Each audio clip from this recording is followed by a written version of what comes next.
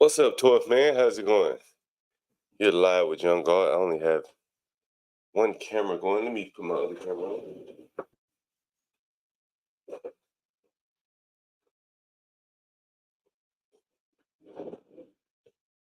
Back in DC. Happy to be back, man. Just got back to DC. Happy to be here. I will say that. Life is a little easier in DC versus New York. I guess one of the first things I need to do is edit out this video where this porn bomber bombed me, huh? I need to go get that video out of there. What's up, Garen? So I'll be doing that right now. Doing an editing stream, John? Man, I guess I'm just gonna edit it out. You know, I probably can do it while I'm sitting here talking to you. How long was the It won't take very long. bombing? How long was the bombing portion? Couple Man, seconds?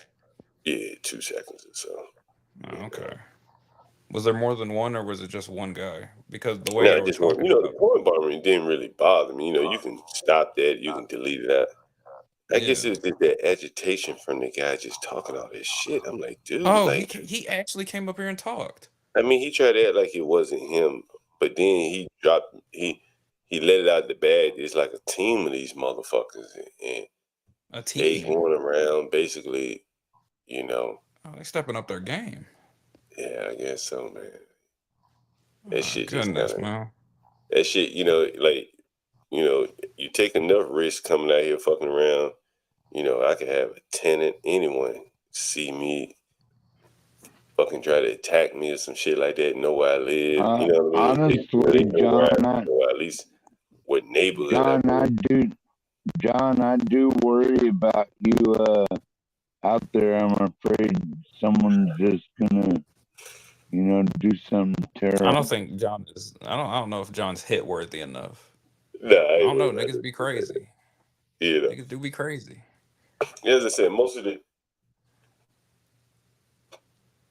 the tenants that I put out, man, like they knew they were wrong. You know what I'm saying? They may not have liked how I put their ass out, but they could take it a little better because they knew they were wrong. You know. Was the porn bomber a white guy or a black guy, John? Yeah, he sounded like a white guy. You know what I mean? Like, I don't think black guys had that much energy. Yeah, black guys don't got the energy to porn bomb. Unless it's paying. You know what I mean? If it ain't paying, they ain't gonna put that much effort into it. And so this is a guy that clearly is driven by something other than money, unless someone's paying him. It's called Troll Central, John. I've been telling you that for days. Yeah, I was going to say a lot of these porn bombers just do it as like they think it's funny. They do it for comedy purposes. You think so? Some of them do. I can't guarantee the guy who was on earlier had that reason, but a lot of porn bombers that I've heard of, they do it because they just think it's straight funny. It's like you know what prank video, John? You heard of pranks videos, right? Yeah. Same mentality. Yeah, I guess I can see that. Yeah. It's basically they see it as a form of a prank. Then they just cut off the welfare. Then they would have something else to do. You know, I can see the value in taking down a fresh and fit. You know what I'm saying? Like, that's a big head on the wall. Hey, look, we took down fresh and fit. But I don't know what you get out of taking down. Nah, man. There's a lot of people that just you're missing the point that there's people that just care, that don't give a fuck. They're like the Joker. They look at that. Yeah, they look at that movie. They're like anarchists or whatever. They just want to burn crap down. It's like, all right, fine. Yeah, because this internet people are not. They're not socially acclimated. They don't talk to people in real life. Their whole worldview is like completely warped now, and it's like that's just how they are. Yeah. Is that the way you see it? Get cracked. I've seen them. The way it is. I've seen them. People that like have grown up only on the internet. This is how they turn out. It's either this or they'll shoot up a school, right? Yeah, you know, good options here. There are no good options, I guess, huh? This is why people see those same. I was going to say sometimes those same people who do porn bombing consistently are the type of people who kill themselves in silence. You're lucky if they do that. That's what I said. They'll probably kill a school, shoot up. I don't school know. Maybe shoot. that porn bomber. Maybe some of the porn bombers we've had have put a nice bullet between their uvula. Yeah, you wish. We don't know. You think it's the people that are coming on, like like the Graces of the world? Oh, Grace definitely attracts porn bombers. I we had Jeremy. I don't have a particular opinion about his show. I know he's he's not a very serious guy. Is that fair? Wait, who? Ben? No, Flow State. Oh, Flow State. Yeah, he's not really. He occasionally talks about politics and stuff like that, but from what I've seen, they usually just talk about various topics. Hey, John. Yeah. Yeah, I'm not trying to talk junk about Flow State. In fact, I need to go subscribe to him, but I'm rather surprised that he was a vice president of maybe some small town bank, but yet didn't really understand how money flows or politics, or, when you're at that level, you're a little bit more pragmatic about, and I forgot what the topic was, so please forgive me, but I was a little surprised that he was kind of conspiracy driven. And I'm thinking, well, for one to be a VP of small town banks, you probably have certainly have gone to a decent to get your undergraduate somewhere, and I was a little surprised with his professional background and having some of the thoughts he has, but that's maybe the beauty of probably why he sticks out, because he knows both sides of the fence, I suppose, right? That could be the case. There's nothing wrong with being a little silly, not silly,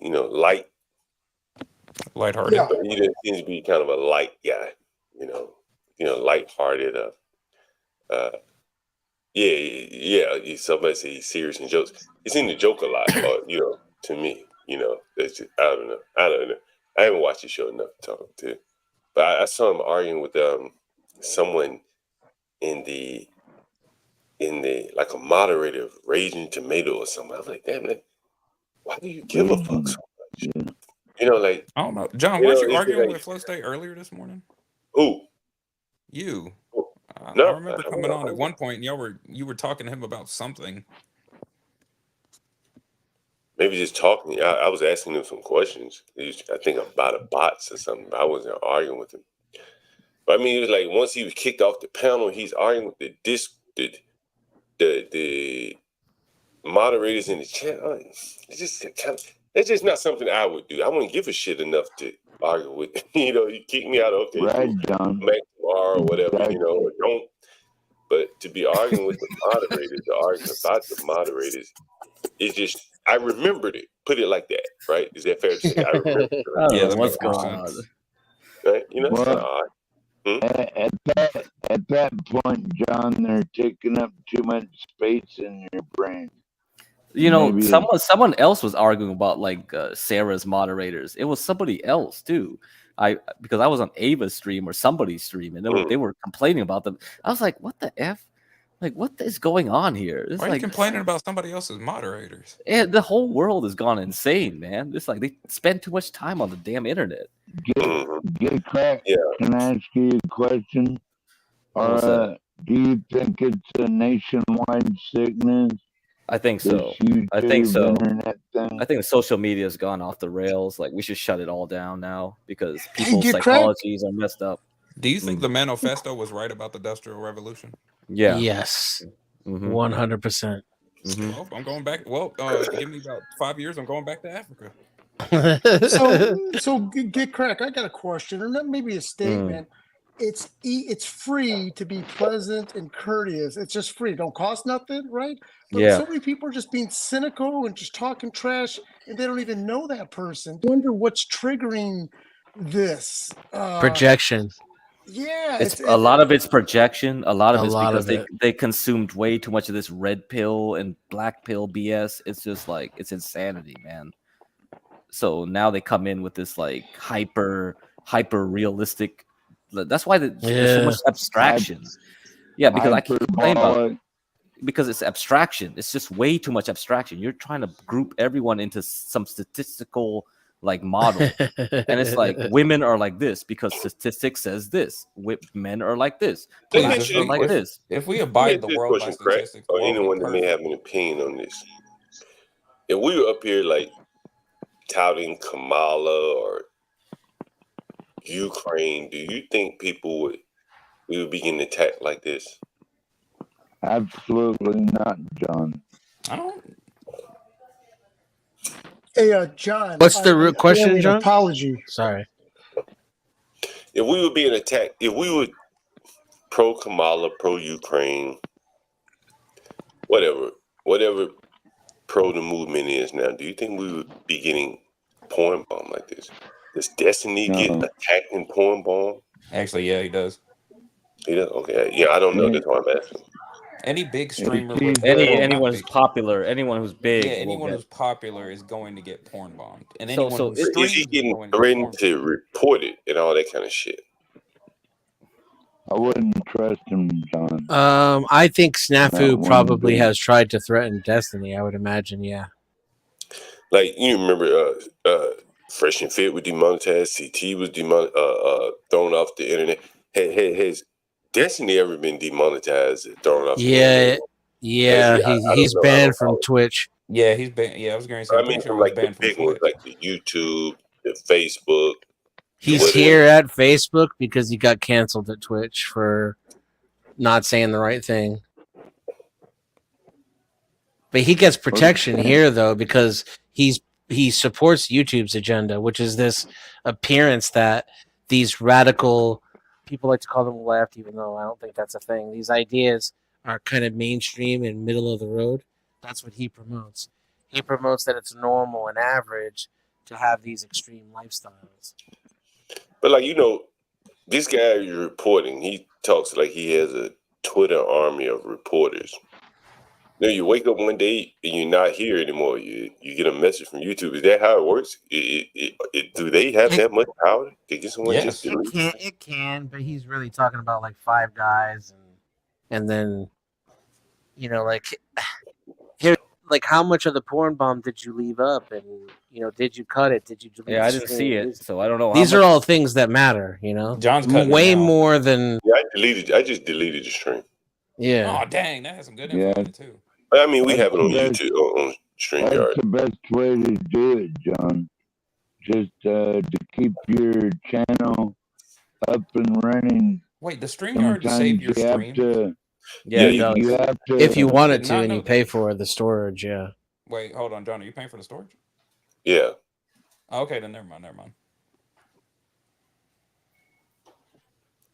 There's a limit to that as well. You have to clear up some space if you get, there's tiers to it, I guess. I recommend you make a website. This way you can store all your streams on the website, on the web. Yeah, man, I should look into automating that because I have an Amazon and an Azure account. I have storage space there. I could just stream them directly, like store them directly there or something like that. How much do you have? Like how many gigs? That's a good question. That shit is like flexible, scalable, or whatever. you could buy as much as you need over there. But you wouldn't want to duplicate what I have on StreamYard, so you don't need to unless you're planning on deleting certain streams. That's why I'm asking. And then you could say some on YouTube, some on StreamYard, some on Amazon. I would usually just get an external hard drive for like 2-4 terabytes. They're only like $100-something, and then just save them on that.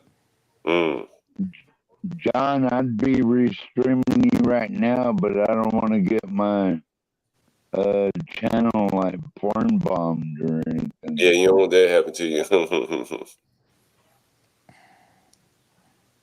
But Get Crack is correct about the more porn bombers you have, the more you get looked at. Face. You gotta make everyone show their face at least once. That's not gonna help you. What up, Wicked? These motherfuckers have videos and shit they be playing. Yeah, I was gonna say that's not gonna do anything either because they got pre-recordings now. Hey, what's up, Wicked man? You want to talk about the Chicago, Cook County Jail, man? You feel like talking about it? Yeah, go ahead, shoot. There's always, I've heard so much about that jail. And I imagine it's pretty messed up. You want to give us some? What was it like working there? How long did you work there? I was on the pods for like a little over 3 years or so. You know, on the pods, we're hanging out with the inmates, with the brothers. You know. And you were in charge of what? All of their, making sure that they were, staying in line. Make sure you had to. Did you serve them their food and stuff like that? What was your job? I mean, I was a CEO, right? So I pretty much, the way I would describe it is I would make sure that they weren't killing each other, that they weren't extorting each other. Making sure that there was no weapons. We would, do shakedowns of their cells, of the common area. We would I would transport them.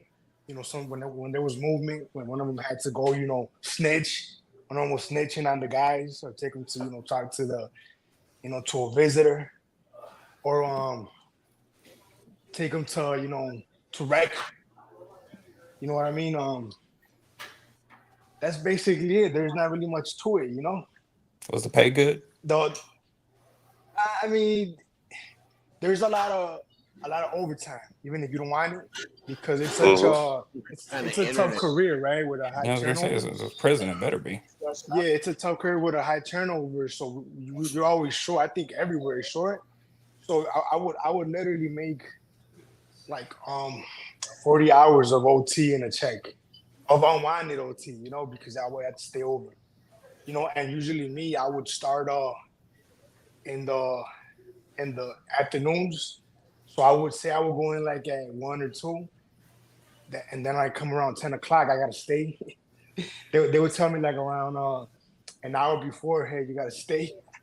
Sucks, right? It sucks to suck, doesn't it, John? Someone's gotta do it. Oh man, yeah, I can imagine. Like, did you ever? I imagine you saw a lot of fights in there, right? Oh yeah, I saw a good amount of fights. Did you ever just let them kind of fight, like fight it out? Yeah, hell yeah. I mean, look, I learned real quick, right, John? You learn really quick. When I was newer, I would like try to get in there, right? You kind of like, it's kind of instinctive, but then you learn right away that these dudes are gonna hurt you. If you try to get in between them and stop them, you're gonna get hurt. They might, they're gonna, even if they don't want to hurt you, and they might want to hurt you, but you pretty much let them get tired. Let them get tired out. Usually the way that these dudes, most of these guys, John, cannot fight, right? They don't know how to fight. Some of them do. The ones that know how to fight, got them joints, John. But you could kind of tell that it's done. You could tell it's done, John, when they're fighting. They're squaring up and they're fighting. When somebody tries to grapple, when they start grappling, that's when you know, okay, yeah, he's done. You don't want it anymore. So then you kind of get in there and you separate it. Really, you would wait for more guys if possible. You would wait for more guys to rush in on the pod, and then it's pretty cool, John. When the COs rush on the pod, it's crazy, John, how all these guys are institutionalized, right? They know the routine. They know that they better get on the fuck. They better put their stomach on the ground, or they better get their ass on the ground, or they're gonna get help to the ground, and they don't want to get help, right? So it's pretty. When you say help to the ground, what do you mean by that? I mean suplex city, right? Or as Dennison will call it, systematic brutality of agents of supremacy. But they're not going to let you just suplex them. Oh yeah, yes they are. They do. Yes, they are. Yeah. Oh, they'll just go limp and let you just suplex them. Well, they always put it like this, John. They're gonna go down on their own. Like there's almost not a need to help them down because they already know. If they don't get down, what's coming? And there'd be so many guys in there, so many agents of supremacy, John, that it's not worth it. They just gonna unless it's an inmate that is having a bad moment. As people like to call like a mental health crisis or whatever. Maybe they're angry. Maybe they found out their girl's getting their back blown out by one of the guys, right? So now they're in there bugging out. They're mad, right? So is that like a prison riot? or something like that in Chicago? No. We do have like group disturbances, John, where it can become. That's why you gotta like immediately, John. It's impressive how organized it is in there, John. Like it's crazy, dude. Like we nip it in the bud kind of deal. You gotta nip it in the bud because you gotta nip it in the bud. What's the racial dynamics like in the prison? Because Chicago goes John, like you should know that. third, right? And so in Chicago, the prison, a what's it third like? white, a third Hispanic, and a third black, right? Mm-hmm. 3 ways, and then the other, whatever the other is sprinkled in there, whether they're Arabs, whether they're Asians, Indians, but it's mainly the 3-way split, right? What? I would say eyeballing it, John. If I would say eyeball it, like the demographics, I would say it's like 92%, and this is my experience, right? Like 90% black, and then like 8%, 7%, give or take Hispanic, and then the rest white, and then everything else again sprinkled in there. Why do you think there's so few Hispanics? And clearly they have some, criminal activity going on in Chicago. Oh man, I just think it's the propensity of crime by black men. I think that's just what it is, because I used to watch these guys. I mean, I used to study these guys, and I could fucking write a book on these guys, right? But I would see it's very dehumanizing, having to be put through the system and having to, go through the motions, and they know what the motions are better than like they were showing me when I got in there, John. You mean when they come in, they know where to go? They know everything. They've been to it's like the same guys, habitual offenders, right? Yeah. They know the routine. Like when I first got in there, John, they were teaching me, dude. they were teaching me, John, but they were trying to finesse me. Right. They were trying to take advantage of the fact that I didn't know the motions, right? But I kind of knew what it was already, so. But it's kind of sad. Like you see these, like I was watching one time this one Hispanic guy, right? Mm-hmm. And these guys are very dangerous, man. These are dangerous men. You talking about these Hispanics? All of them, these dudes, the white guys, all of them. I was watching this Hispanic guy getting ready to go to court, some right? noise.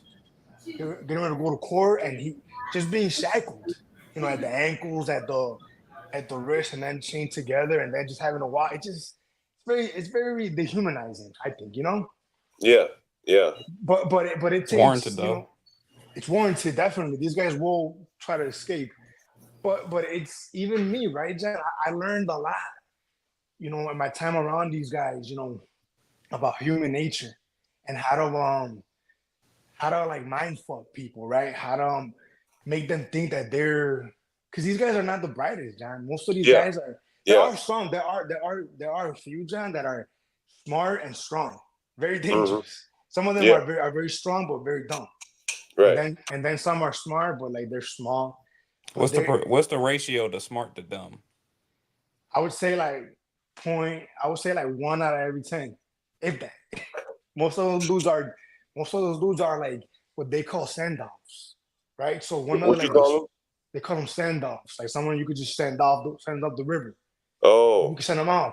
Like these the smarter ones will like gas them up, get their head up, and tell them, hey, look, dude over there thinks you're a goofy, man.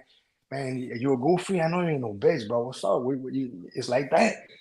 These dumb dudes will respond to that, John, and they'll attack.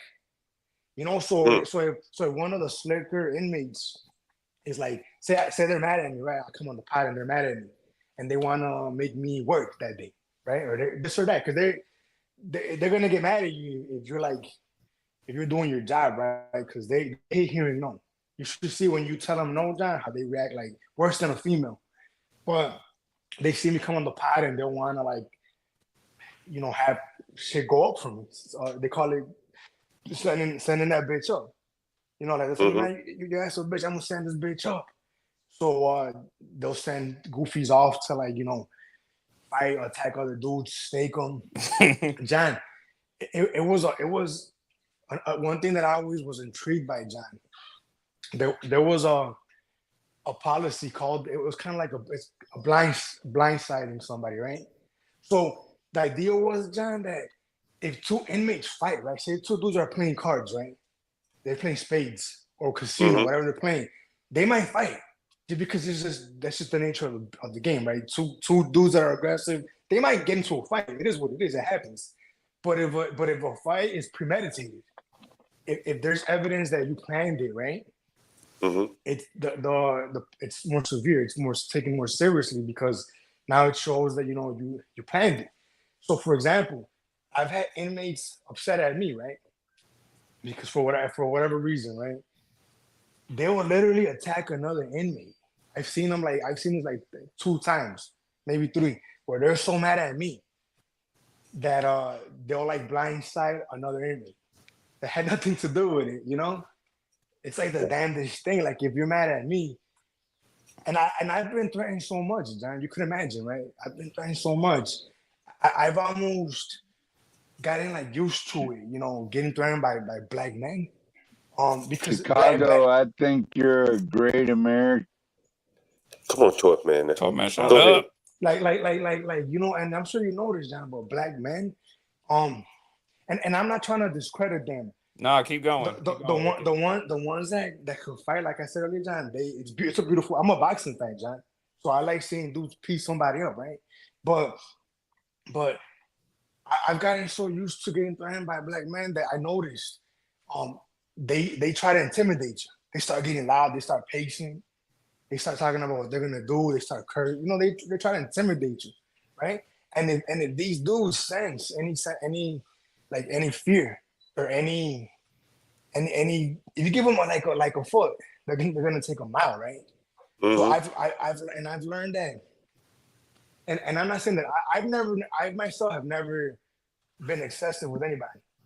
I treat people as much as respectful as I can, right? Me myself anyway. But these dudes had to believe, John, that you'll hurt them. That's what they respect. That's the language that they understand, right? Violence, right?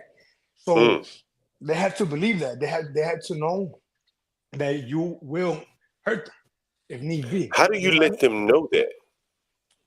Man, easy.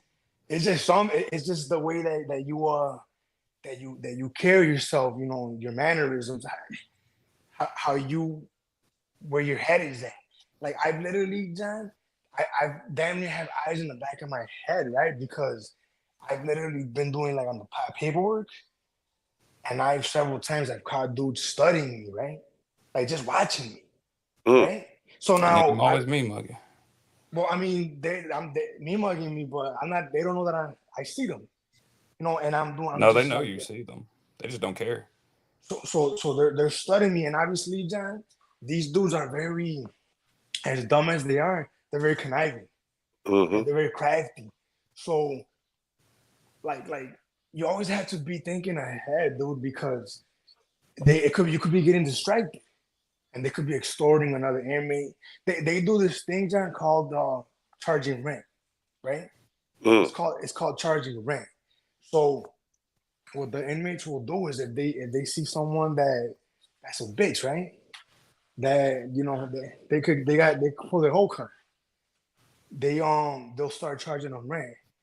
And that could be depending on who the person is. It could be actual money, from the outside, or the food, right? Or even like their socks and their underwear. They just gotta pay. They just gotta pay up. They gotta pay to be left alone. You know what I mean? So it's just gotta be something. It could be anything. It could be. I think these clowns they do it based on who's in front of them, right? Like if they think that this goofy has a grandma somebody that gives a fuck, then obviously they want money, right? But yeah, dude, I've learned a lot about human nature. I used to be more optimistic, John. I used to be more idealistic, right? I guess you could say you're Hispanic, right? Yeah. How has it changed your opinion on race?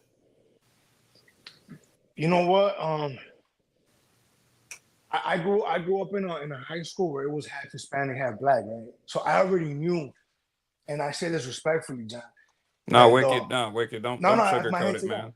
My hand to God, it's gonna sound cruel, but I don't mean it with any disdain. But I already knew that the black kids were more aggressive, more ignorant, right?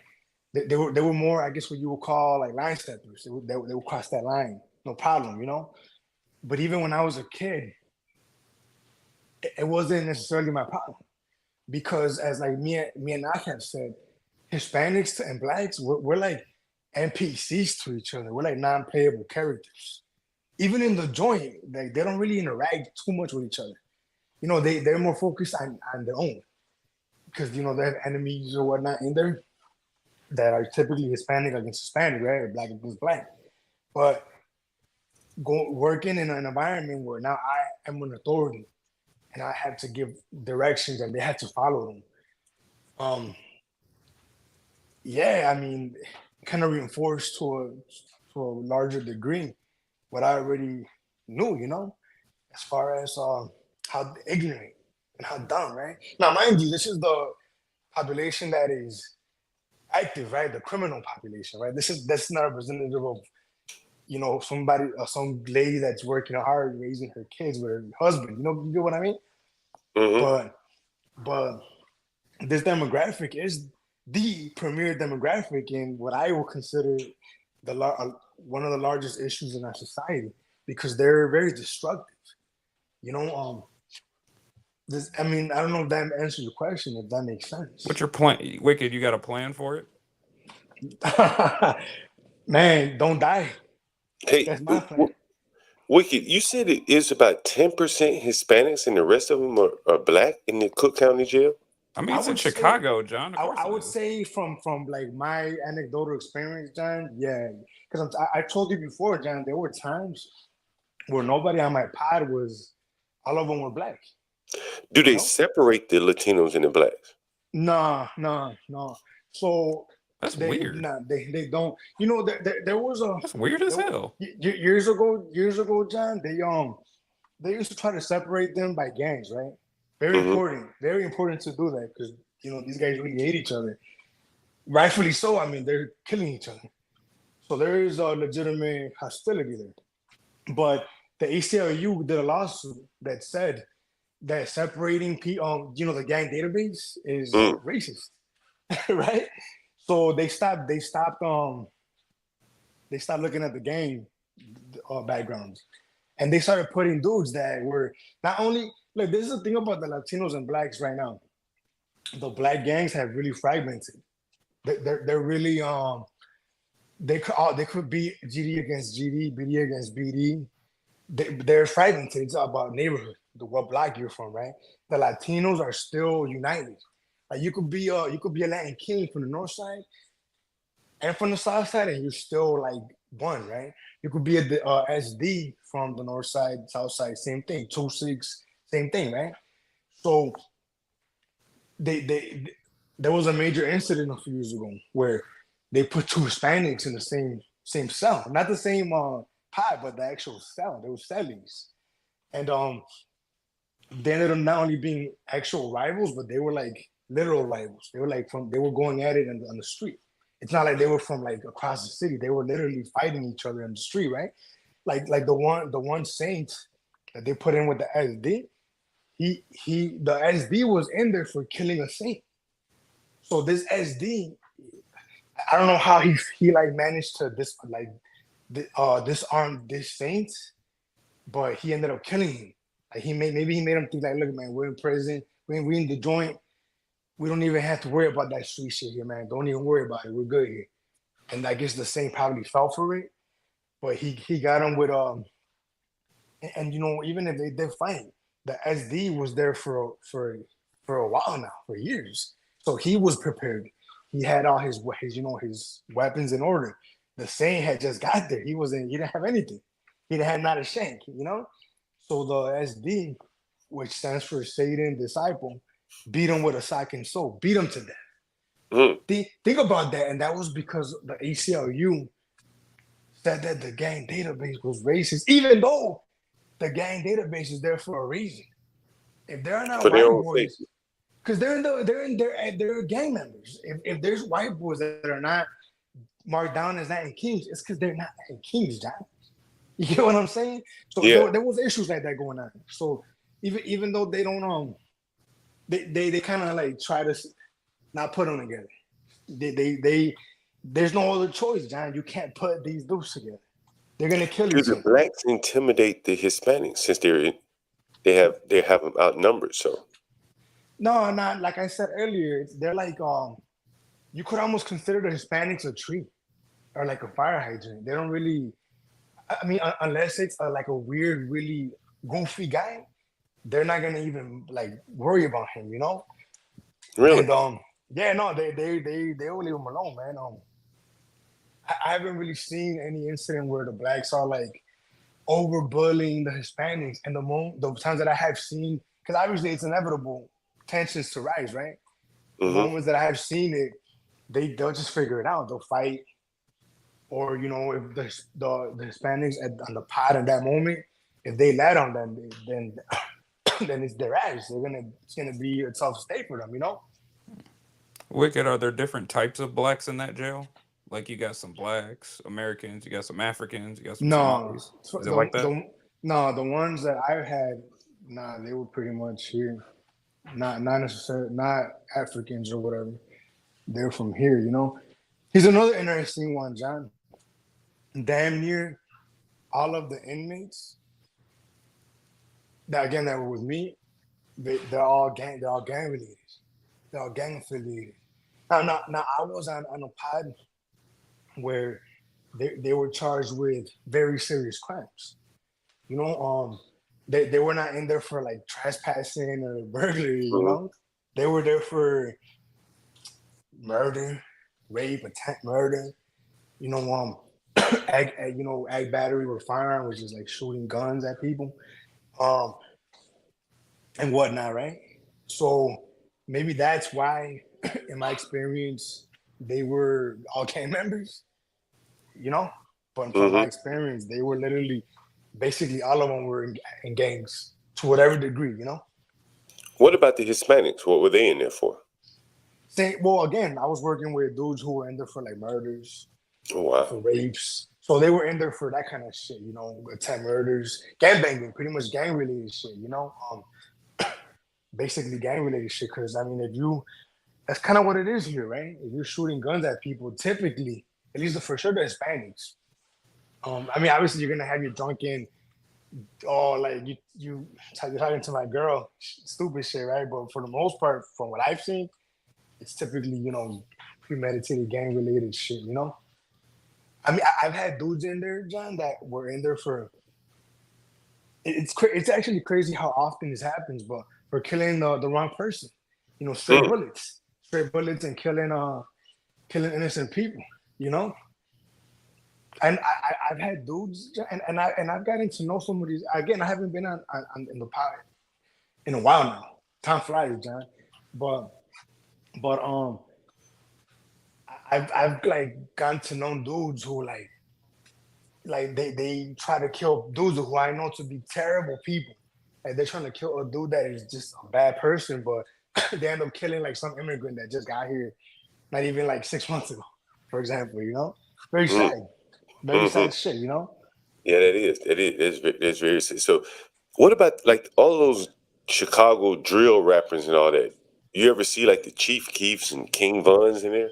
Yeah, the ones that I saw like two, right? Just two? But they try to try to separate them as much as they can, you know? They try to separate them as much as they can, but I mean, I don't know if you've seen the videos. They're online actually. Like if you want, whenever like on your own time or whatever, you could literally put King Von in Cook County Jail. And King Von, I guess he wasn't worried about, and he wasn't famous yet either, though. But he did have a lot of enemies. But he was in there fucking cutting up, dude. Like those videos of King Von actually, dude. Whenever you get a chance to look at them, they're a pretty good sample of what it's like to deal with a unruly inmate. You know what I mean? Like an Wicked, you can say niggas.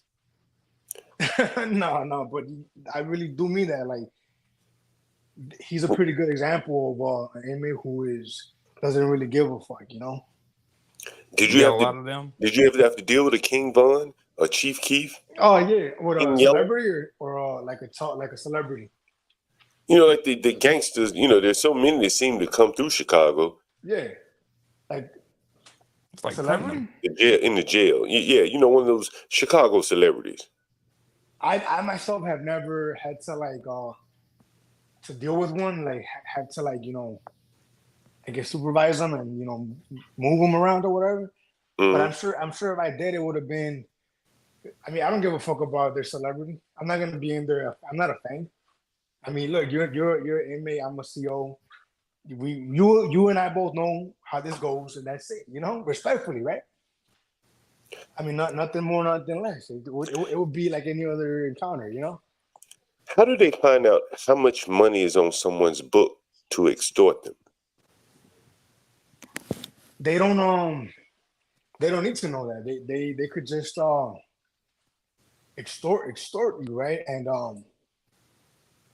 the money will be there, right? Kind of deal. Like what do you mean by that? You mean they make like the money? Yeah, like you're gonna get the money in there because if you don't like whether you have the money or not, doesn't matter. You're gonna get the money in there because because otherwise you're gonna have a hard stay, right? Let me give you an example of something that occurred, I guess, recently, right? I guess recently, John, they're trying to really focus on like, and I guess I could understand it. I understand the sentiment on rehabilitation, right? Which again, I understand the sentiment, but again, me being in there, I just don't. I'm sorry. Yeah, you don't believe in that shit, Wicked. Not anymore. But they give them tablets, right? They gave the inmates with good behavior tablets so that they could talk to their loved ones, right?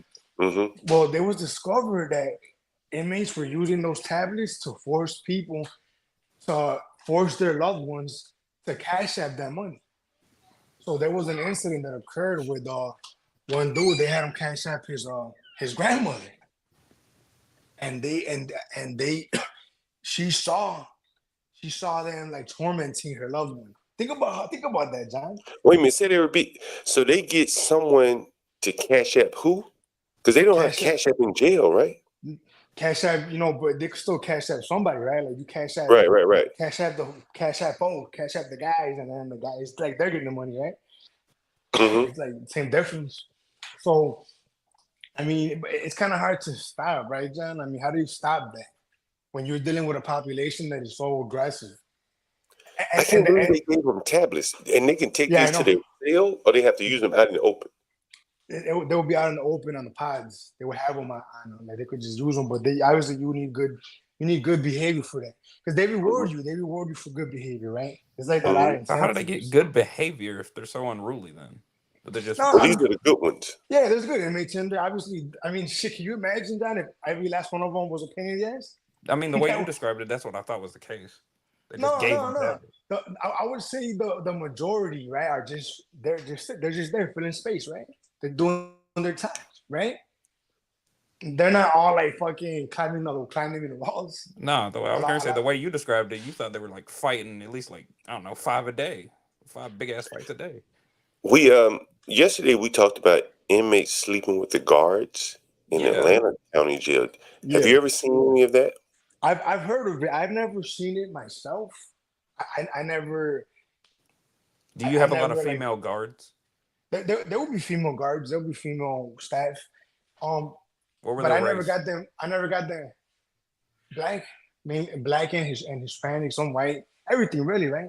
But I never got the impression, John, that they were hooking up with the inmates. But I would hear stories of like the inmates doing this kind of shit with the female staff, though. You know, John. What about inmates raping each other or having sex with each other? Oh yeah, I remember a video of some rapper apparently having sex or had some man sitting in his lap. Oh yeah. I forget his name, but I know what you're talking about. He was from like. How do they get drugs in prison? That's what I'd like to know. Oh, I could tell you that one. Well, at least one of them is the COs, right? The COs taking it for them. Hey, John, I gotta get going, brother. But do me a favor, John, because there's something that I want to tell you, bro. Email me. Shoot me an email. I want to talk to you. I want to tell you something. All right. Something that you'd be interested in. You know what I mean? You want to put it in the back chat and email you? No. All right. Yeah, I'll put it. I'll talk to you. I gotta relax. Yeah, put it in the back chat. Then I'll send you my phone number. Yeah. All right. Hey, man. Thanks, Wicked. Take care, Chicago. God Hey, bless thank you, you. Wicked. Yeah, Bye, thanks, brother. Wicked, man. I came on because I wanted to ask him a few questions, but Oh man, John, if I'm you can mad get they up didn't another say time, niggas. I'll hold my I questions. want him to till say then. right, niggas next time when he says unruly population, because I know what he means. Niggas. I want him to say niggas. Greetings, panel and chat. I hope y'all having a good evening. Hello, Universal. What's up? There's actually Yo, something what up, I though, wanted to ask Universal? you. Not much, There's actually man. something I wanted to ask you. Me? Okay, go for it. Earlier today, Get Cracked and Denizen were going after Lasagna for his mentality on trading. I wanted you to review the conversation and see if you can help Lasagna from a psychological standpoint understand the ins and outs of it.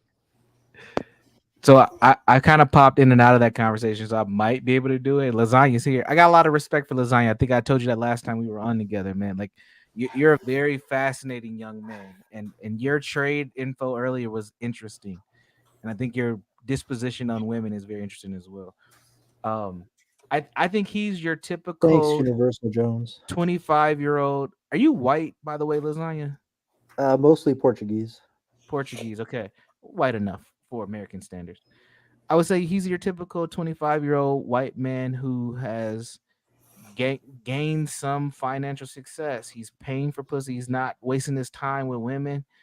He's understanding trades. Did you go to college at all, Lasagna? Or school? Yeah, Any yeah, type yeah. of school? I got like one of those like basic vanilla degrees. You know what I'm saying? Yeah. See, he realized, you got to get out here and hustle to make some real money. And he went to school. He probably made some networks in school, but at the end of the day, he realized I'm not going to get too far with this degree. Let me figure out another hustle, and he did it in stocks. I think really this is the mentality of a lot of young men in his position today. No, I don't.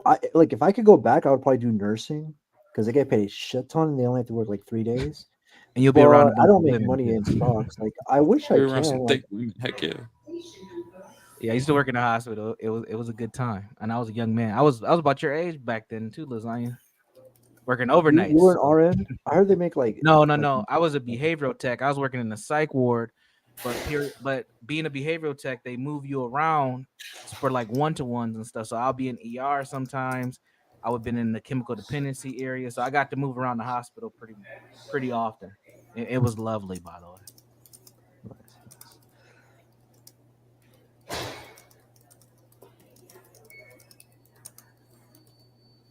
Maybe I'll throw my question onto the panel instead of since Wicked left. I've worked in gun violence intervention, which is a bunch of bullshit and a lot of money moving back and forth.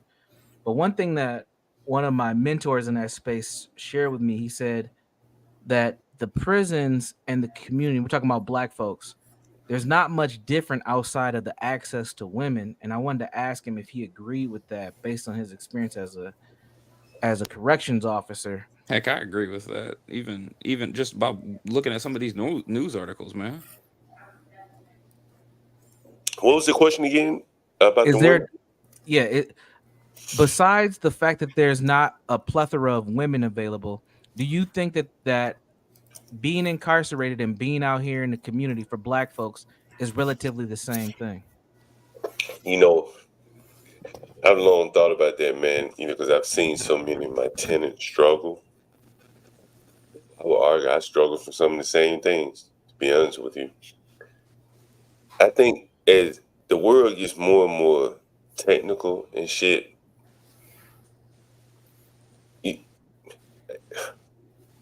I'm trying to figure out the best way to say it. A lot of people just are going to get caught up in the web. Look at that Chase scandal. Yeah. Man, if you had about an 85 IQ, you knew that there ain't no free money there. Yeah. Right? That Chase scandal was BS, man. But how many people went for that shit and then put their face on the internet? A lot of dumb niggas. A lot of dumb niggas, John. And on it goes. Imagine, these people commit crimes and, it's just like, damn, like they should have just turned themselves in and skipped committing the crime.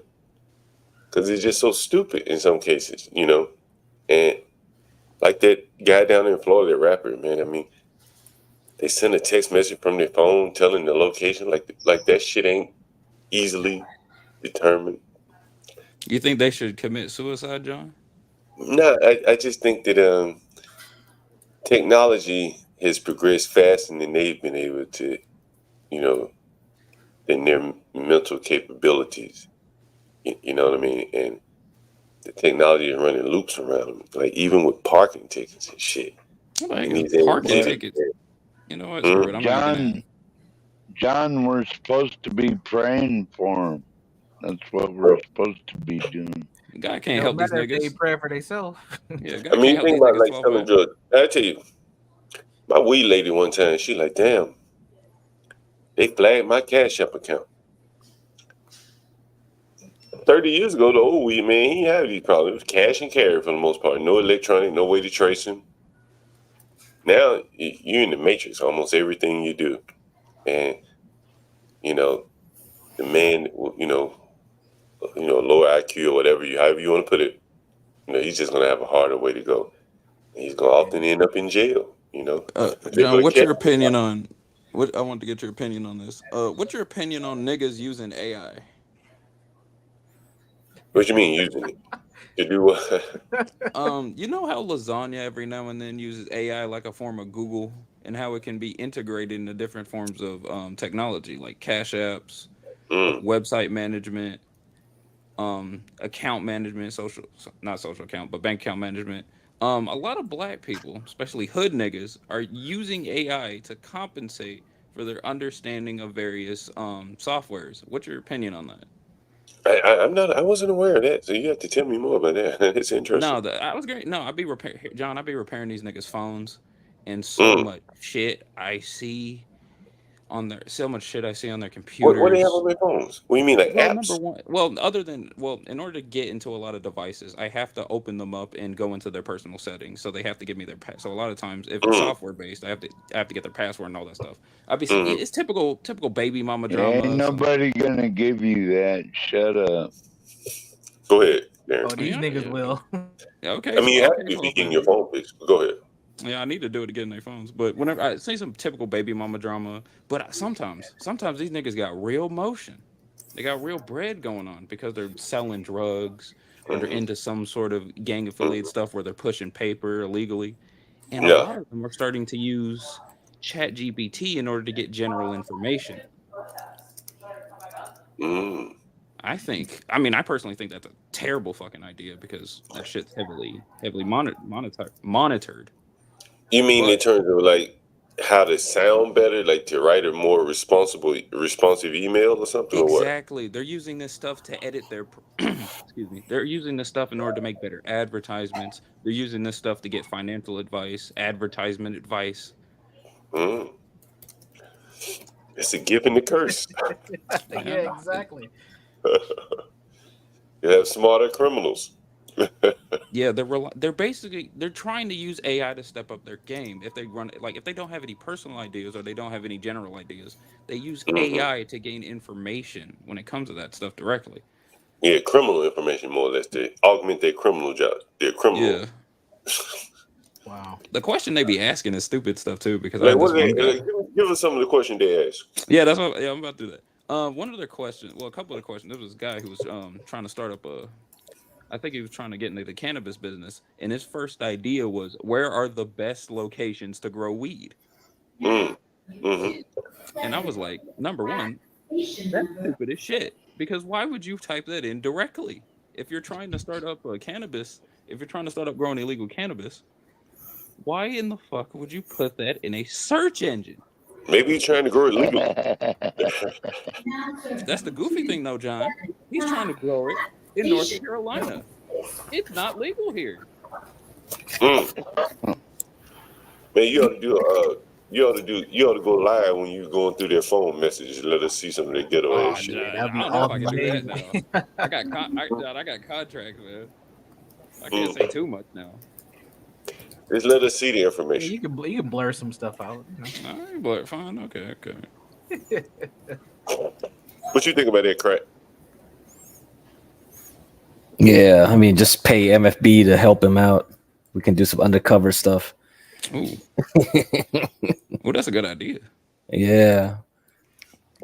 And I told DJ MFB like Rashu can help too because he makes a lot of like things like him, you and Garion, man. Like it's just Rashu like knows more about technology than I do, man. But the thing is, like, you can help him up. It's like you can build like little RC cars to spy on people and stuff.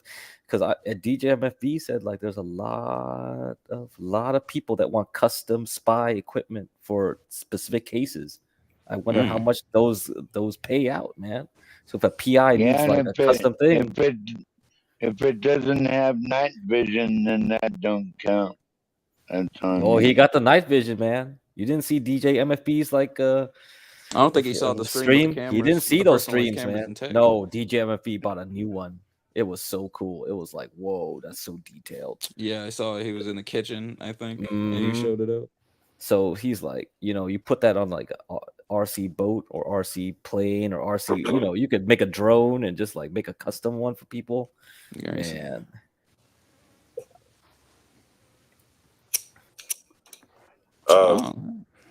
Anyway, what were we talking about? I want to go back to that fucking troll.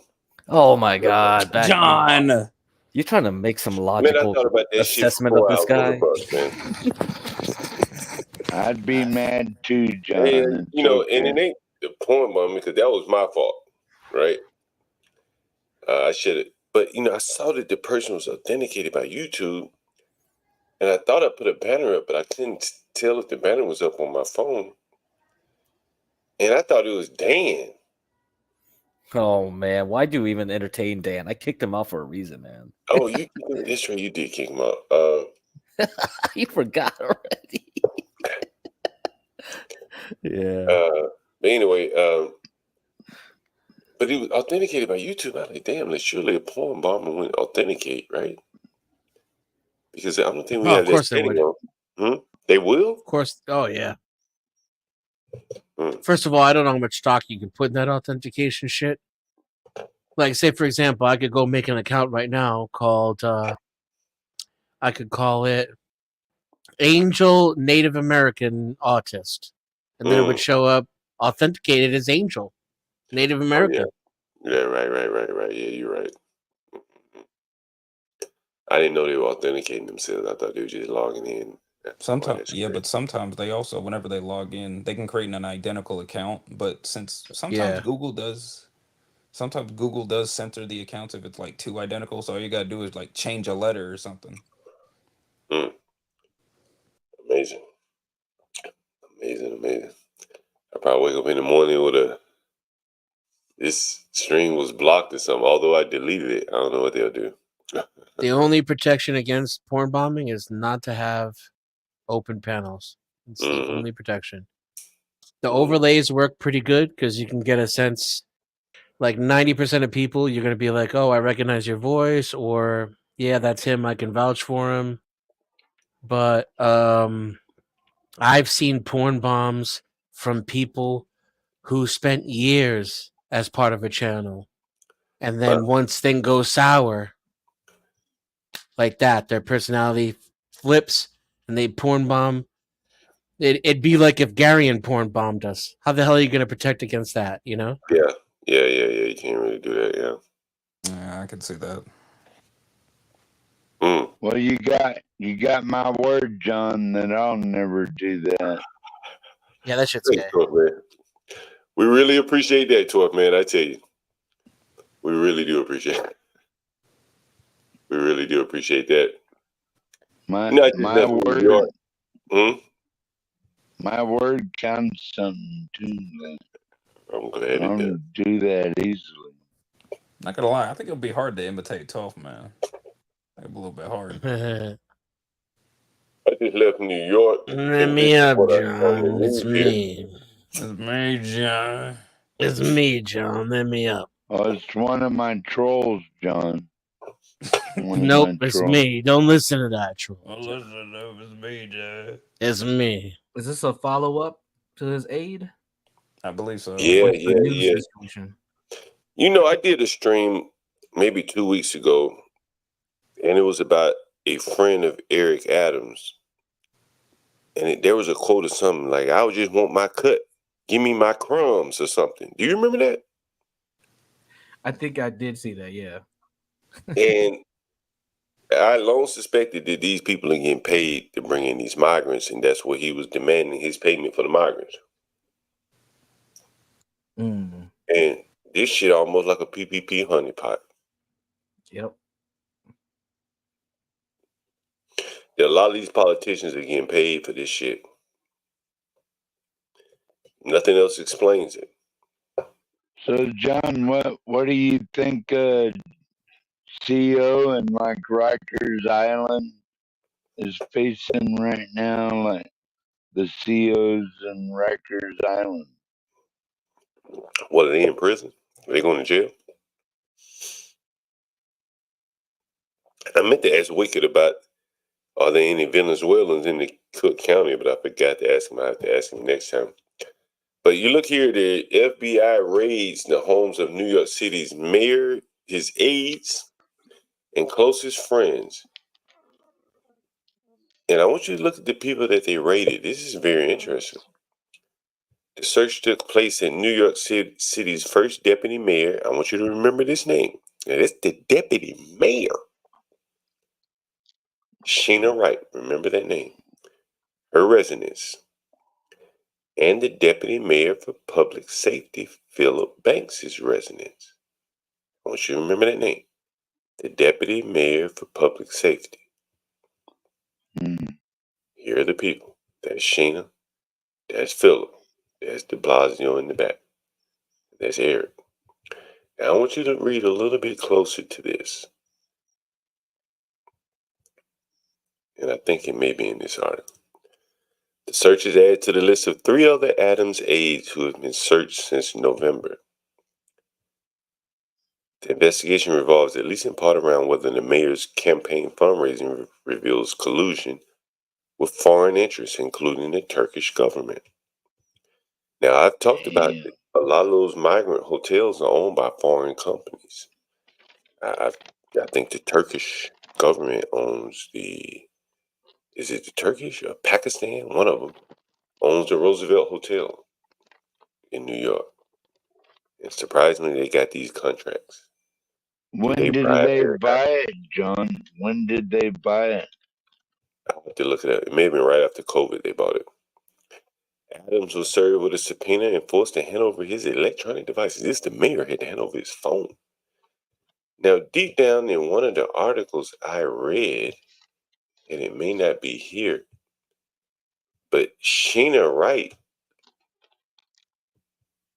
this woman here, Sheena Wright, lives with this man's brother, or they all live together or something. And so you got a lot of incestuous type of relationships going on where these people probably are still in bed with each other at the same damn time. And that's going to be very interesting. You might see his whole cabinet fall. And these are people that are very high up in his organization, being raided by the FBI. That's very interesting. New York City. And I'm betting that this will ultimately lead to the migrants here. Anyway, any thoughts on this?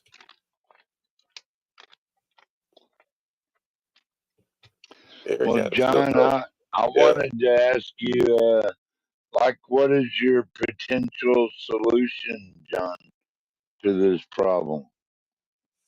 Oh, well, I think it's probably going to work itself out, the best way possible, But what's left on the table, I think that, a lot of Americans will end up getting, the upside is that a lot of Americans will be, the people that have something in common with each other will get tighter because you'll have to guard against things like what happened in Colorado with foreign nationals and immigrants, or whatever the hell you want to call them, coming in and just taking over.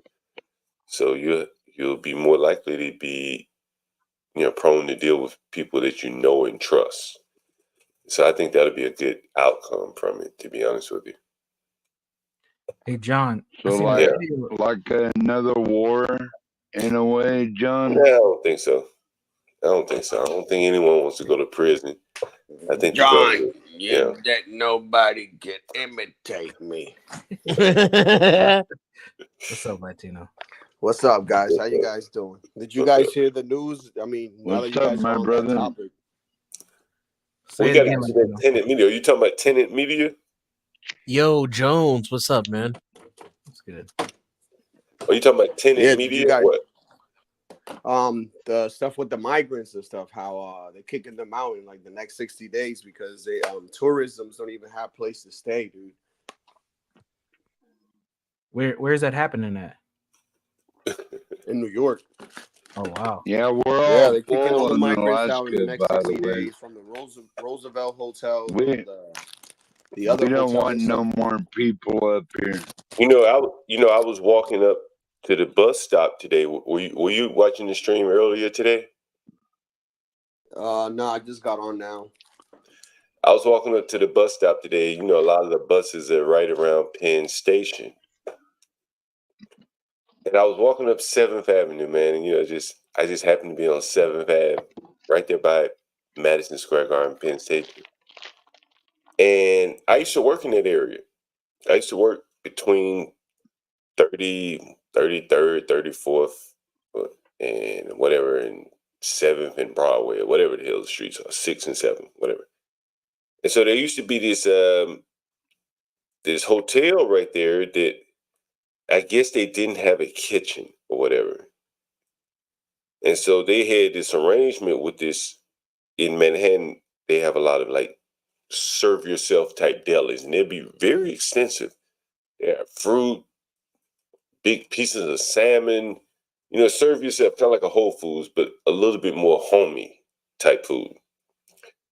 And so that hotel, which is is right across the street from Penn Station, would contract with this food deli, like in the middle of the block, which is basically right across the street. And so I was walking up 7th Avenue, and I said, damn, that hotel is closed. And I look a little bit closer. It's a migrant hotel. I said, oh, my God. It's right here at the Penn Station, like the middle of New York City. It's like when you come off the train or, the train, Amtrak, you're right there. I mean, it's prime time, bro. And these migrants were streaming out of there like nobody's business, bro. Amazing. And they're all over, man. Like, I never would have imagined that they were there. And it's really something. It's like treasonous, bro. Well, what I'm hearing is the problem was that, New York has always been what's the name of the sanctuary city, right, for migrants. But the issue was that when they were, it's a temporary status. It's not meant to be built the way they're using it now. So what's happening is they told people that this was going to happen, that sooner or later there's going to come a point where the Eric Adams and the government is not going to be able to take care of these people because they don't have enough funding. So now it's getting to the point, like I said, in the next 60 days, they're going to start kicking these people out, and none of these people don't know where to go. And another thing, they give Venezuelans work visas or whatever, right? But the thing is, it's not enough. There's not even enough jobs for them to even find jobs to work. And most of them don't want to work because if they do start working and they make a certain amount of money, then they no longer get the benefit either. Let me see if I can walk you. I discussed all this on my stream and in segment by segment, but before I did that, I kind of told you where it was going. And I said one of the first streams I did was about the migrant, Ebro, I think his name was. He put 30 people in a cellar. And I said at the time, man, I said, bro, if I did what he did, I'd be in prison. But the city was willing to look the other way and allow him to do what they needed done. They needed somebody to house these people. And he was willing to do it, even though he did it illegally. He said, okay, cool. You were doing something that helped us, so we're going to look the other way. We're not going to punish you. Matter of fact, we're going to paint you as a hero. And 2 weeks later, he came back on the news. He had a suit on this time. Let me see if I can show it to you. Yeah, over here in Massachusetts, if you take them to one of your rooms, they're willing to give you. The government is willing to give you $500 to $700. Yeah, this is the mess that Ebro. They showed when they caught Ebro putting those people in cellars.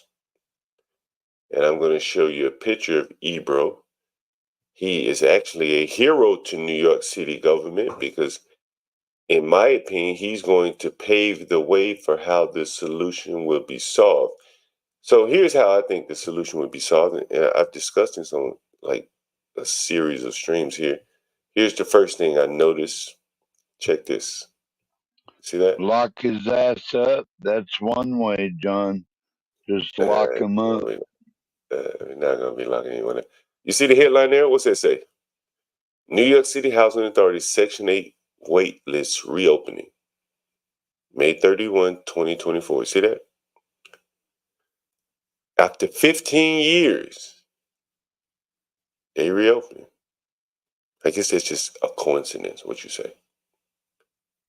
Just a coincidence, maybe. And then I want to show you this. New York City, 4,000. Private housing. I've already discussed this on my stream. John, can I ask you something? Yeah. Realistically, who do you blame for this though? Like honestly, like. Oh man. Because I blame the voters, man. Like we as minorities, because this happens in my house. My mom was always telling me to be a Democrat, and it's like she could never give me a reason. And it's the same thing in the Black communities, the same thing in some of the urban Spanish communities in the city, and it's disgusting, dude. Because it's like at this point, it's like, come on, man. Like we keep it's like a cheese in a trap for the mouse, and we're the mouse, and we keep falling for the trap. It's like, come on, man. Yeah, I'm looking for this article where New York City is now going to be paying the migrants an unbelievable amount, $4,000, to find private housing. Can you believe that? Has the government ever paid you to go move? Hey, we know you're about to move, so here's some money to cover your housing. Never. Right? They're about to pay the people. I'm going to see if I can find that article. So, I think these things are kind of coming right on time with each other in that. I have another theory on this too. Sure. Could it be that, I don't know, these people are pushing these people away so they could go to certain states that they might want to flip in the future? Because it happens to be that everybody wants to move to Florida and Texas. Can you see that headline right there? Yep. NYC providing migrant families up to $4,000 to secure their own housing. Now, I want you to put that all in a sequence together. They reopened the Section 8 housing vouchers, right? After 15 years. Then they said, hey, migrants, if you can go find your own house, here's some free money.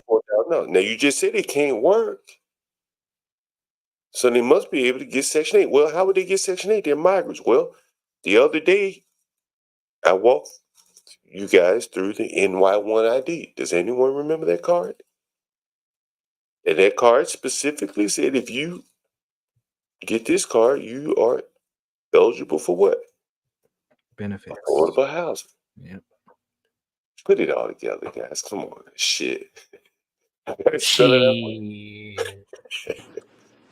put it all together. Let's go. How about them Chiefs, nigga? Let's go, Chiefs, baby. Are the Chiefs playing tonight? The game's tied, tough guy. He really likes the Chiefs. Nigga, that's my team, nigga. What you mean? Like San Diego. Kansas City boy living that California life. It gets you to think what the dude from the Commanders got suspended for, and I'm saying my nigga Worthy already scored. Nigga, it's his first touchdown. Nigga, he ready. Xavier Worthy, one of the fastest in the NFL, nigga. I might put some money on the Chiefs to win the Super Bowl again, bro. Yeah, you should, nigga, because we going for 3, nigga. We going for the 3-peat. Nobody done it before, nigga. I might put some money on the Chiefs for real. Nobody done it before. Yo, speaking of that, man, anybody want to do a little betting props on the game? Can we do that on YouTube? Yeah, me and John gonna win, nigga. Hey, John, let's put 500 together, nigga, and then that's 1,000, nigga. So they gotta have. They playing the Ravens, huh? Yeah, we playing the Ravens right now. Nigga, we scored so easy, nigga. Hey, we scored hella easy, nigga. It is opening kickoff night for the official start to the football season. NFL. Tough guy. Yes, that's right. I knew it was tonight. Then y'all see me? Y'all see me? It seems like y'all see me? Notification. Yeah, it seems like I get more notifications or like posts when I see the front page of social media like Twitter or Facebook. More like, I'm going to the dispensary at halftime, though. When the halftime comes, I'm going to the dispensary. What you getting yourself? Some indica or some sativa or something? Indica, nigga. You know I need that sleepy weed because nigga, my tolerance high, nigga. I need the strongest weed they got, nigga. I mean, I'm gonna hit some indica right now. You tough guy at the end of the day, man. You know it. This tastes like watermelon Skittles, I think. I'm smoking on some Angel. I'm fucking around. That shit make you straight autistic. But I have a question to ask John right quick, my man. What's up, Angel? I asked HB and Give Crack earlier this morning, but I don't know if you'd be willing to do so. And I know it's one thing that you've noticed too. In the last couple months since you've actually started to do this 24/7, I noticed that there are many times where at night there's no one around to add people to the panel, much like last night me and Latina for Trump were talking for a little bit, but you weren't responsive, and Give Crack was away and probably asleep at the time, and I essentially if it's okay with you, would like to be added if you have any more admin spaces for your StreamYard available, because I sometimes wish I could add people at the late of night.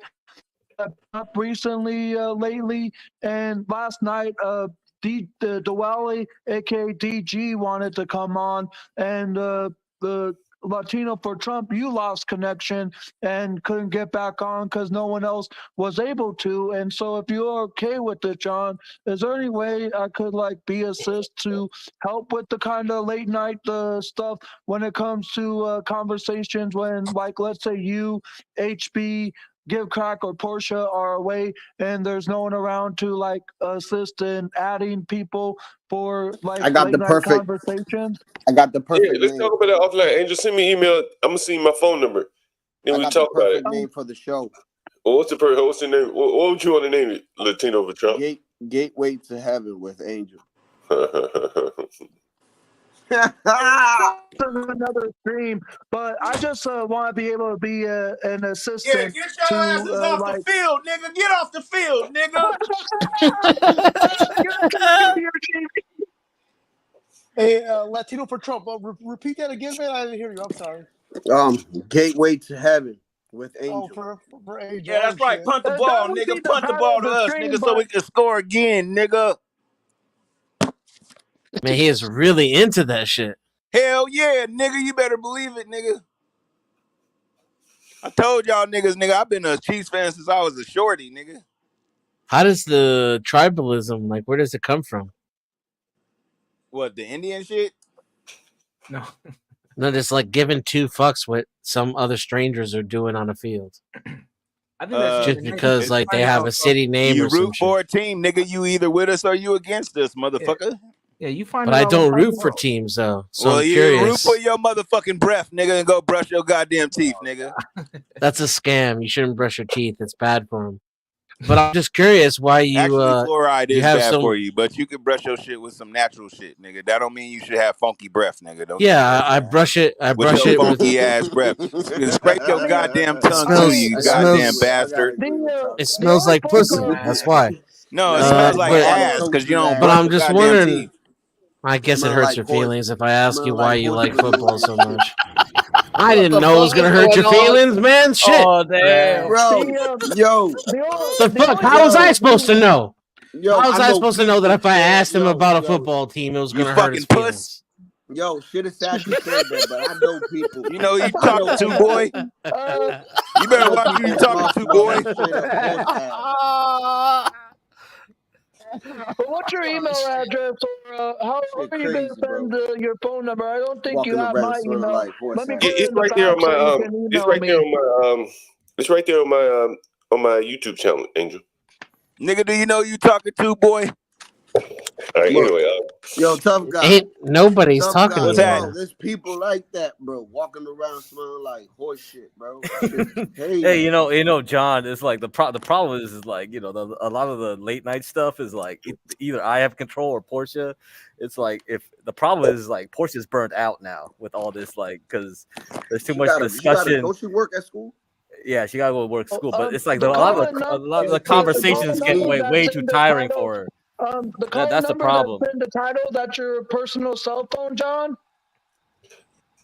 send me an email down. I just send you my personal number and we talk by phone.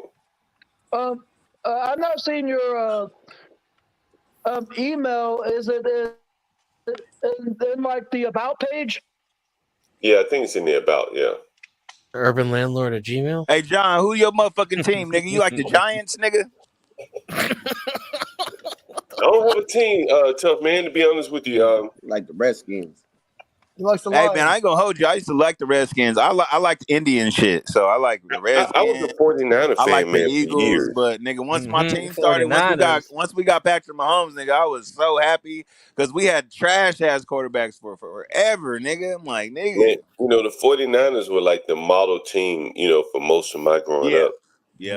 I'll not bet. because they were winning. I mean, the fact that they were winning was because, you know, they were a very heady team in terms of, you know, at least I thought. Go, nigga! Go, nigga!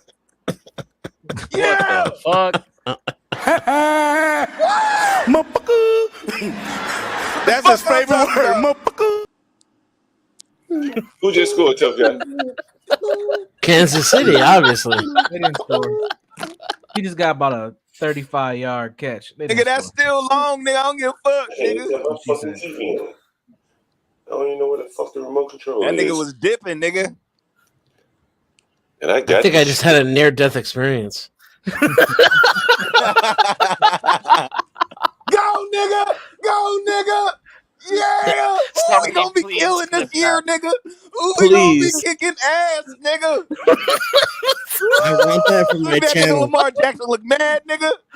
I want that for my channel. Lamar Jackson mad, clip nigga. that. Yeah, clip that.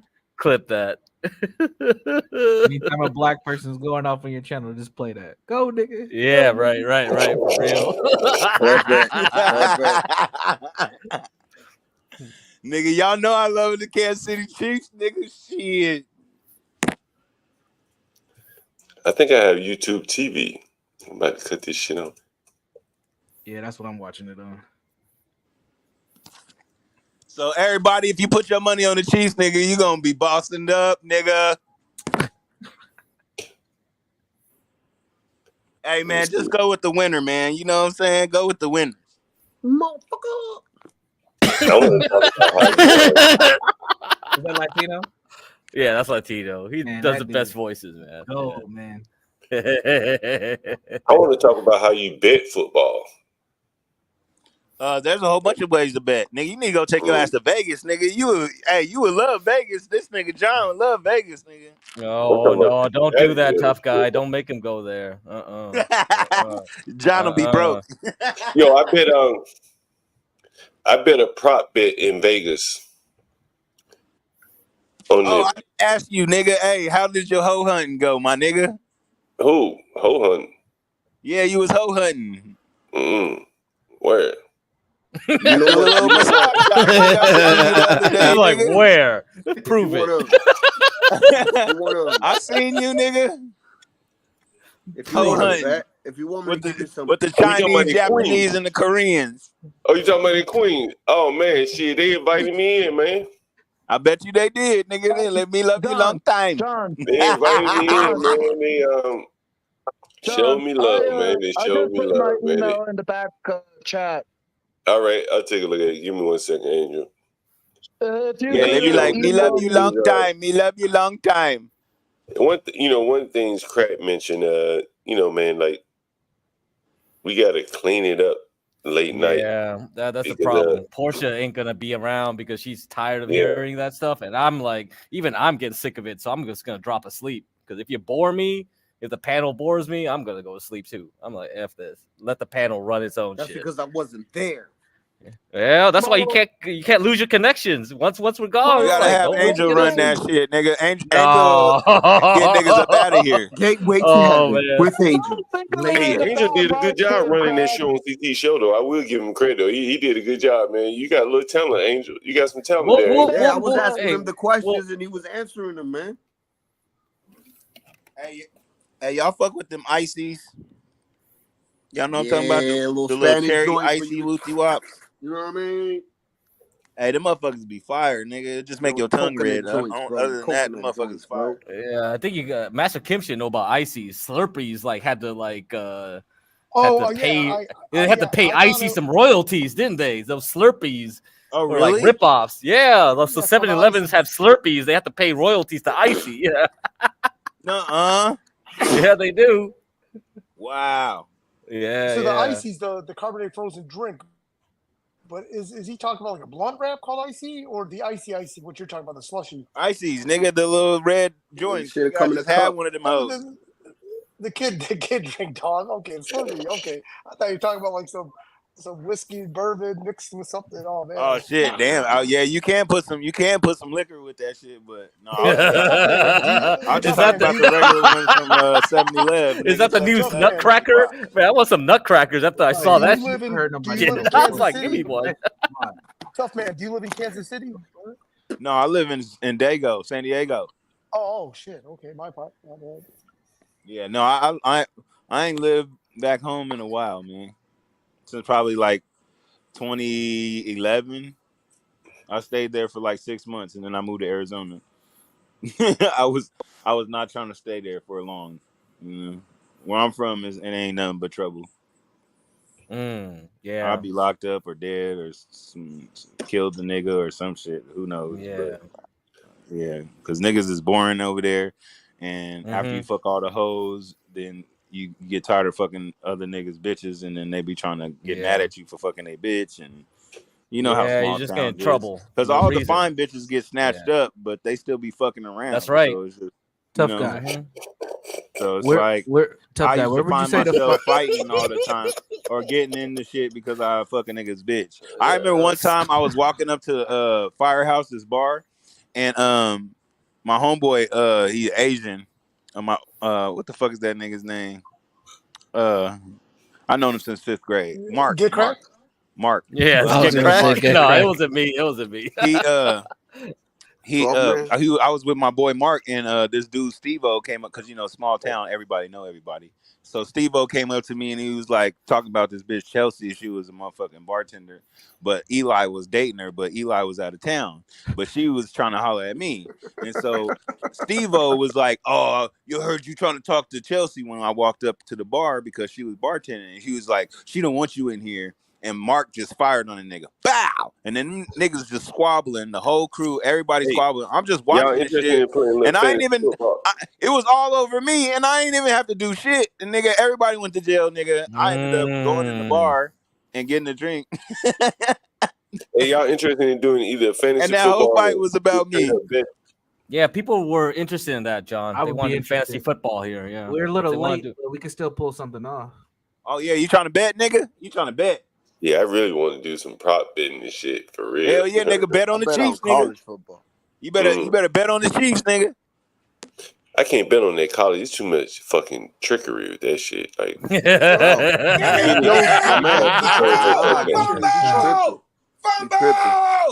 He's tripping. Yo, there's mad games, right? So this is the thing, bro. There's mad games. You just can't be picking them national games.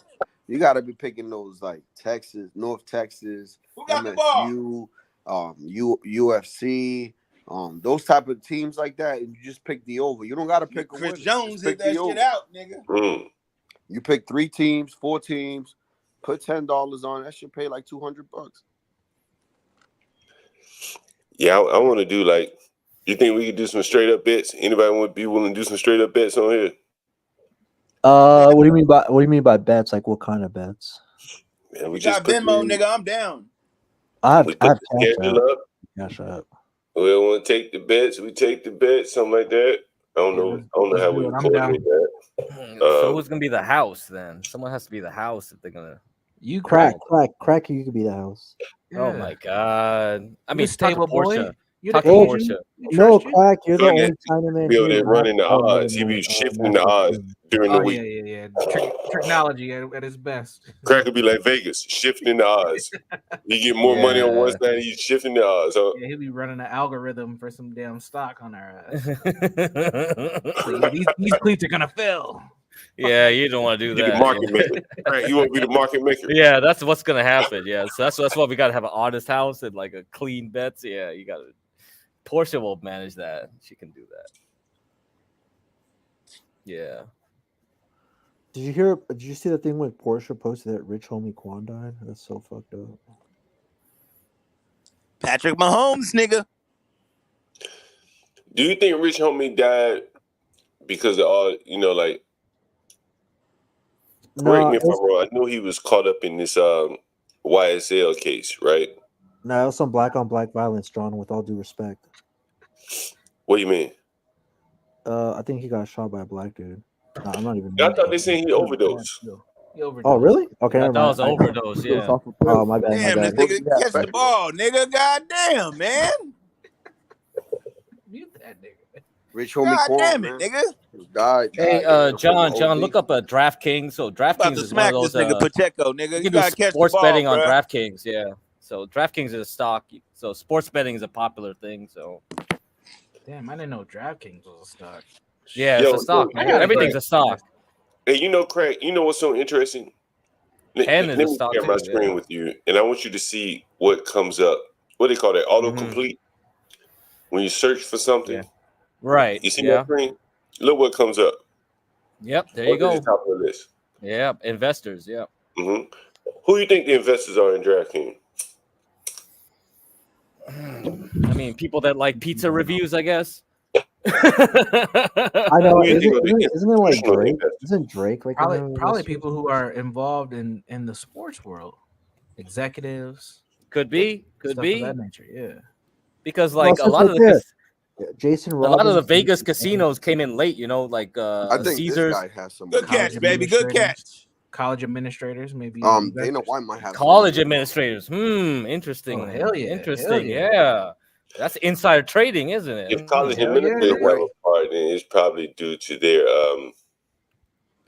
they were given stock probably from the big people to go along with the shit. But let's see who are the largest investors. 73% held by institutions. 75% of float held by institutions. Interesting. Well, what do you know? Vanguard, BlackRock, the obvious. Touchdown! Oh, well, they don't care who wins or loses. They win all the time, isn't it? Exactly. You can bet all day on the fucking ball. It's like, who cares where the ball goes? I win every day, Vanguard. That is fascinating. Craig, I got an even deeper theory than that, Craig. If I were running you gotta catch the ball, Juju. What the fuck wrong with you, nigga? Cause I was running. Nigga, Juju, nigga, you back on the team, nigga. You with the champions now, nigga. You ain't with Patriots no more, nigga. Y'all still talking about sports? Yeah, nigga, the Chiefs is playing. Shut your bitch ass up, nigga. Just checking. Craig, did you hear Jennison? Yeah. I know you're not really into sports, and I'm not really into it much either. But this is sports related that you might find interesting. Did you see this? Have you heard about this guy? Anyone Commanders fire VP of content, Rail and Teen over comments caught on hidden camera. Yeah, I VP heard of content for what organization? The Washington Commanders, former Redskins. I seen Jason Whitlock. No. Yeah, he got that. I didn't hear about Rael. Is that his name, Rael? Yeah, he got that. And they immediately fired him when they caught him. So you know what he said? He ain't lying. No, he told the truth. They didn't even try to correct or say that wasn't him. Right? That just means they heard. Oh, he said that shit. Well, John, I don't know if you've seen the videos, John, but he pretty much got set up on like a couple of dates with this woman. Yeah, and it was more. It was. I think it was at least 2 dates because he had 2 different outfits on with the clips that I seen. And she was a honeypot. Can we ask the small hat segment for this? Do we have a small hat panelist about Rael? I don't understand men who operate this way. I don't understand how they get powerful when they're so sloppy and undisciplined. He had his guard down, right? So they probably got a attractive enough woman for him. So he's comfortable. You know, the drinks is flowing. They're at dinner. He's telling him. He's telling her about his business. Come on, I try to operate a way in which when my guard is down, it still can't cancel me or completely sabotage me. Otherwise, I try to watch my back or watch what I say. That includes not putting yourself in a situation where you're intoxicated with a strange woman, you know? Yeah, that's there's just some dudes. There's some dudes that see this as a power play to talk. Nigga, I done did that plenty of times. God just had mercy, nigga. I done been fucked up, fucking bitches, nigga. Yeah. Rael. I had mercy on me. I think it just goes to show that we shouldn't necessarily look up to these people. You know, they're not special. They just got kind of lucky or they're opportunistic. The other night, man, hey, this crazy bitch, man. She was crazy. I didn't know she was crazy until I went over there, man. She was crazy. The bitch was like, I'm drunk right now. And then she was acting crazy. I was like, oh, fuck. I'm going to just fuck her and leave. So I fucked her and I left. We're about to play this video. Tough guy. We're going to play this video. Oh, okay. Wait, before I play it. How do you say his name? Is it Rael? Yeah. Rael. Israel. I haven't seen it. Are you going to expand it, John? Yeah. Nice. You got to say Jewish. 2% of our roster, right, is either white religious, and God says fuck the gays, in their interpretation.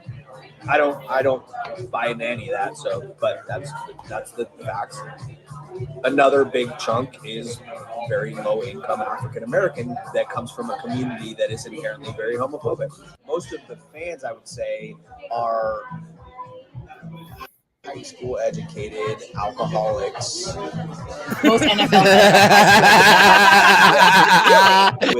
Oh yeah. Yeah, I mean, there's fights in the stands all the time. Like it is. So they're like lower class people. I hate to use that term. I would just say mouth breathers.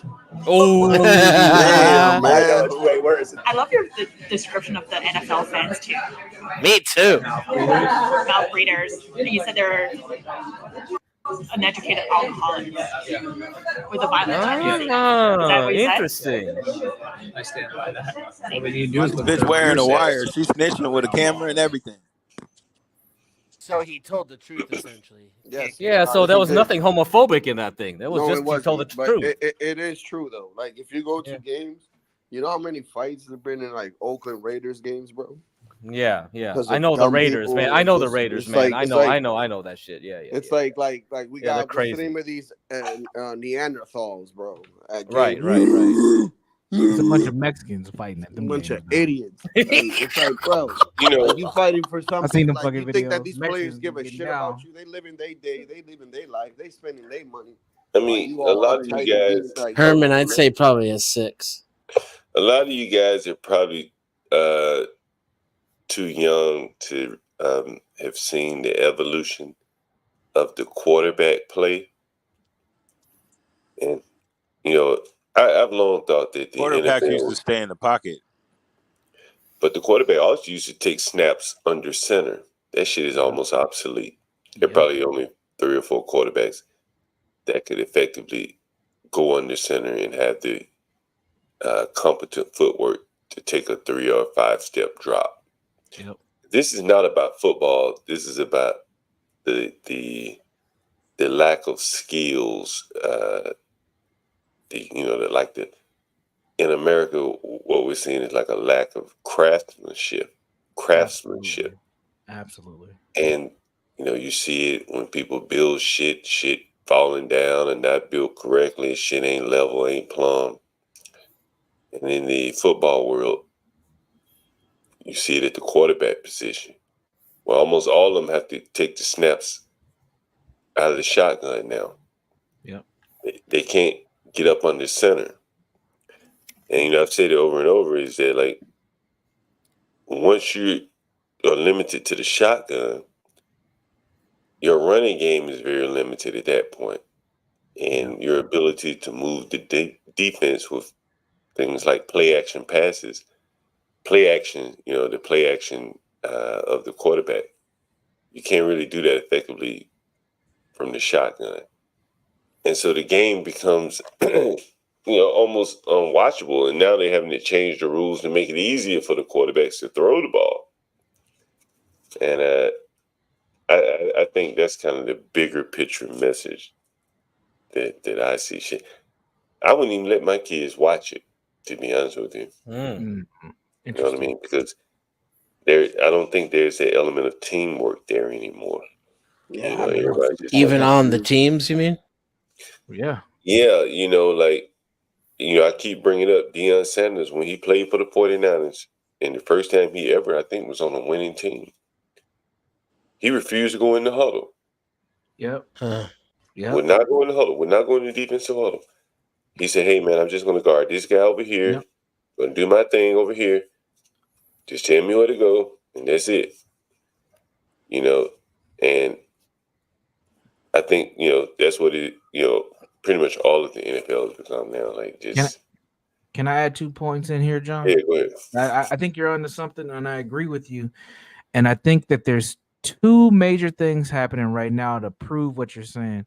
The first thing is the transfer portal, and how with all these players being able to pretty much go to the highest bidder in college, it is destroying camaraderie on football teams. So you don't even have an allegiance to your squad anymore.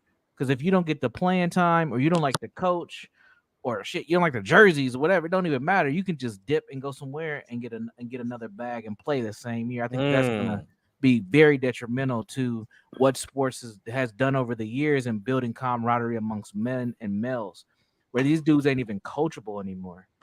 And then go ahead. Yeah, go ahead. Yeah, go ahead. My second point is we're seeing what you're talking about, the craftsmanship, the fundamentals. We're seeing that take a major effect in the NBA, where we're about to lose American basketball players as the face of the NBA, and we're losing them to foreign players who have way more skills. And if you're looking at stats, they're dominating the NBA in all categories. It sounds like everything else in our country. Facts.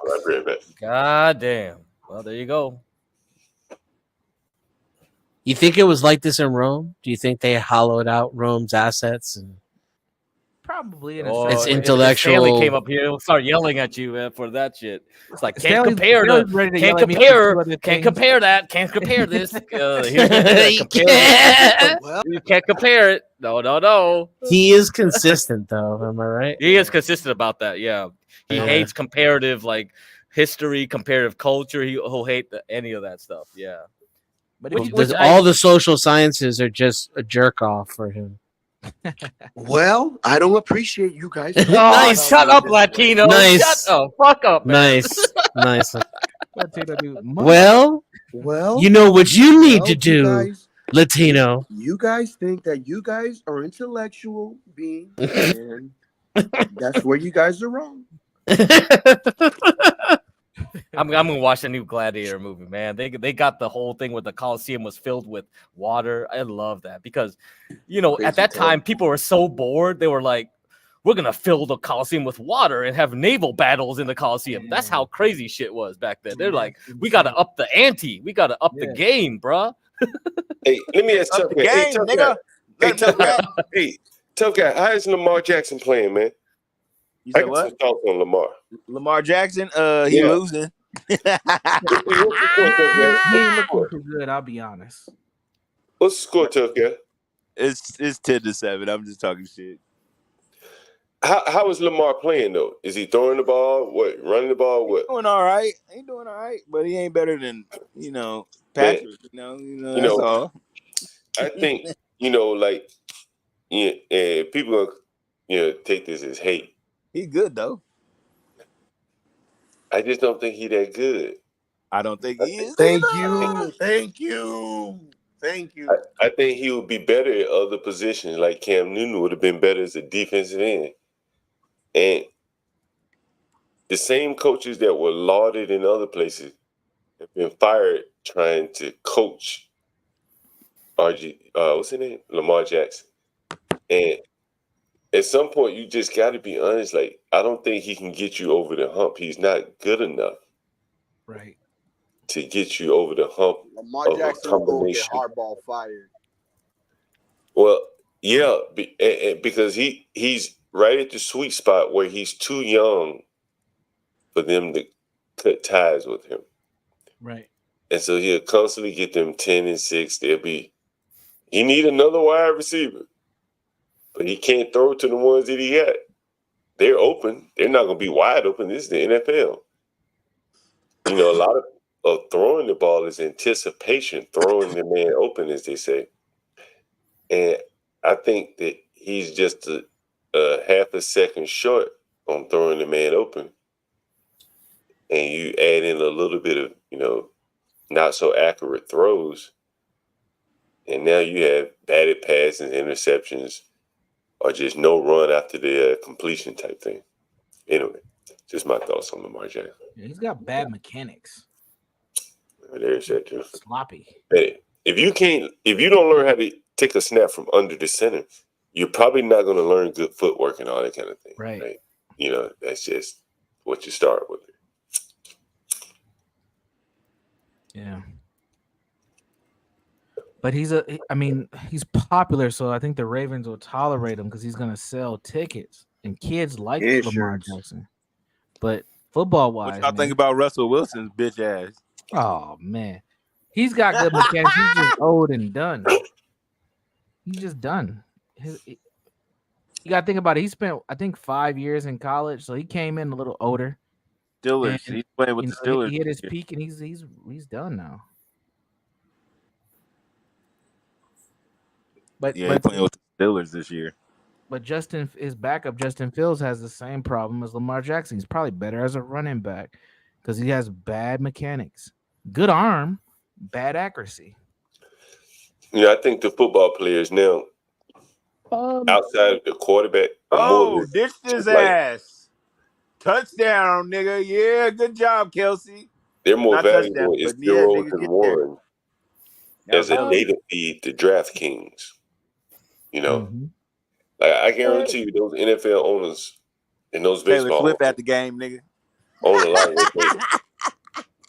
They own some part of these DraftKings, and I don't know what the other company is, where they're feeding all that data to. I guarantee you, they own some. FanDuel. They got some ownership. I remember it was like 2018 or 2019. I remember seeing a 30-minute infomercial for DraftKings, John, but I had no idea what the Sam heck that was. I never knew it would become like the sports betting company as it is now, but it was before at the time of what it's like now. Now it's very big. Yeah, they're I believe DraftKings headquarters is here in Massachusetts, in Boston, if I'm correct, at the Seaport. Craig, do you watch football at all? No, not religiously. No. Do you watch it at all though? No, my friend, I had my best friend, man, he's a wigger, man. He loved watching everything. Yeah, I was always watching with him, man. It was like everything.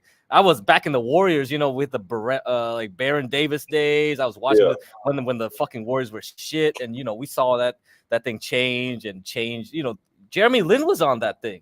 Jeremy Lin was in the Warriors, like he was a bencher or something. It was like, yeah, it was crazy to see that transformation, man.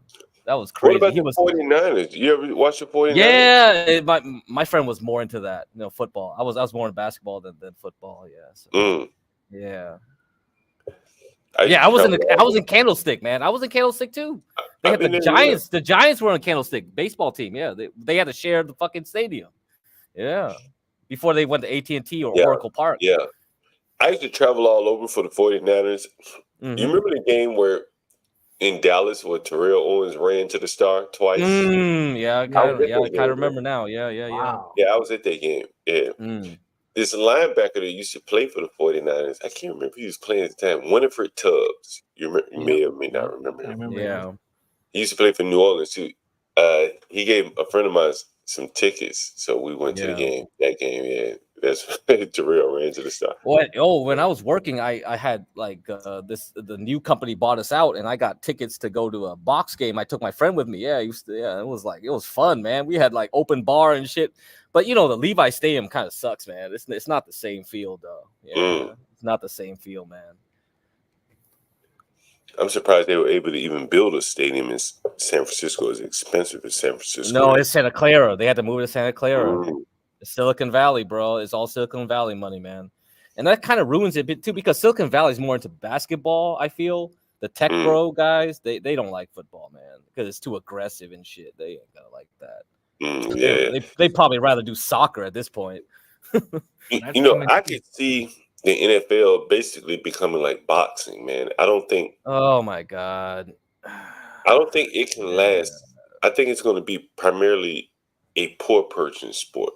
20 years from now, there'll be no Tom Brady's in the NFL. There'll be no. Yeah, maybe you're right. Maybe you're right, dude. Yeah. Like the media has done like irrevocable damage in terms of the CTE. Yeah, they were shit out of parents. That they did, and you see a lot of like I see a lot of flag football teams now with the kids. That's how they do it now. Try to promote it, but it ain't the same, man. It ain't gonna be the same. I don't follow it that well, but I already see it. You'd be like, "Oh, my pussy hurts." Yeah, exactly. That's how it is. And a lot of them, they just rather do soccer because the moms control. It's supposed to be sport. Yeah, it's supposed to be, and the moms control things now. The pussy took over because they're gonna rule what the father does, right? Well, I don't think it's that, man. I think it's the propaganda. That you remember that movie? Go wash some dishes. Remember that movie? There was a movie. You remember the CTE movie that was done? With Will Smith, I believe, right? With Will Smith? Yeah, Will Smith, right? Oh, bro. Yeah, I don't remember this. Huh. Well, yeah, if you follow NFL, if you put it all together, the NFL has been under attack for a long time. Oh, they got a commercial, Bet MGM right now. Bet MGM. If y'all want to bet on some shit. Yeah, a lot of the casinos, tough guy trying to like catch up to DraftKings and all those other people. So yeah, they're trying to get on your phone like everybody else. Right. Yeah, because the Chinese ain't gambling no more. Everything you can do at the house. You don't got to go to the casino. You ain't got to right. Go out. You can play. You can play. You ain't got to do nothing. You can do it all from your phone. But see, have it all come to you. And then after you're done, you can go get some. You can stay at home and get some DoorDash. See, I bet you gambling is not where the money is as much as the fantasy. I was reading an article where they said people spend so much time on fantasy, and the money they have to buy, whatever the hell they have to buy for fantasy, like yeah, that's the new Matrix, man. It's called. People are spending as much time and money on fantasy, and they're not spending that money going to the game on jerseys, right? The players are just zeros and ones, just digits. Pretty much. It doesn't matter if they get hurt. Plug another one in, so make sure you have a fantasy number for that position. That's all that matters. Here's what I think the NFL's problem is. Check this out. Here's the headline right here. CBS NFL intro from 1977. Almost every clip today would be a penalty. And you can see my screen, right? Yeah. Yep. Brown 45. Brown 45.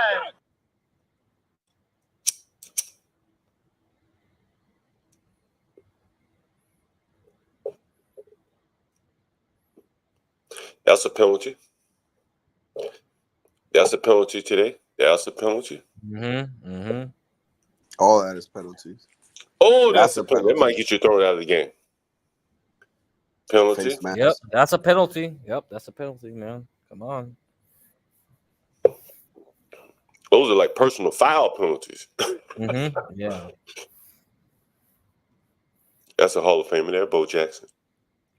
I mean, I think they've softened the sport up to the point that, it's not what it used to be.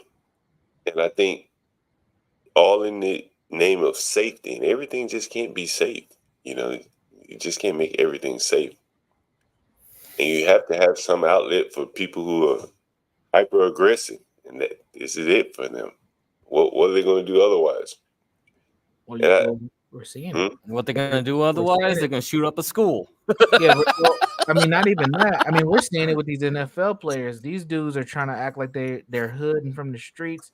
They're getting arrested. They're speeding up and down.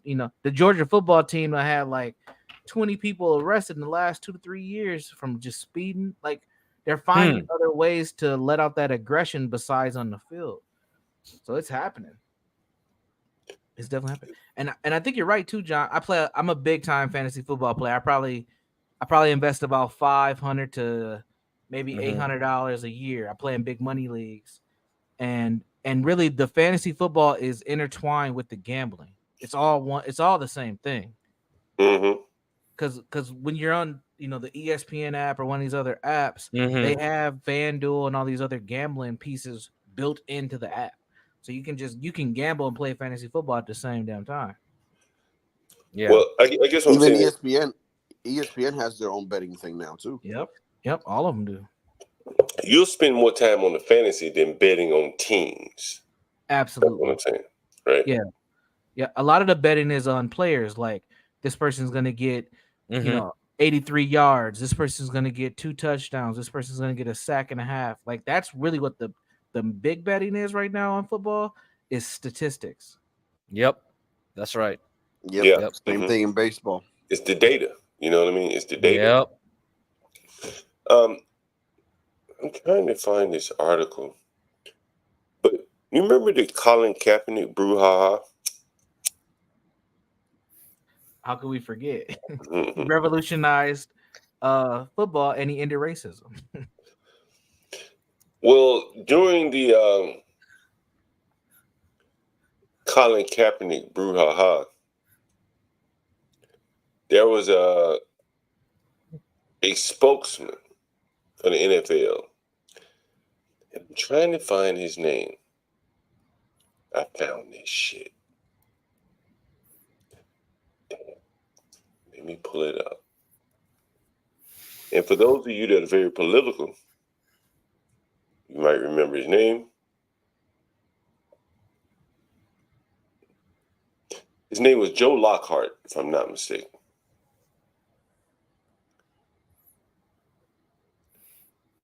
And I'm pulling him up now. So during the, let me pull it up so I can walk you through it.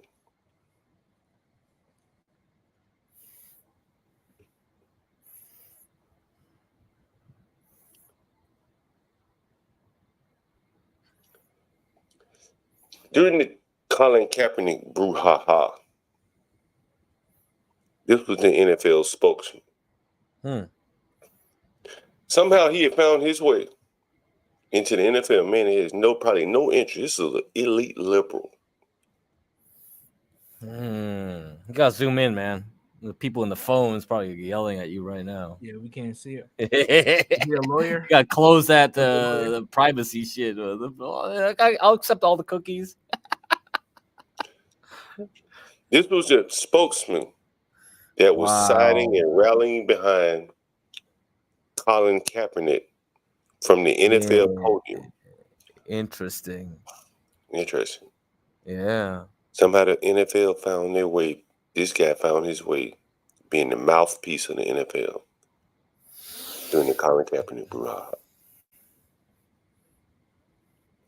These things don't happen by accident. Okay, John. Spin it for us, John. This man, you think this man got in? Look at him. You think he like football? What team you think he root for? I'm dying, man. I'm gonna die. You know how in your bio and shit, it'd be like, he's a lifelong football fan of the... Let's see if you see it anywhere. Well, what do you think his favorite hors d'oeuvres are, John? He went to Georgetown. He didn't know how to have a football team. He's a native of New York City, and look at there. What was he? Caviar.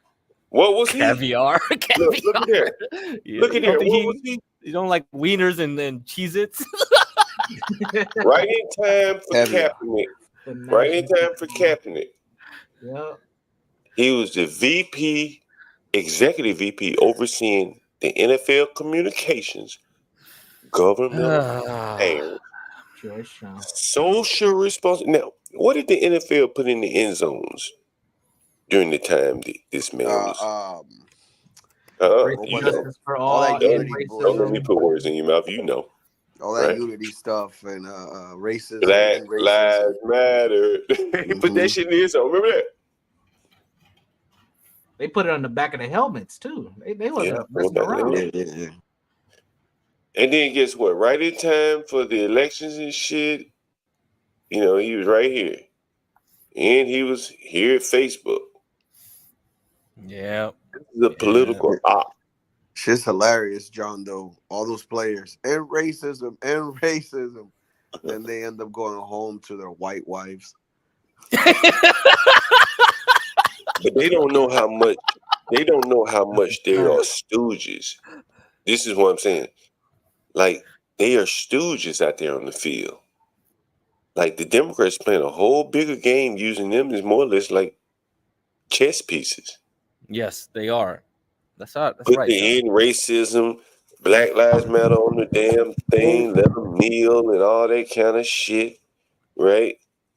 They insert a damn op, Joe Lockhart, right? And there are more because I know one of them that worked there. It was a black woman. She was like the head of security, some shit. Not head of security, but she was in some shit because she moved. Let me see if I can find her. NFL DC. I think her name was was it Toya? Shit, crazy. I'm telling you, they talk all this nonsense and go home to Becky with the good hair, man. It's just crazy, man. It makes them feel more black. Oh, Jesus Christ. This whole shit's crazy. I'm telling you, isn't it? Am I crazy? No, it's not crazy, but I'm just saying the whole world is crazy for falling for this shit. You know what I mean? Yeah. The technology is crazy. Like I think how they say like bread and circuses and things like that, and I think that it's really what has happened is that they have used the 50 Cents of the world, the Colin Kaepernicks of the world for a political agenda. Yeah, and they will. They know. They've inserted these people. Yeah. I mean, it's the light-skinned blacks and all this shit. I saw it, man. And it was like I knew this guy in middle school. He wasn't even light-skinned, but he grew up in the suburbs, and he tried to fit in with all the ghetto blacks in the school, and it was like retarded. Fucking retarded. I was more black than him at that point. I was like, this is stupid, man. Why even want to care about fitting in? Like, doesn't matter. You do what you do. You're an individual. You know, this is like you just want to like copy people and shit. It's like, it's annoying. Yeah, that's why I think the NFL, like, they've been so politically, like, compromised. It's going to be hard for them to get out of that, because what the guy said in the video is true. Many of the players are poor African Americans, and they're homophobic. That is true. Yeah. And he's not the only one that thinks that. And at some point, those players are going to, I would kind of like stage a revolt in a way. When they know that they're being looked down upon by their masters. So, the gladiators are going to do a revolt, huh? Oh, let's see. If you look at in the NFL, they made the team owners change their names. You know that? They can't call them, I don't think they call them owners anymore. No, they're called governors now. Team governors. governors. They call governors. This is retarded. Oh, shit. Did you know that? Wow. This is too much for me, man. Wow. Governors. They didn't change the relationship. They just changed the names. Right? Oh, man. Oh, my God. Governors. Yeah. Yeah, it's pretty amazing. Yeah, I don't understand. Well, I'll say it again. You guys don't seem to comprehend that. It's like, bro, that guy is a special guy, man. He would, if he was here right now, he'll go against everything you're saying right now. Who, Stanley? Yeah, yeah, he probably would. He'd be like, well, there's a reason why they calling it the governors. It's like, bro, but they're the owners, man. Like, if I buy something, wouldn't that make me the owner of something? But does it matter? The relationship didn't change. The dynamic didn't change. No, it didn't. But what's the point? It's on the ownership share. The point is to feel good. They want to feel something. It doesn't matter. The application doesn't matter. It's about how I feel. Yeah. I mean, like you could look at like, oh, I go to work for somebody. I could look at it as like, oh, I'm a slave. I'm a worker. It's like, I mean, I don't know, but it's like you can change your terminologies. You can look at how you want to look at it, but yeah. Hey, Craig, are you familiar with indexes and search engines? No, I mean, you talked about it a lot before, John.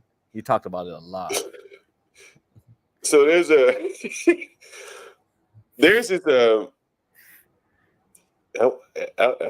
I guess I'll just use the word technology, right?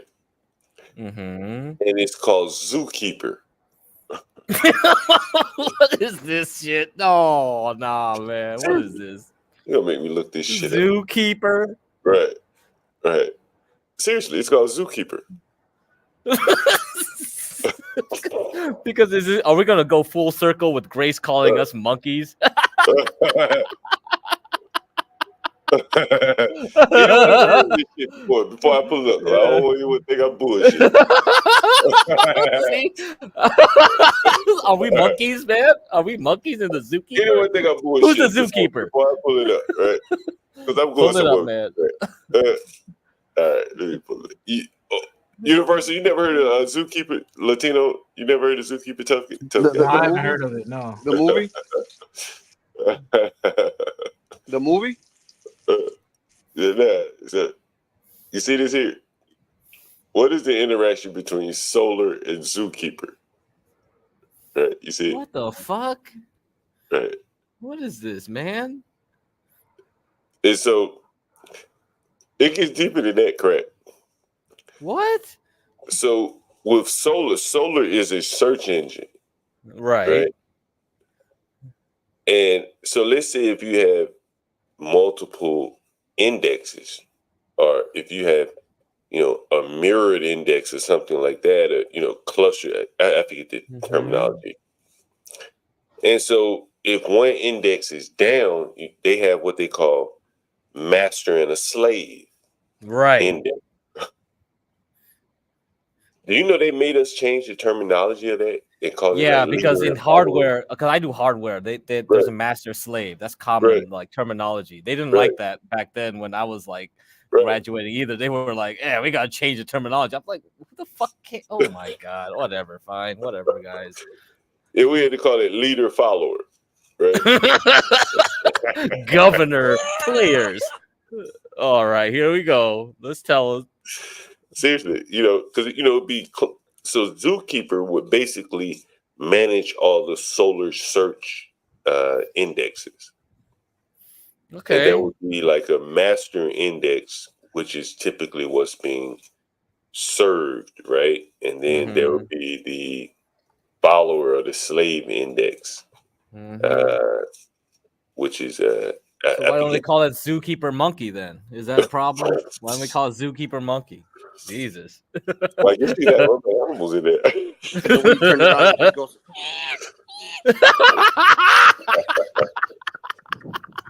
I mean, they just go to show you how political things are. This is so fucking bullshit.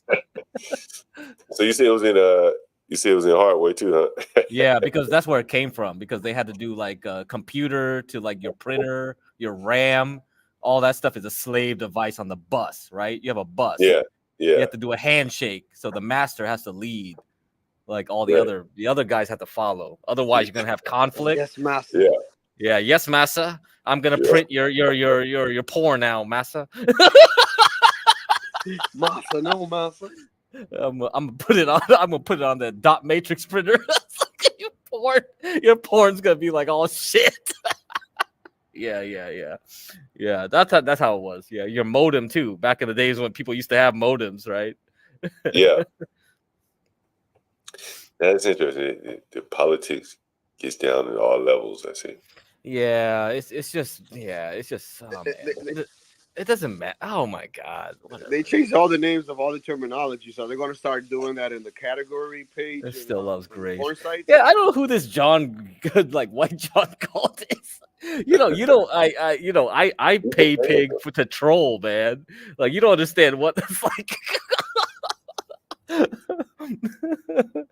You know how much chaos I've caused so far? I know. I think the thoughts have followed you over here. I tell you, he asked me about this. Yeah, I know. I caused too much chaos. I know it because people with money, man, this is funny. That's what it is. Yeah, this shit's funny. You ever heard that it was a quote by Dame Dash? You ever heard that quote? It was a recent quote. Okay, tell us. What did he say? Man, I better pull it up. I'll pull it up. Let me see. He probably said a lot of enlightening things. He's been around the block. I think he kind of stole it from Patrick Bet David. Oh, really? But Patrick Bet David kind of said it probably in a more elegant way. But basically, Dame Dash, I guess he doesn't have a lot of money now. And he says, man, I guess he only has, let's say, 10 million. He says, man, I hate having just $10 million. He says, shit, he's like, I'd rather have nothing or something to that effect. He's like, you go in a room with people with $100 million, you feel so small. Yeah. And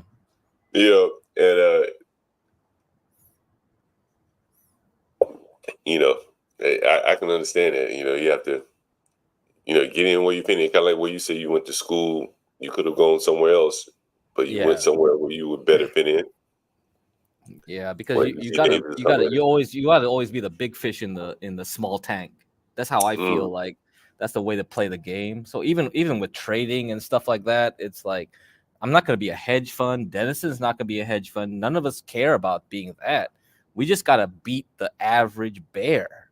Beating the average bear now is so easy because they're so like tied to like, oh, follow this stock, follow that stock. By the time you follow it, it's too late. You just need to be able to get in early, and the idiots will push the train up, or push the train down, and you'll get in when they're like came in way too early or way too late, and that's how the game goes. Yeah. Hey, oh, it's like what's EAE? EAE is always like following people. EAE follows way too many people now. He's on all the Discords. He knows everything. Can we pull them up and see what they're talking about?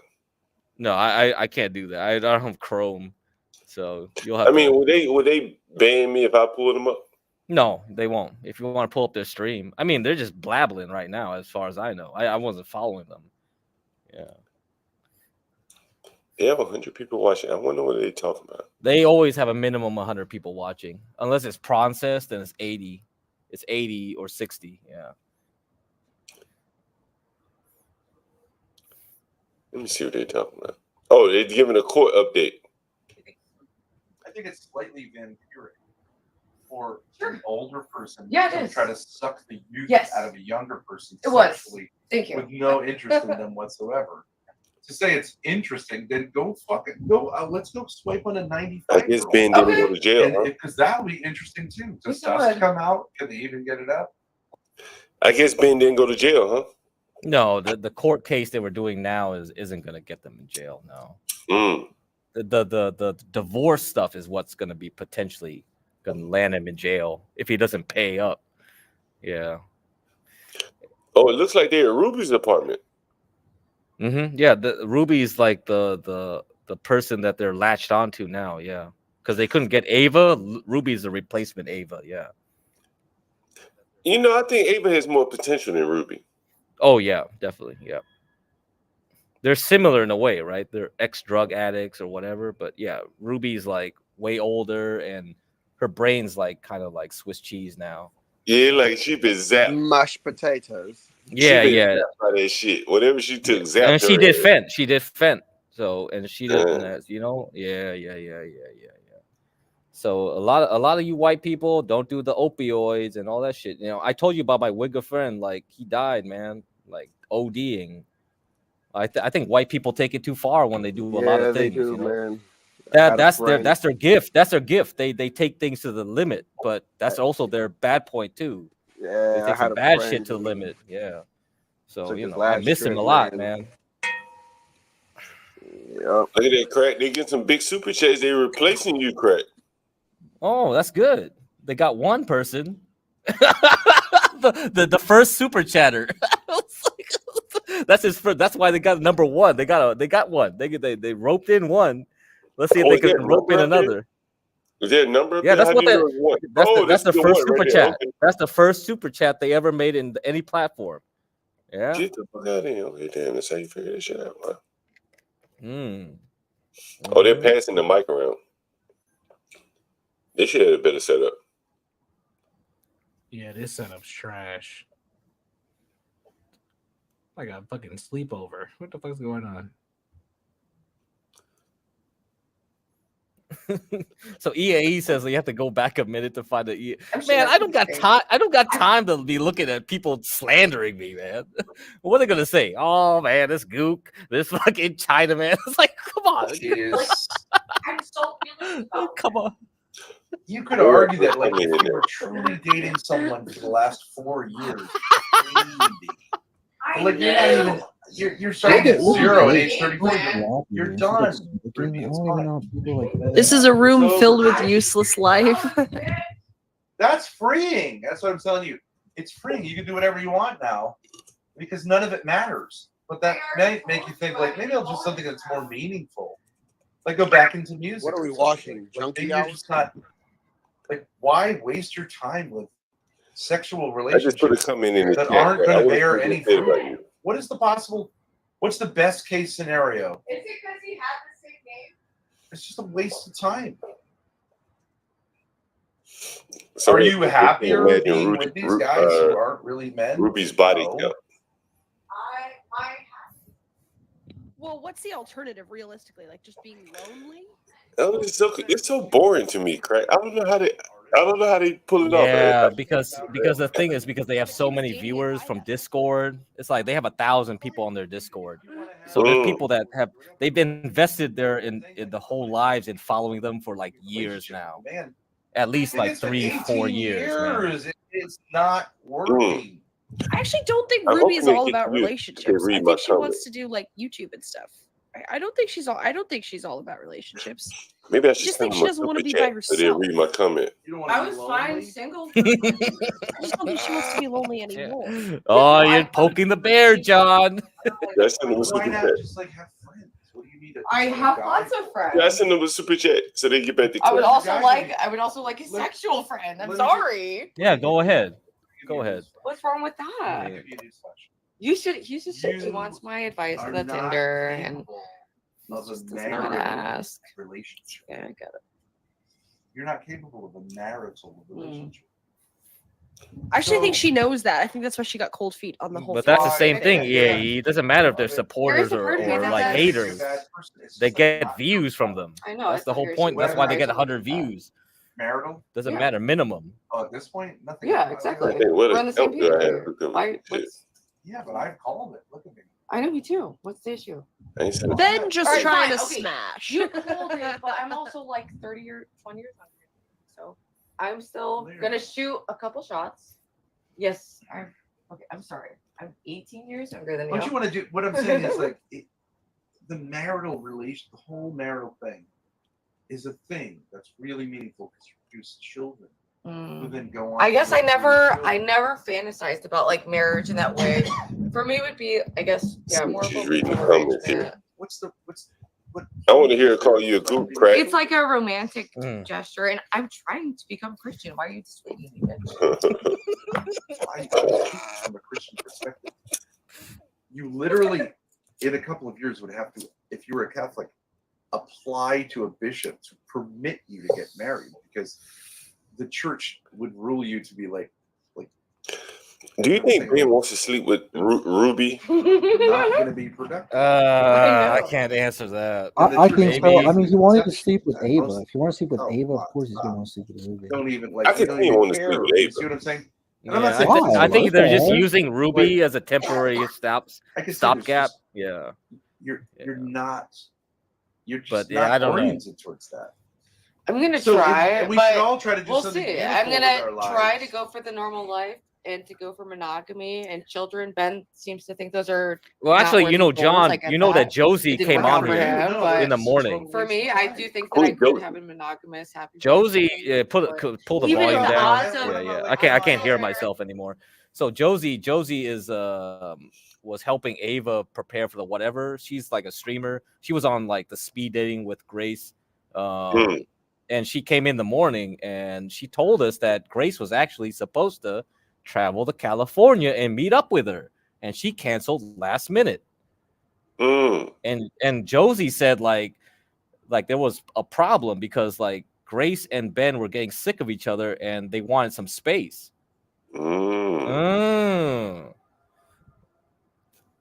Well, in any case, I don't know. It's got to be hard for a young girl. Her hormones got to be pumping. She got to want a little boyfriend or something. Yeah, the whole thing is bizarre. She has no friends. Grace has no friends her age. Her family all basically don't want to talk to her. So she has no family, no friends. All she has is Ben at this point.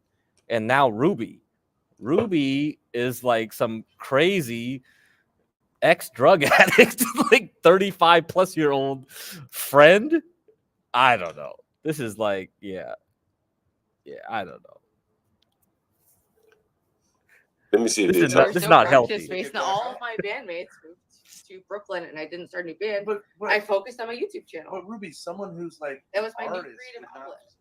I'm hoping they'll address you, crack. Yeah, they won't. You don't think so? Yeah. When my bandmates moved to Brooklyn, I doubled down on my YouTube channel, and They were talked about it and me enough, like being on here anyway. You haven't figured out if you're a musician or an intellectual. Well, no, it's creative. Oh well. You're doing. Maybe we come back to another time. Let me cut the volume down to this shit. Wait, hang on. Wait, hold on. You don't need to play. Hang on. can tuck you in if I have a new psychoanalysis angle. Oh. From what time period did you date your ex-fiance? That was from when you were 2012. Well, how old? I feel like they're gonna have a three-way. 22 to like 26. He was your only. Okay, so then after that, before that was from 17 to 21. Okay, so you had 17 to 21, then you had 22 to 27, and you thought you were gonna get married. Well, hey, White John Galt, I didn't bring him up. John did. Now, someone said they were talking about crack. I said, what are they talking about crack? Crack doesn't. I don't care either way. You know, if it pumps up the numbers on our channel, I'll talk about them all the time. And plus, even if we don't talk about them, they'll come over here talk about themselves. Yeah, see, I am not the guy that like has to chase the hoes. The hoes come here. Ben is my hoe. Ava's my hoe. Grace is my hoe. I don't even need to say shit. I'm barely on the panel when they're here. I'm in the back. We got the blackest damn Asians you can find between crack and Mexican. I know the technology, man. I learned the game. We got the Negro. Can't be here rapping this shit, right? Tomorrow I might rap. Yeah, y'all ready? Tomorrow I might rap. Y'all ready? Yeah. I'll practice. I have to practice. Shit, I gotta get practice. Some Rich Homie Quan tomorrow. Nah. Can you do a Little John track? Oh my god, man, Little John's pretty cool. I actually like him. Yeah, back in the day. I mean, Little John's easy to rap. So yeah, he's easy to rap. That's true. I don't know. We'll see. Let's see. John, you're getting a lot of shout outs in their chat. I tell you my story about Lil John, right? I don't think. No, I don't think you did. Yeah, I don't think you did. I know I told it. So I was dating this Haitian girl, and she worked at Lil Jon's record label in New York, in Manhattan. I can't remember the name of it. But the dude who started the record label, let me look this shit up. Because the dude who started the record label, he was rich. His daddy created some company. And so he was doing it more than he just wanted to be around hip hop. Of course, he was a small hat, right? I don't think it may have been TBT. Let me see which company was it. It was one of these companies here. Let me see if it was TBT. And so Lil Jon felt like he was owed some money or something like that. And the Haitian lady I was dating, she was at work. And one of Lil Jon's people came in with like a gun. And like, yo, I need my money like right now, like $75,000 or something. And they gave him the money. And didn't report it as a robbery or anything. I said, damn. He's like, yeah, we know if we report it as a robbery, we won't be able to do business with these rappers anymore. So it's just, it's like a cost of doing business. He just walked in and basically robbed the people. Mm-hmm. And that's my story about Lil Jon. So you should definitely do Lil Jon. Get crack. Let me see if I can find this right. I'm curious to know what the dude's dad owned. Maybe in TBT. What Little John song though? I don't want you to do Get Low. That's too easy. Okay.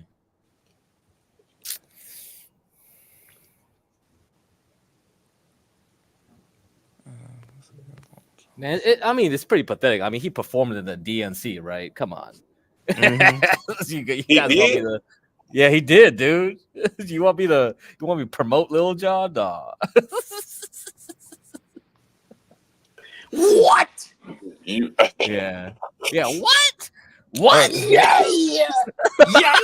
Okay. Can you do it like in Vietnamese crack? Nah, what the fuck? That's stupid. I can do Vietnamese. That would be so dumb. As Get low. Oh my god. I go for you now. Right now. Yeah, Latino for Trump can do better Vietnamese than me. It's like, what the fuck? Oh shit. Ooh, real nigga roll call. Yeah, you can do that. Danny Lee, bro, this dude, I'm telling you, this guy was gonna make me rich, but my wife, man, she had other plans. I told you the story, Get Cracked. Yeah, you told me the story. Yeah, he told him to buy some stock or something. He didn't do it. How much money it would have been today? Oh God. Yeah, that's why you gotta listen to Vietnamese, man. Soul. I'm telling you what to buy. It's like, what the fuck? Oh, Hurts in my no. soul. Maybe get Chrome. That's a pretty 1.8. good song. Yeah. Probably wouldn't even be on this chat talking to y'all. No, sir. Oh, it's good. It's all good, man. You know, life is always weird. You know, a lot of times you're not supposed to make the money when you're supposed to for reasons. Yeah. Yeah, you might end up in a worse place if you made too much money too quickly. Who knows, right? Who knows? I wouldn't have been in Bangkok with 10 wives, bro.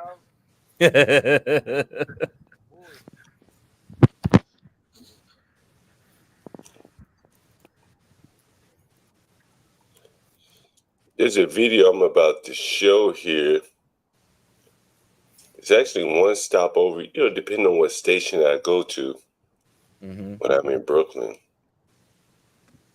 And here it goes here.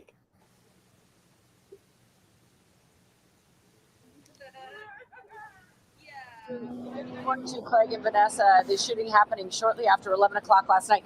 You can see behind me now just the remnants of police tape here as police had to block off the station for hours as they conducted this investigation here at the C train. What they found was after getting multiple 911 calls, frantic calls into police, they came here, they found a man face down on the floor in front of the MetroCard machines. He'd been shot in the head. EMS also responding, getting that man to Brookdale Hospital, but they could not save his life. His injuries were simply too grave. Police have identified the man as 47-year-old Freddie Weston. He lives just 10 blocks away from where he died. No arrests have been made in this. Police just beginning their investigation. But there is hope that surveillance video that will be secured from the scene will in some way capture the man's face. There have been reports that a man was seen fleeing this subway station shortly after that shot or multiple shots rang out inside the subway station. Again, we don't know what sparked all of this. We just know that a man has been found dead on the floor here inside the C train station at Rockaway Avenue. We are live in Bed-Stuy this morning where police are continuing that investigation. Back to you, Vanessa and Craig. Yeah, I was just in Bed-Stuy. He probably owed like a bookie money or some shit like that. Man, down on the train, man, like you bump into somebody, anything can happen. And I imagine that something like that happened. Like you can further and further out away from all civilization. Once you get past, that's more or less he's one stop past my stop. And we need to bring back the days when we just dueled and shit. Like, all right, duel. Someone's gonna die, but we got both of you guys. If you want the duel, go to. I'm gonna say, lasagna. If you want a duel, go to Chicago. Yeah, no, Chicago don't have honor. They're not gonna duel me. They're just gonna try to shoot me. You know what I mean? That's probably true. The white John Galt says, "What happens when migrants take over DC? Airbnb Verbo hosts will lose the most and will have to turn to government to house the new migrants, to displace Americans. Thank God I was a software developer. I guess I just have to sell." Yo, John Gold, what if do a software that works? John Gold, what if in the future they make you subsidize your Airbnbs and make you rent them out for extremely low prices to migrants? What would you do? Like Airbnb Section 8? The thing is, I don't think it would be. But they force them to like, no, John, you have to do I don't think it would be low prices. That would be the salvation.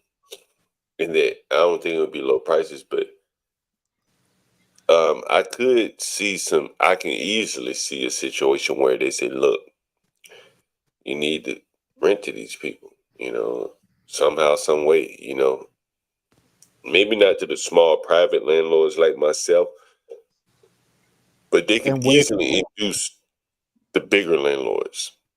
No, but what if they tell you, and if you don't do it, then they're going to take away your properties if you don't do it? What are you going to do? But That's a good question, man. I probably would just sell, man. To be honest with you, you know what I'm saying. Yeah, probably sell your stuff. Yeah. I probably try my best to stay underground or go underground. But yeah, Underground? You mean like Demolition Man? Nah. I mean, like the hood, man. There's always gonna be people. There's always gonna be a black market for everything, right? It's always. Oh, John, like in that movie Time Cop with Jean-Claude Van Damme, or I think it was Sylvester Stallone and Wesley Snipes. Are you talking about like that when there was like underground people and shit? I mean, just like drugs, underground, right? Everything. There's always a black market for everything. Futurama. Right, wherever the government you're gonna be sending out the John's gonna have the Vegas with the swamp people, right? John gonna be renting out daggum sewer pipes for people to live in. No, I'm not saying underground figuratively. I'm saying whenever there's we know what you mean. You know what I mean? But John,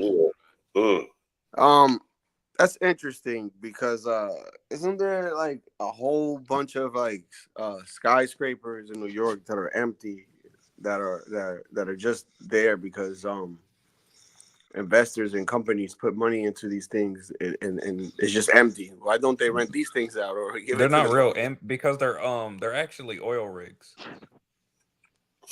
I know that. They're not real. Yeah, they're not real apartments. They're just staged that way so that you can't just plop a big old drill right in city limits. So they dress them up like normal buildings.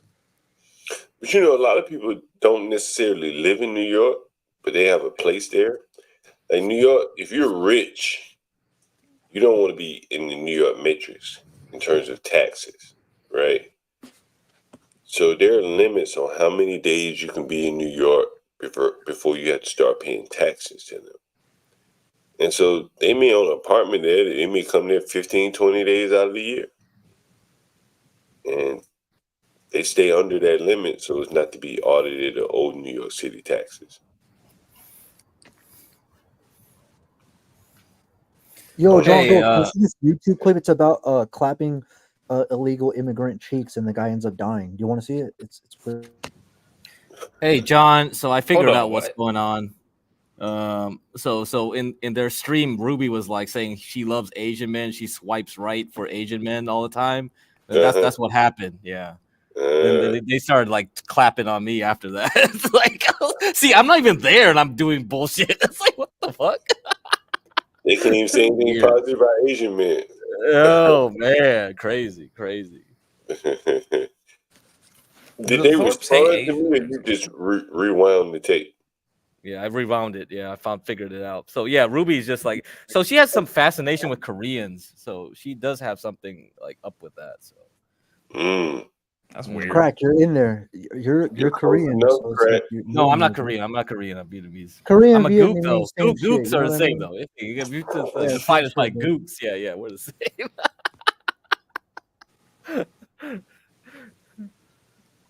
You're close enough, Crack. I'm close enough.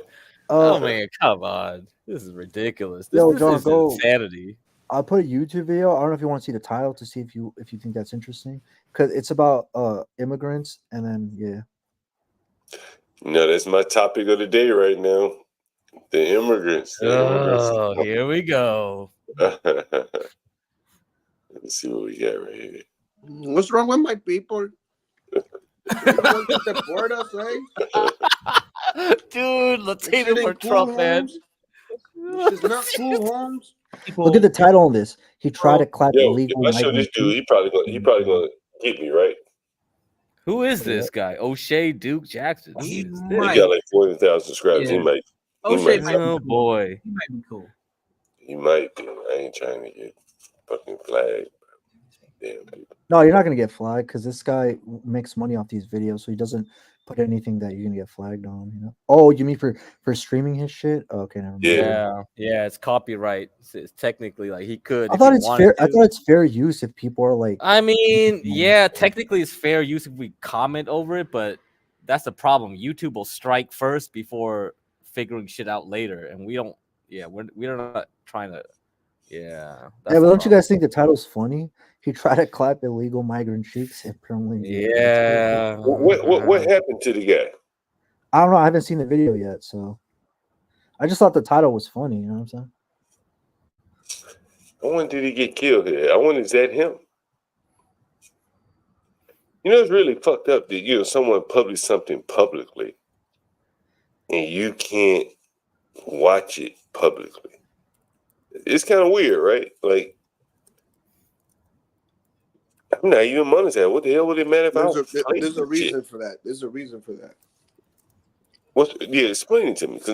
So I'm really it curious. won't get to the masses, man, because they at this point they got to the point where they can't control everything that comes out. So look how you guys are taking those measurements. You see, you guys are already trained, and everybody else on YouTube is already trained to think this way. You understand? I guess. And this happened during COVID, man. Where everything got more, you know what I mean? Hold on, I'll be right back. Give me a beer here. That's all it is. Keeping people on the leash.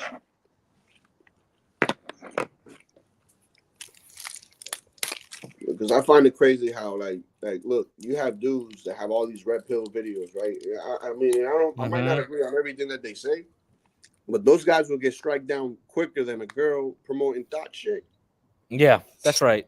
Yeah. That's just It's probably because like like Dennison said, it doesn't promote the agenda.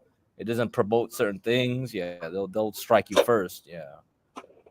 So there's always a bias, right? There's always going to be a bias.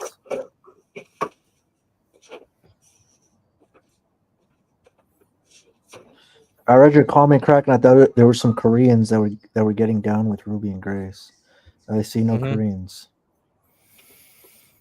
I mean, I don't know. Ruby's kind of insane though. She's insane. She's probably talking about like Crack. She's probably talking about like those BTS type of Koreans. You know what I mean? Like those Final Fantasy type of Koreans. You know?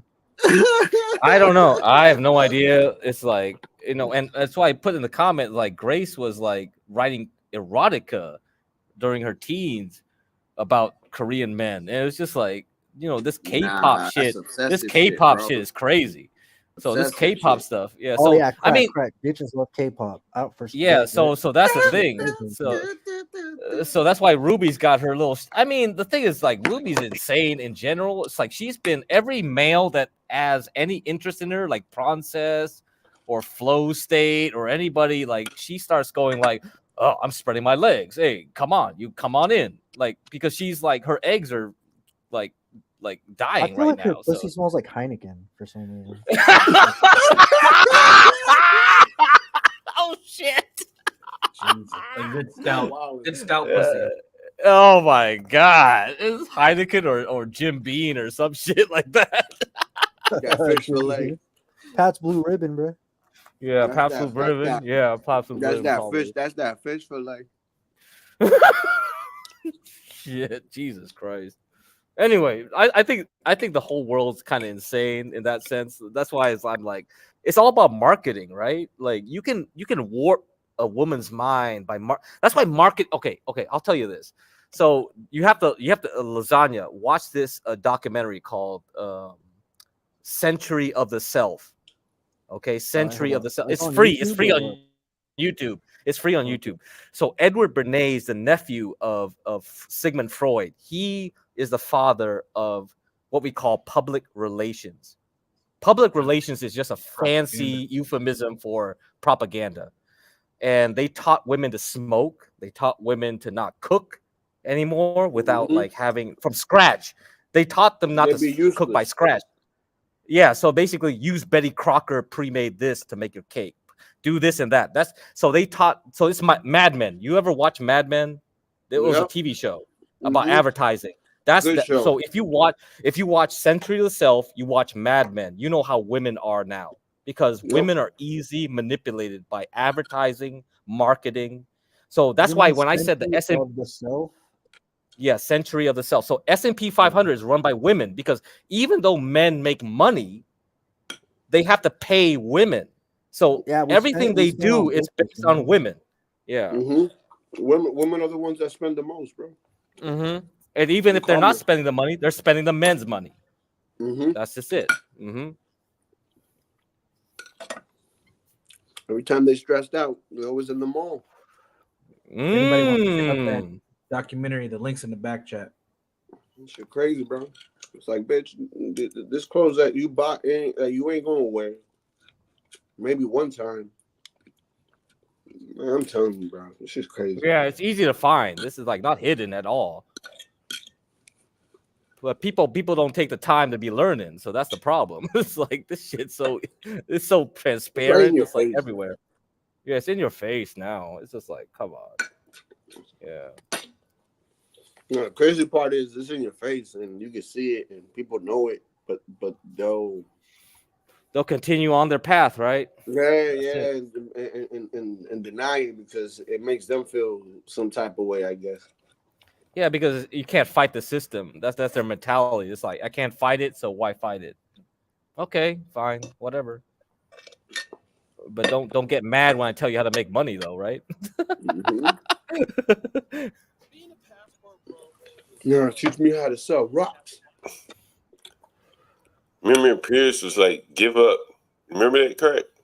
Yeah, I remember that because he was like, he thinks Jesus is gonna save everyone, which is like, okay, but I mean, I can understand it to a point of view because as a Buddhist, that's kind of the same way.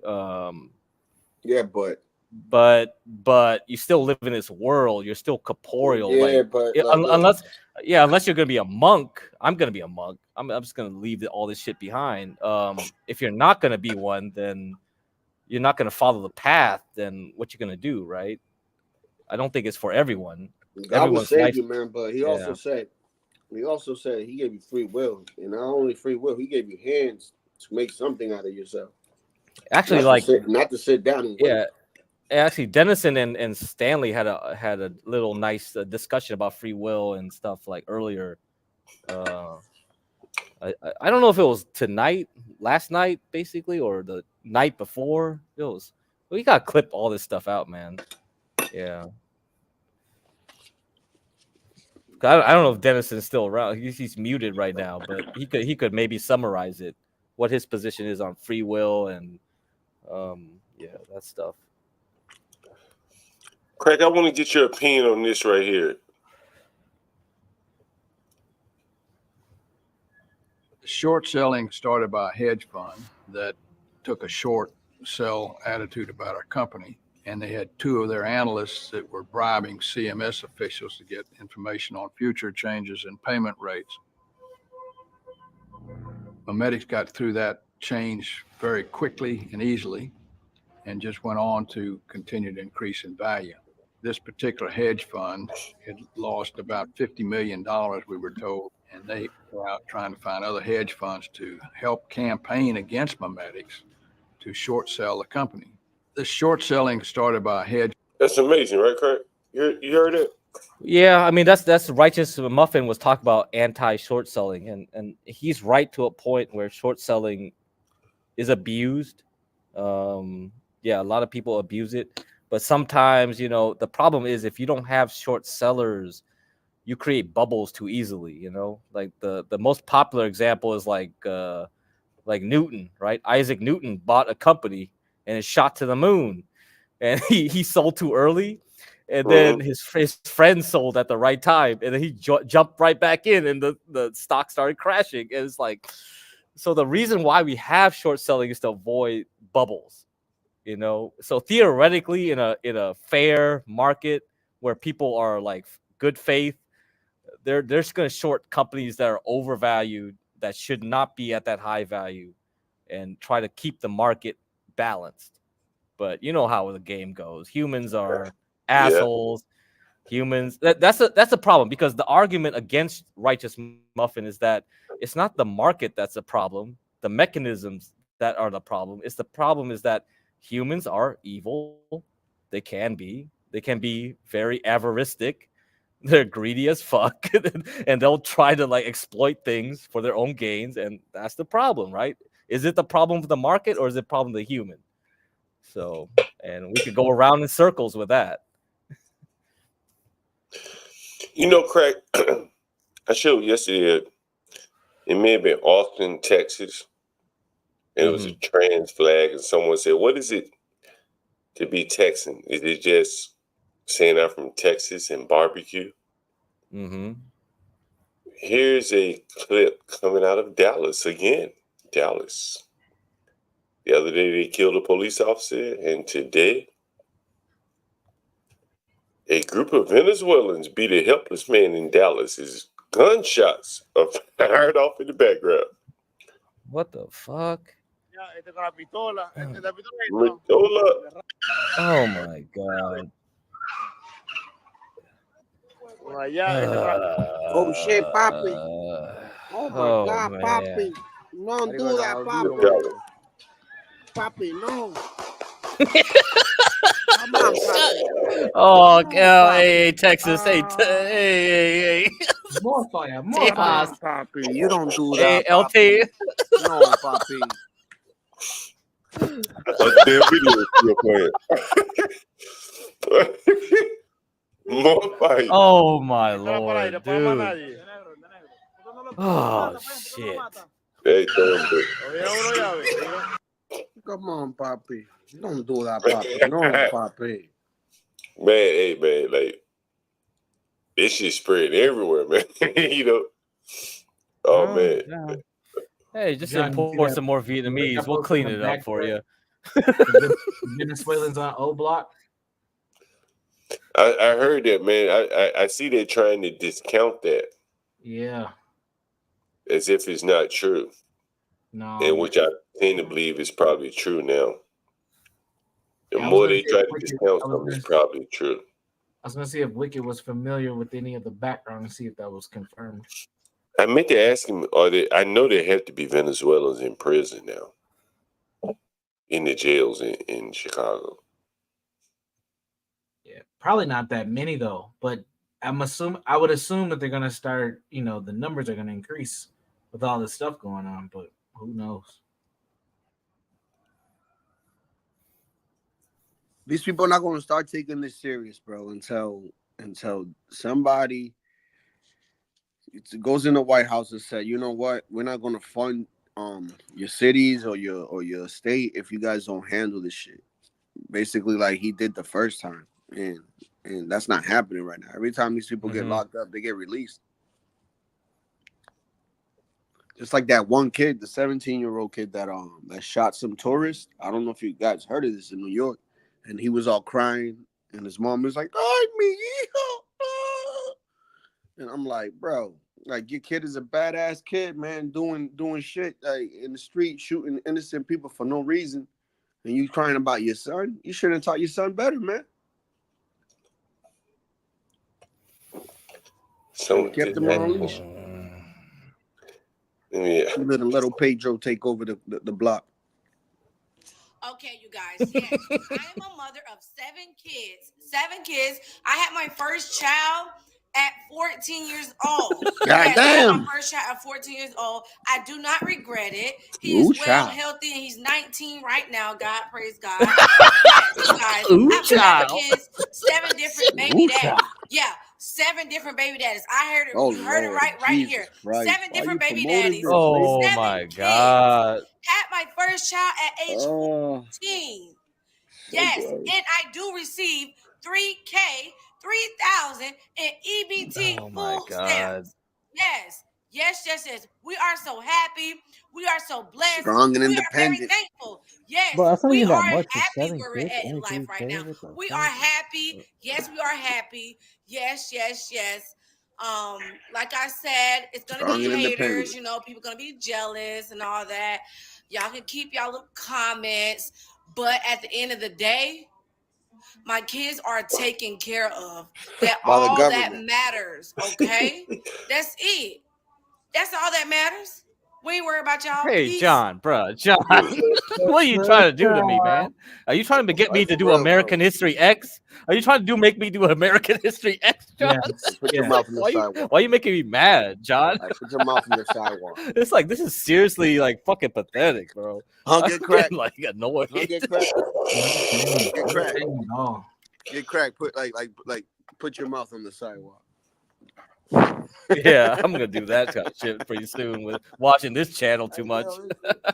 You know, I'm really Wakanda, amazed. what kind of Wakanda bullshit is this, man?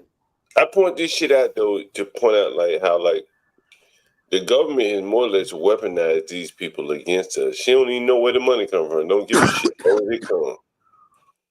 It's coming. I got it. Right? Cool. You think that she don't know? Yeah. Come on, man. John. I don't think you can make the connection. Come on, John. She know. She know better than all we do, man. She I'm don't telling you, know, man. and she don't care. Long as But that she damn don't care. she get that card every 1st and 15th, she don't care.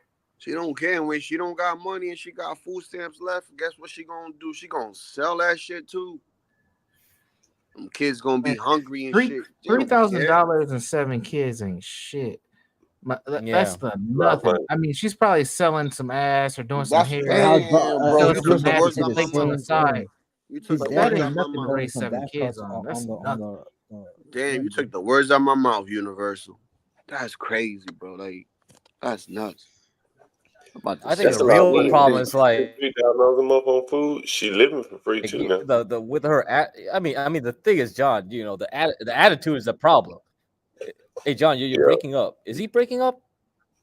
Nah, not to me. You think the attitude? The attitude is the least of your problems, man. But well, I mean, like, what you think? How you raise her kids, right there, like acting like that, right?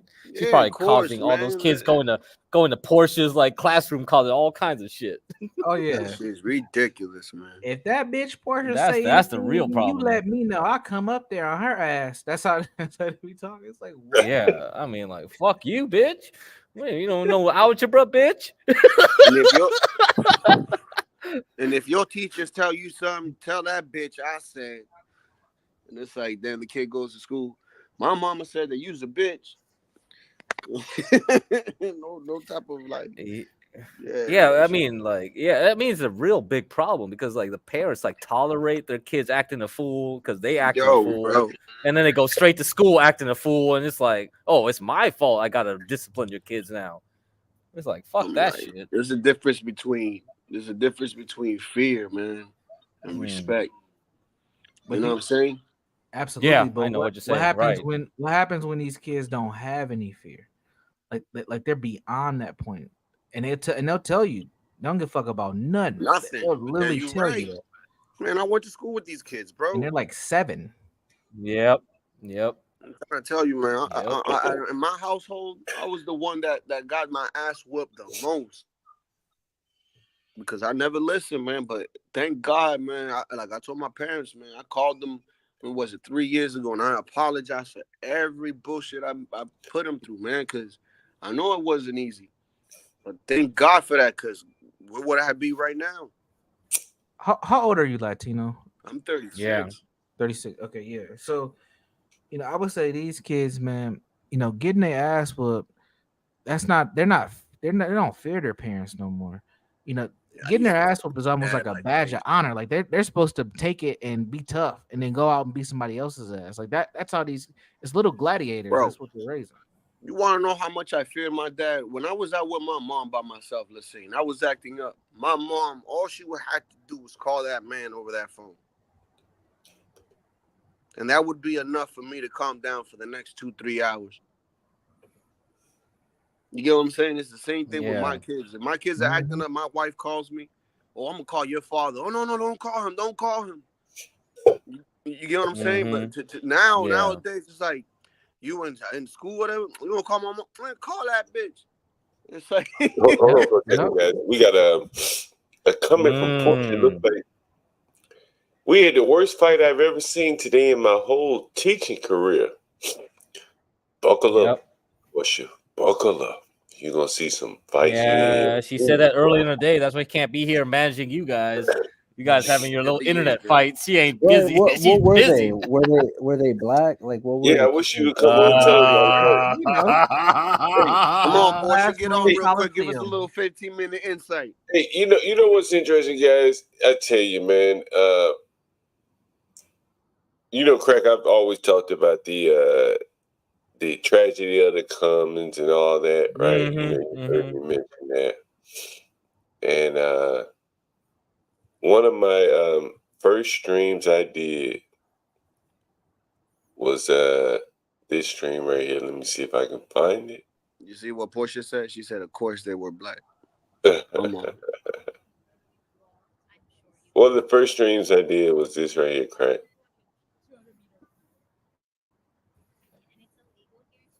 You see the title, Crack? Yeah, it's too small. Yeah, it's too small. Portia's comments blocking the title. Shit. Yeah, I'm hiding that. There you go. What Okay. is this? Yeah, in the new America, the public schools will be the battlegrounds. Yeah, yeah, dangerous minds, baby. There's dangerous minds out here. I wrote this shit. There's two more. Who are you, John? Who are you, John Nicodamus?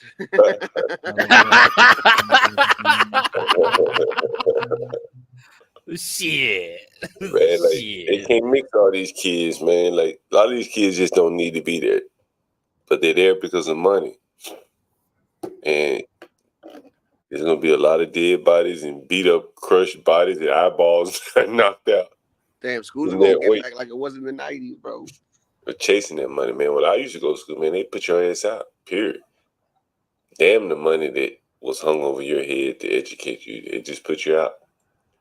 Yeah, it was like that over here, too. So what happened? Did Portia explain what happened here?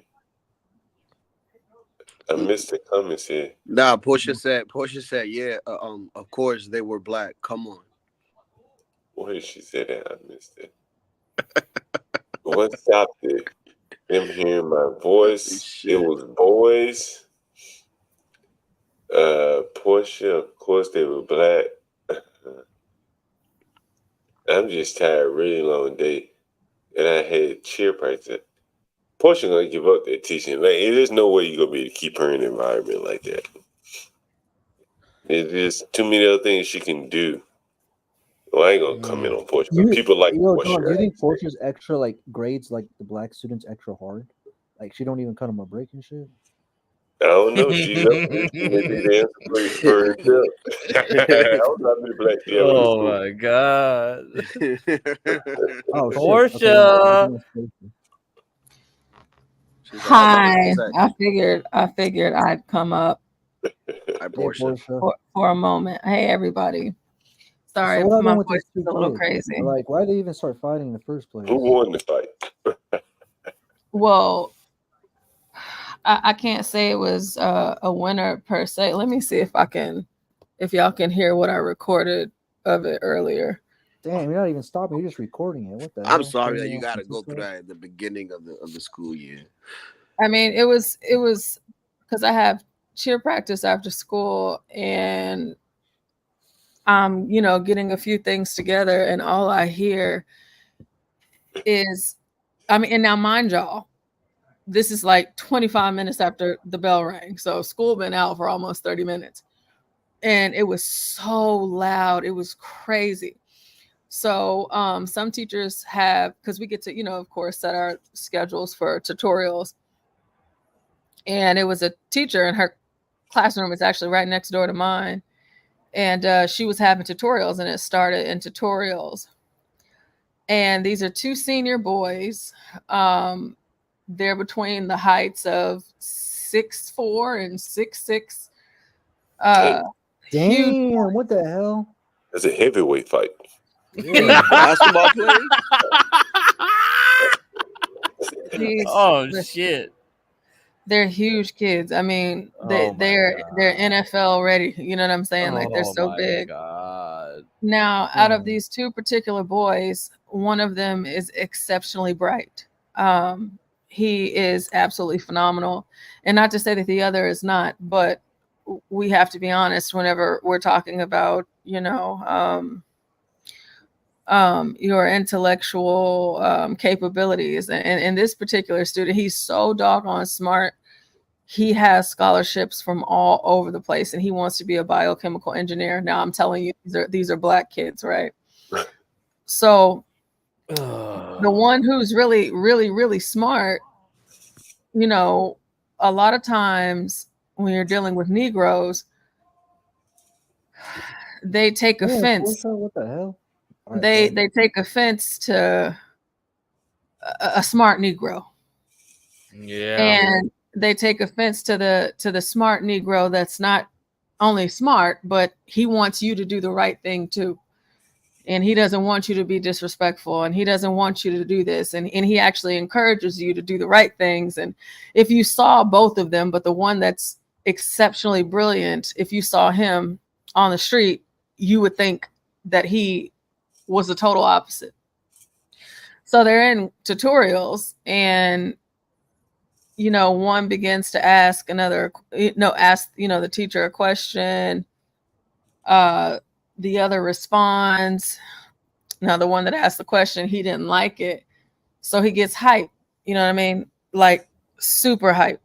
And, these kids today, they don't know how to deal with emotion. They don't know how to deal with anger. No, they don't. Frustration, and so their immediate reaction is violence.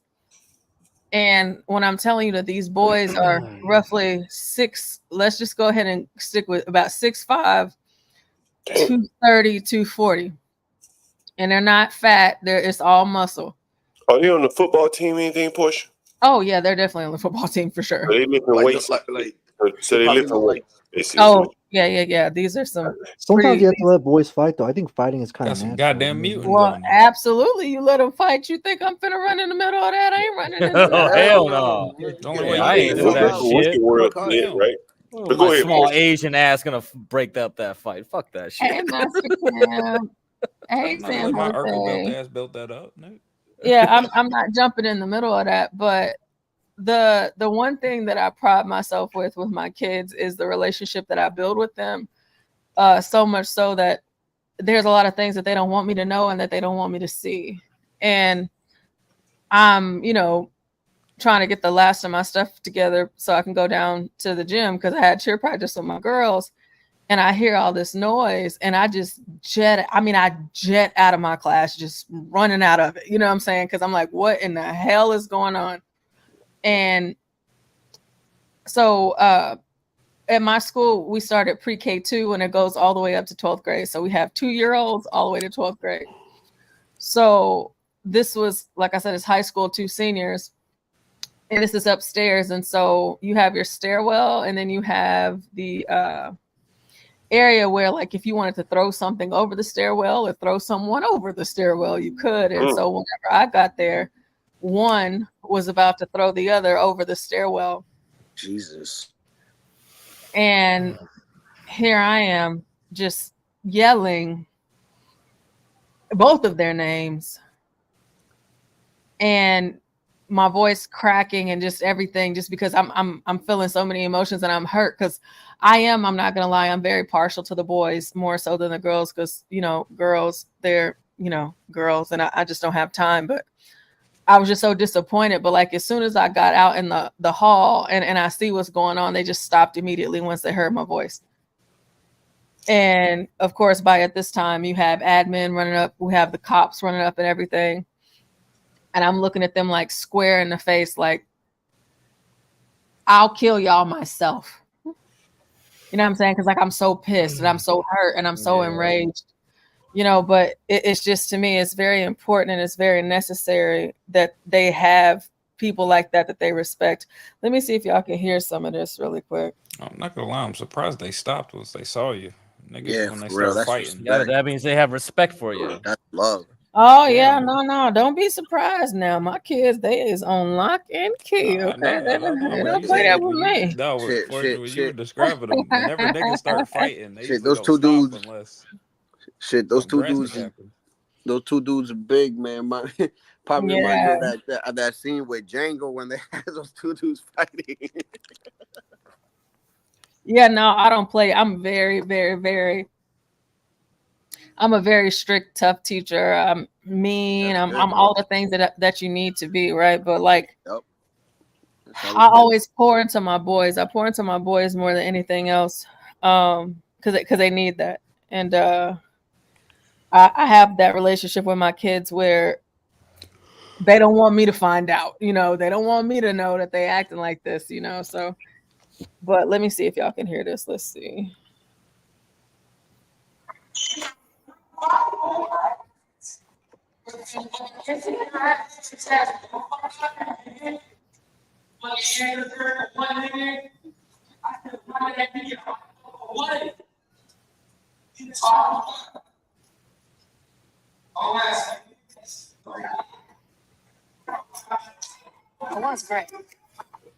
Okay, I'm not gonna play all of it, but kind of hear it.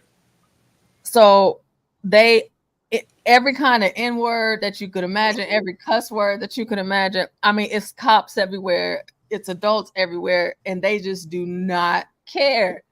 They don't care. You know what I mean? Like, it's just like, dude. But I'm like, hey, and I say to them, what are y'all doing? Cut it out. I'm just whatever, and they just stop.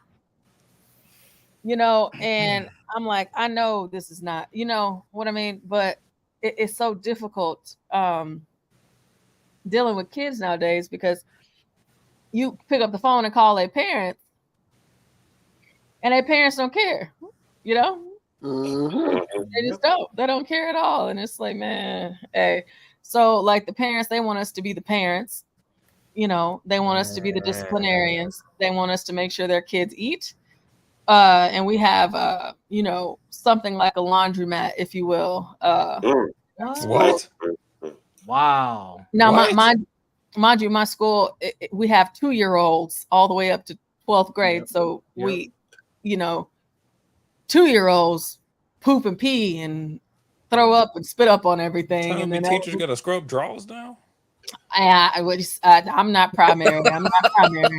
Jesus Christ! I'm not primary, but of course we have man. We have sports too, right? So and then we have uniform. So Portia, you might as well be a nanny or something.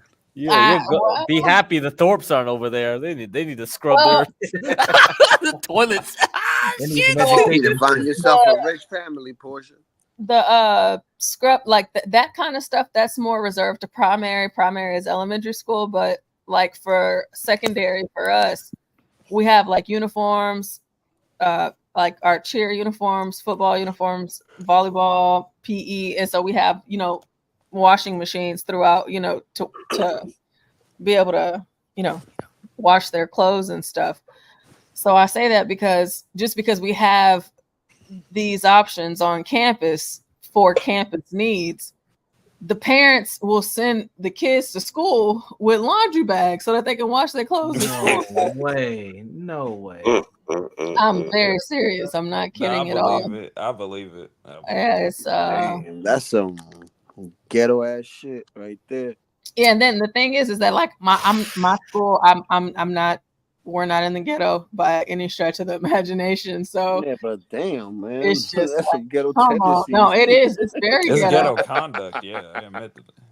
Yeah, it is. But like they send these kids, like they will send their kids to school with laundry bags and everything. And it's like they want to, and then of course for the food and everything, like it's just like they want us to do everything for these kids. Oh yeah, and teach them too. And it's like, dude, life skills, they want you to teach their kids everything. Social emotional learning. Right. And it's just like, man. Wait, Portia, did you ever think about this way? Maybe they were emotional because Rich Homie Quan just died, and they just like trying to let it out. Oh my God! This was honestly like I saw a Dwale in the chat say, "Was it over a girl?" No, it had nothing to do with a girl. It had something to do with it. It was a battle of intelligence, if you will. One of them felt dumb like nigga versus smart nigga. Like one of them felt like the one who's like number one in high school. If they were to graduate today, he would be the valedictorian, basically trying to correct him and help him. And he took that as offense. He took that as a slight. Yeah. Like, you think you better than me? You think you smarter than me? I mean, he's smart. Yeah. That's stupid, nigga. Portia, now that you mention that, I have questions. And a little bit of a commentary as well. I'm just closing a few tabs on my computer here. If you're not that smart and someone is smart and willing to help you, you can either push that person away or embrace it. Mm-hmm. And it sounds like in this case, he he pushing it away, right? Yeah, of course. Yeah, absolutely. And like, because they're friends too, and that's the next thing. They're boys. You know what I mean? So it's just come on now. It's like he just helps you. It makes where I'm going with this That makes even it more worse. to the point, right? Like here they are friends that can't even accept help from each other. No criticism. And I think that if you extrapolate that out 5-10 years from now, there's no way they can come together and form any kind of business. They'll be working right alongside each other, but never be able to put their heads together to do anything collectively. You know, they'll just be solo rappers.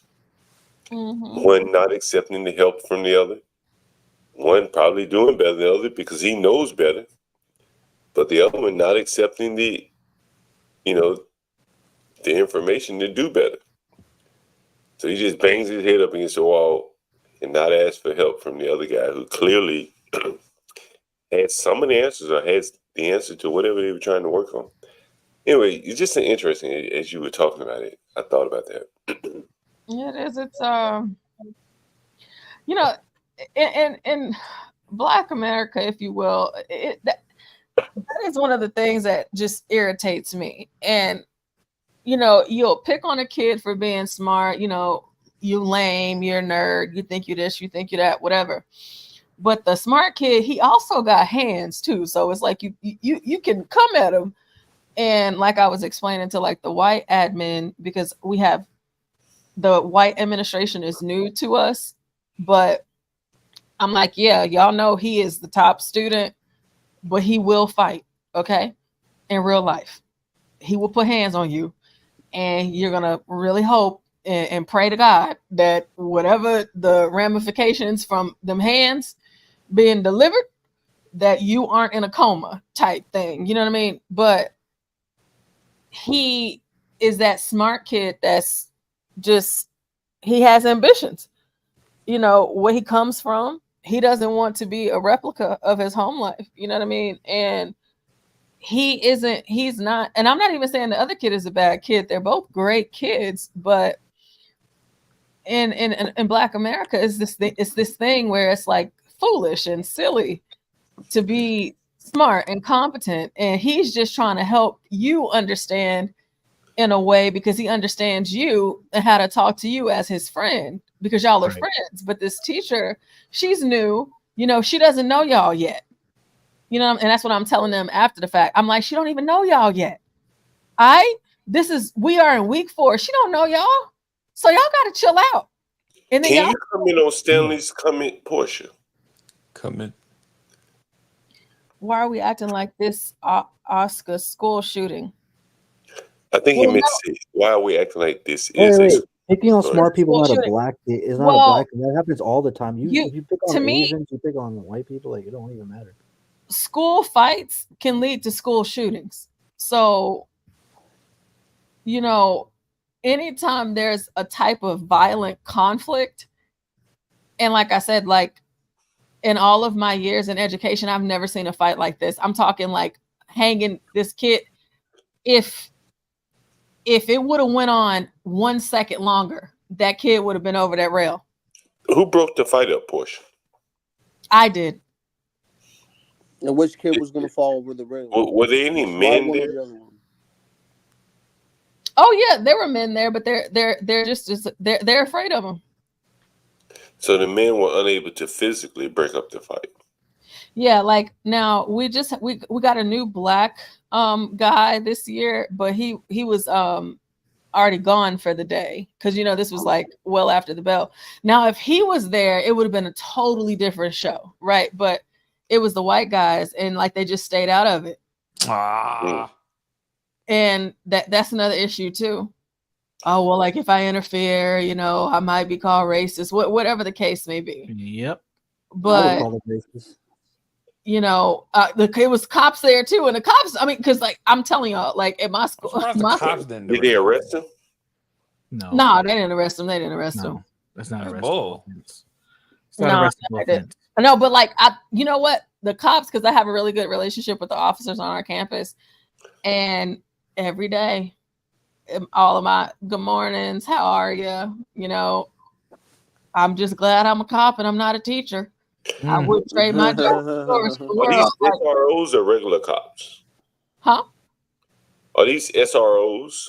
No, these are beat cops, and they work like in the grit. But you know, they they alternate shifts for overtime to cover the schools.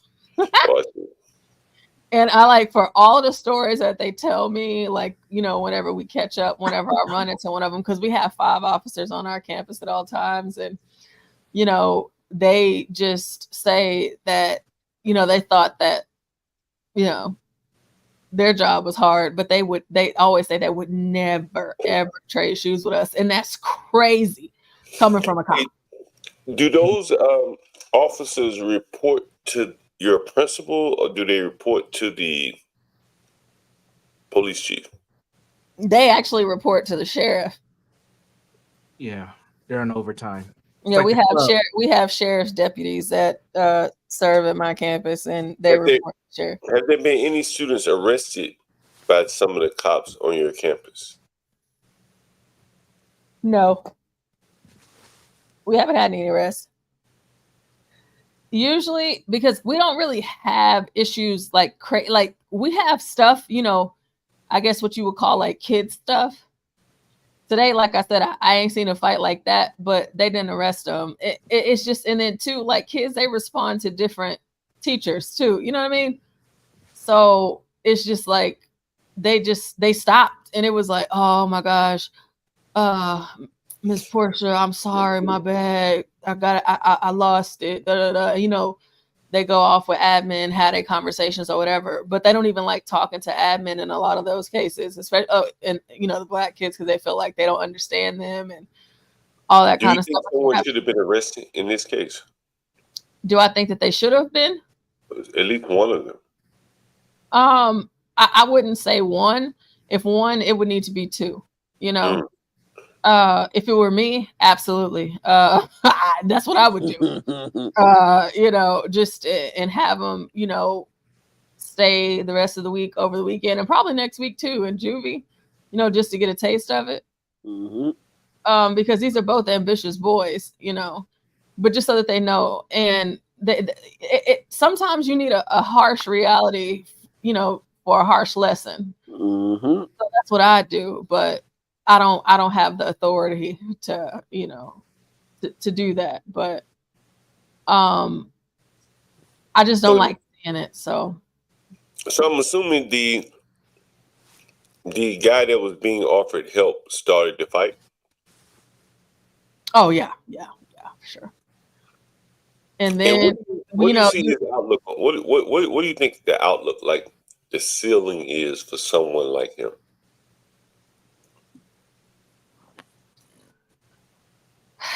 I mean,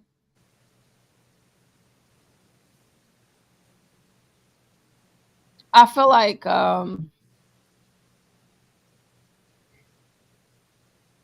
it's not too late.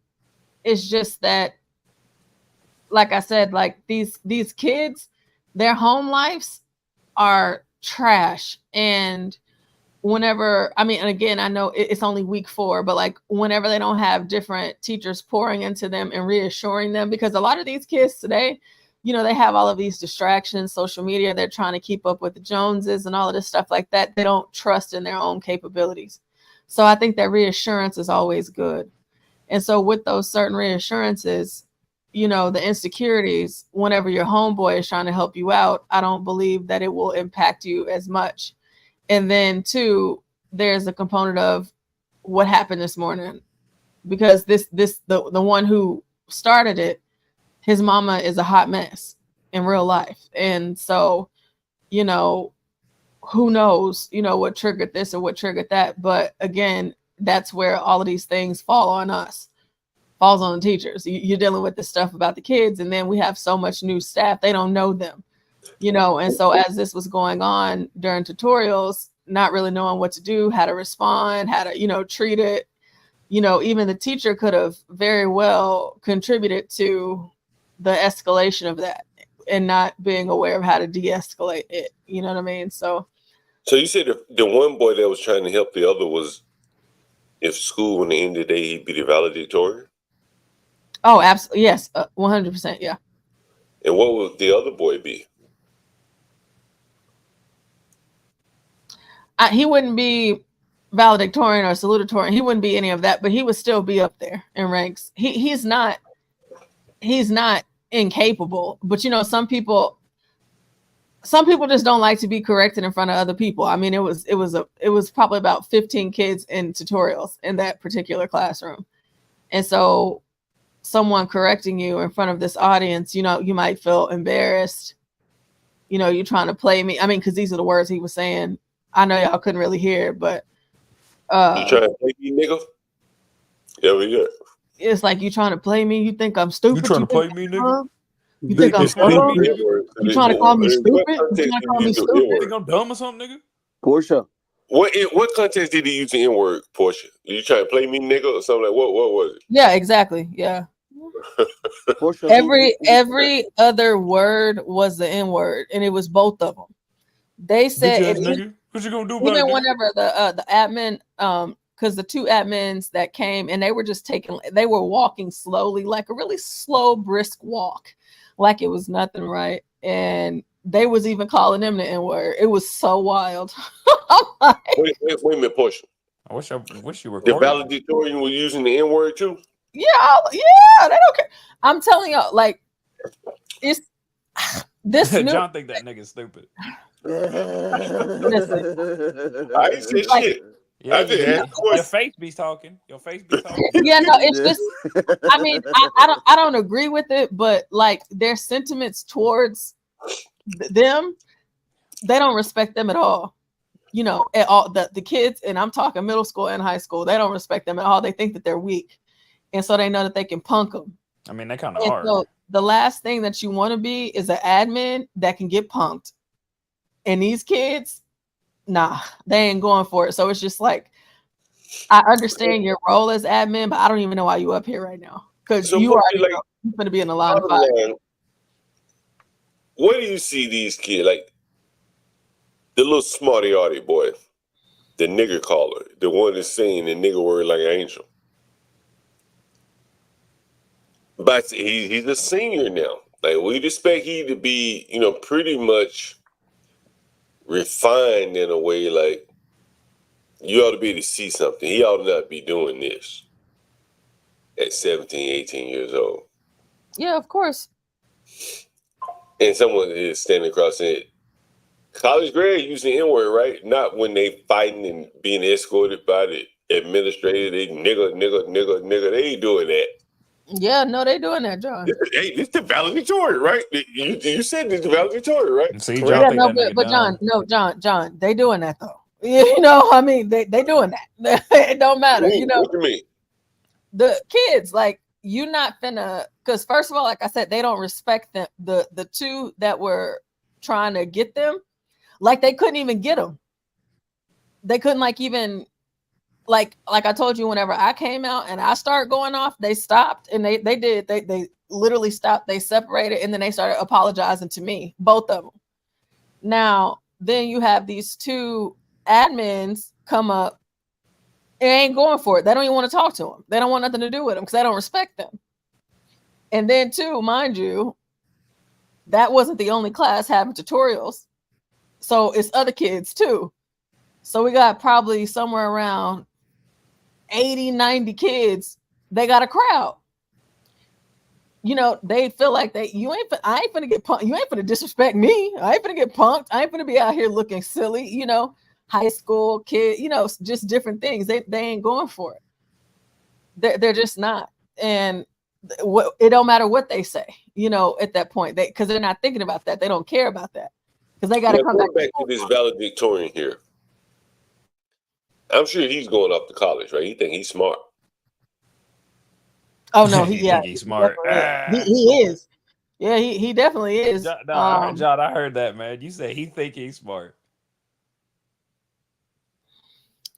Think about how much resources, time, energy, relation, and cultural understanding goes into getting place kids just to get a high school diploma. Yeah, universal. It should be black kids. It did an edit on me. Sorry about that. Goes into getting black kids. Yeah, no, it does take a lot because there's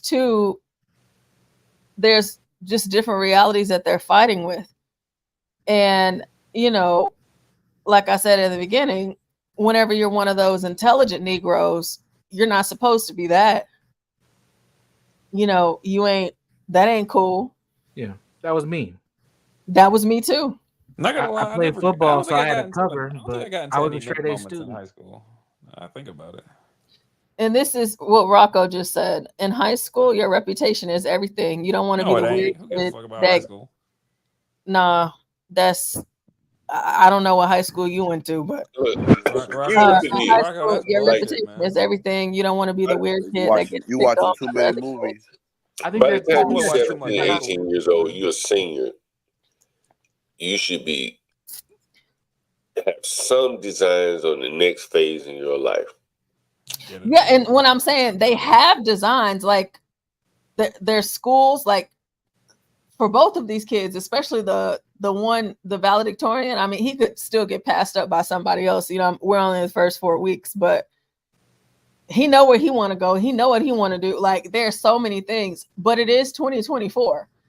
And these kids have so much access to so many things that influence so much of whatever they perceive, you know, would be viewed as cool or reputation boosting or things like that. Like, and you would like to think that these kids are above it, but a lot of them aren't. And that's just the reality. A lot of them aren't. It doesn't matter how good their grades are, how hard they study, how much they do this, that, and the third. They're just not. They, you know, throughout school, because I always keep my AirDrop on my phone, because all day long you have some kid that's, you know, took a picture of somebody or got a video, they're sharing it, embarrassing them, you know, from whatever the case may be. It's a lot of stuff that goes on in these schools with these kids every single day, and they feel like they're fighting for some sort of acceptance. Now, again, yeah, who cares? But today, all of these kids, I don't care if it's in my school, anybody's school, anywhere in America, all these kids care about that stuff. They all do. And it just goes to their head. And I wish that they didn't, but it doesn't help whenever you have teachers that coddle them and say, well, you know, the best thing for you to do is apologize. And I really want you to think about this, because is that who you want to be? And it's just like, nah, for me, it's just like, man, forget them. I ain't got time to be worried about what somebody else posts. You know what I'm saying? Like, you want to try to encourage them and move them past it. But I'm just one teacher. And then so this is valedictorian that you speak of, right? Yeah. You say he know what he want to do and all this, right? Mm-hmm. What is he planning on doing? He wants to be a biochemical engineer, and he's already been accepted into Vanderbilt. And what is that school in New York? Wait, Vanderbilt? The technical school in New York. Rensselaer or whatever it is called. Jesus. MIT. MIT. Damn. No, that's not in New York. Those are That's two in really good Massachusetts. schools. Massachusetts. Sorry, y'all. It's late. Listen, I've had a long day. It's to MIT. So his dream school is between the two, Vandy and MIT, and he got into both. Let me ask you this question, Portia. Mm-hmm. Oh my God. Once he gets to MIT, all the people that enter with him. John about to call him a nigger male. All the people that enter with him their freshman year, right? When the valid nigga, the valedictorian nigga. You think they've been fighting within the last year and had a nigga over the balcony or was over a balcony? You know, the people that are pursuing the biochemical engineers at MIT, that's pretty lofty. Yeah. You think they would engage in this kind of activity either on the receiving end or the one doling it out? Where did they come from? I would think that for me, but it's different today. It's different. The kids are different. I mean, it's every like in education period, like in like this set of kids, they're different. They don't listen. COVID, I feel like if that didn't happen as it did, things would probably be a little bit better, but they're just not in that mind space all the time. You know what I'm saying? And like neither one of them have ever been in a fight before. Like this is the first time that either of them have fought. And I've been in my school for 5 years, and they've been my babies since, you know, makes me sad since they were in the 8th grade and all. But you know, they've never been in trouble before. You know, this was just one of those one-off things. So as far as whenever he gets to school, no, not at all do I, you know, perceive him to be behaving that way. But I don't know, somebody might try him, because you know, a lot of times with the smart kids, people they test them. Yeah. You know, and they think that you ain't about that because you're all about the books all the time. I mean, actually, I do have a question. And so it's just like, okay, well, because I mean, all the kids, like the real smart one, all, you know, for the instigators and all the other kids, because I mean, I'm telling you, like, again, literally tutorials are going on, but all the kids done ran out their classes, all of them. Yeah. Everybody who hanging over the balcony? That's what I've been wanting to ask. It better be the smart nigga. Yeah, it was. Yeah. Yes. Damn, man, I wanted to bet on this. So the smart nigga was about to kill the other nigga, or attempted to kill him. Is that right? Mm-hmm. Is that right? Yeah, yeah. So before, he ain't gonna be no neurophysicist. So he ain't gonna be no Walter White. My classroom is at the end of the hall, and it was the classroom next to mine. So there was movement from that end all the way to the other end, and I didn't run out of my room until they were probably like midway to the portion of where the stairs were. But the commotion that I heard next door, you know, ain't no telling, you know, who did what, if it was chairs, you know, any other type of item, whatever, I don't know. But, you know, sometimes whenever you get enraged, you know, I guess, you know, you don't, and you just kind of black out. You just don't know. But yeah. And then, you know, too, it could have been a combination of just letting stuff build up. You tired of people coming at you. You tired, because, you know, black kids, Jesus, you tired of them picking on you for knowing this and that and being this and that, you know, and this is not me making excuses. It's just, as a teacher, you look at as many different explanations to try to understand this child, and why they would do this. Why would they react this way? Why did this happen? You know, but, you know, only they know. So, John, do you think smart blacks have to code switch around other blacks just to make sure they don't get attacked? Well, I mean, of course they do. Absolutely. Yeah, no, I want John. I think that one black, they got mad because I had to dumb myself down a lot when I was in school, man. These niggas are insane. So hey, did you answer that question from Diwale? Like, any one of you did homework for the Big Trouble kids just to have peace and pass? I did. I set up a homework ring with like a quarter of the football team. Wow. It gave me $20 a piece for math. I was the only nigga in my class that could do math. God damn. Sad. I mean, not sad that you were making money. Sad that they don't know math. Hey, Portia, what subject was he trying to help him in? Do you know? I got my bread though.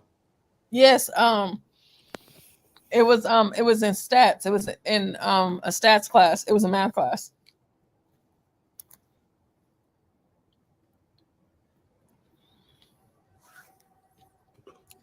Yeah, this is some bad. I knew that. I know. I figured as much. But he's going off to college in what, 6 months from now? A year? Yeah, he'll be leaving. I mean, they graduate in May. Yeah, I feel like go ahead. For me, like when it comes to, and this may sound crazy what I'm about to say, so judge me if you will. I'm glad they weren't fighting over a girl. I'm glad it wasn't one of these fast tail little girls that had them caught up in a moment. Mm-hmm. Now, me growing up the way that I did, predominantly white schools all my life, even when I went to college, same thing. Any black person that has a sense of, it can be a smidgen of intelligence, you are always a target. And you're battling with, when you wake up in the morning and you look at yourself in the mirror, you know that you're black, right? But you're dealing with the fact that all of the black kids around you are telling you that you're not, just because you know more than they do. Or just because you pronunciate your words in a different way that they do. And just because you have a 2-parent household, just because there's so many different things that black kids and black people are concerned with. And growing up that way, which I can relate because that was myself. I grew up in a 2-parent household. My parents are still together to this very day. Like, and we had things, I didn't grow up in a struggle type of situation. And I had the support of my parents as well. It was different, of course, for me. I mean, like the main foundation of the bullying from black kids, that was the same, but we didn't have like the internet and all this other kind of sidetracking stuff to kind of make or kind of heighten things beyond what they need to be. But I know what it feels like to be that black kid that's just put down all the time just because I want to be better, just because I want to be smart, just because I want to get this scholarship, just because I want to excel, just because I want to make straight A's. I don't want to just have a 3.8 or a 3.9. I want a 4.0. Matter of fact, I want to have higher than that. I don't want to just be in the top 10%. Matter of fact, I want to be number 1. I know what that feels like. Now, for him, again, these have been my babies since they were in the 8th grade. They're seniors now. But, sometimes I feel like that switch flips, and his flipped today. And it's not like he was trying to embarrass him. He was just trying to help him, because, like I said, again, kids react differently to different teachers, and it's all about how you teach. And I actually put a lot of time into making sure that I cater to every single one of my kids as it pertains to their learning styles. And whatever this teacher was doing, it just wasn't working, because the other guy that wasn't getting it, he just wasn't getting it. And so he was trying to help. But here, the one who wasn't getting it, now he wants to go off and hurl all of these slurs and these hateful things about, oh, you think you better, you think you white, you think you this, you think you that, like just going on and stuff like that. So in my mind, as I'm trying to understand this myself, it's just like, oh, he didn't had enough, so he just snapped today. He snapped today. Both of them did. I think it would have been better to me, if they had been fighting over a girl. That's just normal. No, fight over one person offering to help another person, you get so butthurt that y'all out fighting and your emotions are so high, you calling each other nigger. I think that points to a bigger issue why these people don't have a lot of success in life beyond school. Because you got to work together. Well, whenever you say the N-word, now, John, we have to be realistic here. Let's use tough guy as an example. I mean, gosh, or majority of the black people that call into this show, all y'all say the N-word, like every other word. You know what I'm saying? I'm gonna say, John, you spend the N-word more than any of us here. Yeah, so it's like no, tough guy has the reigning champ. Tough guy's second. Like it's not like he's still second. all right. It's still not something like it's a word that all y'all say. So like, but these are children. in school. Yeah, they are kids in school, but like still, and they're amped up after a fight. Portia, and you but said that they were friends. You did say that they were calling everybody nigga too. Right, they saying right. they're I mean, friends, but again, all that even like with the whole conversation over this weekend, like the N-word, like whenever someone asked that, I think it was Master Kim that posed it to Angel. I don't like that word. I don't use it. I don't use it at all. But like all of the kids say it. They don't care. It ain't got no race to it. They don't care who it is. They say it to everybody. They all say it anymore. The black kids say it, the white kids say it, the Asian kids say it, the Mexican kids say it, the Indian kids say it, all the kids say it, everybody say it. You know, it's just like that's just in their vocabulary. So it's just like I don't like it, but I can't control every single thing that these kids. But in anger, this boy, they were saying it toward each other, correct? Yeah, like and anger. Saying, "Hey, what's up, my nigga? What's up, my nigga?" But I'm saying, like, but John, what I'm saying is, like, they would say it if they were angry or if they were happy. They would still say it. But these two blacks were saying it clearly because I kill you, nigga. That's what he was saying, probably. I kill you, nigga. God. And that's probably what he was saying, right?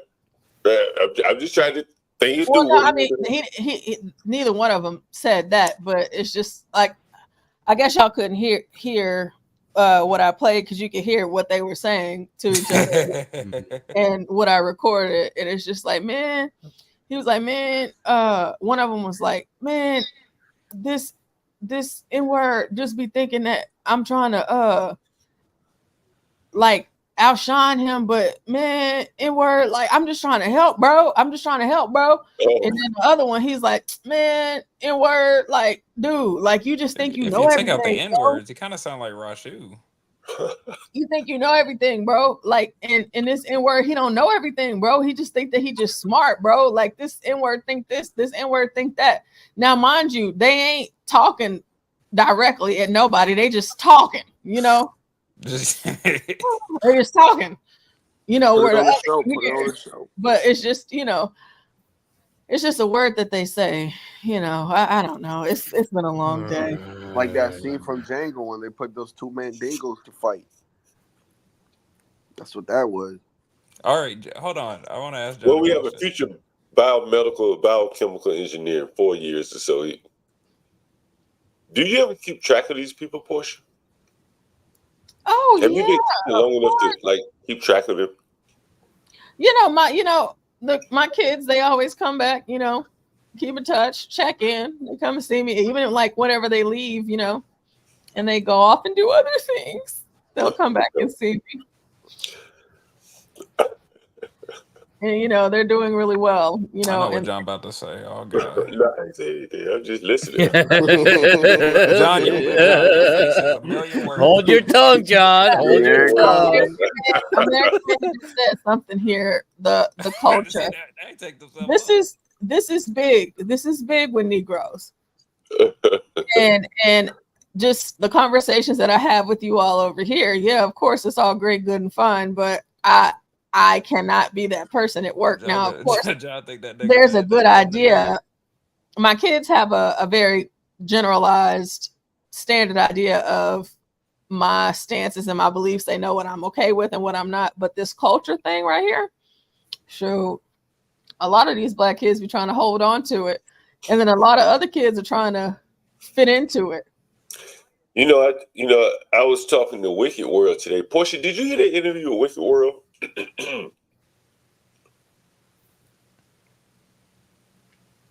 Portia, did you get an interview with Wicked World today? I heard a little bit of it. Imperius says, I hate when teachers call students their kids. They're the parents. Maybe he meant to say they're not the parents. Yeah.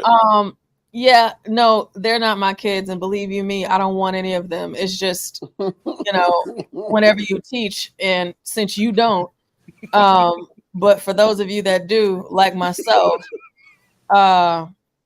there's, just like in any profession, you guys have a way that you talk to one another. And so, like, let's just say my first period, and I'm talking to maybe 4 other teachers that have my kids from first period, but they have those same kids, one has them 5th, one has them 8th, one has them 3rd, and another one has them 6th. We all say my kids, just in the general, just like, oh yeah, no, my kid, yeah, I have those my kids. Fire drill, y'all got y'all's kids. You got your kids. Where's y'all's kids at? They not in the red line. It's just, it's not because we think that they belong to us. Jesus Christ. Now you wouldn't want that. They'll be watching their laundry in your house. Wow, they ain't our kids. It's just kind of how we talk. I mean, but like for him to say that, it's like, I mean, I guess I get it, but I don't think he has kids. But mind you, I don't want these kids. It ain't got nothing to do with that. It's just you don't have to be buying. Yeah, it's just like these are, my kids. Yeah. By the way, if you're ever in New York City and you want you have a hankering for a Twinkie, and you want the real the real deal, right? There's a place in New York, I think it's maybe 16th and that mentality leads teachers hiding name changes from parents. Well, you've been around on all spaces that I've been into, and that's just not me. I think that too oftentimes, like, we talk about a lot of different news and stuff like that. Mind you, don't get me wrong. Some teachers somewhere, a handful here and there that get the light shown on them. I get it, but I'm not a name change type of teacher. Speaking of teachers in school, I'm not. Did y'all cover the? I don't play that at all. Like with my kid, like, because like if it's a name, like whatever your name is, if you go by nicknames, I'm a nickname family. So especially if you gotta listen, I got a lot of black kids. So if your name is like Javartavius, you gonna be JJ for me. You understand? So but like as far as gender switching and all that stuff like that, I can't get down with all of that. I don't rock with that. There's been too many kids that I've get cracked. You're gonna let him come up here and screech again? So yeah, but I mean, if that's the case, y'all know I'm already hopping down. Can we start keeping track of some of these people and see if they become these biochemical engineers? And John want these niggas in body bags. I'm still curious about the Twinkie. Where's the Twinkie at? My kids, I keep in contact with my kids. Like I said, like my kids, they come back and see us. You know what I'm saying? Like, so it's not like, and they have siblings too, like that. That still go to the school as well. This bioengineer come back after his first year. Oh my goodness! It's Mitt 651.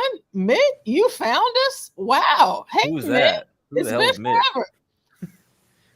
Oh, he's from CT. Forever. Go look at the description. Let me show you this Twinkie while I have it before I eat one of these things. So where we find this Twinkie, man? Wait, York, hold on. What's this Twinkie thing, John?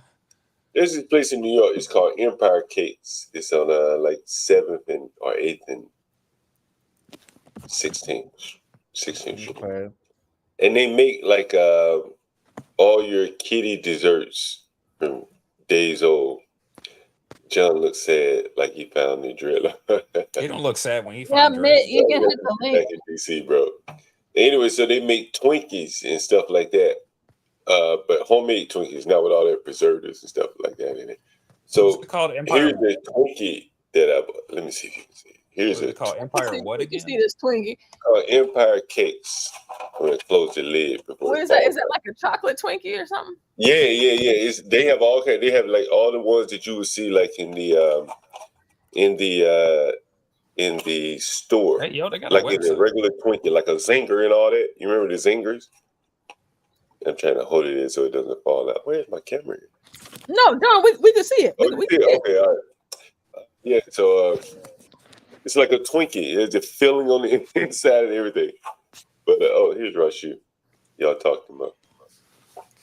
So if you're ever in New York, right below Manhattan, right below what's that, Penn Station?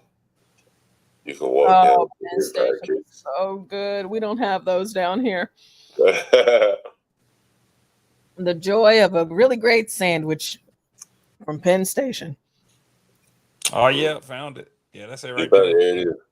Right there. Here you go. EmpireCake.com. Have fun, guys. Enjoy your Twinkies. Oh man. Hey man. Enjoy. How y'all doing? Hey man. Oh my goodness. How are you, my friend? I haven't seen you in a month of Sundays. Yeah. I've been working. So I haven't John, how had much time. that Twinkie cost? I haven't had time to come on these panels, but I'll pop up every once in a while. But I won't come online. I'll just pop up. If you haven't already, make sure you subscribe to the channel. Yeah, I already did. He came. He just popped up under my feed. I was looking We've been for in the somebody algorithm. else. We've been in the algorithm. Hey, yo, we're in the algorithm. What up, Ignic? Okay, what is that? I don't know what that is. We're working really hard over here, so for those of you that don't know, you need to get to know. We be putting in work around here, so John, how much was that Twinkie? I don't know. Look it up, crap. You don't know. I gotta look it up. Oh, Lord. I gotta do everything. You know John got that shit for free. Get to work. He stole it from a migrant. Watch a migrant come out, you just ripped it out of his hand. John punched the migrant, stole his Twinkie. That's my Twinkie. I paid for your taxes, bitch. John, we can't send you to the grocery store. I guess you the scooters. You just gonna pick up everything. You ain't gonna look at the price or nothing. Tell me you can't give me a Twinkie? I got that Brooklyn blackout right there. Ooh, that is something right there. That's real good. Delicious. Oh, you ate it, John? No, I only ate half of it. I got 2 of them. Oh, okay. So for everybody, we got 35 people in the building right now, and then of course we have all of you lovely people on the panel. John does eat food, guys. So just it's not he doesn't just drink and smoke. Yeah, bull crap. Like that right there. Bull crap. John does eat food, everybody. So beer and blunts. It's not just beer and blunts. Y'all just saw that Twinkie, and he just ate some of it. That's Hey, gobble, gobble. I'm gonna go eat one eye. It's probably about $5 a Twinkie or something like that. Come on. That was good right there. That is good, delicious. You probably pay $10 for each Twinkie, bro. Oof. Man, $10. But that's the only time I get to eat something like that, man. Oh no, John, you making this Twinkie sound like it's real good. Yeah. Oh man, like it's they make it like homemade. What's the topic for tonight? Twinkies. Twinkies. Asian hate. Asian hate. Cream filled Twinkies. What's y'all perspective? What y'all perspective on the school shooting that they charged the father with manslaughter and first degree murder? Yeah, they charged him with manslaughter and first degree murder. Guy? What? Yeah, they charged the father with manslaughter and first degree murder. Yeah. Well, they said that they were charging the kid as an adult, but Stanley, where are you? Where's Stanley at? But that was Stanley has plenty to say about a white man being charged because it was a white kid, wasn't it? It was a white trans. Stanley clicking his heels right now.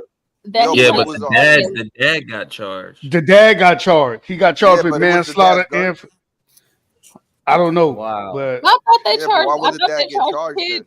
I thought they were trying to They kid as an charged adult. both of them. Both of them. Okay. Yeah, they charged both of them. I think that's the new. The kid got 4 counts of murder, first degree murder, something like that. I'm pretty sure you can see the dad's mugshot. Manslaughter and what 3 other charges. They probably charged him because the gun was the dad's gun. Yeah, that's probably, and I think that's what a lot of the prosecutors gonna start doing that. They're gonna start going after the parent now. If the parent is aware of it, they're gonna start. Stanley, come up here. The first case of that. Well, check this out. Check this out too. The FBI was in Michigan with the family that ran away when the kid whatever, and they ended up catching these people in the hotel. I don't know if you guys remember this. Yeah, that was in Ohio. Yeah. But the FBI actually came to this guy's house like a year ago because the kid was on the radar because he was searching these type of things and he was saying things online, and he came to the house and asked they asked the dad if there were any guns on property. He said they were guns on property, but he does not have access to the guns. And then a year later this happens. Oh, so the dad is in trouble then. Yeah, because he shouldn't have The asked. dad got charged, bro. I mean, Hey guys, can I give a Baltimore update? Because while the game is still going here, 27-20. 27-20. He's moving the ball. Baltimore on the 10-yard line. Okay, well, hold on. Let me pull up the score then. God damn! Breaking news. We got everything on this channel. Hold on. We got details on this channel. 27-20. You guys can see the tab, right? 10 seconds Yeah, left. we see it. 10 seconds left. Oh, it's over. Maybe Okay. not. Where's Tough Guy? Is Tough Guy drank himself to death already? He's probably dead. He's probably passed He's probably like all the way fucking sleeping out. How much time does it say? It's kind of tiny. How much time? 35 seconds. 10 seconds. 10 seconds. The other day, I said this, Portia. I said, if you're gonna be NFL, it starts at the top. The best coach and the best quarterback is gonna win 99% of the time, 90% of the time. Tonight, the best coach, best quarterback duo won. And so as the game was going on, I saw this tweet by someone. And I know, Portia, you may not be in football. Let's see what it says. I'm a Texan, John. I'm a Texan. Oh, that's right. You are in the football. Here's Stanley. Here comes Stanley. What's up? Stanley, we're talking a little football, but we're going to get back Stanley. to what you like to talk about. I got it. Can you see my screen here, guys? Yeah. Yes, we can see it, John. Crazy first half stat of the game. Lamar Jackson is averaging 0.8 air yards per pass attempt. For people that don't understand that, 0.8 air yards per pass attempt. 0.8. Of his 18 attempts, he's thrown just 2 passes more than 4 yards downfield. And this is a tweeter. He probably a reporter because he got a blue check. Hey Portia, I put an article in the back chat. Thank you, Stanley. So this is a tweeter who's noticing something about Lamar Jackson, that he can't push the ball down the field. So during the game, I went and looked up some of the stats, and they've been updated from now. And here's what I saw. What? Oh! Did they score? Who has the ball? No, he missed. He was wide open and he missed it. Wow. Oh shit! Seems about right. That's what happens when you're Lamar Jackson. Sometimes always wide open, but you miss. God damn. Well, there you go. Anyway, so look at Lamar Jackson's stats. Here's for the people that like to bet football, and you look at it at a surface level. Mahomes is very efficient throwing the ball, 1 touchdown and an interception. Oh. Lamar Jackson, not so much. 1 touchdown.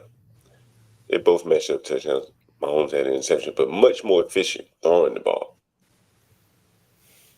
Here's the interesting stat. Rushing yards. Lamar had to take it upon himself. 16 carries, 122 yards. That's interesting. I'll explain to you why in a second. Touchdown. Game tied up. It's tied up? Yeah, they just scored. Lamar. Overtime. Overtime. Here we go. You know the Ravens acting a whole fool and the Chiefs. No Kansas Talk City. about red. You guys. Anyone want to take a wager here? It's a new game. I'll go with Kansas City. anyone want to bet? I'll go Kansas City. If you put 100, let's say, and I put 100, I'm expecting to get 200 back, because if that's the case, I mean, who you got though? I'll take right now. I'm gonna tell you right now. Give me a second. Let me hop on DraftKings and I'll tell you. I got 40. I got Kansas City. 40 on Kansas as well.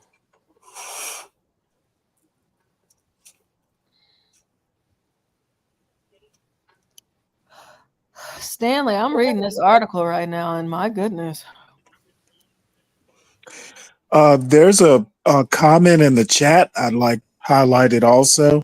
Not gonna lie, we should have bet it before. Because I definitely have a lot to say about this chat. I'm sorry about this comment in the chat. Who said it, Stephen? It's ARW. What is it? ARW J something. Hey, someone saying University Jones saying KC won the game. ARW-J6E, and I'm sure he or she can come up here. Won, bro. But I just went on DraftKings and the bet closed. They said Kansas City won 20-27. Dang. Well, who said they just scored? Well, Mitt, I thought you said they just scored. We're going to overtime. Did. Oh, they called it out. Sorry about that. They just called it out. Oh. Yeah, his toe was out. That makes sense. Well, back to the point that I was making, I was going to give Lamar Jackson some time. 16 carries, 122 yards. Meanwhile, Kansas City's running back ran 15 carries. So that means they tackled him at least half the time that he ran the ball.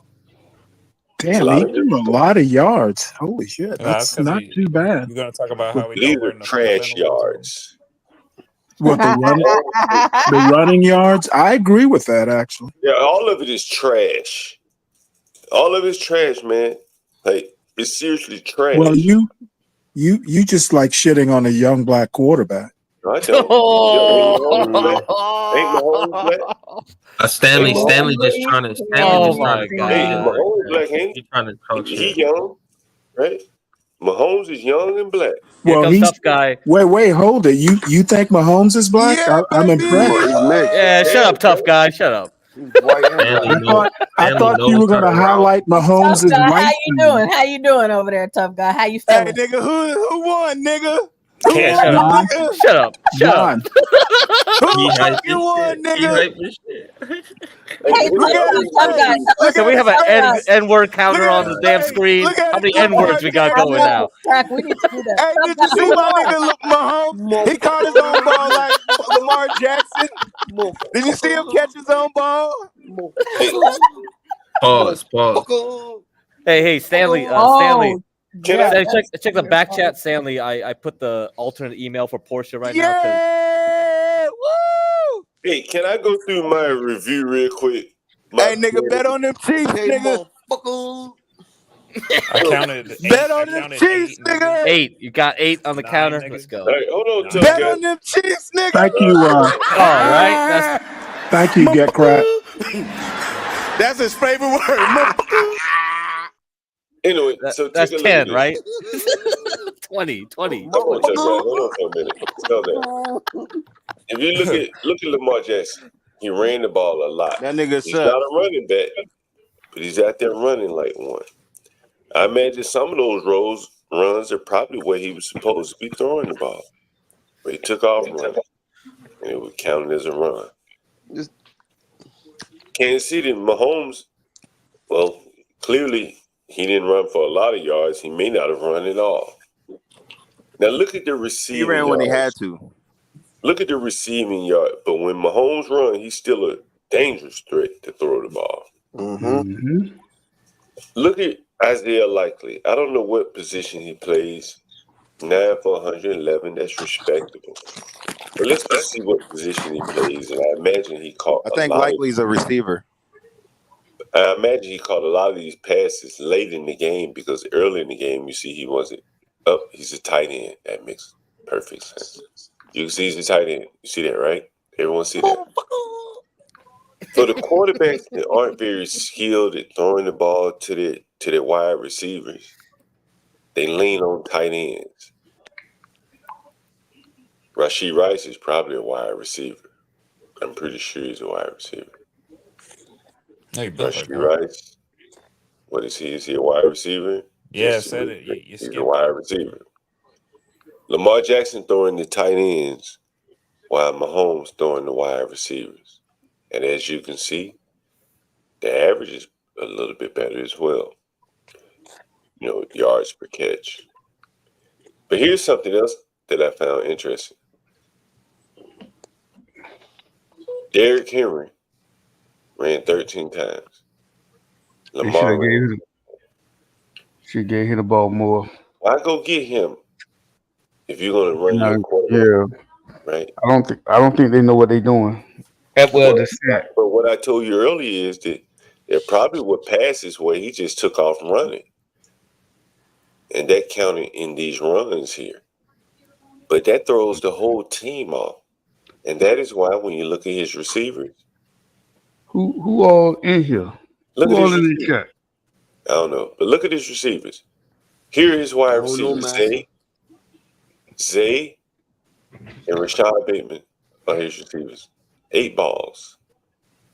He threw the ball 40 times, and only 8 went to his primary receivers.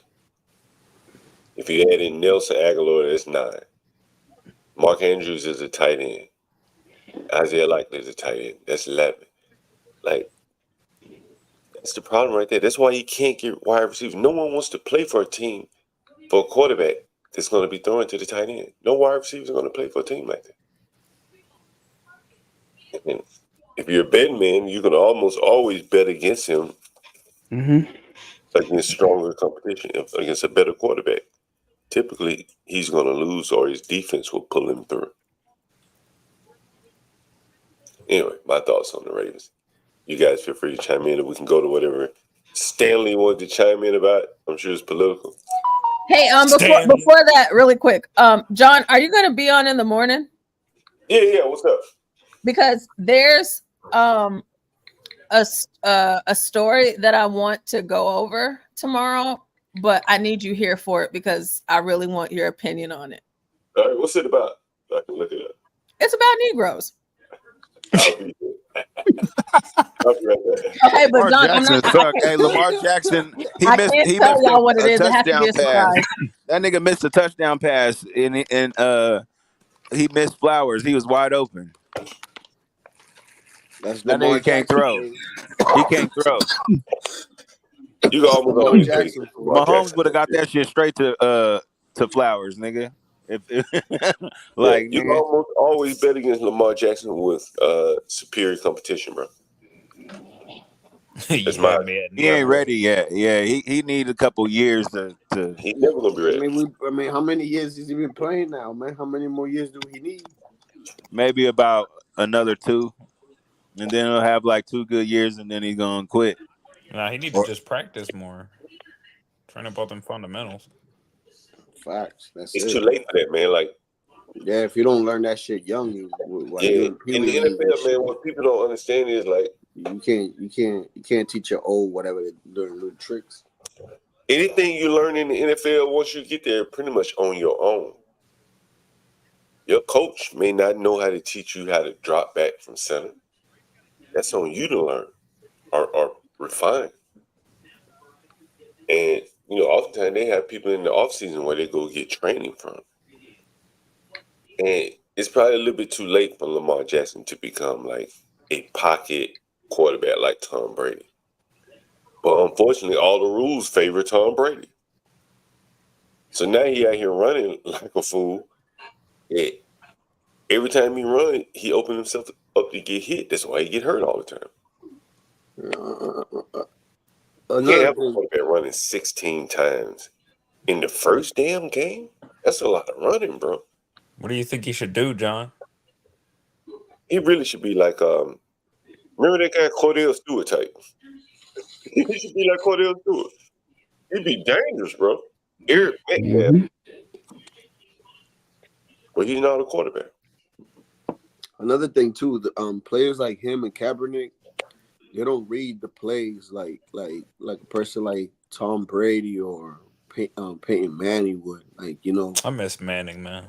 Like, I don't know if you noticed, but like when you see him under center, he don't really say much. Lamar Jackson, and he just huddles the ball. You know what I'm saying? There's no audible and there's no none of that because he's just a snapper. Yeah, baby. I'm listening to the Sports Center. Hold on. Cam Newton was another player like that. I'm looking at the. I wonder how many plays did he take under center. But Lamar Jackson usually lines up in the shotgun. He had that one receiver that went to Miami. What's his name? Who? Shit. Wagner? No. What? That was his name, right? I don't keep up with it as much as I used to. Well, I'm like, he had that dude when he was there. When was it? Like 2-3 years ago, and he didn't really throw the ball much at him. And when that dude went to Miami, his numbers went up. I think you have to, for quarterback, you have to throw the man open. You can't just wait for him to be wide open. He's never going to be wide open. Now you gotta throw it to his destination. Yeah, it's like it's called timing. Anyway, I love to see the play-by-play. If anyone has a play-by-play, I would love to see it, analyze it.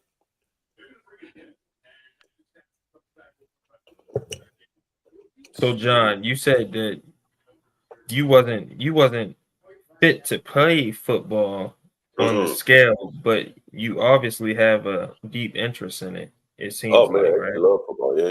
Hell yeah. I used to buy the all 22, bro. You know what the all 22 is? Yeah, that's the whole field. That's the whole field. So that's the coach's film. So basically, you see everything. So they can't, like, when you're watching it and you're giving back feedback, a player can't say I didn't do this or I didn't do this or I did this. That shit shows everything. The routes, the everything. So that's a coach's film. I typically watch that for my Giants because I'm a Giants fan, and I typically watch it just to see like what's going on and stuff like that. Yeah, and there are a couple players who analyzed the all 22. I think PJ used to be a quarterback for the Redskins. He wasn't much of a quarterback. PJ Finley or whatever hell his name. I can't remember his name. What's up, Bob? So I did this shit years ago when they first started selling this shit, yeah. So what you about to say, Rashu? Nah, man, I was just Are you a football fan, Rashu? Listen, nah, I'm not. Absolutely not. I tried out. I'm not gonna lie, but it just wasn't for me. I got a betting strategy on this shit. What do you guys think about this? The best coaching quarterback combo wins. You can bet on that damn near every time.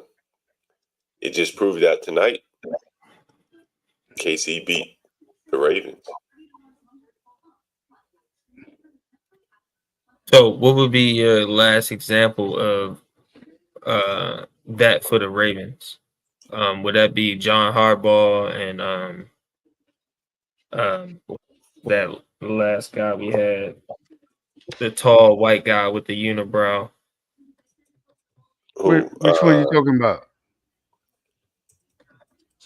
The last real strong quarterback that we had for the Ravens. What was this guy's name? Hold on. Flacco. Yeah. Flacco. Are you talking about like a Flacco? Yeah. Who was it? Was it Harbaugh that was with Flacco, or was it? Yeah. It was Harbaugh. Yeah. So is that an example? Yeah, but I don't know if that's an example, but it's. You got. I'm trying to see what John's talking about. I went over this the other night, right? It is an example because you got to understand who was he playing in the Super Bowl? Right. What was it? It was Colin Kaepernick against his brother coaching on the other side. Right. That's Flacco, a good example. You know what I'm saying? Yeah. So at the end of the day, I'll take Flacco over Kaepernick's dumb. Yeah. Anything. Look at the last Super Bowls. Baltimore versus San Francisco. Wait, I'm sorry. Kansas City, San Francisco. Mahomes and Andy Reid better than San Francisco. Their duo. Same thing here. The only one was with Nick Foles against the Eagles. Yeah, that's the only one. It's the only outlier. But Nick Foles was like a gimmick-ass quarterback running a gimmick-ass offense. And they call him slipping. Mm-hmm. But that's the only one. All the others hold true to the pattern damn near. Except for this one.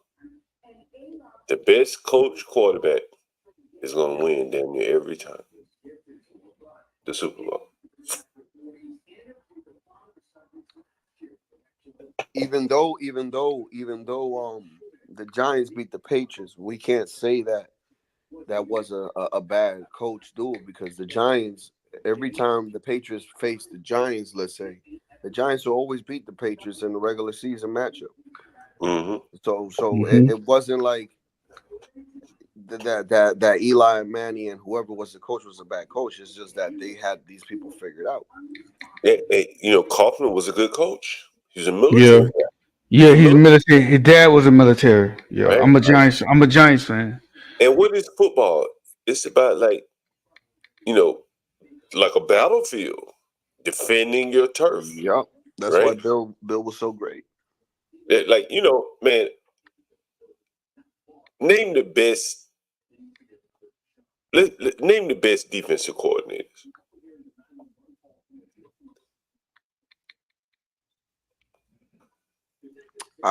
Todd Burrow. What's his name?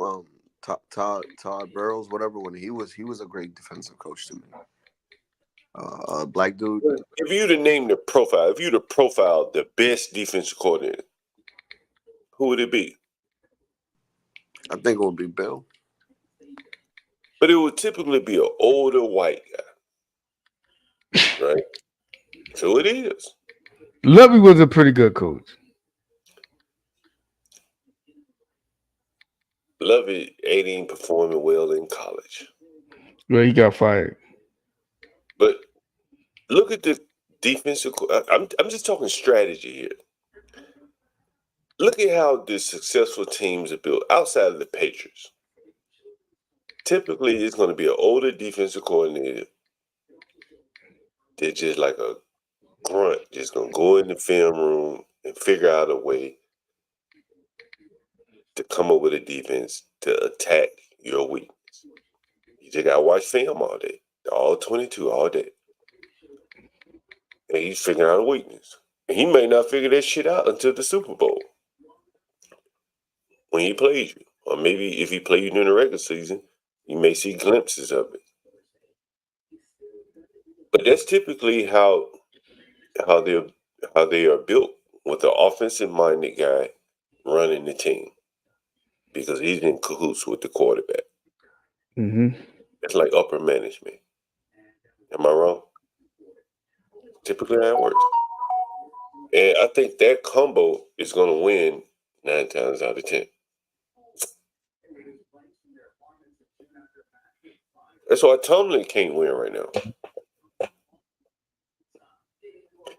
He got a decent team, but without the quarterback, he just can't do it. He can't get over the hump. Jahad said I didn't even see Jahad mention that comment, but Tomlin came to my mind. You can win, but you can't win it all. You ain't lying. Mm-hmm. But there's something that I don't agree too much with Deion Sanders on a lot of things, but this one thing that he did say, that when he first said it, I was like pissed off that he said it, but then afterwards I started giving it thought, and I was like, man, he might be right. So basically, he made a comment on how he would choose what players to play defense and which players he would play offense, and which players would be in the quarterback position, and so on. It's always been like that. He just said it. Yeah. So he said if you come from a whole family household, he wants you in the offense because it's much easier for you to take directions. When you in the defensive side, you let your anger out. What you think about that, John? Yeah. He's basically saying what the Redskins VP of Communications was saying. They're not looking for intelligent players like on defense. They're not. They just need to go chase the ball. You're absolutely right. Aggressive as possible. Even on offense, man. Like I told you the story when I tried to play football at an advanced level. And once you get to high school, man, the separation becomes very apparent. You see who do and don't belong out there. And the level of violence out there among 14, 15-year-olds, like, everybody don't belong out there. Yeah. I think that's true. Everybody don't belong out there.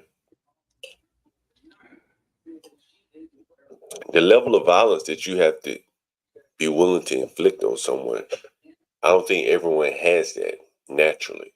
You know what I'm saying? That's just my opinion.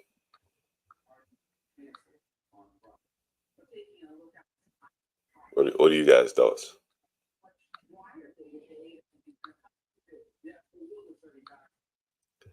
Clarence says he played from 3rd to 6th grade.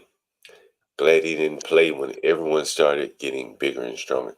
Yeah. They it is a learning experience if you do go out there, because you will realize that you don't belong if you don't belong out there. You'll realize that very quickly.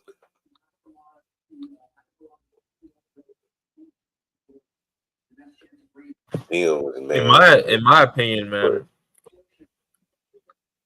In my opinion, you was asking me something, bro. I'm sorry, man. I was talking to my wife. No, go ahead. What do you say, Rashu? No, what I was about to say was, I'm not gonna lie to you. I'm not regretful in any way that I didn't go play football, bro, because all the trauma, the injuries, and things like that could have happened to myself. I don't want those things right now.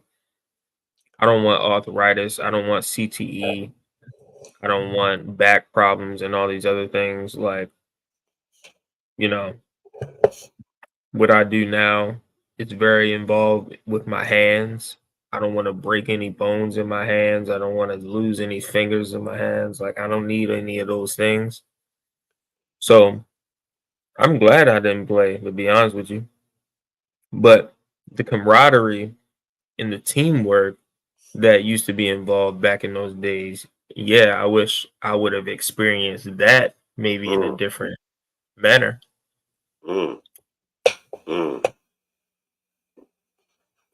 Yeah, I can see that. But I did other things as well, right? I was in the Boy Scouts.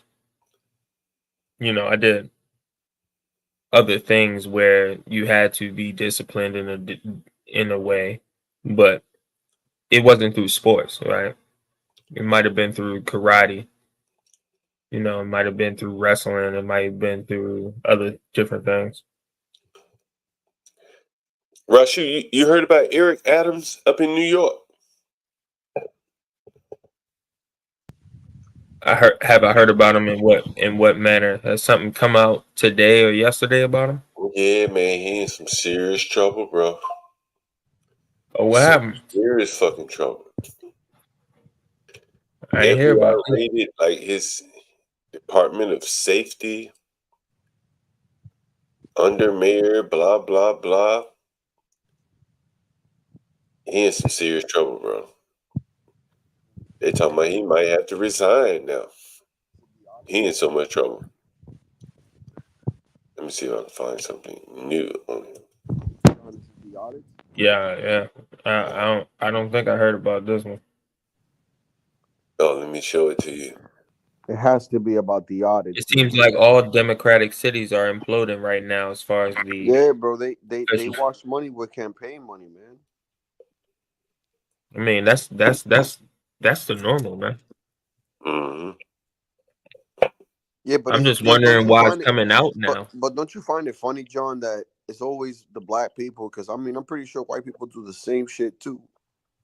The thing is that I think that these people don't fall in line. That's what I think. Well, if you remember, Eric Adams was the one that was criticizing Biden for the and then he turned right back around right in midair, man.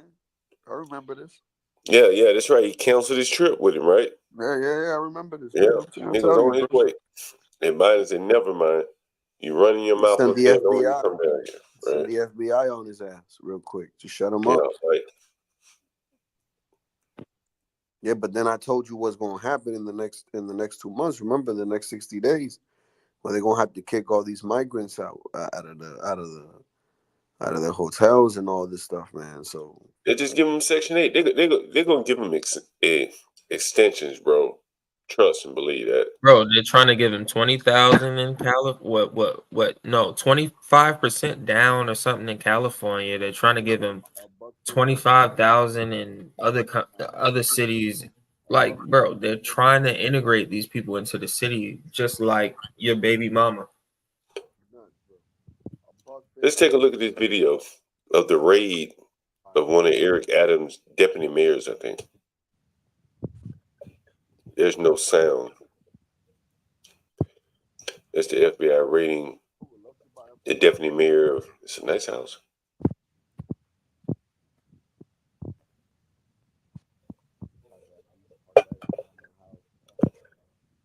That's the FBI there.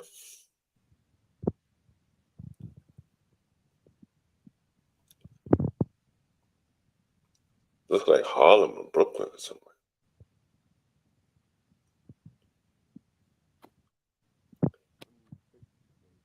More FBI. Now, I don't think they could have done this without Biden's blessing. You can't go up and arrest the mayor's deputy mayor. The FBI connected. It's not Biden's blessing no more. Well, yeah, Kamala. John, I'm gonna get off for 5 minutes and I'm gonna get back on. All right. I mean, take it easy. Yeah, I don't think they could have done this without the blessing of someone very high up, man. Like that's the biggest city in the country, bro. Deep state, man. Yeah. It's amazing. It is. Yes. So, Rashu, I knew you were at work today. I found another migrant shelter on my way to the bus today. And bro, what was it? It was right across the street from Madison Square Garden, like diagonal. Literally, bro. That's crazy. Literally, bro. I walked down there. I said, "Damn, that's all these migrants coming out." So, say what? How'd you recognize it? Because I remember that it used to be a hotel there. Hell, sometimes I used to go in there and use the bathroom on my way to the bus. I knew where the bathroom was located. Mm-hmm. It is signs or something, like Spanish or whatever. I said, "Damn, this is a migrant shelter." And then I Googled it just to confirm, is this a migrant shelter? And it was. And I stood there, man. I even went in there like twice. And of course, they didn't have any security or nothing. Oh, hell yeah, they had security, man. Like what it is that the security stands right there at the base of the hotel. And in everyone that I've seen, you walk in at the base and then there's like stairs going up. And then they have like a table, like a processing table or whatever. I don't know what it's for. And so you can kind of see them, see people sitting at the table. But so at one point I go in there and the guy jumps on me like, "Yo, get out of here." And they're almost all exclusively non-Americans working there, bro. Exclusively. Yeah, the Hispanics, right? Well, these were Africans. Wow, they was African. So there was a guy walking in, young guy. And I introduced myself to him. Got him on stream. And he may end up coming on the show. And he was Ghanaian. And he was amazed. Like, it was so interesting how he didn't connect the dots, Rashu. He saw all the food and housing being given to the migrants. But at the same time, he had to go out and buy food while he's at work. While they're eating for free. He couldn't even get a plate. Say what? He couldn't even get a plate. They can't get a plate. And it didn't click to him until I asked him. He said, "Damn, I didn't even think about that." And I said, "Man, like, that's kind of what we're up against. Like, he's busting his ass every day. And these people are living better than he'll ever live in his life, trying to make it in New York City." Yeah, man. Very good. Hey, Rashid, No, did you see me going? Go ahead. Did you see me going? Yeah, go ahead. I was just saying that was crazy that you saw the other shelter as you were like, transitioning throughout the city. Yeah. And you thought it was still a hotel, just like that luxury hotel that was downtown New York City where they got all those what was that, Manhattan, I think that was? Shit, this was in Manhattan, bro. Oh shit. All right, bet. It was right by Madison Square Garden, bro. Like, do you remember the name of the hotel? The one today was called the Stewart Hotel. The Stewart. Oh, all right. The one last time was called the Row Hotel. Okay. And the other one I had was I went to was the Roosevelt Hotel. That was the first one I went to. That's I think that's the one I'm thinking about, the Roosevelt. That sounds familiar.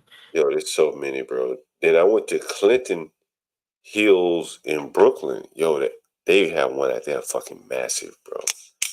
Fucking massive, bro. Like 4,000 people, man. Like, oh man. That's where they had a triple murder. So what was it like though, John? Like, can you truly see the foot traffic in the area?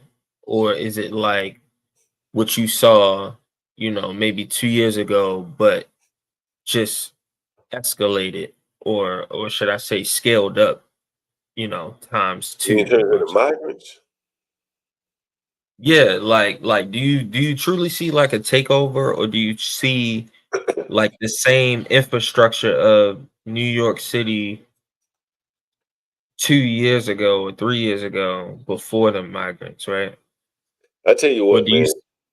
I tell you what, like, for them to fill up a hotel right there across from Madison Square Garden, and when you factor in that they've spent billions of dollars from Madison Square Garden east, and to have migrants living there, man, that's amazing, man. Like, on one hand, you build it up. Yeah, it's almost like they're trying to devalue the property, right? But they're doing it almost at the same time. That's what's amazing. Like, cranes up in the air right here, but at the same time, you got migrants right directly across from that. And I don't think that's gonna last, right? Do you think this could be the precursors to the 15-minute cities that they're trying to like force it in a city like New York? Yeah, man. I think that 15-minute cities or whatever you want to call it, they're getting there with the way that the way that they're punishing car drivers. Like, it's so difficult to get in. Yeah, in Manhattan has a driving tax now, right? Yeah, I wouldn't be surprised, man. Like, but you can't hardly. Well, I ain't gonna say you can't, but it's very difficult to live there in certain parts of the city without getting parking tickets. And those parking tickets can go higher and higher. You can't control it. What they set the parking ticket at, and you almost can't avoid them from time to time unless you live like a hermit. Where you don't come in late at night because you got to move your car to this side of the street, so people are piling their cars up on one side of the street. The fire hydrant, like, it's very easy to get caught up in the matrix of paying a lot of tickets for a car, on top of insurance, registration, all that stuff. And so you remember that cities like DC and Atlanta are giving out vouchers for what? Bikes. And so that would be in line with a 15-minute city, right? If you had a bike, you didn't have to go very far. It was electric. You don't even have to worry about charging it. Go where you need to go and come right back. Charge it at home. So, a lot of the policies kind of lead in that direction. What do you think? Yeah. No, yeah, it definitely does. I mean, they're trying to incentivize people to spend money in order for them to launder money through the city, unfortunately. Hey, what's it like in Baltimore right now, man? What's the crime and violence looking like? Apparently, we're the #1 murder capital as of last week, I believe. We surpassed St. Louis and Chicago. Good old Baltimore. Yeah, I tell you, I used to listen to the radio up there all the time. WBAL. Yeah, I just got tired of listening to that guy just making up all these damn excuses for the crime. It got kind of old, But yeah, which guy did you used to listen to? That was a black guy. What's his name? Clarence C4 or some shit like that. You know what I'm talking about? C4. C4, yeah. Yeah, C4. Okay. Yeah, I used to be on WBAL on the talk show on 1010. Yeah. What's that? Sports, right? Is that sports? Nah, it was just talk radio. We used to do like every Wednesday or some shit like that. Like around like noon or something like that. I did it for a while. You got any thoughts on this, Rashu? Crack?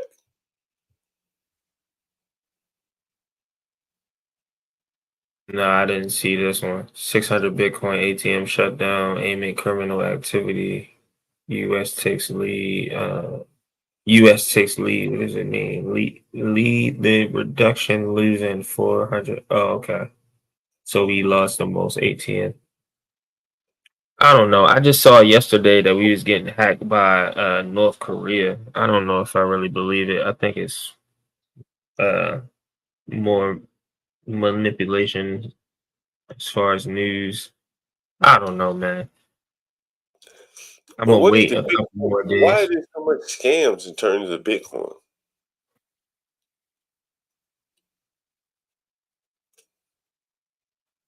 I mean, why is there so much scams in terms of money? Right?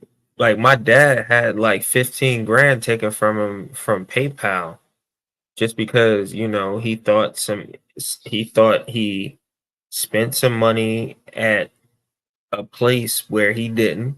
Somebody created like a almost duplicate email because he just purchased something on PayPal and they were able to get 15 grand out of him. It's the same way. People get emails from people phishing and they make bad choices, and then you give people your private wallet keys, or your not your keys probably, but usually access to your wallet. And yeah, it's just phishing, bro. A lot of this times this is phishing. Look at this shit. They robbed someone. The first robbery of a Bitcoin in Ireland, where they beat the woman up, had a machete before forcing her to transfer Bitcoin. What? This is almost like if somebody robbed you at the bar and you got your phone and you got Apple Pay on your phone, and they like, listen, open your eyes so the phone can scan your eye and I can transfer money from your Apple Pay to my fucking account. But in this case, it must not be trackable because they wouldn't send it to someone, an account where they could be tracked, right? The accounts don't have any names to them, right? So it can be tracked, yes, but like who's doing the transactions, you would have to be able to catch them in the act. Like you would have to be able to catch them on the device that they're on Just like Ross Ulbricht got caught, right? The Silk Road guy. They've been tracking him. Yeah, they knew where their money was going. They knew all of that, but they couldn't prove anything until they confiscated his laptop at the coffee shop that he was at physically, right?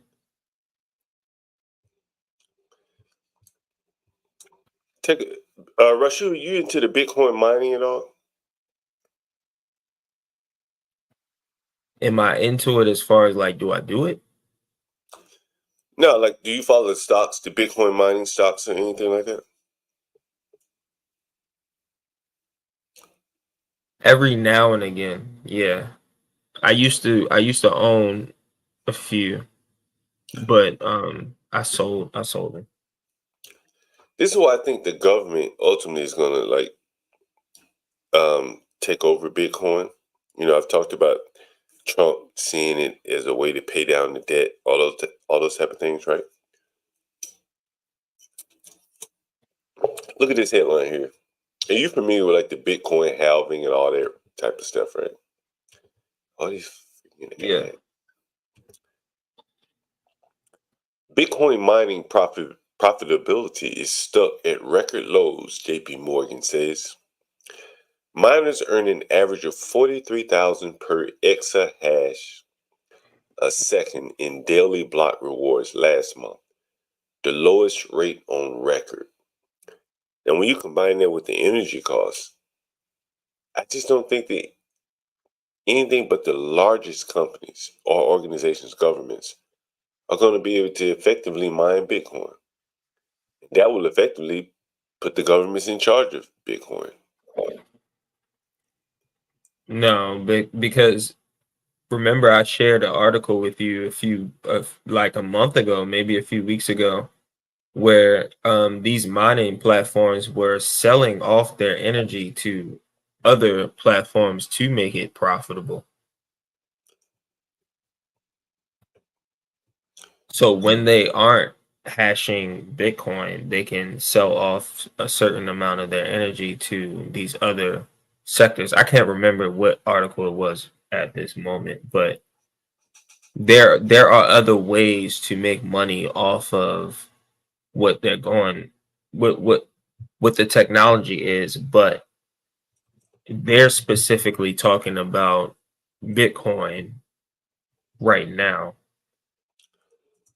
Have you heard about the Bitcoin AI, the mining? Are you familiar with that? Like AI is going heavy into like they're using AI to like effectively use. I want to say effectively. I may be wording it incorrectly, but effectively use energy, the energy usage, and they want to use AI to like, as you can see, look at these big power generators or whatever. I just don't think smaller companies have the capacity to invest in stuff like this. Okay. You hear it here. Tech giants are acquiring energy assets from Bitcoin miners. Data centers could use up to 9% of U.S. electricity by decade's end. That's kind of what I just told you, right? I told you that these miners are going to offshore their energy to these other industries.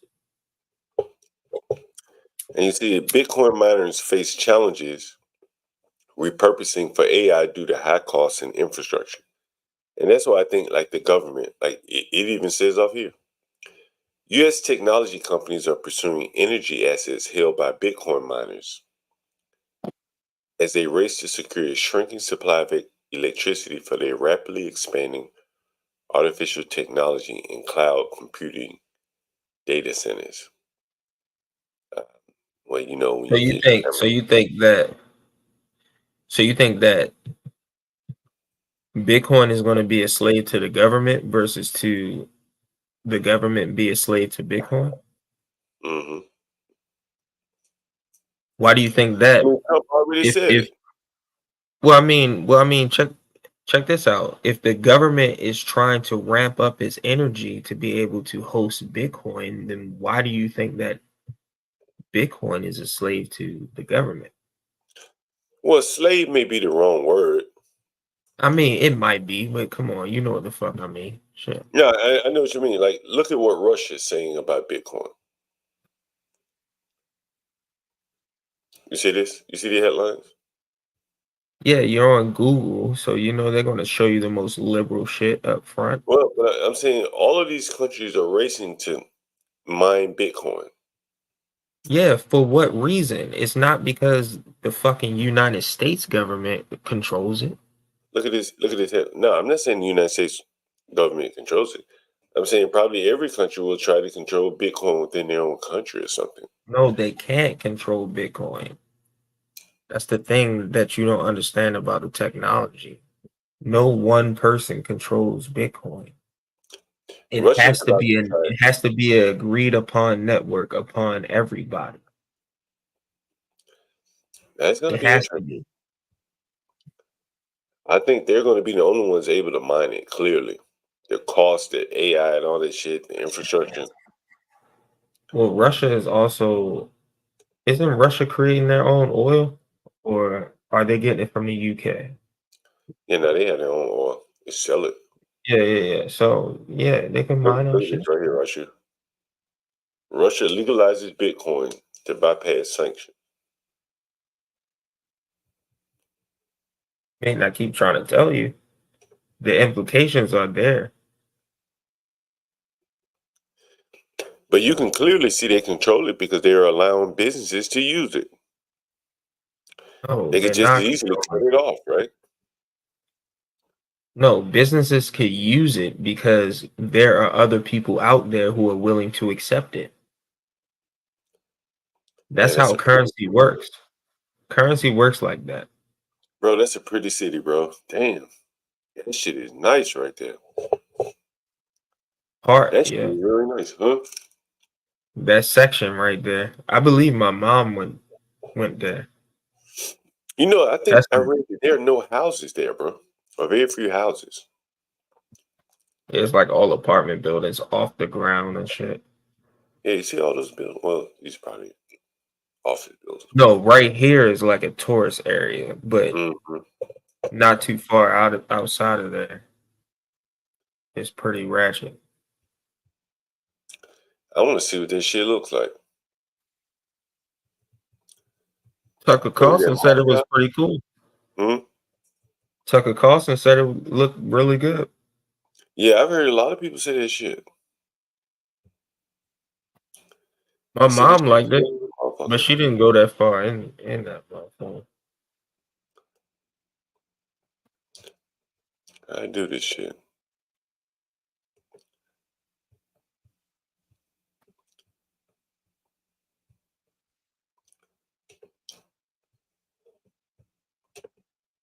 See, it looks like it is nice and clean. A lot of big, tall buildings and shit. Putin bad though. I don't know what this area is. We're like Moscow somewhere. Yeah, I think that is Moscow.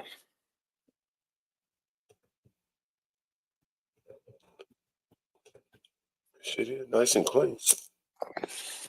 I mean, these could be edited pictures. You never know. Yeah, my mom's went there, man. She said that shit was beautiful. And then Tucker went there and he confirmed it. What did your mother go there for? Man, my mother just be traveling, bro. Oh, no shit. Yeah. She probably done been in like 30, 40 countries. Man. You ain't want to go with her? She ain't take you? Nah, she took me a lot of places, bro. Since I was like 7 years old, I had my passport. But I'm talking, she done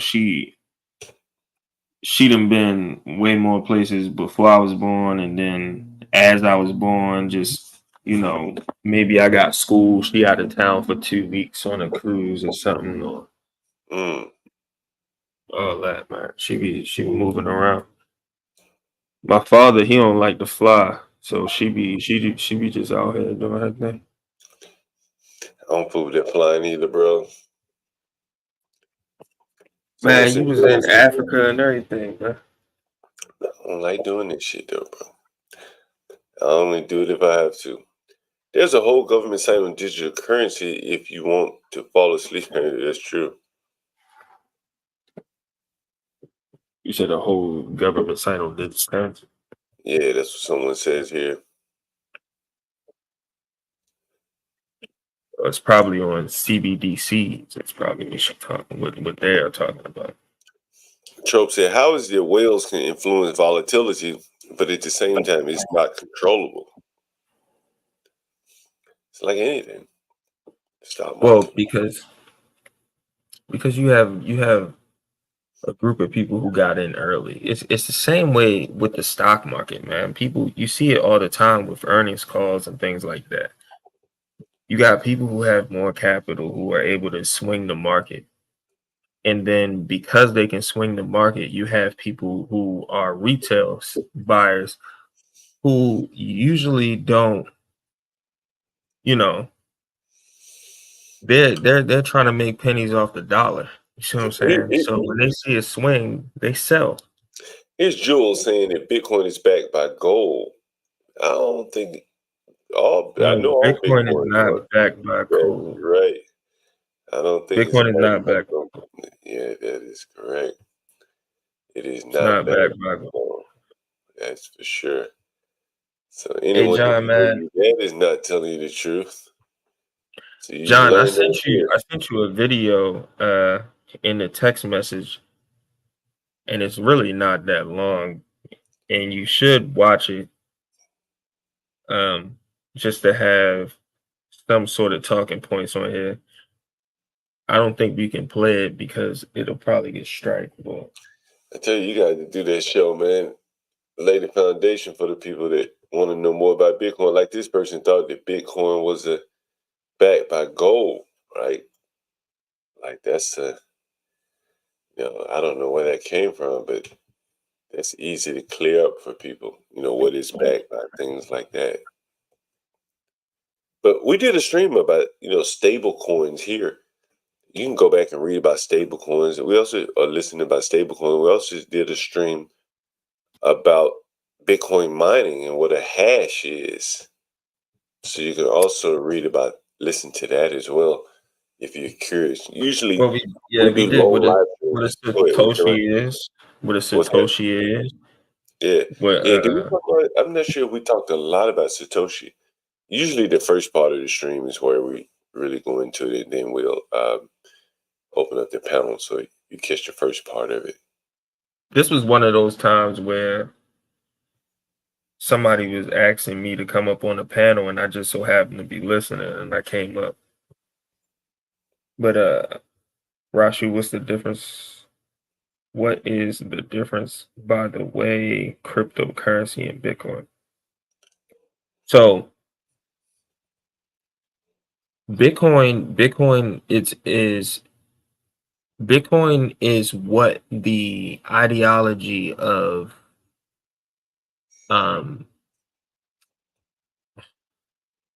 Bitcoin is basically the first digital currency.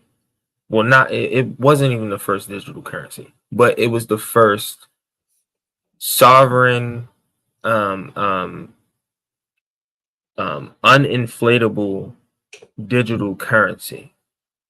Cryptocurrency is a spinoff from Ethereum.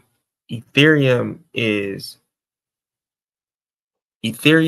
a faster layer that a bunch of programmers built off of the idea of Bitcoin, but they wanted to make it faster, and they wanted to be able to have more platforms that could be built on top of it. So that's where you have like the thousands of coins that come after Bitcoin. It's based off of mostly Ethereum, right? Now you have Solana and Cardano, which have their layers, but that's a whole nother conversation that'll just go deeper than what you need to know the separation between Bitcoin and Ethereum. And that's just very basic. I'm trying to just keep it very basic right now.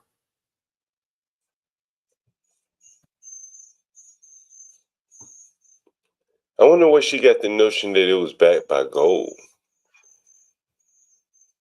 Maybe because Donald Trump recently said that he wanted to back the dollar with Bitcoin, or maybe not the dollar, but the treasury. I forgot the exact wording. I don't know, guys. I mean, shit. I done had a couple of beers, so leave me alone. But it was something like that. He said maybe that's why she said that. I don't know. She can correct me in the comments. Please correct me, so I'm not just talking. But I don't know. It's like the heat is heating up for Lamar Jackson. So tropes, crypto is a broad umbrella. It's literally thousands of either scams or technologies that are out there online that you could potentially trade and make money off of or lose money off of. Yeah. Bitcoin, yeah, it has nothing to do with crypto. Rashid, you want to do that fantasy football? Are you interested in that? Man, I got guys at work, I got friends, everybody who try to get me in it, but I don't watch football, so I'm not comfortable in gambling. I don't watch enough myself. Watch that shit at all. I used to, bro. I really used to. I used to play the games on the Xbox and whatnot. Watch the football games. Slides instability this morning. The Rancho Palos Verdes area is facing new obstacles. Yeah, another neighborhood on the peninsula has lost power. You can see all those cracks, and basically the whole road is like this. And at this point in the road, there's been a mud and debris flow, some downed trees. Slides instability this morning. The Rancho Palos Verdes area is facing.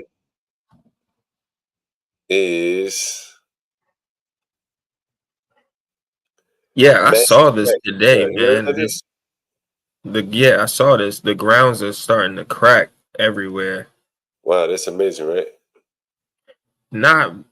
Yes, but the fact that they've been talking about, certain parts of California could fall off into the ocean at any time. We seeing that shit.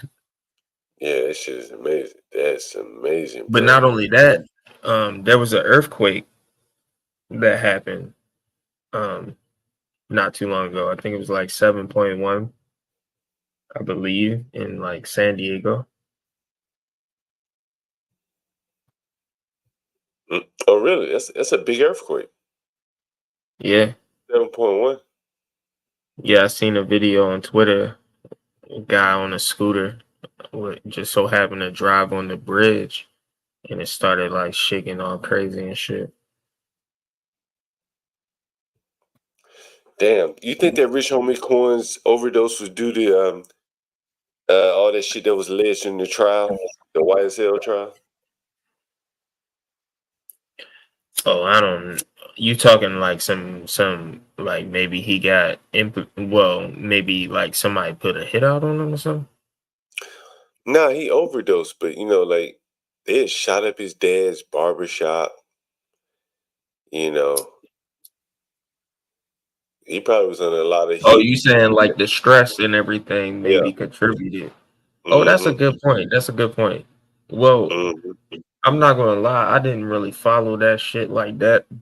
I did hear about the barbershop incident. I did, but I never knew that he was having an issue with drugs until he died today. And then I saw like a clip of him on a podcast or something, or in the barbershop talking, and he was talking about his struggles with the drugs and how rap is stressful and everything. And I was like, oh, well, You know, maybe he was going through something, but I don't know. I really didn't follow the guy, you know.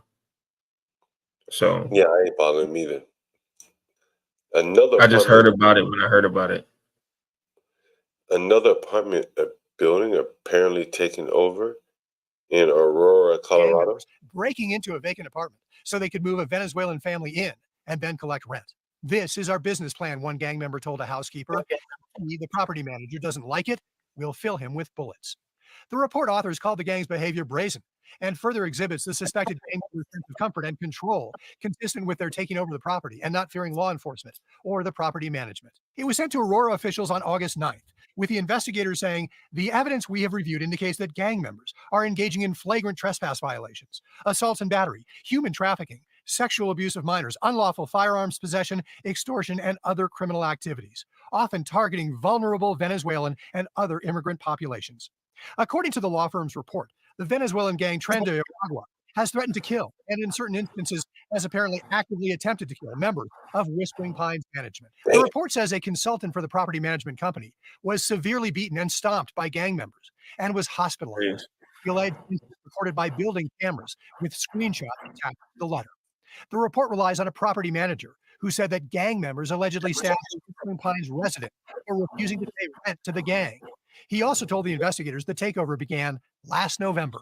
The report recounts that this summer, the gang approached the property manager and told him they would help him out in exchange for half of all the rent that he collected. The law firm that wrote the report called that an organized crime tactic. The gang members then allegedly took over vacant apartments. Damn.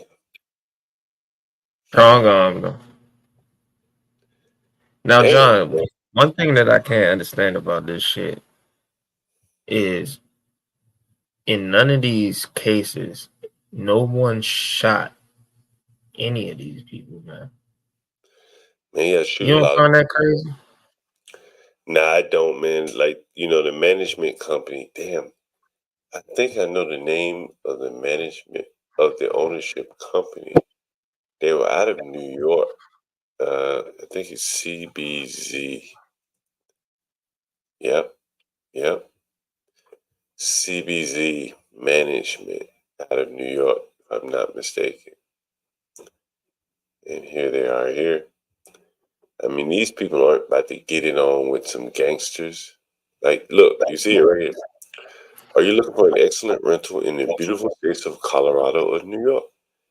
If so, partner with our team. See it here. Nah, I'm not talking about the property management. I'm talking about people who are there who are getting their houses ran into. Well, I think those are mostly migrants. Some of them said that they basically told them to pay us rent. You know, one lady said that they were going in her apartment before she could even move out. So it's probably not a lot those residents could do, to be honest with you. That's just my thoughts, though. You know, I'm not there. Maybe it is. Maybe something they could do. But my thoughts is that probably not a lot. You know, once they get. I saw a clip a few days ago where it was a couple, you know, probably in their 30s, maybe early 40s, who, you know, had 6 or 7 locks on their damn door. Yeah. And it was like, you know, all right, you know, they're trying to do the best that they can do. But also, it's like, I would have a fucking rifle back there somewhere, you know what I mean? Like, if somebody's trying to come through the door, like, come on, man, shooting through that motherfucker. What are we talking about? At some point, you got to come out that door, though, bro. You got to come out that door. And that's when the trouble begins. No, I'm saying, I mean, either way, I mean, they're coming in, right? They breaking people's doorknobs down. You seen them with the hammers and everything, cracking people's doorknobs. Man, I think that may have been an empty apartment, to be honest with you. I don't know. It could have been, man. Who knows, man? Man, I just got back from DC. Let me see if Crack is in the audience here. See if he's gonna take over for me tonight. Cracker, you around? Stanley, you around? You feel like taking over for me? Rashi, you sound like you about to fall asleep. Yeah, I'm about to get the hell up out of here, man. I was just up here because ain't nobody else talking. Yeah, man, I appreciate it. I appreciate it. Stanley, you feel like coming up? Get Crack. I don't know if Get Crack is in the house tonight. We got 32 people in the building. It is 5 hours in. Hit the catch up for your host. I'm John Galt, respectively. My man HB, he'll be on probably about 5 or 6 hours from now. And hopefully Get Crack or Stanley can jump in and carry us up to the HB trucking hour. I'll be joining HB in the morning, of course. John, this could be fake news. What fake news?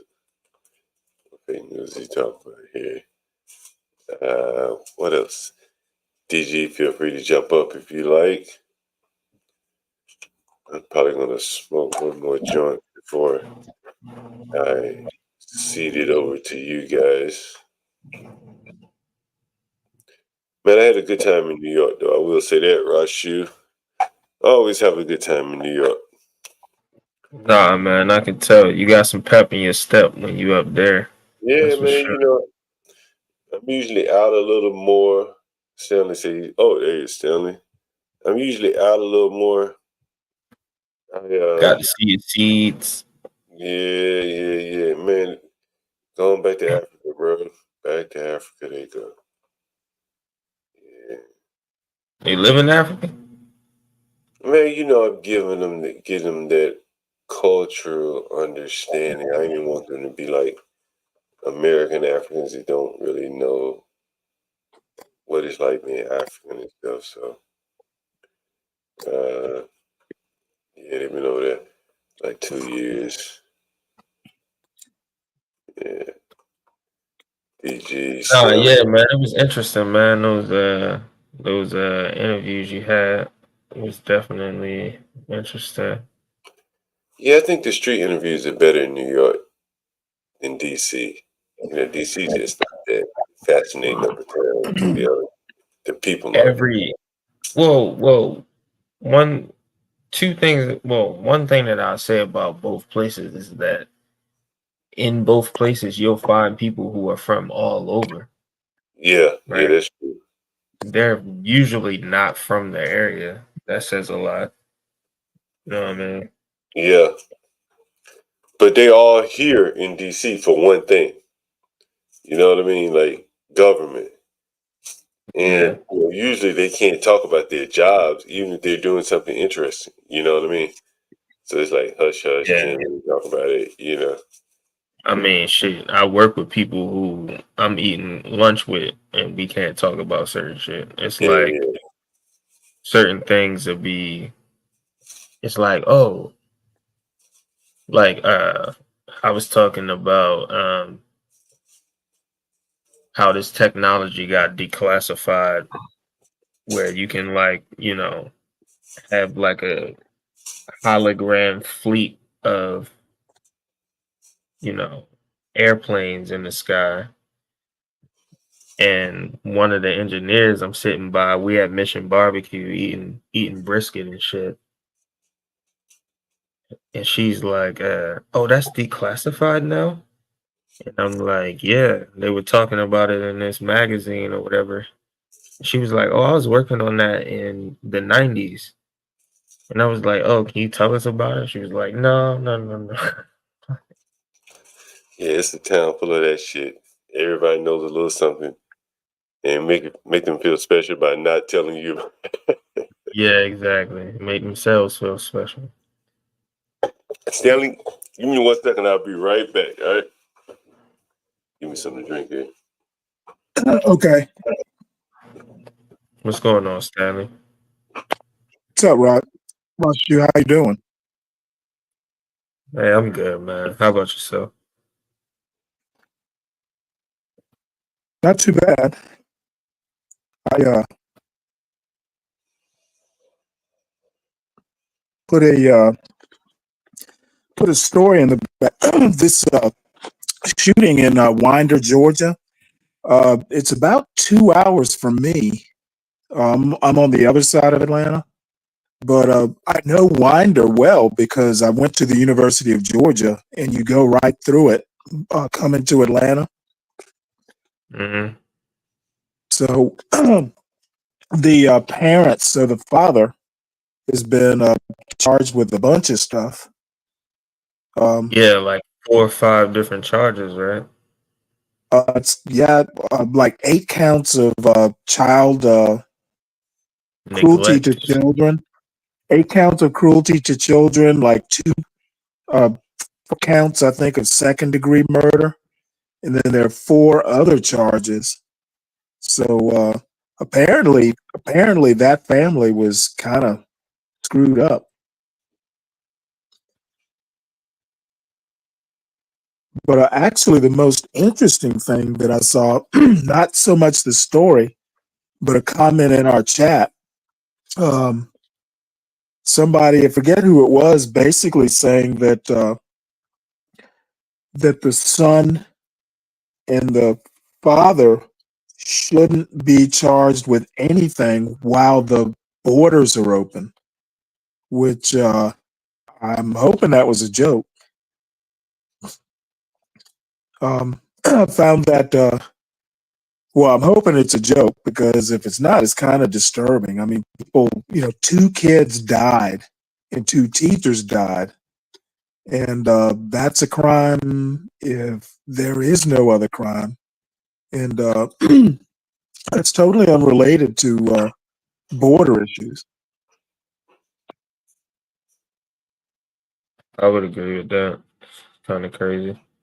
I mean, and as a parent, as a matter of fact, oddly enough, you'll never believe this, but I was actually kind of happy that my son graduated from high school, because it's always in the back of your mind. Every time you see one of these high school shootings, it's always in the back of your mind. And Winder, population-wise, it's a small Georgia town. I live in a small Georgia town. Populations are about the same. So, it kind of strikes home. What's up, T? What's up, Stanley? Hey, what's up? Is T coming? Hi there. Oh, hey, guys. How y'all doing? Pretty good. Hey, what's up, T? One day at a time, T. One day at a time. Yes. But carry on, Stanley. You were doing very good. Well, no, John, I was talking about the shooting in Georgia. Oh, yeah, you say you had some information on that, right? Well, I just put an article in the back. It's basically the father got charged. He's got like 4. I said 8. Well, I think it's 8 counts of what is it? Cruelty to children, something like that. Oh wow! And then 4 counts of second-degree murder. And then there's some other charges, because I think it turns out that the kid did have access to guns, and they had been interviewed about a year ago by the FBI over threats. So, so this is like disturbing. Damn, that is something, right? That damn. Well, there was a comment in the chat basically saying that the father and son shouldn't be charged with anything while the border is wide open, and I'm hoping that was a joke. I don't think they correlate though, right? Yeah. Well, they don't. That's what caught my attention. Yeah, I don't think that's the same thing. Like, because before the Venezuelans started coming over, we've always had an issue in this country with school shootings, with students going into the school for whatever reasons, shooting up the school. So I don't think that has anything to do with the border issue. Well, it doesn't. I think it was just kind of a tongue-in-cheek thing. Because I mean, I wouldn't want to be telling the parents of the 2 dead kids, hey, we're not going to charge. Right. Exactly. Yeah. Well, I mean, I don't know what the status of in terms of, did he have access? Is that illegal to have access to the guns? It seems a little rough. The kid's Yeah, I 14. heard. The kid is 14.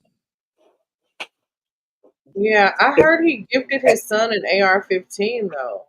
Right, But and and I'm asking out of ignorance because I don't know. Is that no, illegal? an AR-15 is not legal for a Exactly.14-year-old. Yeah, but he was gifted one by his father. They had been interviewed by the FBI for threats last year. Yep. So the FBI didn't have enough to do anything, but that's the thing that surprised me. I'm surprised that there wasn't I don't know what they could have done, but damn, he'd been interviewed by the FBI. The father swore that guns were, locked up.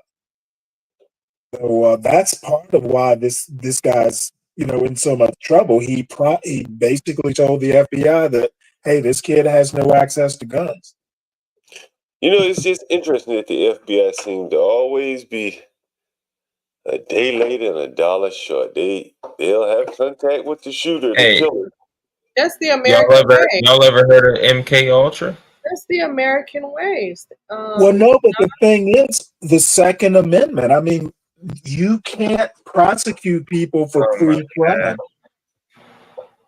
So, I mean, it's kind of a between a rock and a hard place. If they have no reason to detain you, what are they going to do?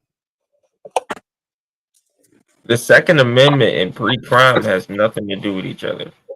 Okay, the pre-crime was a joke. You remember that Tom Cruise movie?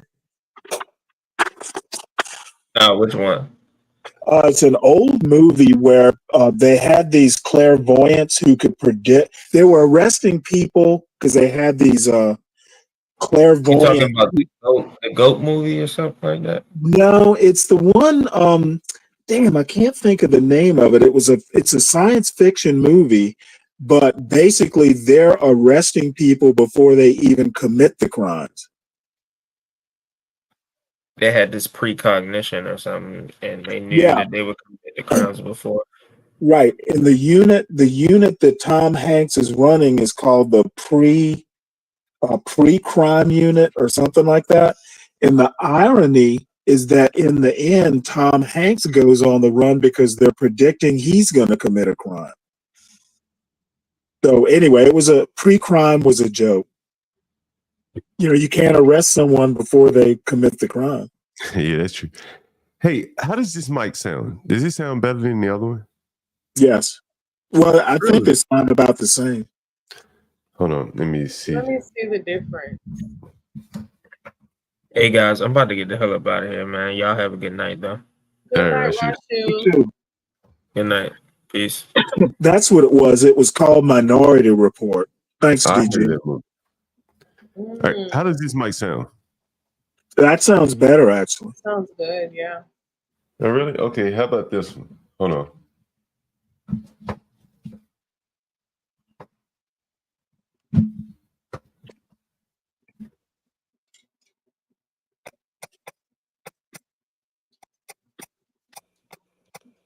How about this one right here? I think I like the other one. Yeah, me too, Stanley. Yeah, the other one is better. Yeah. Really? This one sounds better. Much better. Way better. Really? Now, the other one isn't bad. This one just sounds fuller, richer. Yes. And I bet you that other one costs more, right? No, this one, Universal Jones sent me this one right here, this new one. And thanks to Universal Jones, shout out to Universal Jones. He sent me the mic and the stand. So shout out to Universal Jones. I really appreciate that. Universal Jones. Yeah, so I got back to DC and the mic was there waiting for me. So really appreciate it. What brand is it? It's a Shure mic. Shure, what is it? Is that Surefine or That's Shure? the one that I want. I'm gonna get that one. So I'm gonna get that one. That's like supposed to be the best one. Yeah, I actually like the road, but the Sure is the one that everyone raves about, at least in the studio. Mm-hmm. Maybe not so much on the road, but in the studio, I hear that they're much better. Yeah. Are To be honest, I don't think I've heard a mic on the internet this good. Really? Yeah, Really? it sounds A lot good. of people use these, though. Yeah. Yeah, it sounds really good. Really? I got to listen to myself. Mm-hmm. What's been up, T? Oh, you know what? Before you get to that, T, Stanley, I heard that the principal of the school knew about the shooting the morning of and didn't cancel school. Have you heard that? I heard there was a threat. Yeah. I haven't read the art. There's an article in the back if you want to open it. Oh, let me pull that. I think I put it there. I think something tells me they went too hard on this parent, on this father, man. That seems to charge him with murder. Well, the kid a lot of other things, but murder. He literally was second-degree murder. He literally told the FBI that the kid didn't have access to guns, and then the kid has access to guns. Oh, shit, I can't read this. Yeah, but still, is that murder though? Didn't it? Right. That was like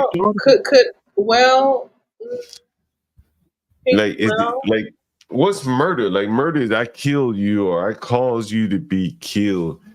Like, could he be like an accomplice or something I can like see that? accessory. There has to be some other law other than murder. Well, you got to think though. You got to think Georgia is a Second Amendment state. So I mean, if he was gonna be like, if they were gonna be lenient on a Second Amendment issue, Georgia would be one of those states. So it must be egregious. And that article's not opening. Let me try it again. Well, it's behind a paywall there. It shouldn't be. I sent a gift article. Hold on one sec. Maybe And then you know how we always say, parents need to be held accountable for what their kids are doing. So I mean, is this an example of that? Like, is this an example of parents being held accountable? I'm just asking. It's a rough example. Okay, John, try the second one. That's unlocked. You sent it to me by email? No, I sent you put a second one in the back. Okay, right. I mean, like that little boy that shot that woman in Virginia. I mean, she was negligent with the gun, and they didn't charge her with shooting the woman. I don't know. Well, I think that Michigan case kind of set a precedent. Father of teen suspect charged in Georgia school shooting. The father, Colin Gray, was charged with 4 counts of involuntary manslaughter, 2 counts of second-degree murder, and 8 counts of cruelty to children. An official said this charges stem from him knowingly allowing his son to have a weapon. Wow. I mean, if they can prove that, that is pretty rough, right? The father of the 14-year-old accused of killing the 2 teachers and 2 students was arrested and charged on Thursday with second-degree murder in connection with the state's deadliest school shooting.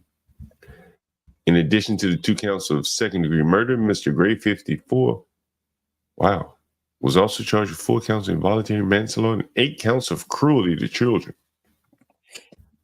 Yeah, there were a bunch of kids injured. Yeah. Yeah, that's sad.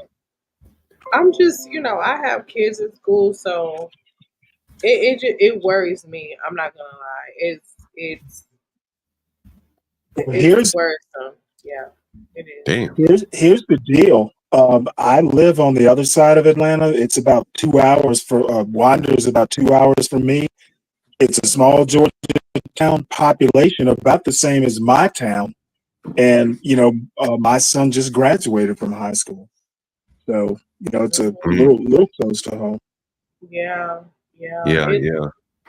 It's scary, man. Like it really is, because you just never know. Like you could get a phone call any moment. You just, I don't know. It's crazy to think about. You really have to ask yourself, man. Like, I had a friend. I wish I could look it up. I may look it up. He was in Georgia. He's in Georgia. He's been on the show. There was a shooting at his school where the kid escaped up to like North Carolina or somewhere. Do you remember this, Stanley? A couple years back. No. He escaped? You mean ran away from home? Well, after the shooting, somehow this teenager found his way in North Carolina. In other words, his parents helped him, right? And you have to ask yourself, how the hell, the school basically swept it on the rug. They didn't want attention brought to their school that there was someone shooting other children on campus, because I think he was shooting from a distance. Oh, my Lord. And they hushed it up. You never heard anything about it.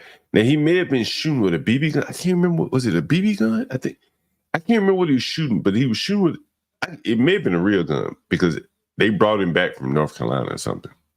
And they hushed it under the rug. And you see the way that this principal so flippantly allowed school to continue on when there was a threat at not only his school, but 4 other schools, I think.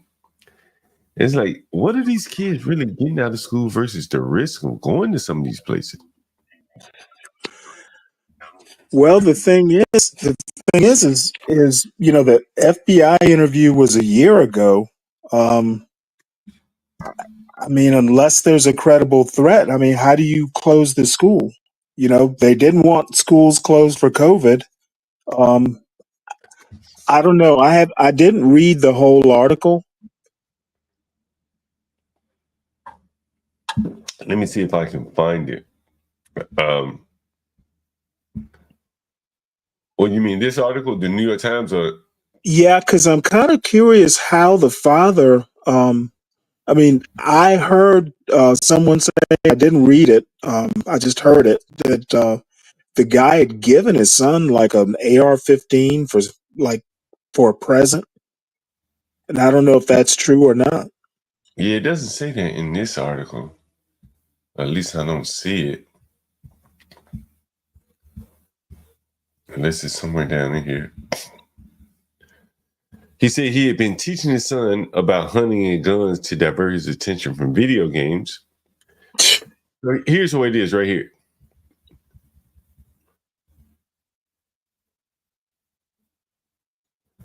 Yeah, I saw his family defending him on the internet. When investigators began looking into an online threat, this is a threat that I thought should have closed the school. Was last year. Okay, well, there was another one today. Yeah, that's right. He was 13 here. So he had been teaching him about video games, blah, blah, blah. The teacher denied making the threat to shoot up a school and claimed his account was hacked. He had often discussed, Mr. Gray told investigators that he had often discussed all the school shootings, things that happened. He also suggested that he had emphasized the dangers of using a firearm. Blah, blah, blah. Man who answered the door at the Gray home on Wednesday refused to speak with a reporter. Records from an eviction 2 years ago showed that Mr. Gray owned an array of weapons. Wow, including the AR-15. He could have sold those weapons and paid his rent. I would have taken them. You could have traded them off. Georgia lawmakers have steadily loosened gun laws in recent years, including with a 2022 measure that allows most residents to carry a firearm without a permit. The state is not among those, for example, that penalizes failing to safely store a firearm. Oh, my Lord. It was unclear what the president was in Georgia for charging parents in connection with a serious crime committed by their children. As on Thursday, Mr. Hosey said he was unaware of the details. Mr. Gray I wonder what county this is charged. Though 4 people, 2 The teachers. county is Barrow County, Georgia. Okay, we're gonna have to look that up. Were killed in the attack. Mr. Gray had been charged with only 2 counts of second-degree murder. In Georgia, that charge applies when a person is accused of causing a death while committing cruelty to children in the second degree, which involves criminal negligence. So he's being charged with the children, right? Well, I guess, but I mean what did he say? What they say? 2 counts of attempted murder and 4 He's counts only of been charged with manslaughter. 2 counts of second-degree murder. Okay, I think that's just for the kids then. Yeah, in Georgia, that charge applies when a person is accused of causing a death while committing cruelty to children in the second degree, which involves criminal negligence. That would be the guns. Here's a family that was charged and convicted in Michigan with a deadly attack on a high school. 4 students were killed. Damn. I mean, the thing is school just started in Georgia like 2 weeks ago. Damn.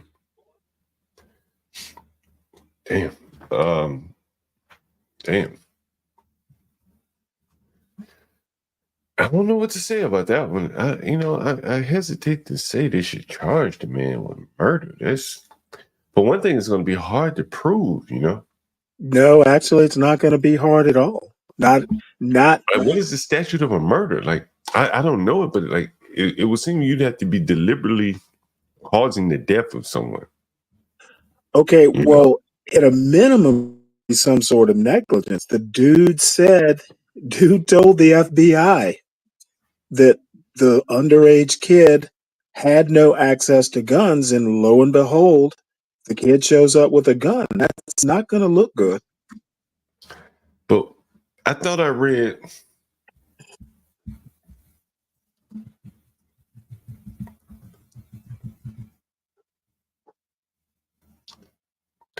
when I was on trial, right? One of the things that they had to prove with me was this. Knowingly. You're going to have, it seemed like it would have to be very difficult that they're going to be able to prove when the FBI clearly took his word that there were no guns on the scene. Well, let me ask you this. Okay, if you interview with the FBI and you as an adult and a parent say, my guns are locked up and my minor child has no access to them, and a year later, your child winds up with one of your weapons at a high school and shoots it up. Okay, you knowingly, you said your guns were locked up and they're not locked up. That your guns aren't locked up. But I don't know, man. Maybe they were locked up and he broke in and stole them. Georgia doesn't have a law saying that they have to be locked or secured or whatever. So what state law did he break? Now, the FBI is federal, so I can understand that there was some kind of federal charge. Well, the law, I'm going to leave it to the lawyers, but I'm pretty sure that parent is going to do some jail time.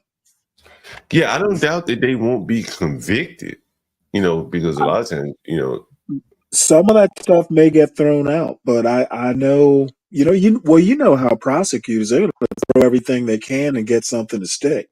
Mm-hmm. That's what they are doing. They are charging the higher charge so they can secure the lesser charge. It doesn't matter now. It doesn't matter yet now which charge which will stick, but the prosecutor will give himself an opportunity to secure the lesser charge. That is why they are charging them manslaughter. So maybe it will be that's a rough charge right there. Yeah, Well, murder. the other thing is, I read another article where they talked to the kid's maternal grandfather, and the maternal grandfather didn't have anything nice to say about his son-in-law. So that's not going to help. Yeah, that's not going to help. The mother also was in. I think they were separated. The mother has the two girls. The father has the son, and she's also on drugs, like been Yeah, but all I don't. I bullshit. think So I think the boy was living with his father. I don't think the mother. yes, I don't think they're together. yeah, he was. No, they are not together. Um, there are two young girls who are with the mother, but the boy was with the father. Yeah, but then Stanley, the thing that I have a very difficult to understand is this kid came to the school with um, AR-15. You cannot hide AR-15. That's a big gun. Who drove him to No, the they're not school? that. Did he? They're not that big. A kid could actually handle one, but the thing is if the father's talking about hunting, I mean, an AR-15 is not a hunting weapon. Yeah, he took his son to hunting. That's something. But what I want to know is, did somebody drove him? I just dropped my kids to the school now, and it is 7 o'clock here in Germany. You can't just let a kid just go to school with a gun, man. He came from the house, from the house with a gun. Maybe somebody drove him to the school. Maybe he took his bicycle. Maybe he walked. But somebody sees him with a gun. So why? How did he enter the school with that big gun? AR-15 is not a pistol, so you can't conceal AR-15 unless you have a big bag or something like. It's like it's a big gun. It's like AK-47. I just watched the image of AR-15. You cannot, 14-year-old cannot conceal such a long gun. Well, all I have to say is that, the funny thing is the story they tell about the kid, like, how he got an AR-15 into the school is beyond me. How on earth do you do that? Yes, And it's not like it's not cold, so he's not wearing a, huh? You cannot hide IR-15 in a school bag, my brother. It's impossible. It's a gate there. There are securities. I drop my children to school, and there are two securities. Even though this country is zero weapons, but it's still people. Well, There are I don't securities know. everywhere.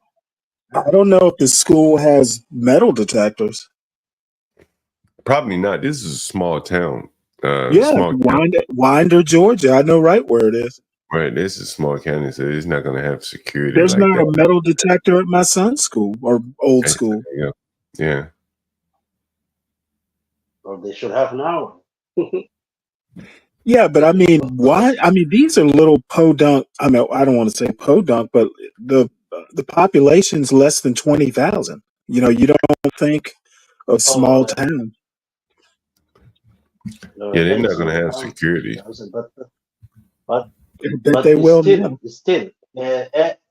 AR-15 is an assault weapon. It's not some. It's not like a pencil or a pen that you can hide in a school bag. Right? But here's Am I the right deal: or am it would have been worse.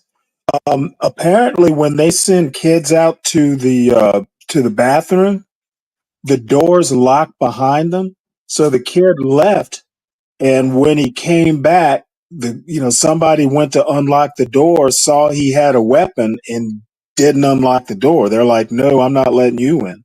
So he just turned and walked down. So I guess it could have been worse. They had just implemented that security measure where the doors lock behind the kids when they go get a hall pass. No, he came to the school, to the main gate, and he went to a specific class. Yeah. And he I was a saw the freshman. school. It's a big school. Dude had only been Yeah. in high school for like 2 or 3 weeks. Well, they say he was picked on or something. He had some family problems of being picked on in the school or something. Yeah. He's a kid. You know what happened? What he did is absolutely tragic, but Well, he's and still a kid. George is going to try him as an adult. I couldn't believe it. Yeah. But the opportunities that he had to take that gun from his house to the school and pass all that doors and to go to a specific class and shoot this is beyond my reach, man. Can't believe it. Somebody must saw it, should saw it and call the authorities. Somebody has a gun, there is a gun, people shoot people for a black wallet or a mobile. So AR-15, what the hell? What do 14-year-old do with AR-15 in the school? Somebody well, they are not telling us all. They are not telling the story. Yeah. Well, that's a good point. DiCaprio basically said, "I don't know. I don't think this kid wasn't even born when Columbine happened." Yeah, that's true. For the football people out here, Lamar Jackson, this is his tragic flaw right here. I don't think he should be able to make this throw. You see right here in the middle of the field. Over here.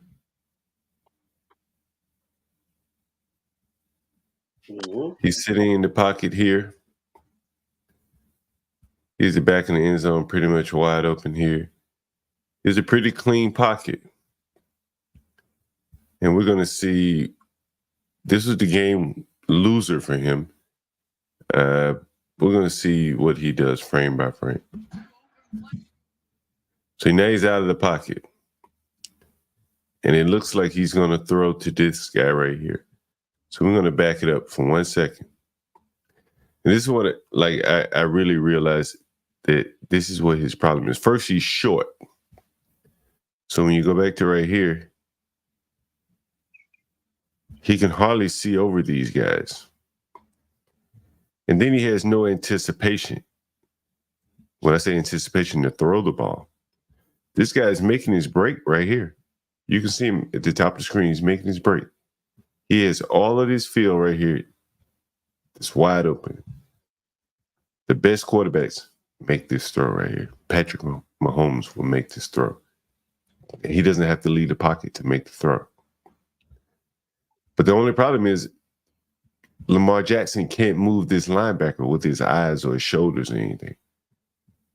And so we'll see how. Probably barely see him. Yeah, you can probably barely see him because he's short. That's correct. I mean, I'm just looking right behind him there. That cluster of people right in front of him, he probably doesn't even have a good line of sight. That's why he's running up in the pocket and going to slide to his right so he can see. But so look, the man's open. That man's open right there. This is as wide open as you get in the NFL. Right. Look, the man's back is to him, right? Yeah. This man is wide open. Yep. If he had stayed in the pocket, it's touchdown. Well, he would have had to move to his left. If he was a little bit taller, even if he throws that ball right now, wait a minute. If he throws that ball right now, it's touchdown. Yeah. There's no way this man can react fast enough. If he puts that ball right in here, it's touchdown. It's touchdown. Oh, wow. Oh, wow. Yeah. Okay. Oh, shoot. That actually, he winds up, that's a good throw right there. Shit, good throw would have been a touchdown. A good throw, Stanley, is right here. Well, this is when he should have thrown that ball. Zip. Right there. I agree with that.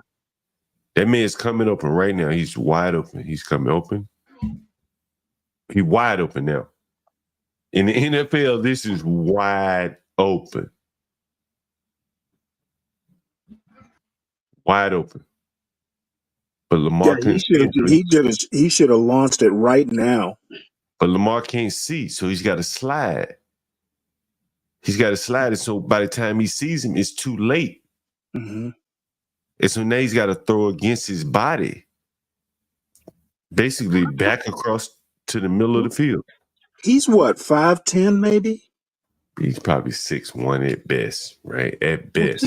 6'1" should be tall enough. Nah, the two men in front of him probably 6'4". He got to look over their head, right? Yeah, but what's his name? Tom Brady isn't that tall. No, Tom Brady's about 6'4". But Stanley, look, right here. Anticipation, there's no one around him. He doesn't have to look over their head. If he knows where he's going, he knows that when that man makes his break, he should be getting ready to throw the ball right now. Right now. Right now. Throw the ball. This man is preoccupied with this man right now. Well, he shouldn't have left the pocket, though. He shouldn't have left that pocket. The only thing that should have left that pocket is the ball right here, right now. Boom. Mm-hmm. Right here, right now. Boom. This is it, right here. Boom. Yeah. He can't make that throw. Like he doesn't feel. He wanted to. Do you think his first instinct is to run? I'll get to that in just 1 second. But he doesn't trust himself to make that throw because that's instinct. That's my man about to come out of this break. There's only really one or two outcomes. Someone said double coverage. No, he's on top of him. He's underneath. This man is cutting across. I'll show you again. He's about to open up wide open. Shit, I missed it again. At this point, Lamar's looking at, I don't know if he's looking at it, I can't really tell. But he's making his break. He's about to be wide open. He's wide open. But Lamar's taking off. He won't see that man again until it's too late. He's wide open right there. In the NFL, that's as wide open as you're going to get. I wouldn't be surprised if the player's angry. Look at it. What? Look at he got his hand over his head. Like, I can't believe this.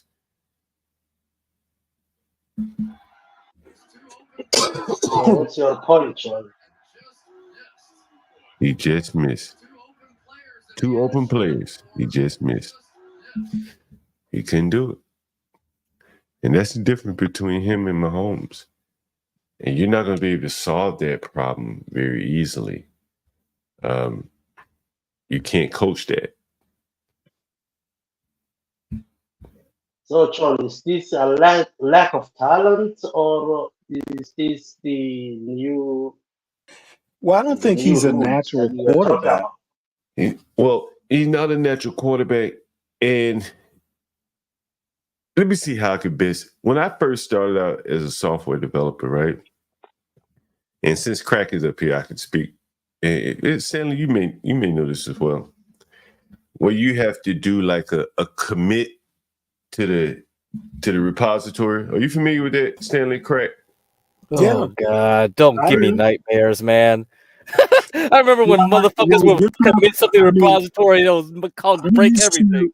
I'm used to commits in a database. You can execute something, but once you commit it, it's committed. Yeah. In a commit in a database, you can wrap it in a transaction. So if everything doesn't commit, then roll it all back, right? Yeah, right. But in a code repository, you're committing this code for other people to do peer reviews, basically. Yeah. Right? I said, I got you. So if you're a young man and you're not so sure of yourself, you're scared to pull that trigger. You're like, man, I want to make everything right. I want to make sure everything's right before I pull that trigger. And then my senior manager looks in my code and rips me apart and send that shit back to me, tell me to fix it. It's embarrassing. You're unsure of yourself. You understand? Craig, does that make sense, Craig? Yeah, that makes sense. Right? I know what you're talking about. And so when I showed you this, Lamar Jackson unwilling to pull the trigger when the man was open, It's because he was unsure of himself. Every other quarterback, man, in the NFL that is demanding Lamar Jackson type money, that ball is out of his hand right now. Because think about it, Stanley, if he hits it in here, there's no way the man over the top can get to the ball. Exactly. This man underneath, at best, he might commit a pass interference. But his hips are going the other direction. Mm-hmm. You got him. He wide open, man. Every quarterback makes that throw. Hell, if he had dropped back, he would have seen it. Oh. I wonder where did he start that? Where did he start? And see, here's the other big tragic flaw. He starts out in the shotgun. You see, and yeah. I just. Yeah. He was okay. Yeah, I see what you're saying. I mean, if he's not inclined to drop back because he's already. I didn't realize this is out of the shotgun, so he's already what, a couple yards, 3 yards back. Yeah, and that puts pressure on these two men here because now they got deeper drops, right? Mm-hmm. Right. The line of scrimmage probably is right here. Mm-hmm. He 10 yards off the line of scrimmage. Mm-hmm. These men have to take deeper drops. I'm not saying that being under center would have worked in this play, but that lack of anticipation, knowing where this man is going, and having the confidence to make that throw. That's what makes you that $300, $400 million quarterback right there. He couldn't make it. I mean, this is really classic. The average football fan would never see this like this, with it being described like this. He's looking the other way now. Look where his head is. He's looking over here. But the man is wide open right here. Mm-hmm. Amazing. How long has Lamar Jackson's been in? About what, 5 years or longer? Mm-hmm. 5 or 6 years. Yeah, he shouldn't be making this kind of mistake. Look at that head is all the way over there. He actually looks like a rookie there. I remember listening to him one time. I hate to go off on a tangent. And he was talking about, playing football, playing quarterback.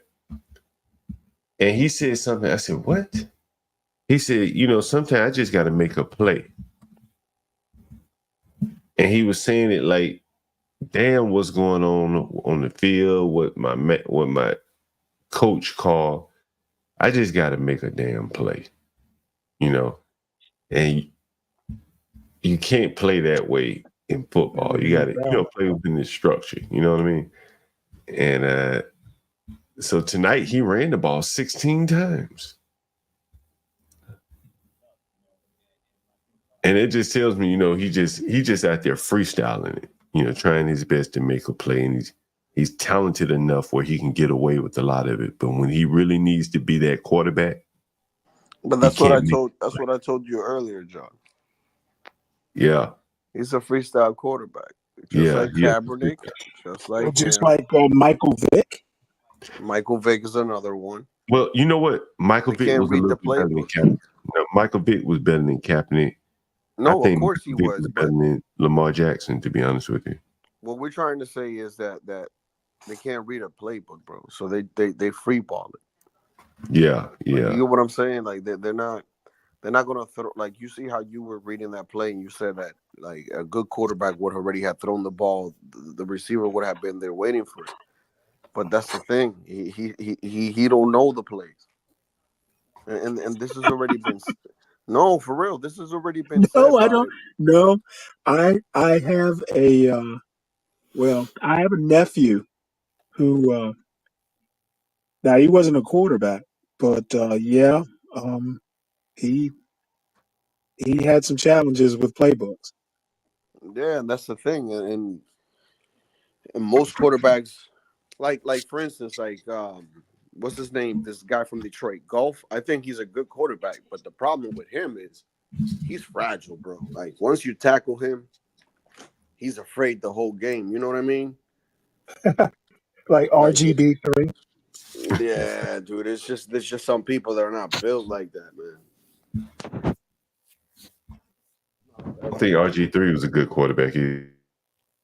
What I say, RGB, RG3? His first 2 no, years. Yeah. Well, hey, I was in DC, and my wife's family, they're all like, super like Redskins, and I remember RG3's first season. He had a problem with. Now he was a good quarterback, he was a good passer, but he had this thing about running. And he used to get clobbered whenever he tried to run because he wasn't that fast and he was And his kind of legs were tall skinny, and dude. fragile. His legs were skinny, Bambi legs. Yep, exactly. I knew that. I know he wasn't going to last long because he got murderized, especially his second season. I was actually rooting for that guy, man. Me too. I was like, damn, man, Washington has a chance to win it since Oh, the first black quarterback to ever win a championship. Yep, my mother-in-law, they were all hyped. That first year, I think they did make it to the playoffs his first year, but after that, and the second year too, I believe. And then it just went downhill from the third. Yep.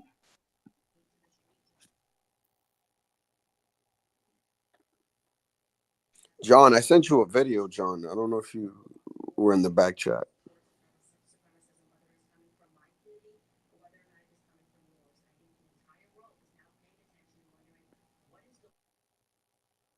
Crack, John? Yeah. I think John's muted. Is he saying something? That's for you, Stanley. I can't. Let's see. What does it say? Oh, Ruth Bader. I took that just for you, Stanley.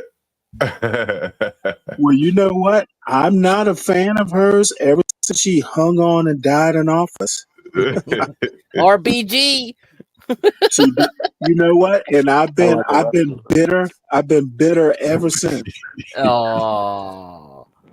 You want some RBG? Dianne Feinstein, and I was afraid Biden was going to do the same thing.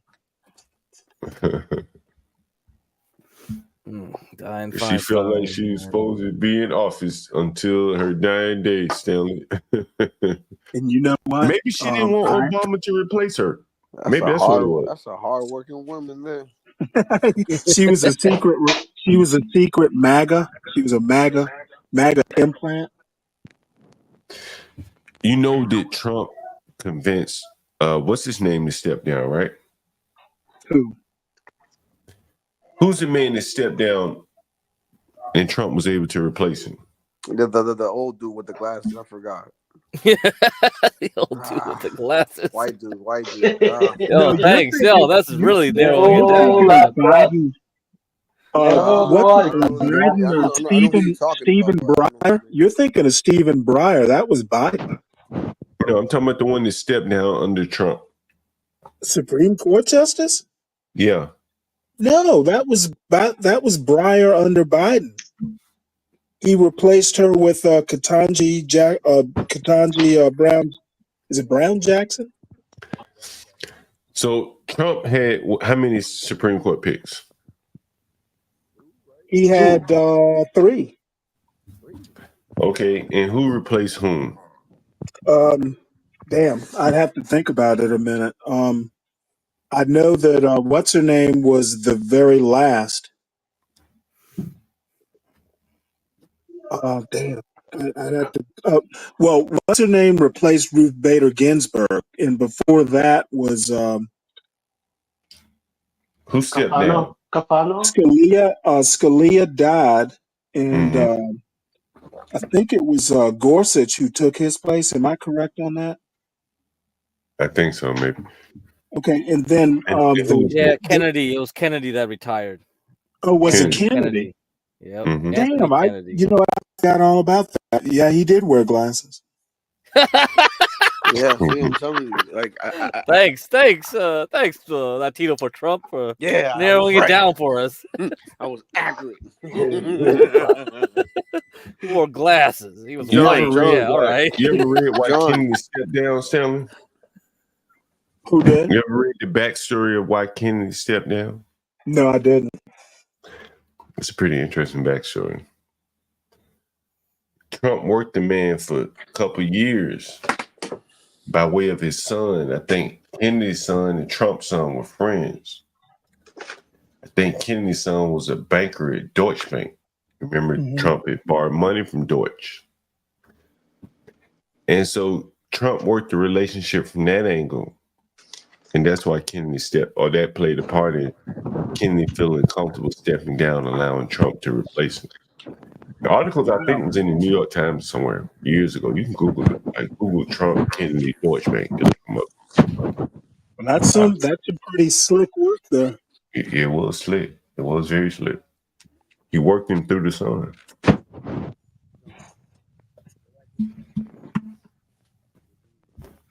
Let me see if I can find it.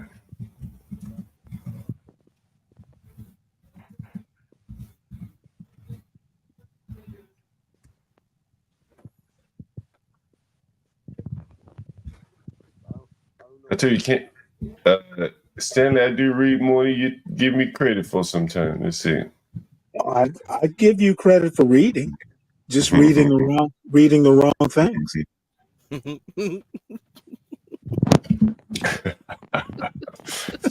My memory is pretty damn good too.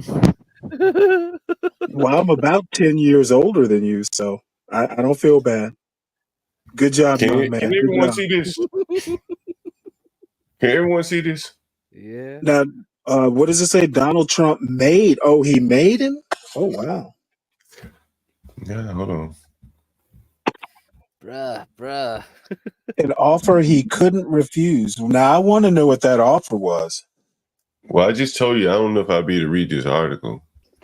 Let's get the archive. Well, it's behind the paywall.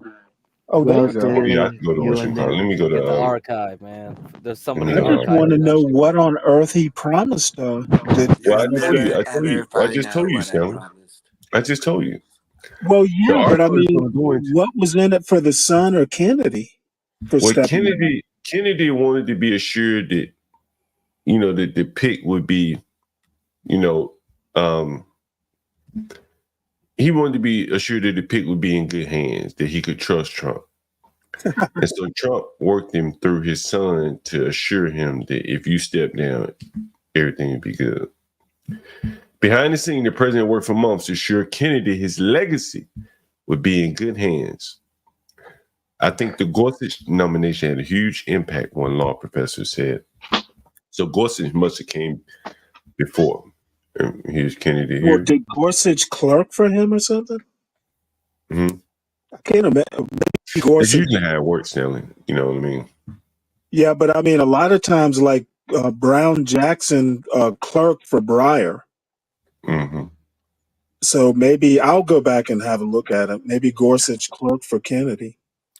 Yeah, it was an interesting article, man. Like it was slick, man. I will say that.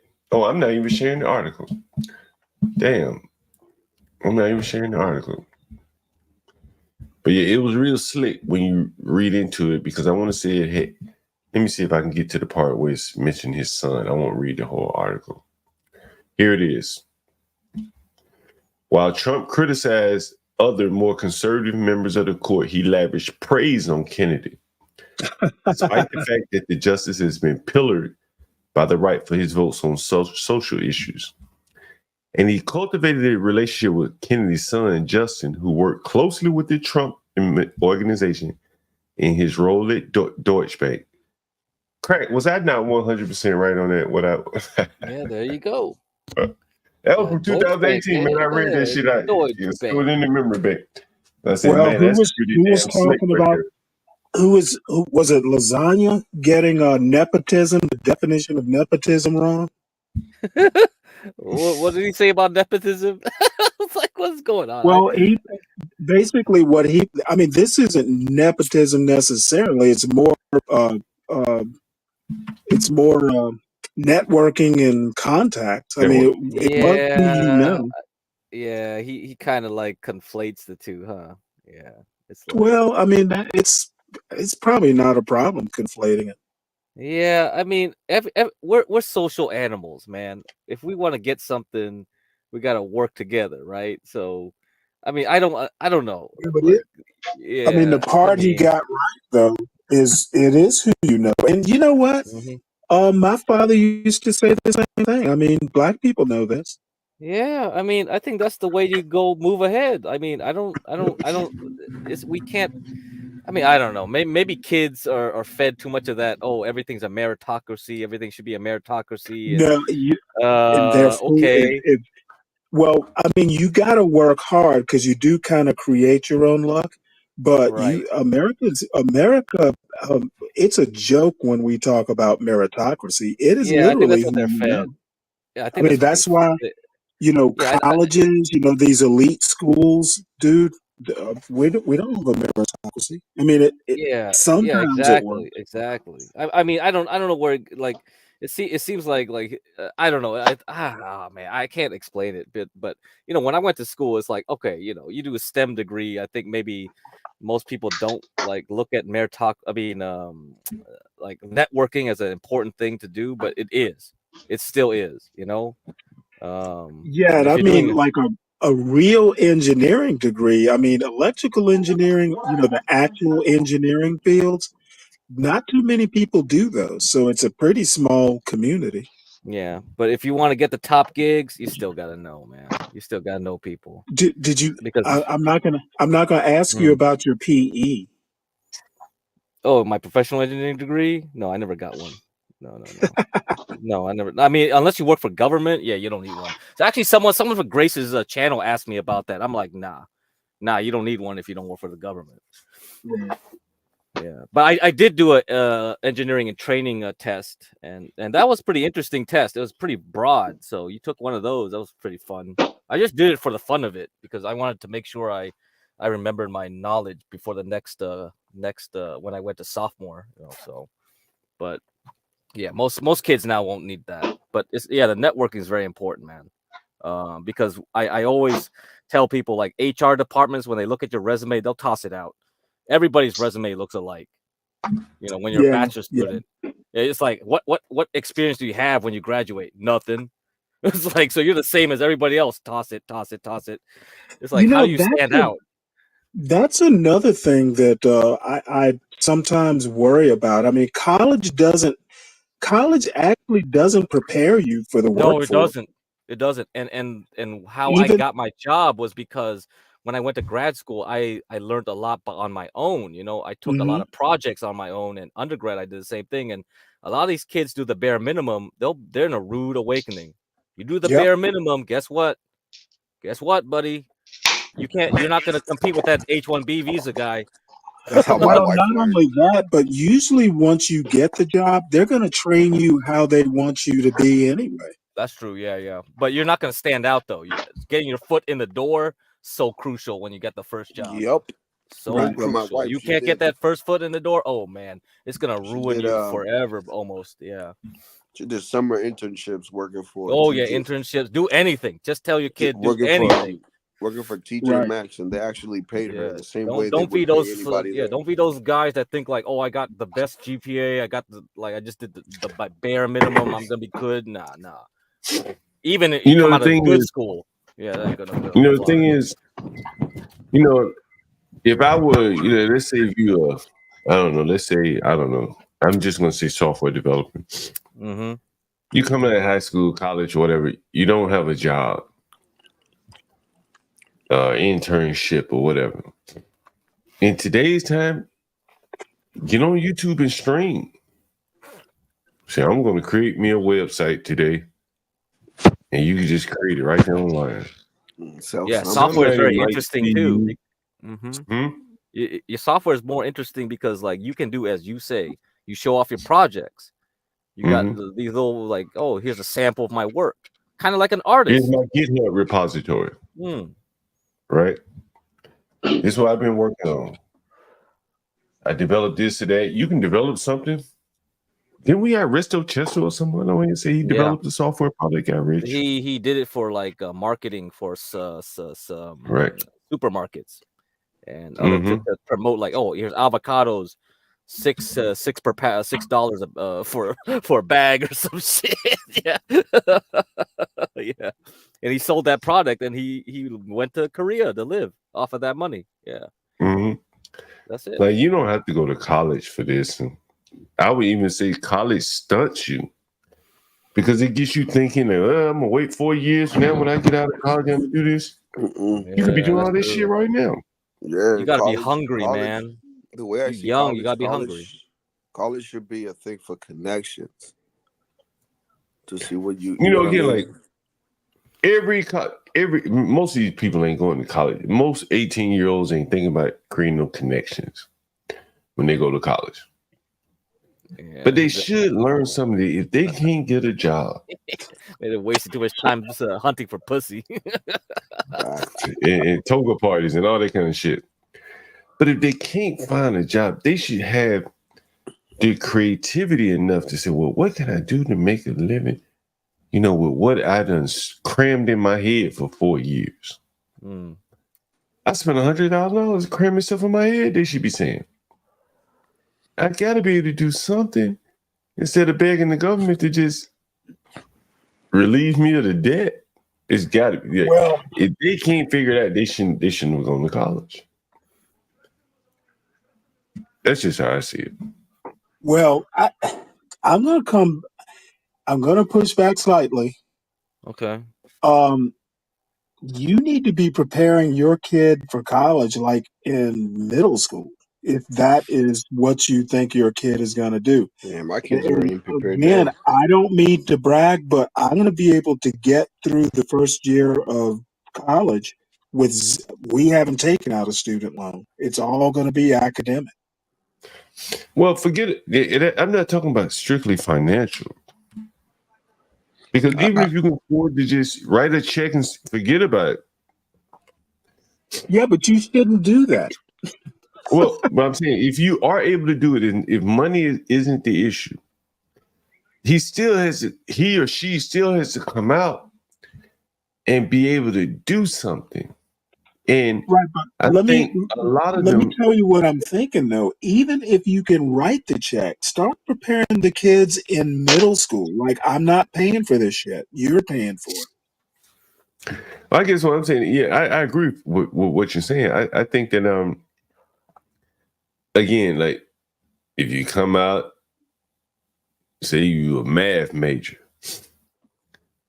there are many things you can do. Hell, tutor, figures, like get online and do math problems, something. Right. But just be like, well, you know, I can't get a job as a math teacher. You know, this or that. Like, you went to school for 4 years.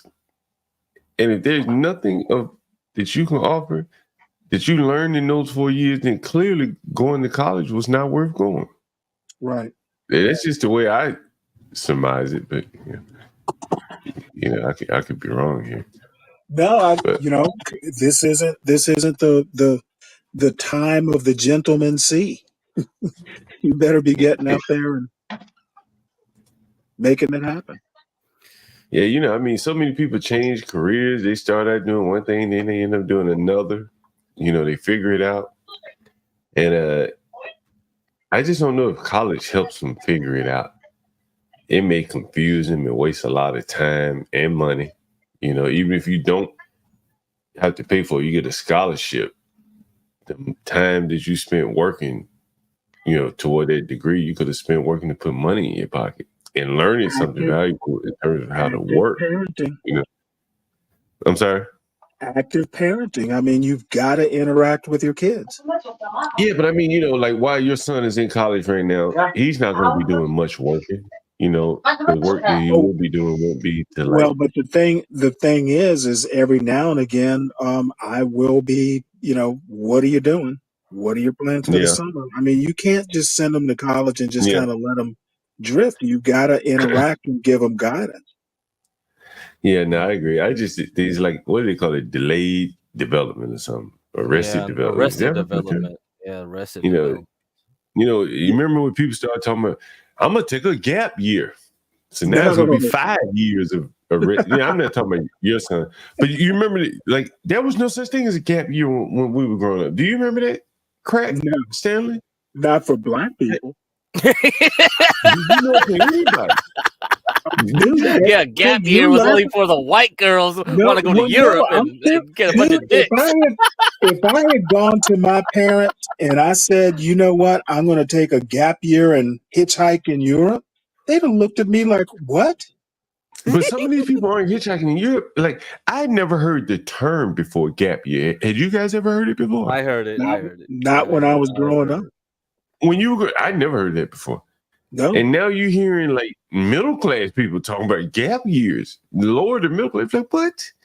Does the grass stop growing in that gap year? We're gonna cut the grass through the gap. Right? I don't know. Just as a matter of fact, you're gonna be cutting grass if you do a gap year. It'd be no gap at all. Yeah, I don't know. I think it's just like arrested development. Stunning the development of these people. Yeah, that's what I think it is. Yeah. I don't know. They need to be thrown to the fire a little bit sooner. I don't know. That's like going and checking out the dating scene for your 9-year-old son. I don't think that's the same. That's not a good analogy there, Stanley. But fair enough. I had to throw it in. I'm sure you did. Stanley, you weren't here earlier when I showed off these Twinkies, were you? Yeah, I saw it. Oh, man. Stop with the Twinkies, bro. But you know what? I guarantee you I could find a recipe and make them myself. And I'll ship them to you on ice. I'm sure you could, Stanley, but oh, man, this is something here. How many of those did you get? I only bought two. Yeah. Did you share? No, yeah. Can he share through the internet? The StreamYards have that capability now. Gobble. No wonder the StreamYards is destroying my computer, man. Yo, John. I go to this place in New York called the Chocolate Room. Man, I've been going there so long. Oh man, it's one of my favorite places. I think it's Oprah Winfrey's favorite place too, or one of her favorite places. Yeah, I'm sure.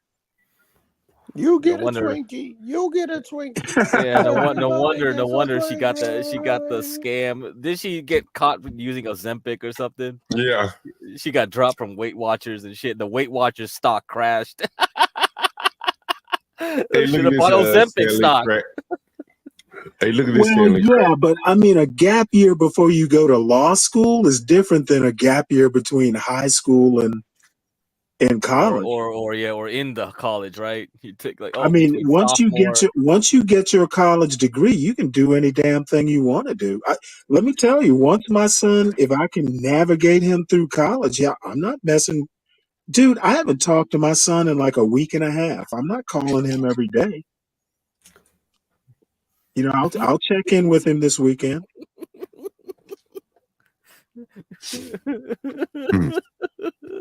I don't know. John. Yeah. Did you get that video I sent you in the back? Oh, hold on. Let me send it. I got some chocolate on my hands. Hold up. Crack, you can pull it up. Some chocolate. No, I can't. Oh, I can't. Man, you got the Chrome. You got to pull it up. But I think we've seen a little bit of this in another video we showed like 2 days ago. Oh, Crack, you know how to... Yeah. Saw a little bit of the jewelry heist. No, I saw this. I don't like Chrome, man. Fucking eat your memory. With StreamYards plus Chrome, probably destroy my laptop all the way through, man. Yeah, I saw this one right here. Yeah. This is good. Look how they hit that woman in the head. Yeah, bro, that's fucked up. And they knew to keep her from going for that fire.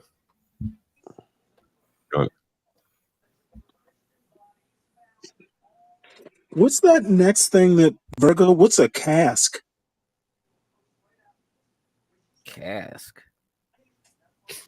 Casks. I have to schedule casks with the boy, like tasks.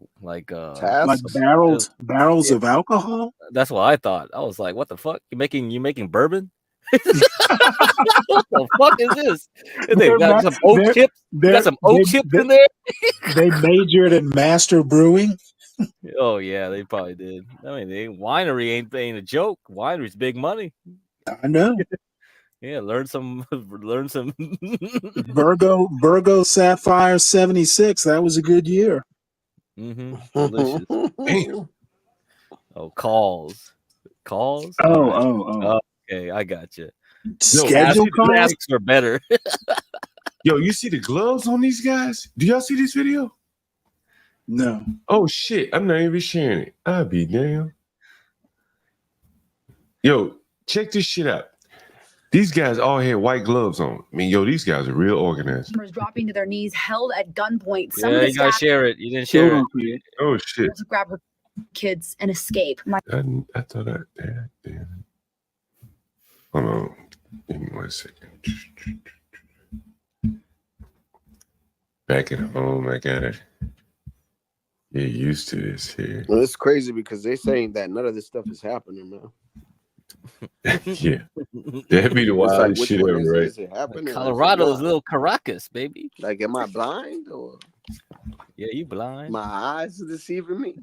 Yeah, you dropping to their knees, held at gunpoint. Some of the staff fleeing to the back. Munoz able to grab her kids and escape. My mom and my cousin closed the door. Oh my god! As I grabbed my 18-month-old baby. Her mom, Lydia Pena, tried to hit the panic button.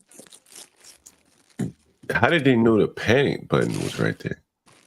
And they knew to block her from the panic button. Nah, because they saw her about to touch it, so he put one and one together. I mean, they criminals. He put one and one together. Is this a bank or a business? It's a jewelry. Like a jewelry store. Yeah. In Colorado, I believe. Denver, right? Denver, yeah.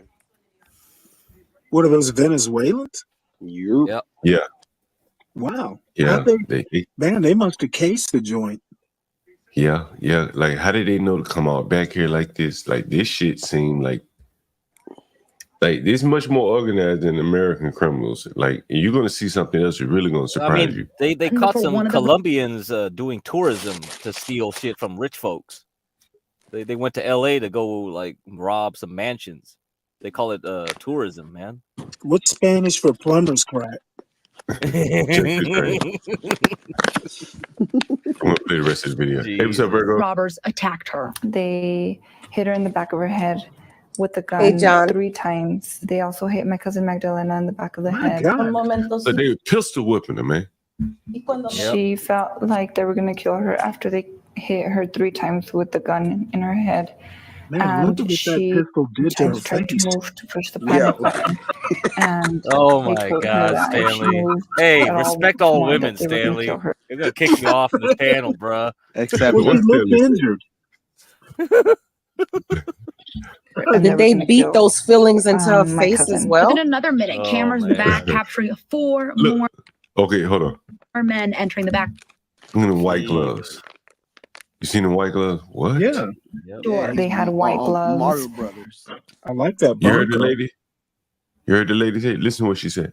Cameras in the back capturing 4 more men entering the back door. They had white gloves, and they were all loading their guns. Munoz says one assaulted her sister. They were all loading their How? How on Gloved up, gunned up. They came front and back? That's what she said. Shut up, Latino. I'm gonna kick you off too, man. Damn. Like, this some real serious shit here, man. Like, I don't know if the police can deal with this kind of shit. This some real shit. Running a jewelry store is crazy, though. Yeah, you gotta be real careful, you know. So, who walked into all the chaos. He grabbed her by her hair, pulled her up the stairs, and told her not to move or he was gonna kill her. And while he had her face down to the floor, he yanked all of her personal jewelry off. The 8 men wiping out the store that's been here for 24 years in a matter of 3 minutes. No face masks? Did you hear that? Did you guys hear that? She been there for 24 years. Listen closely. And wiping out the store that's been here for 24 years in a matter of 3 minutes. 3 minutes, bro. Damn. There is no that's movie quality. What town is this? What's Aurora? What's Spanish for Ocean's 11? Oh. Mal once. How on earth did they do that? Which also means like mal means ocean, but also means bad. You know, I think like what probably why you saying it, Stanley, and why a lot of Americans saying it is that we're used to our criminals slipping and sliding all over the floor and shit, falling down, dropping this shit out in the parking lot, bringing us a pillow-case. You remember Magic Game Show? The guy had a pillow-case, picking up the blunts and leaving the cash register, man. Like that's what our criminals blacks do. ain't disorganized to this type of crime. These people are very Stanley, serious. John, are you going to tell the truth? Venezuelans are taking the bank jobs too.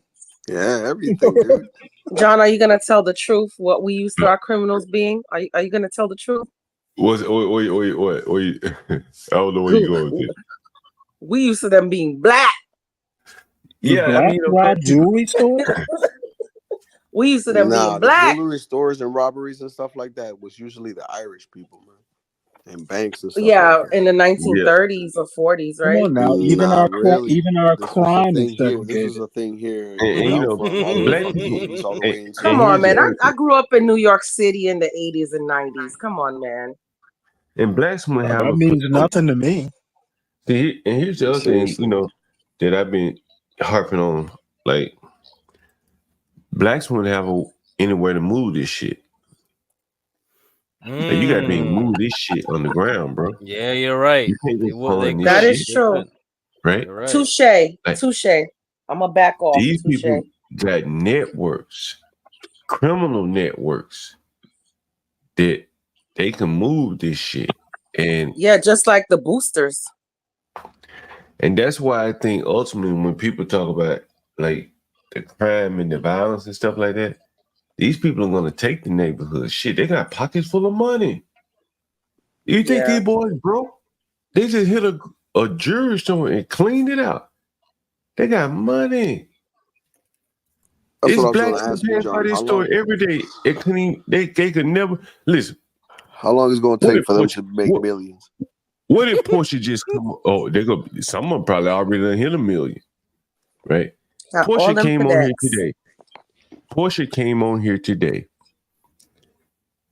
and I'm gonna bring it all the way home now. Right? Do you know where I'm about to go with this? Can you see where I'm going? You heard the story about what crack was, what Porsche was talking about, right? Well, I'm not. I'm gonna be silent on that. Yeah, go ahead. I wasn't on. I don't even agree with any of that take. Fair enough, but can you guess where I'm about to go right here? Oh, this is gonna be interesting. So I mean, I missed the end of Porsche's thing. So like I left, but like I mean, what are you trying to associate with the high school thing that she had or whatever she had to deal with? I'm gonna associate it with this heist. Okay. Right. Here you got 8 Latinos, Venezuela. Okay, you can argue that we all agree what they're doing is not like productive. They're not building a pyramid here. That's fair. But they're putting their mind together to do something. Porsche told us an example of 2 young men that were friends. Yeah. And one tried to help the other. He didn't have to do it. He offered to help him. And they end up in a fight. Yeah, as high school boys will do. Yeah. Hey, these boys ain't much older. But they're gonna go their separate ways. That's why I say it'd been better if it was over a girl. They could get over that shit.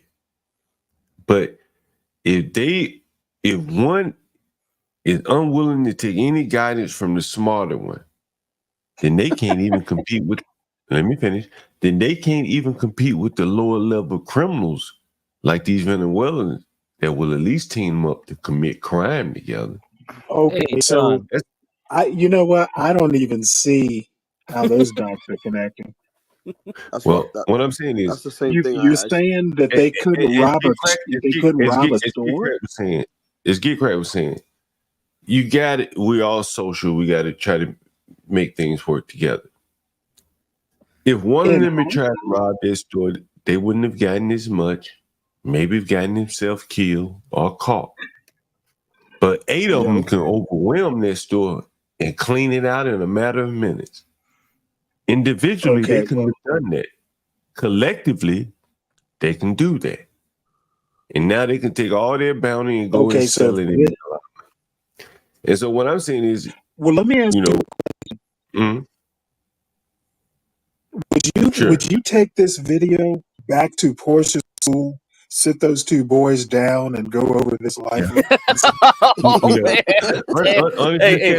It's Stanley. Your mic's starting to break up, so maybe your phone needs a reboot. Let me see if I can edit your mic. Honestly, Stanley, I think you probably got rebooted. Let me see if I can do it. Hold on, I changed your mic. I changed your mic cancellation. That may improve. But you know what, Stanley?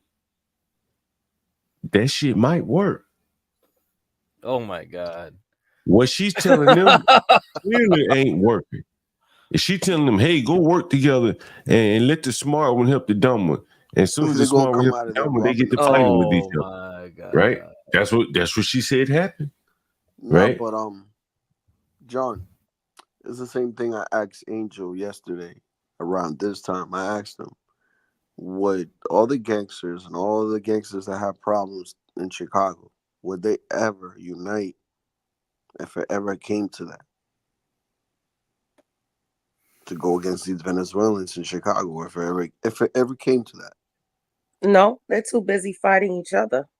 That's what I was saying, and that was my question yesterday. And I'm just like thinking, I'm like, I don't think that they would fight these people. Yeah, I mean, Latino, it's kind of like the same Some thing might. with California. Some might, but they're too busy fighting each other to unite. It's the same thing with California, man. All the black gangs got pretty much are wiped out by the Latinos took over, So this is See, when I was growing up, it was the black gangs that was in control. See, I don't know nothing about this. I'm from New York, so I don't know. Yeah, California, they're out of business now. I think all the black gangs, they're out. They're retired. All them Crips and Bloods turned if they're into retired, they're basically online bitching at each other. they turned into programs for the youth. Yeah, they went online. That's where they moved. Trying to get big on YouTube. Like, kids, we landed on Plymouth Rock. Don't smoke the rock. Oh my God. Plymouth Rock didn't land on us. I went down that path, and trust me, brother. Yeah. You do not want to smoke that rock. Hey, what's up, shits and giggles? You joining the panel or what? Did he join the panel earlier today? Who? Shits and giggles. There's some guy named Shits and Giggles? Who? What the fuck? That's a good one, right? Shits and Giggles. I don't know. Okay. Good joint panel.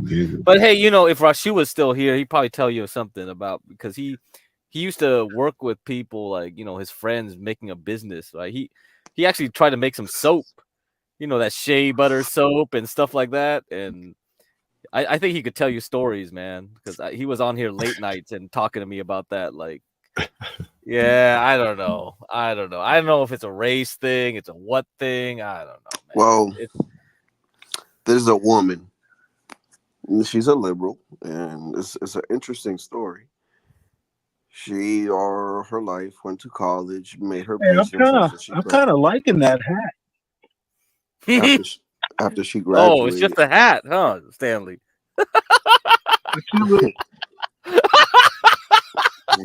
Fucking shit. Stanley, oh my goodness, Stanley, we can't get all the women on the show. Like, hey, shits and giggles, how are you, hon? How are you? Stanley just gets all the ladies now. This is like too much for me, man. Good night, DG. There was this woman. Good night, Duale.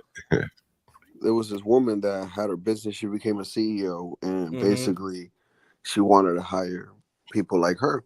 Basically, she wanted to hire women, so she did. And she hired women, and she also hired people of color. And she noticed that the production wasn't as whatever. So when she switched to just hiring men out of a certain criteria, she saw that her business went up. And she basically was saying it's not racist to say this because when you have a business, the whole point of having a business is to make money. Yeah. So I don't know. I don't know either, man. It's iffy, man. So she was a woman that only hired women? At first, her company hired 70 to 30% women. So when she saw that the production wasn't there, she went the opposite route. She went 70 men and 30% women, and she saw that there was more production.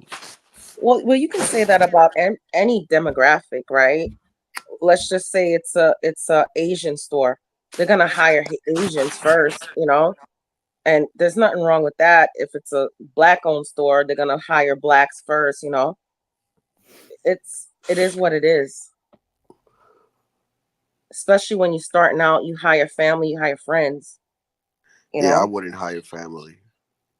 Well, if you're a strong unit family, even that's then, a curious thing, huh? Even then, I still wouldn't hire family until you make it, and then you hire other people. The thing about family is if you hire somebody else, let's say from the street, a normal person instead of your family member, that person is not going to feel like you owe them anything. That person is not going to feel entitled. That person is just a regular employee. Oh, you see, I don't even affiliate with those kind of people. I don't even affiliate with those kind of family. You know what I mean? Yeah. It always starts beautiful. I'm trying to tell you, man, because I work with family and yeah. And every time I'm always in the bottom of the end, and I just leave it that way because it's just better. But honestly, I'm gonna be very honest with you. These Asian stores, like the restaurants and stuff, they hire family, they hire friends. That's different though. They're doing pretty well. Yeah, and the Hindus too. That's different. Yeah, though. they do, and jewelry stores like you're run by Vietnamese. They'll hire all their family first, and the Jews too. Yeah, they run it well. So I look at that, I'm like, it is cultural, a lot of it. So it's the Asian jewelry stores on Canal Street in New York, and the Persians. They hire the Persians. Yeah, Persians.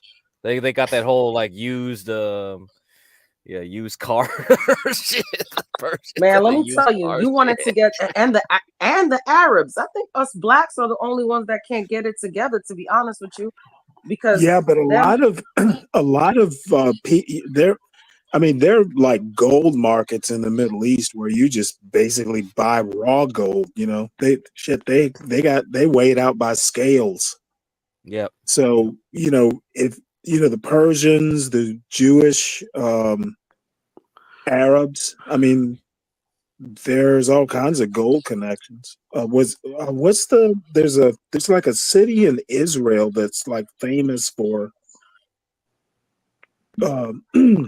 gold and I guess diamonds. They're like diamond markets over there. It's they amazing control the market. You're into that sort of stuff. Man, I remember when I went to Dubai, and you can buy gold out the vending machines like you was buying a bag of chips. It was crazy to me. Yeah, they're crazy about gold over there. Crazy to me. Yeah, to them it's some real money. That's why Americans stopped. Well, FDR took all the gold, didn't he? Hey, Crack. I've been reading this tenant media thing, and I know Stanley probably has been reading it too. This shit sounds like another honeypot. Crack, have you been following up on this? No. What's that? What's tenant? What's that? Huh? No, I don't know nothing. Well, apparently, I knew you've probably heard of Tim Pool, right? Yeah, I heard this is an article over cat fights. Oh yeah, because I this was a popular article back in the day. It was like this woman tried to make a woman-only company where it's all employed by employed women, and she was just like, "Oh man, I'm sick of this shit." So it's kind of like what Latino and Trump was saying, like he knew like somebody that tried to make it like more women majority, like, but you know, I mean, dude, DEI gone bad. Yeah, Finland gave Is it really DEI though? I mean, she wanted to hire who she wanted to hire. Hey, hold on for a second. Right, she did. Shits and Giggles said his neighbor just lost their house to illegals. Oh, really? How? Damn. Where they from? But they never owned. But they now own the house. Get on the panel and tell us more. Oh, yeah, Jesus. we need stories to confirm I need a our backstory biases. to that. Sadly. Well, I believe there was a place in Finland. I could be wrong, but Plus, somewhere I in kind of Europe, want to hear her voice. somewhere in Europe where there was the feminists were marching and stuff, and so they basically was like, oh, if we're not in the workplace, you guys will suffer. So they basically took two weeks hiatus, and there was more production in the workplace. There was no sexual harassment, no HR problems. It was beautiful. Are you gonna try to cook her those burgers, Stanley? No.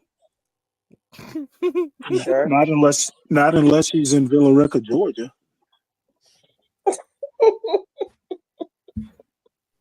Or should I say that is Wanda? crazy though. Come up here. Illegals taking over the house. Shits and That is Giggles. crazy. Click the link. Click the StreamYard. Click the link if you want to get on the panel. And tell us what if city you and don't, state it's in. And if you don't, at least let us know where you're from. It's happening everywhere now. Well, I mean, they're renting a lot of houses. Let us know where you're from at least, so we can. Well, you know, I've heard about the people that's doing the Airbnbs, and that's the ones that are taking over, or squatters people who are just yeah, and the people who has like vacation homes, especially here in Florida, because we have a lot of what you call them, snowbirds. Yeah. So the people, you know, that are snowbirds, you know, they'll have their homes here, but we haven't seen a lot of it in here in Florida. Just and like there's a reason. Tiny. Well, yeah, because we're a red state. Ran DeSantis signed a bill where you can't do that, and if you we're a blood state, and if Stanley, come on. Let's say that the police don't want to handle it or whatever, you can take matters to your own hands. Damn right, and I sure would. I mean, can you imagine? I mean, Stanley, for real. Common sense. Even if you're not a diehard Republican, can you imagine you worked hard to get a home and you're renting it out, that, dude. And you worked hard to make money and have people rent it, don't and then care. somebody It's just all takes about it over. emotions and feelings and rainbows and nah, man, I'm and talking about Rambo. I'm gonna go in there like Rambo. And all stupid shit. Like nobody cares about nothing anymore. It's like a soulless world. God damn, bro. Yeah, I'm tired. Why are you talking like this? Talking like this in the early morning, man. Sounds like Robbie Robertson. It's annoying at this point. Like, don't you get fed up though? What's the song? Take the blue train all the way. Oh my god. He sounds like, you remember Robbie Robertson? What's that? Like, come what's on, that man. song? I wish. Yo, get cracked. I wish they would come over here and try to do some shit like that. Thank you. Are you in Florida too? Nah, I'm in Massachusetts, but I wish they would. Yeah, all this tough talk.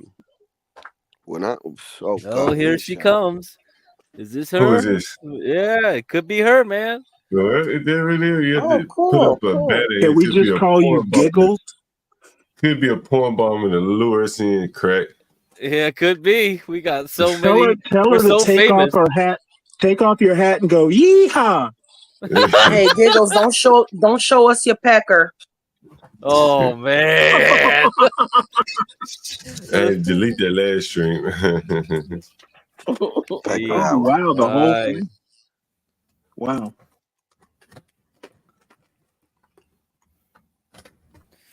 Is she gonna say anything? I don't know. Hello? Maybe her first time using it. That's the first problem. That's funny. Look, Willie say y'all niggas jealous. Oh, that's awesome. Somebody has a good sense of humor. That's my boy Willie Is she Brown. gonna say anything? That's my boy Willie Brown. Never leave a woman with no frown.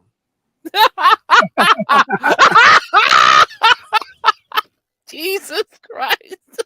We all know in the city of San Fran how we Yeah, hell get yeah, down. I know. And we ain't talking sexy red, but that man knows Pound Town.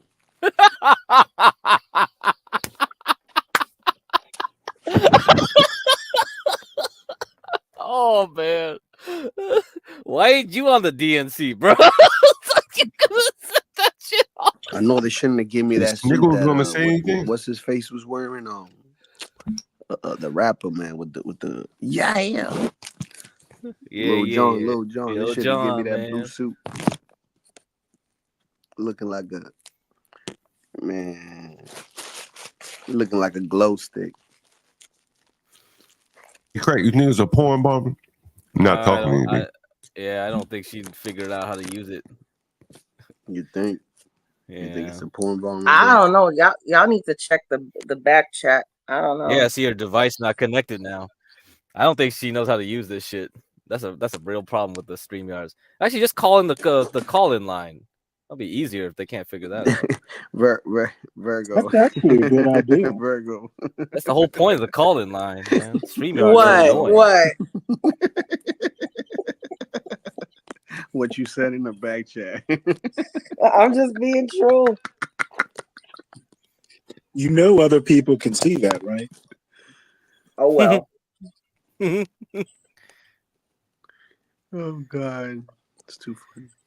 So what you guys doing this weekend, man? Oh, nothing. I don't know. You know it's my birthday weekend. Oh man, we can celebrate birthday here, man. You could just dual stream your party. Yeah, celebrate stream your your party, man. Celebrate your birthday. My birthday's on not YouTube. until Wednesday. It's on the 11th. Okay, then why you're celebrating it this weekend? I'm celebrating it all month. What are you talking about? I'm a Virgo. Oh hell yeah! It is all month. Celebrate it all month. That's damn right. It is all month. Even after my birthday is my birthday. Okay. Yeah, but I think this weekend we're gonna go see the new Beetlejuice this weekend. The new what? Beetlejuice. The movie? Beetlejuice. Yeah, Beetlejuice 2. Hi, I'm your father. I'm Beetlejuice. Yeah. Then we're gonna. Is it the Michael Keaton version or some shit? I take it Michael Keaton's not going to be in it. I know, but it's still. I mean, I thought it was gonna be like a fun movie. We're gonna include like the kids and stuff. Oh wait, the last time I heard, are you and your husband going alone? You're not taking the kids, are you? No, we are taking the kids. We're taking the kids. Okay, because you know what happens at Beetlejuice in theaters. What? What? Thinking of what's her name, the congresswoman. Oh, Lori Lightfoot or something like that. Whatever her name is. Yeah, when she went to see Beetlejuice in Colorado. You're an asshole. Lauren Boebert. But how did I know her name though? Lauren Boebert. Nah, Lori Lightfoot, yo. She right. Lightfoot. Yeah, that's quite a different animal. Yo, Lori Lightfoot is definitely a different animal. That is Beetlejuice though. Yeah, for real. Sniggle. Nah, we're gonna take the kids and then. Hello, Sniggles. You figured it out? Oh boy. Well, I'm here. I figured. Oh, she figured it out. Oh, hey, Giggles. You're a real person. Me? No. No. I'm no. What's up? Uh-oh. She's all hacked. I told y'all. What? Told y'all what? I pulled myself off the audio like mute. Oh, okay. Of this. So, what's the topic? What are we talking about here? Well, you don't want to talk forgot. about you had a neighbor lose their house to the migrant. Well, yeah. Well, I mean, which one? Shoot. Well, guess where I live? Where do you live? Well, I can't tell you. I'm near New York, though. I'm very close to New York City. So what, you live in Rochester? Rochester. And how did they take your house? They didn't take my house yet because I'm too smart for them. Whose house? They took your neighbor's house? Yeah. It's insane. Well, realtors are allowing it more than normal. I don't know.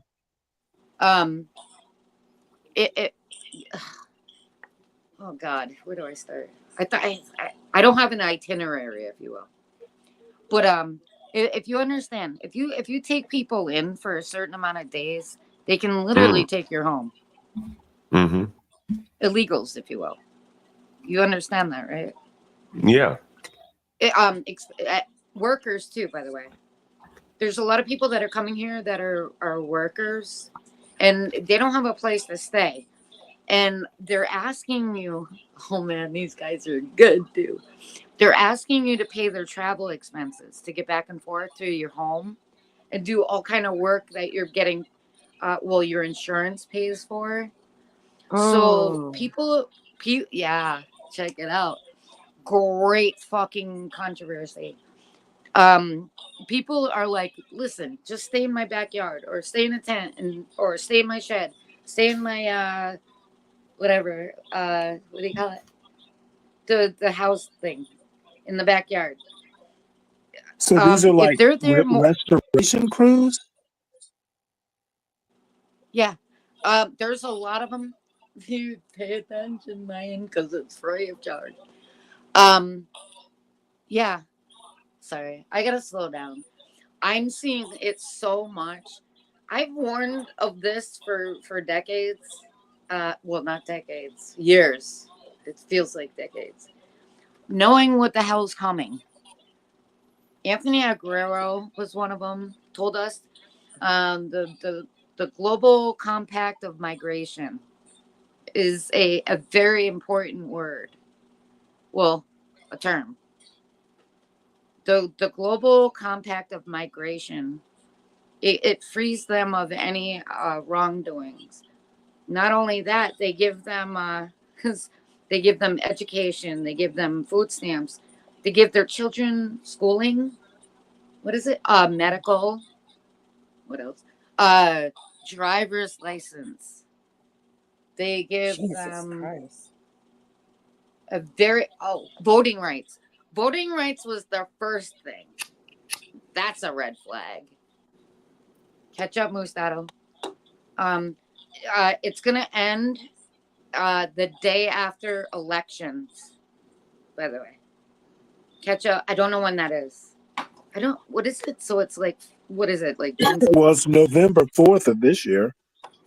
It's gonna end, and they're already kicking people out of New York City. They're evicting people.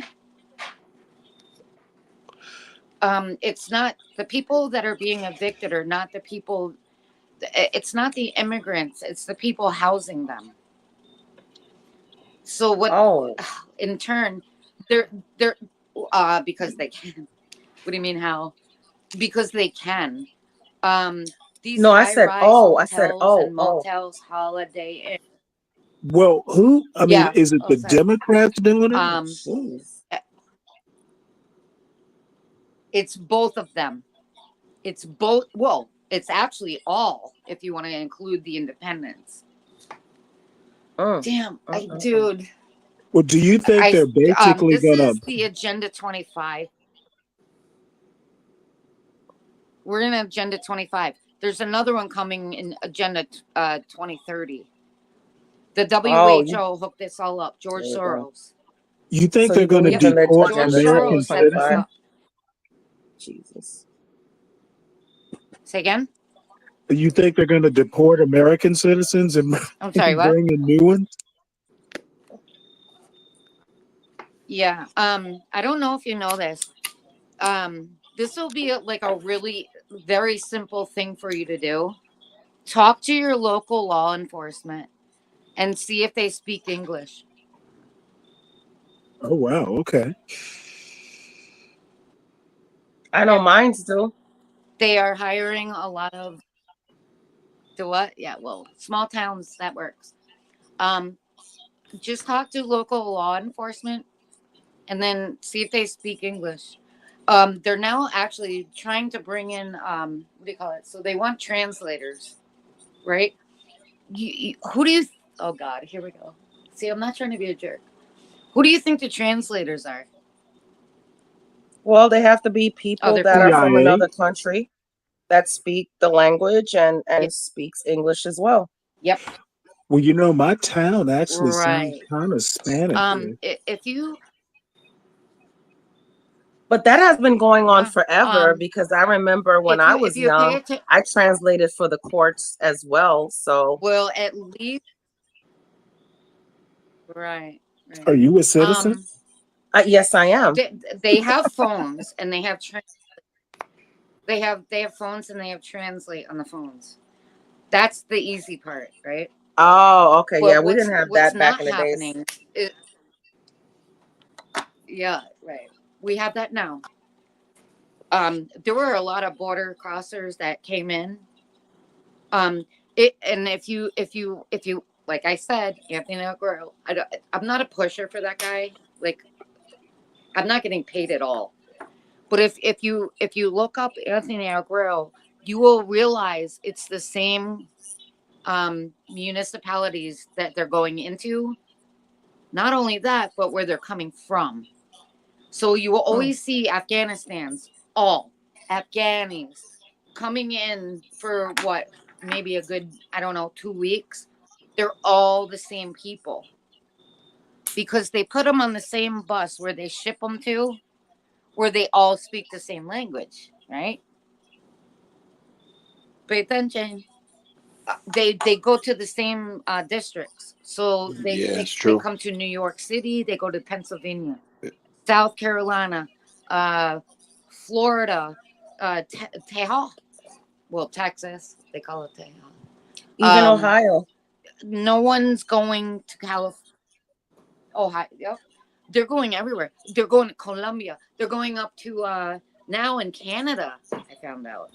So they're going right to the cusp of the border of Canada. You know who owns Canada now? Well, the military district of Colombia, China. Found that out the hard way. Yeah, China's up there. They're owning all that bullshit. We're being pushed. What they call it is a squeeze. It's coming from all angles. Have you seen any of? I have a question. Have you seen any of John's migrant videos? I don't know. I may have. I've seen I've seen enough where I totally get what's going on. I know Greyhound is. I know Greyhound buses. I know there's a whole bunch of buses. Do yourself this favor, and a pen and paper might help. Look up the protesting of busing system. Dude, Greyhound's the biggest one out of New York City. There's so many protesters going after them. You know why? They're giving them free rides to wherever the hell they're shipping them to. Look that shit up. No one's paying attention to this. Yeah, well, even China, I thought I was always talking about this, how they infiltrated the farming industry. Yeah, they didn't really infiltrate the farming industry. They just bought a whole bunch of land next to. They monopolized it. To tell you this, they don't have to. I have a question. Have you looked outside and seen like what your trees look like these days? You know how dead your trees are. Well, my God! Don't say that because they look terrible. The rain has messed up my mango tree. Well, my trees look like they've got faces. It's not the dude. It's not the rain. Wait, what? It's not the rain. Yeah, because I used to produce a lot of mangoes. Oh, no, this is serious. I used to produce a lot of mangoes, right? You have nothing over the years. And then this year, for all of a sudden, this year, I had like a couple of mangoes fall down, and the possums and the raccoons got to it. And I found like maybe one or two mangoes that were ripe, and that's it. I used to have a lot of people like coming over to my house, like, "Hey, can I have some mango?" You know what? I have a question. Do you think the animals go more after them? Like birds, squirrels, chipmunks, whatnot. That's a good question. You think? That's a good question. If I leave them long enough, they will. But usually, when we come home, when me and my husband, either one comes home first, we'll pick up mangoes and we'll bring them into the house. And if somebody comes over, yeah, you can have some mangoes or whatever, But yeah, this year, honestly, we didn't have any mangoes. Nothing. I'll tell you why. And I'm not a big conspiracy theorist. Dude. Oh man, fuck with the conspiracy. Listen, I'll whatever the conspiracy. I'm telling you right now, what is exactly happening to your plants is what is exactly happening to all the animals. It's the sprays above. Dude, they don't want us to make our own food. They don't want us to grow our own crops. They don't want us to have our own waterways. I don't give allergies have been getting worse too. You bet your ass they do, don't they? Yeah, my allergies have been getting a lot worse. Here's a better question. I have a question. When was the last time you were stung? Well, I'll ask this first. When was the last time you were stung by a bee yet seen one? Oh man, not bees. I would say years. No, there's mad bees around my house. No, I have wasps around my bees, house. Huh? We got a lot of mosquitoes though, don't we? Oh yes, a lot of mosquitoes. But here's the thing too.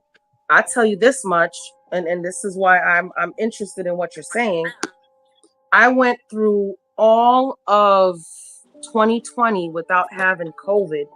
And I don't know if we can say this on here, can we? Yeah, you can. There is no COVID, man. No problem. There's no COVID, bro. Yeah, you know the worst thing about COVID? Putting the mask on made you sicker. Well, here's the thing. By the way, I went through the whole epidemic without having it. Then I got hospitalized because of my anemia, and I had to have a couple of blood transfusions. And guess what? Guess what I caught in the hospital? COVID. Yep. COVID. Allegedly, by the way. Thank God I survived. Because this is the thing. If you I know what that means. If you did a test kit on a Sunkist soda, it comes out positive. No, you laugh. Oh man, bro. Thank God I don't drink. Thank God I don't drink Sunkist. Oh man. No, you laugh. I have a question. Did you get tested by a COVID kit? No, I never did. No. I was in the hospital. I was having blood transfusions. No, I don't know what they did, but all I know is a couple of nurses came into the room, and I was supposed to be let go after 2 weeks, and they were like, "Oh, we tested you and you have COVID." And then I was in the hospital for another 2 weeks. So I was in the hospital for like a month. And I felt like once I was getting the blood transfusions, I felt fine. But once I stopped and, all of a sudden I was ready to go, like all of a sudden I'm like almost dying sick and my chest feels like it's caving in.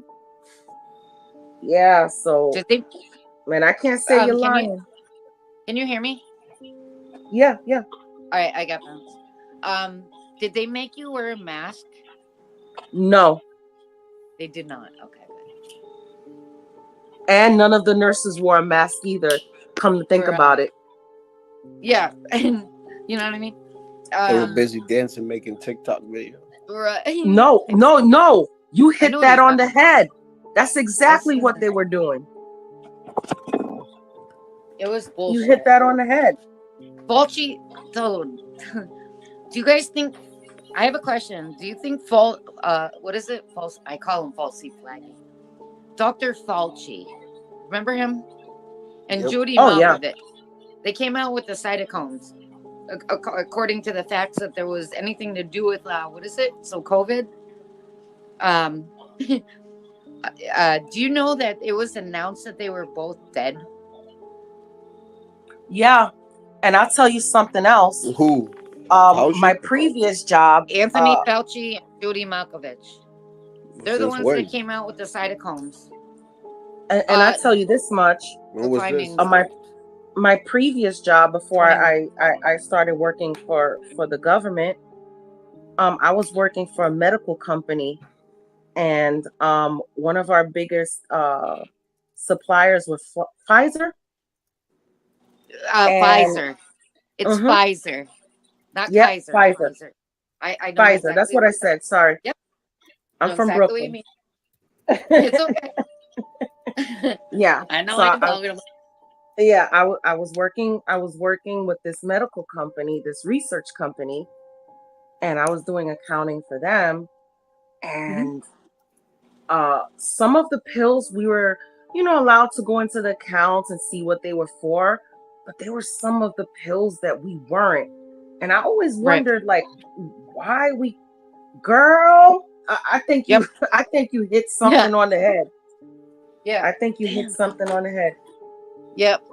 I am in no medical field whatsoever. I'm a researcher, if you will. I look under the blankets when people don't look over them. You know what I mean? I do a lot of research. Yeah. I'm not dumb. Yeah, I'm no longer from medical field. Yeah, you're done. Oh, thank you. It's not that I was done. It's just that I found a better job. Yeah, I get it. No, I get it. I've had doctors that actually quit. Cops do. They don't like what they're being told to do. A lot of cops did quit. Yeah, a lot of cops quit. You're absolutely right. A lot of cops. And then they blamed it. Here's the thing. Here's the funny thing. Too. They blamed it on BLM and like all the riots that were going on. And I kind of questioned it. I was like, because their rights were being infringed, man. That's crazy. Yeah. And there were some. Look at the truckers now. They back then it used to be you had to be 21 years old to be able to drive a truck, a semi. Now you can be 18 years old. Why you think that? Oh my God! I ran into a fucking set. What is it? What's his name? Semi. A semi. Was 17 years old driving a semi truck. Yeah, because this is the thing. They lowered the standard. And he killed three. He killed the whole entire family. The same thing happened around here. Yep. They lowered the standards because the reasoning is because a lot of those truckers quit because look how stupid this was. Like they wanted. They know what they're trucking. Listen, they wanted them to get tested, but then again, the trucker doesn't really get off the truck, dude. All he does is drop off a load and pick up a load. And they're not allowed now to look in the back of whatever they're shipping. And a lot of the pilots, quit too. Yep. A lot of the pilots quit, and they blame that on, they're just retiring. No, I don't think they were retiring. I think something else. And even because you know what they're doing with trucking systems. I'll tell you this right now because I found this out the hard way. They're throwing truck drivers in their so they're man, there's so much shit I learned in such a short amount of time too. They're actually shipping the keys to the back of the truck, so the guys that are driving it can't even open it. They're literally sending keys with, I guess, the checks, right? Checks and the money to the people that are it's being shipped to. The people that are driving the trucks aren't even allowed to look inside of it. Isn't that nuts? I watched this the other day. I couldn't believe it. As a matter of fact, it was a cop. You're absolutely right. Yes, they're shipping the key. Not only that, but most of them are at the border, and there is allegedly a master key. I don't know what that means. I used to work for a company. I haven't figured that out. What? I used to work for a company that they used to deliver goods to, and yeah, you cannot look in the back of it. We were the ones to if we were the ones to receive, we were the ones that had to cut the lock, and we didn't have a key. We just cut it off. Yep. Wow. No key. But there's a oh man, it's been there's like a that for master like 3 key at the years border. Now. There is a master key, and God, I forget what the it's one delivery system. It might be UPS. I could be wrong. It's either UPS or FedEx. There's a master key at the border where they can all open every back of the truck. But it's after drop off. So in other words, the driver cannot be there anymore. They have to be like within miles away. There's a checkpoint, if you will, where once they check out, the master key gets engaged. You understand? I don't know why this sounds weird. Where you think those 3,000 kids went? I know exactly where they went. What 3,000 kids? You think that's it? I know exactly where they're going. If you want to know. You think they're going to the U.S.? Dude, well, all right. So there's underground. Oh my God, I say this so hard. There's underground railway systems. Oh, like the Jews had, and that story just disappeared. What? Like the Jews had, and then that story just disappeared. Do you remember that? There's a lot of underground railway systems. They travel for miles. There's a lot of departments that are there. There's a lot of countries that own it. Damn, I wish. Oh man, see, I don't. So you think they're going back to South America? They go back and forth. They actually go under the ocean, right? So you think they're going to Alaska, where all the presidents go and stuff every time they get inaugurated? Yeah. There's a lot of people that are dead that they're claiming to be dead. I'm not trying to be a conspiracy theorist, but I don't think Tupac is dead. I don't think. Who's the other guy? There's a lot. Well, if someone would put a chip in P. Diddy, we'll find out where everybody is.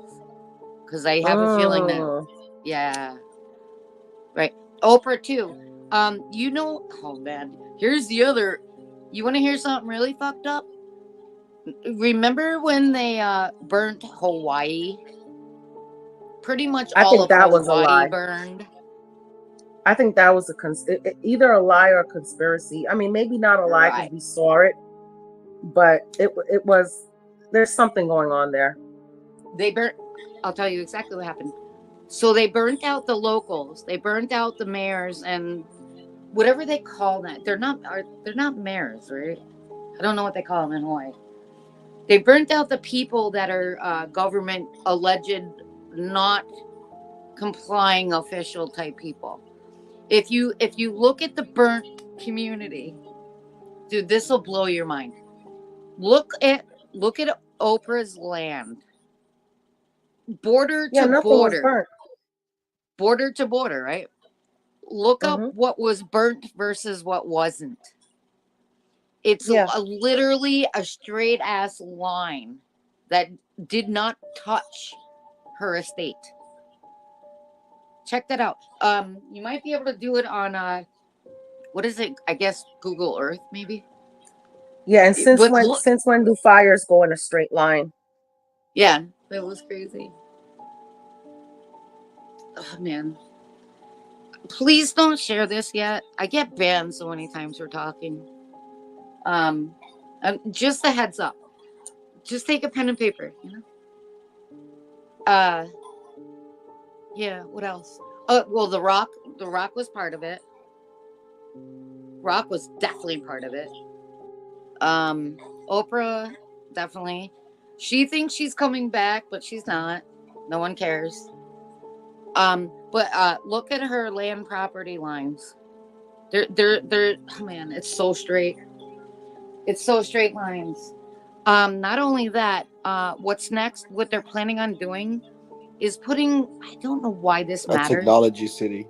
Yeah. Well, what is this with that? I have a it's question. Kind of like planes flew over their land and that was dropped down DEW. gasoline. It was from DEW. No, it wasn't planes. It was it was It was these DEW. beams. It was direct these beams energy that they used. direct energy weapons. Yeah. Yeah, and basically, because if you notice on the videos on the I believe this to be true though. Like, to be honest with you, because if you look at the videos, and you look at anything that is blue, if you look at anything that is blue on anything that video, that's a blue roof, what are you about to say? Didn't burn. A blue roof? That's what's next. They're planning on putting because blue it doesn't roofs burn anything blue. Yep, anything blue won't fire up. Why? It's a detract. You can look at these videos that they have in the military with these weapons. Yep. And it's all military. Thank you for saying that, by the way. Yes, it's military. The blue beams, it matters. Yep. And then look at the new houses being built, all blue roofs. Ain't that a bitch? Well, if we want to go way back, I feel that 9/11 was a lie. I don't even want to get on that subject. Yeah, I do. Me either. I'm just saying. Man, I could go so into that. Totally different topic. Yes, it's in a nutshell. It's an inside job. You know why? Because I was there. I'm not gonna get into it, but I was there. I was still in New York. I was there. You heard the explosions then. So I knew. Yeah. I knew there was another plane, and they just like erased it, like nothing happened, like there was no other plane. There was another plane. I have a question about that. If you were there, how many videos did you watch of alleged people that were there? You know, there's only 6 that I've seen. Yeah, same here. You would think that there would be more videos. Yeah. Oh hell, that's New York City, bro. Man, there's only. But I think 6. But if we want to dive deep into it, and like I said, I'm since you guys don't want to go deep into it, I'm not. You know, they picked the perfect time because our technology wasn't as advanced as it was right now, as it is right now. So it's like, yeah. Do you understand why it was a clear day?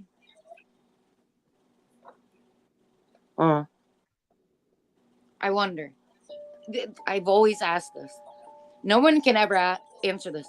Do you understand why it was such a clear day? And that's my birthday. Oh man, that sucks. It was a clear day, so it can be seen from above. You understand? You didn't see anything from above. Yep, they had drones back then too, by the way. Oh, military. Absolutely. Yep, absolutely. Military had drones back then. Dude, military had drones in the 80s. Man, I thought they should have called off the planes from the first plane. But that's my flying thing. in. That was my issue about it. My issue about it was an hour and some change before the second plane hit. So it's like, damn, man. I get that there were innocent people there, but like, you should have shot that shit down. Do you ever look into what, I don't know, just a question. Ever wonder what planes are missing from, like, I don't know, local military establishments by any chance? And then Bush was saying bird with the kids and stuff playing. You want to That's fine. Yeah, and to go deeper into the rabbit hole, the Malaysian plane that disappeared. Yeah, let's not even get into that. Yeah. Wait, who's talking about Bush? Well, Bush was president when that happened. Yeah, no, Where I'm was saying he? that when Bush was in the school with the kids, he was reading He a was book. in a school. Yeah, Yeah, he was right here in my. He was right here in my town. Well, close to my town. I have a dude. That's crazy. All right. So Bush was in a school, right? Mm-hmm. Someone whispered in his ear that something happened, right? Yep. And he kept reading allegedly. The towers went down. Did you see didn't what the even kids blink. did? Did you see what the kids did? No one looks at this shit. Did you see what the kids did right after he heard about it? They all bowed down to pick up their books from under the chair. Allah Akbar, Allah Akbar. No one fucking saw that shit. All the kids bowed at the same damn time. They weren't picking up books. They were bowing to him. Check it out. Look it up, man. I'm not playing. I am not playing. What creeped me out about the Bush all the kids bowed down at the same time. Oh, I've watched a lot of documentaries on that. Yeah, look it that's up, one bro. of the things that because like I said, that's my birthday. So, dude, that's crazy. All the kids bowed down the same time. It was announced that there were people sacrificed. It was a sacrifice. Do you want to know something else creepier? Do you want to know something else creepier? I remember when I was in Catholic school and I was young. I was about maybe 9. This is before my first communion. So I was about like 8 or 9 years old. And I went to confession. And as I'm talking to the priest, I come out and I talk to the nun and she gives me a hug. And then she gets chills. And then she looks at me. She goes, "Oh my God." And I never thought about anything. I thought nuns were crazy, and I left Catholicism after a while and stuff like that. And now that I'm looking back at it, could that have been the thing that she got chills about? Did she say she did, or did you see that she did? I saw it and I felt it as a child. Interesting. And that's a big thing to notice as a child, because as a child, you don't know anything.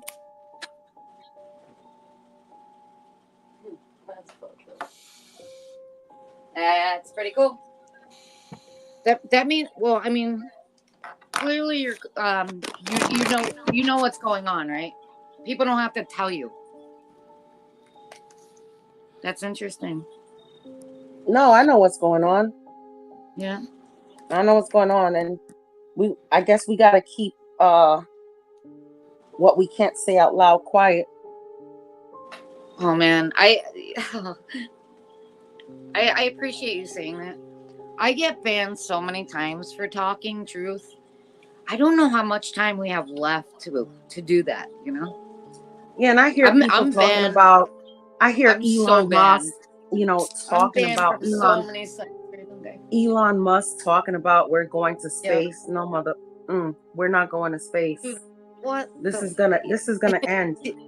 You know, it's look up, not down, right? Yeah, look up. This is gonna end. I'm telling you. I believe it. I totally believe it. But people don't understand.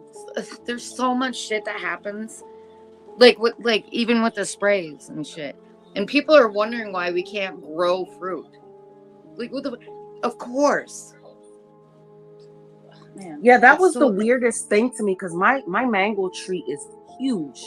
That's the sprays in the skies. It's killing our vegetables. That's it. And then I was like, "What the hell?" Yeah, man. Yeah, that's all it is. They don't want us to be self-sufficient. What else? But now I started to bring some of my herbs inside. Like I grow, they some grow parsley. like a bitch, don't they? Yeah, but it's not like the stuff. There's some certain things that you need to grow outside, like tomatoes. Right, and stuff because like you need the bees. The bees that are not there. Yep. The bees are not there.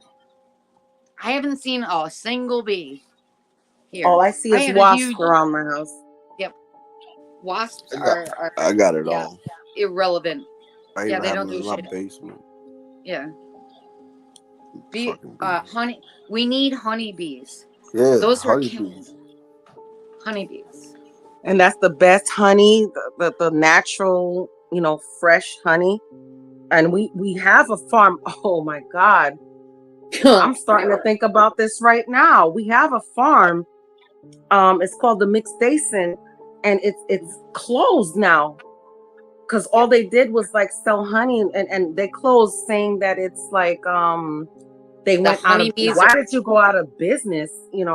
There's plenty of people buying local. They honey. killed them. You know what's really weird? The last time I saw a honeybee, it was flying backwards. It was spinning backwards. It was It was so. Oh man, it was so sad. You know what I also don't see?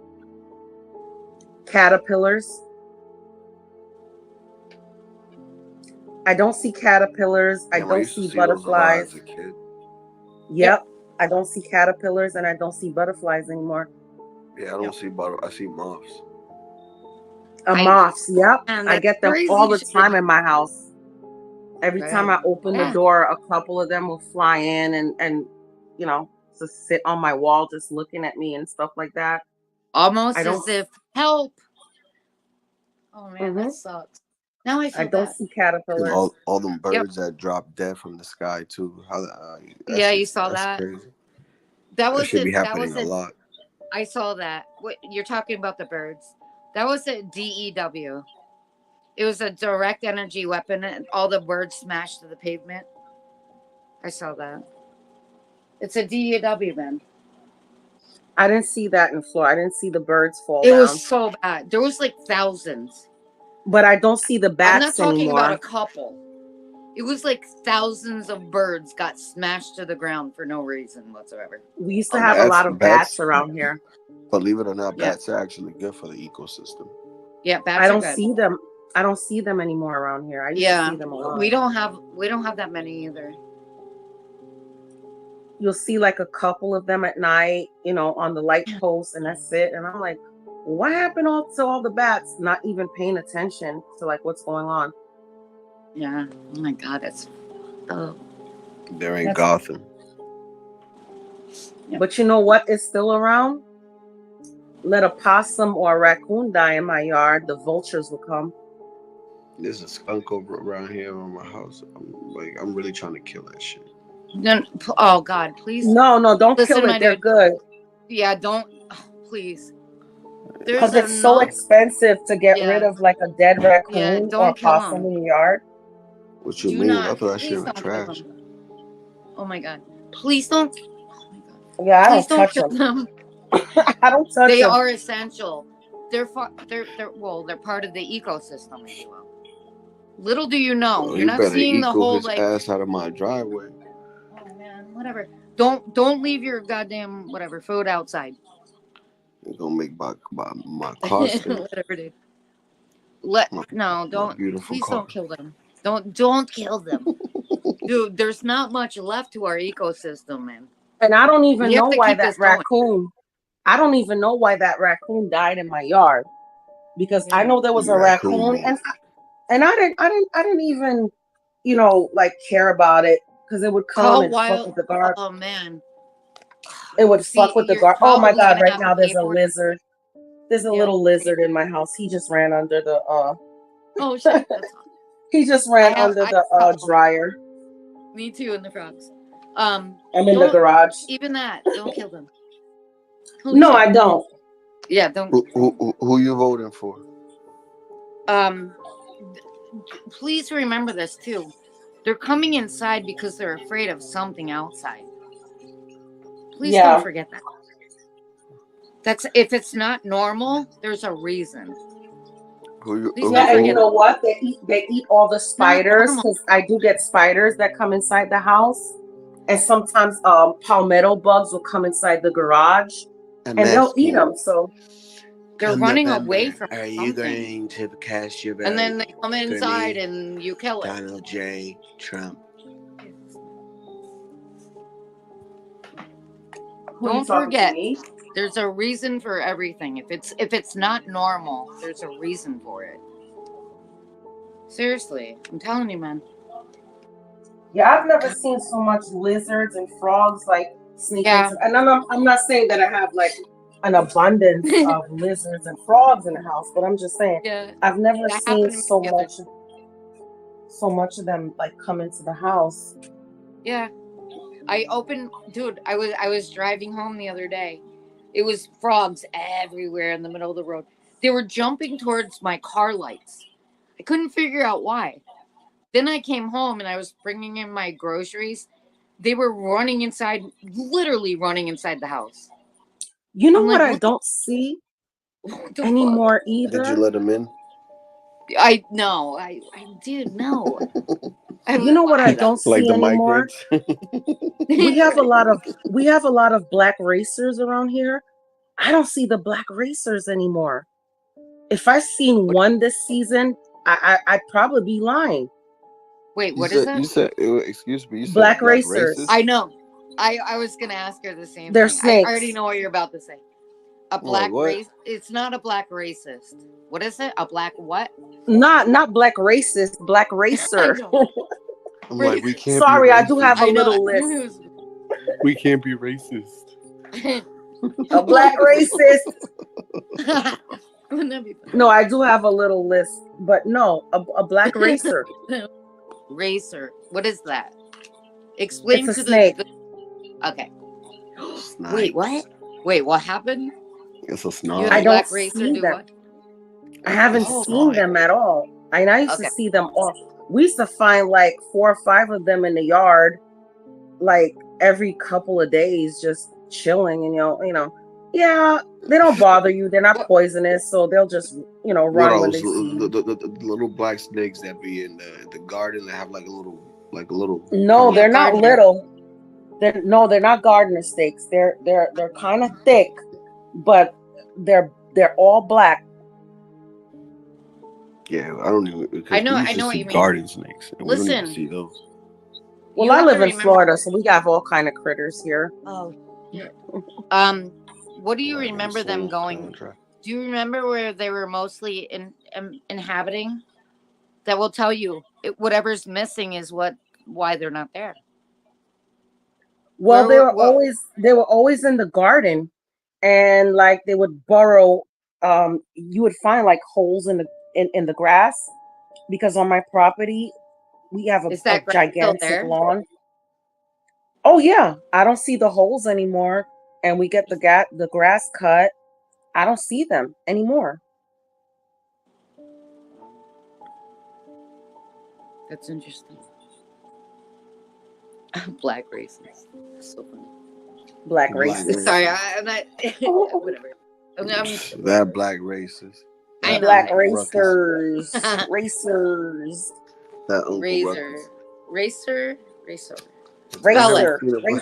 You said I haven't seen a black like a racer, like a runner. Like, I haven't seen a black racist. It's like, that's a lie.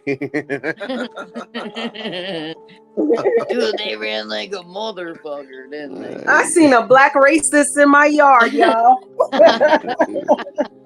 They gone. They gone. Thinking you gonna be the master. I'm just kidding, bro. I'm making light. We can do better. Yeah, that's cool.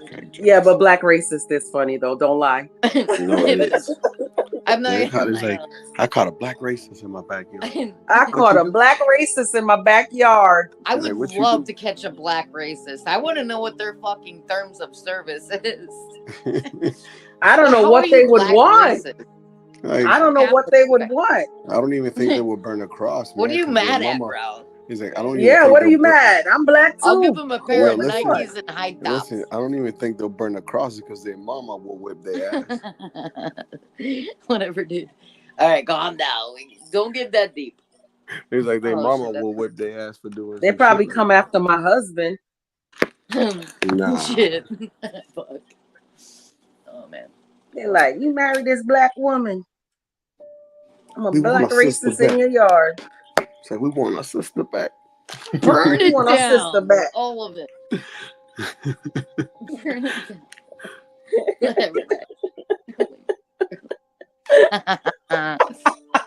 We're all gonna die. Oh my God, we're all going to hell in a handbasket. Yeah, we're all gonna die. Yo, it's crazy. That's why I say pray up to God. I stopped accept saying your that because I Savior. don't want to go to hell. Well, accept your Savior, because that's the only thing that's gonna. If there's here's the thing, we could be wrong or we could be right.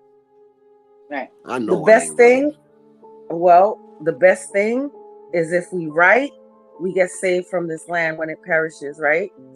And if we wrong, we go down in hell with it. I know I ain't right. I know I ain't right because I know my maker's gonna judge me on his day. So, Dude, we just gotta repent. We know what it is at this point. What do we know? Like the Catholic Church, dude. The spire went down. Did you see that they took the what is it? So the thorn. What is it? The what is it? Crown of Thorns. Remember that? Mm-hmm. Remember when they were talking about oh God, what the fuck was that? It wasn't Event 21, but it was another episode of life. I call it an episode because it's all fucking game. The Crown of I think Thorns. we reset every 20,000 years. I think that. Yeah, I believe that too, actually. Yes, correct. You want the to Crown know of Thorns before and the you spire say went that down, stuff, right? because I'm about to get off. And the Catholic Church went down at the same time. That was what was it? 2012. It was 2012, but what were they calling it? I don't remember. Calling it the something agenda. Well, Agenda 21. It was Agenda 21, and then what is it? So holy shit. What's that? It was the oh God, I gotta think about this. Yeah. Well, how about all the Christian churches that's been burning down in Europe?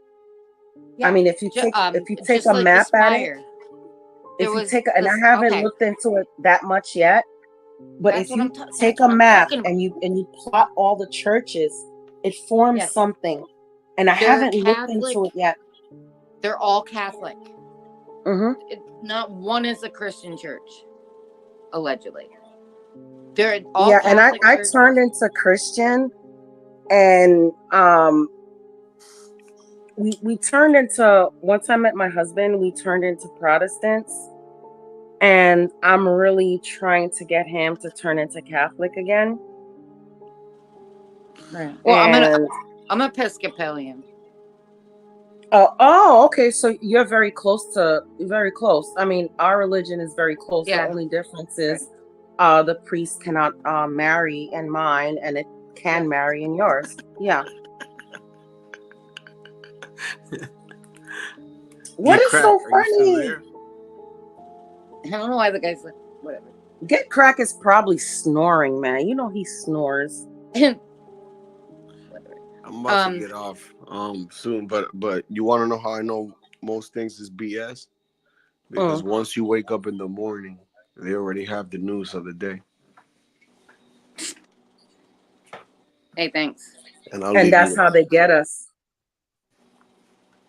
Why am I telling you the news guys. before it happens then, sir? That's fun. Oh God, here we go. You have a good night. Who's that? Yeah, I'm not gonna. I'm not gonna. Latinos for Trump. I'm not. I couldn't see. Who was that? Was that Latinos for Trump? I can tell you everything that's happening before it does. There's an agenda at hand, if you will. Okay, I think everybody got bored of this. Get Crack. What's up? You still there? Yeah, I'm still here. What's up? Is it Get Crack or Give Crack? Because I think you. Oh, there's Give Crack, Get Crack, same thing. Because you be switching it out. It's like either Get Crack or Give Crack. Yeah. I don't know what to do. Either give it to you or get it for you. Yeah, no worries. Yeah, continue. I think this is interesting. Yeah, I think so too. Stanley, are you still there? No, I don't think he likes the. Oh wait. Oh yeah. I'm Like what you did, you little. I'm here. Yeah, I'm I don't think Stanley liked the conspiracy theories. Dude, you No, catch I'm up. not. I'm not much into them. Really? Well, at least you're. No, you don't have to be into them. Please at least listen. Well, I have been. I think so. I think you have. Bad Gemini. Okay, he's there. Nothing wrong with listening. He's not into conspiracy theories either. He's like, I'm just sitting back and just listening in the back. Dude. No. Don't get it twisted. You don't have to speak for me. Look, I'm quiet because I'm assessing the situation. I love conspiracy theories because I have to understand this here. If I have to address a conspiracy theory, I understand it from a baseline standpoint. There's a conspiracy. No, look, yes, I do research. And when it comes to your girl with her new name, I am Virgo, whatever name she chooses of the day, there's a conspiracy. Well, it's always been Virgo. It's always been Virgo in my name. Right now, I don't care. That's beside the point. This is you was the one arguing me last time, man. Come on, Bad Gemini, stop it. I'm not here beefing with you. I'm not here to beef with you. I apologize to every guy that's on here. I accept that. All right. Get for you crack. need to start talking for when a man talks. Shout out to y'all. Everybody's on here. I apologize in advance. Let me clarify what I want to say. I respect Virgo. So let's start there. But then we have to understand that there's still a conspiracy and there's a theory that she's having a great relationship with her guy, but understanding that that's not true. So that's why people, when they talking about conspiracies and theories, it has to be fact-based. I would need facts to assess that you and your guy having a great relationship. Do research. But hold up, Gemini, what does my thinking have to do with the person that I'm with? I mean, yeah, you're saying that I have a bad relationship with my guy. Like, what do you mean? Please elaborate. I'm saying I'm not talking about you from your mindset. I'm talking about the theory. Yeah, I don't. When people are talking about, oh, are you into theories and conspiracies? Yeah. Yes, there's a conspiracy, Virgo, that you and your guy, you're happily married, you're having a great time and all of that. But we understand that's not true because he has to deal with your attitude every day. So now I know that that's a conspiracy that's valid. Because any man that would deal with your attitude on a regular basis, he can't be happy. He can't be happy. So we know that's definitely a conspiracy when it comes to your relationship. I need more facts. You're on a whole other level, Mr. Man. Okay, so what facts do you need? Because we're not even talking about relationships right now, but you always want to bring it to that. But I'm assessing this. No, I'm looking at everything in its totality. Everything can be a conspiracy Did he just or a theory. Show up again? I have a feeling this guy... he showed up the other night. And thought we were talking about. All right. No, he showed up the other night. So go ahead, Bad Gemini. Let me fall back. Let me start over again. Dude. Who's speaking right there? Is this Sniggles? Who's yes, speaking? That would be me, sir. Okay. How are you? All right. Look, I'm glad you're feeling all sniggly comfortable. Okay, let me rephrase this here. Don't you ever say finna to me. I'll kill you. Look, anyway, sniggly. Look, I apologize. I like your voice. We're not talking about relationships. Sir. No, I like your voice. Like you sound like a voiceover for every conspiracy I've heard in my life. You are the voiceover I've heard. You on Netflix specials, you on HBO docs, all of that. When I hear your voice, you exemplify conspiracy theorists right there. So I don't trust your voice immediately, right? When you co-sign everything Virgo is saying, you are in that faction of conspiracy theorists. I don't trust you no longer. Continue. Oh, wow. Given permission, by the way. Thanks. Well, it's not that you don't need permission to lie to me. You're gonna do it anyway. It's not that she confirmed everything that I said. I confirmed a lot of stuff that she said too. We confirmed each other. Dude, listen, I have a feeling this guy just randomly showed back up after another I guess TED Talk, if you will. Virgo, what you singing for karaoke night? Dude, we're not even on the same topic. We're doing Rihanna and and I think totally different. T.I. And all of a Me sudden, and Angel. Asshole. Good job there, bud. Dude, we're not even talking about the same thing. Bubba, listen. Yeah, right, Brad? Oh, sorry. I thought you were bad. Bubba, listen. You showed up. We're not. I want to call him Brad. I'm enjoying you right now. Whatever. Hey. Bubba, listen. We're not even on the same Listen, topic. Bubba. That might be a compliment. You need to say it again. I'm flattered. I'm like, go ahead. Bubba, yeah. Let's go. Like, this is great to me. Continue. Oh, man. I'm giggly on the inside. If you sniggles, I'm giggles. Whatever, dude. Shut up. If you sniggles, I'm giggles. Go ahead and talk about something you think the topic is. Dude, I'm new here and I know shit. Yeah, why don't you put your thoughts into it instead of like trying to downgrade us? First off, I would never downgrade you. You're an upstanding citizen in America. You are so lucky to have a guy that says, you know what, she's so quality that I will marry her. So I would never dismantle or disrespect a woman that's worth being married to. Bro, you can't even figure out your topic. Isn't this your channel? Hold on, I have a question. Wait, do you own this shit?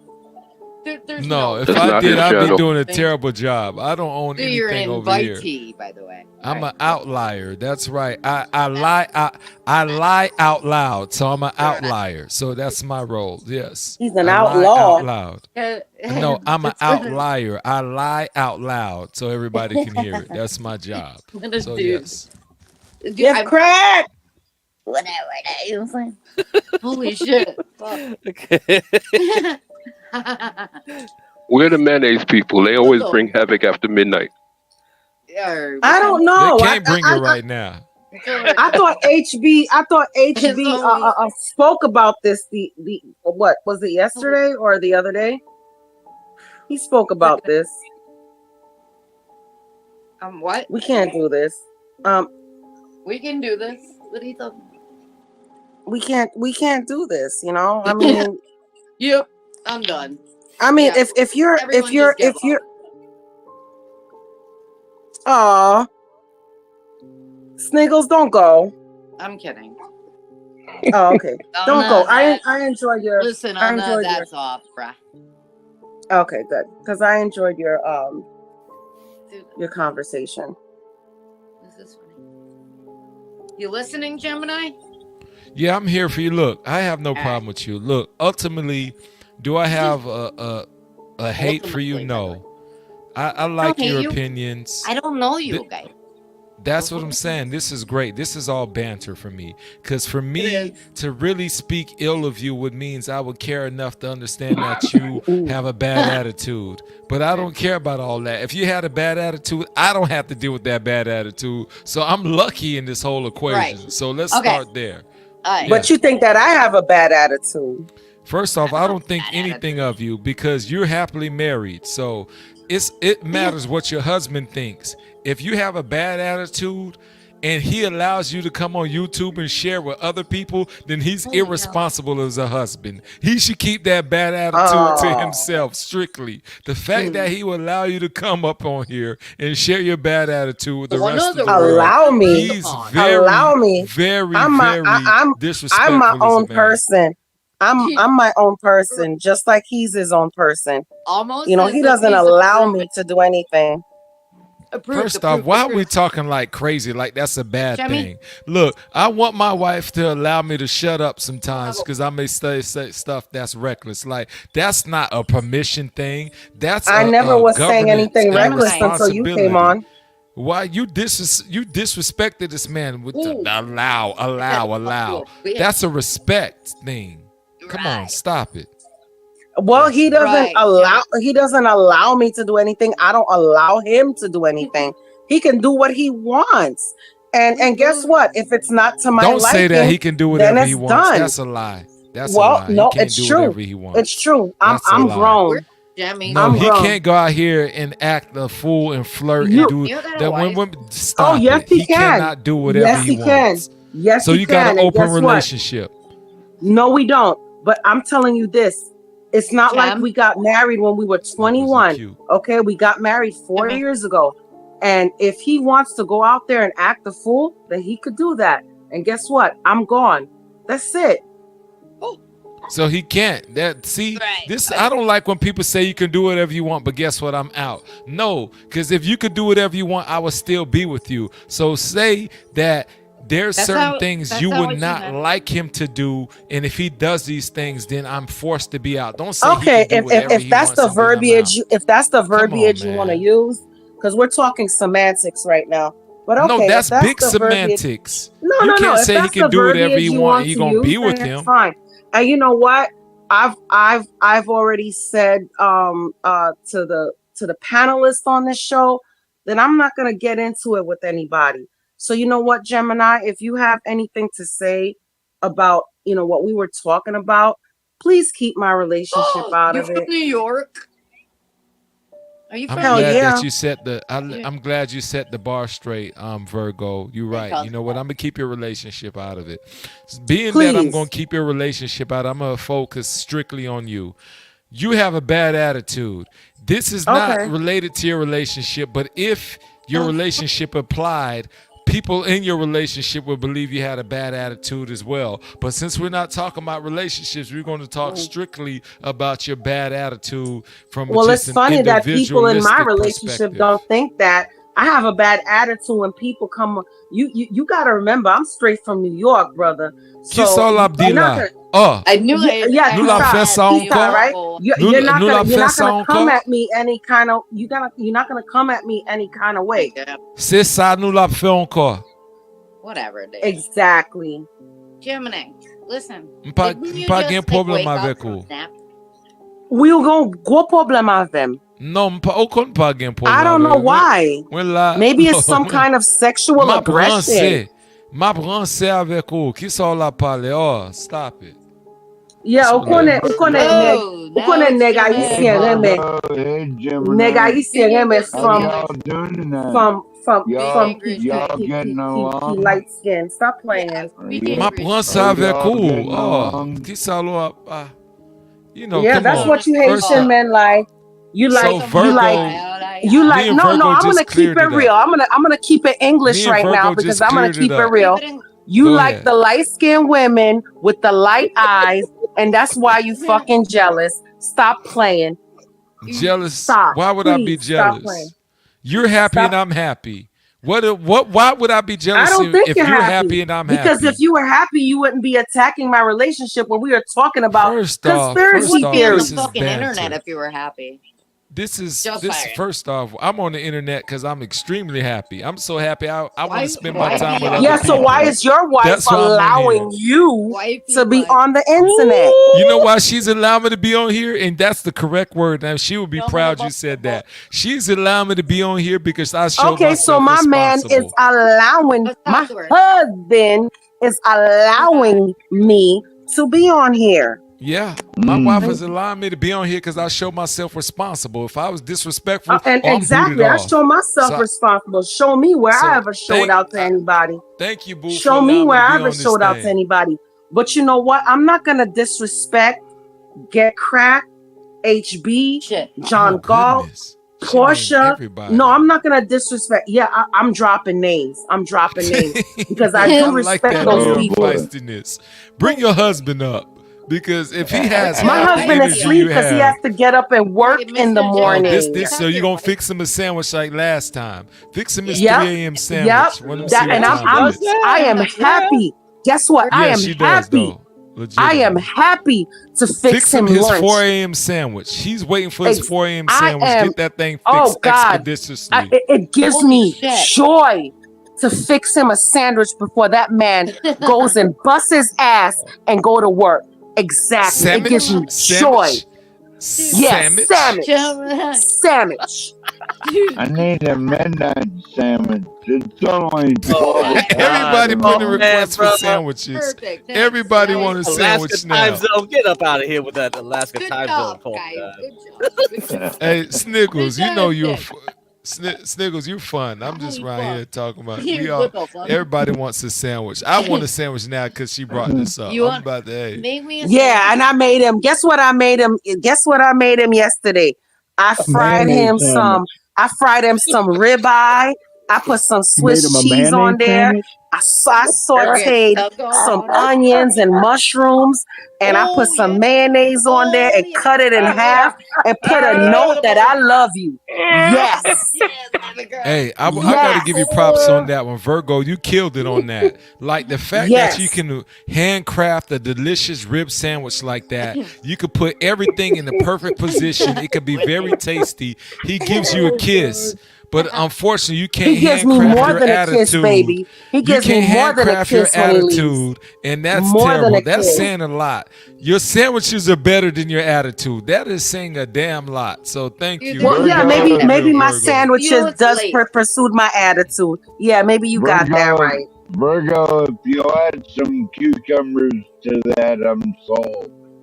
I can't hear you. Some cucumbers. No, I don't. I'm not putting no cucumbers on no ribeye sandwich. 12th man, stop it. Holy hell.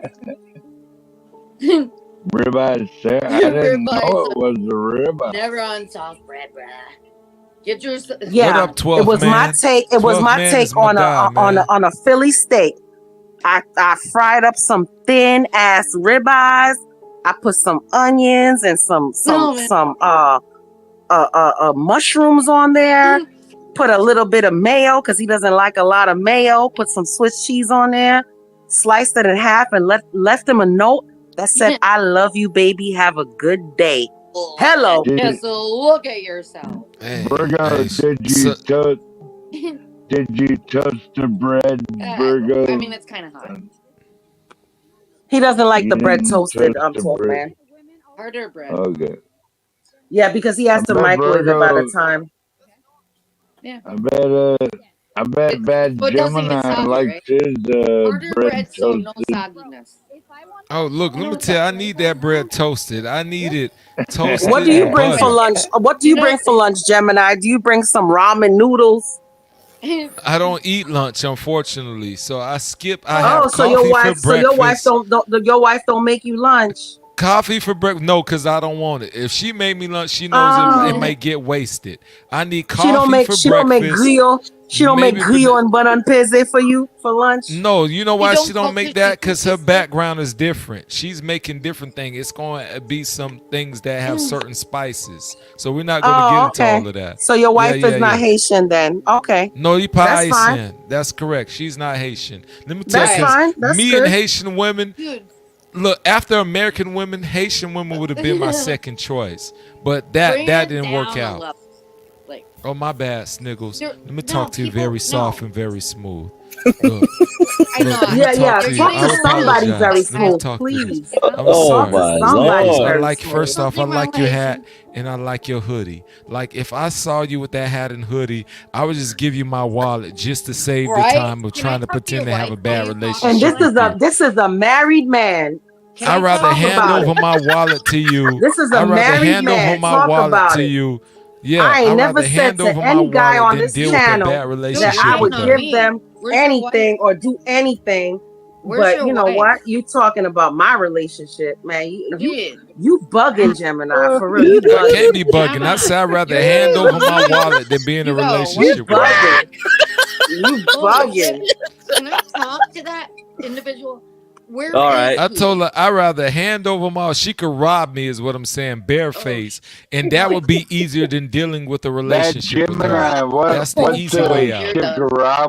So basically, you're What the fuck is well, that? there's no man on this channel that can rob me, baby. There's no man on any channel that can rob me. Let me tell you, you know why they wouldn't rob you? Because you would rob them of their dignity if they had to listen to you speak for hours straight.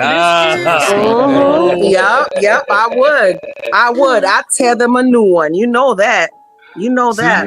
That means you got a strap on and you waiting for a bad night. Like your husband, when he hears that, there's no way I could feel safe if I was him.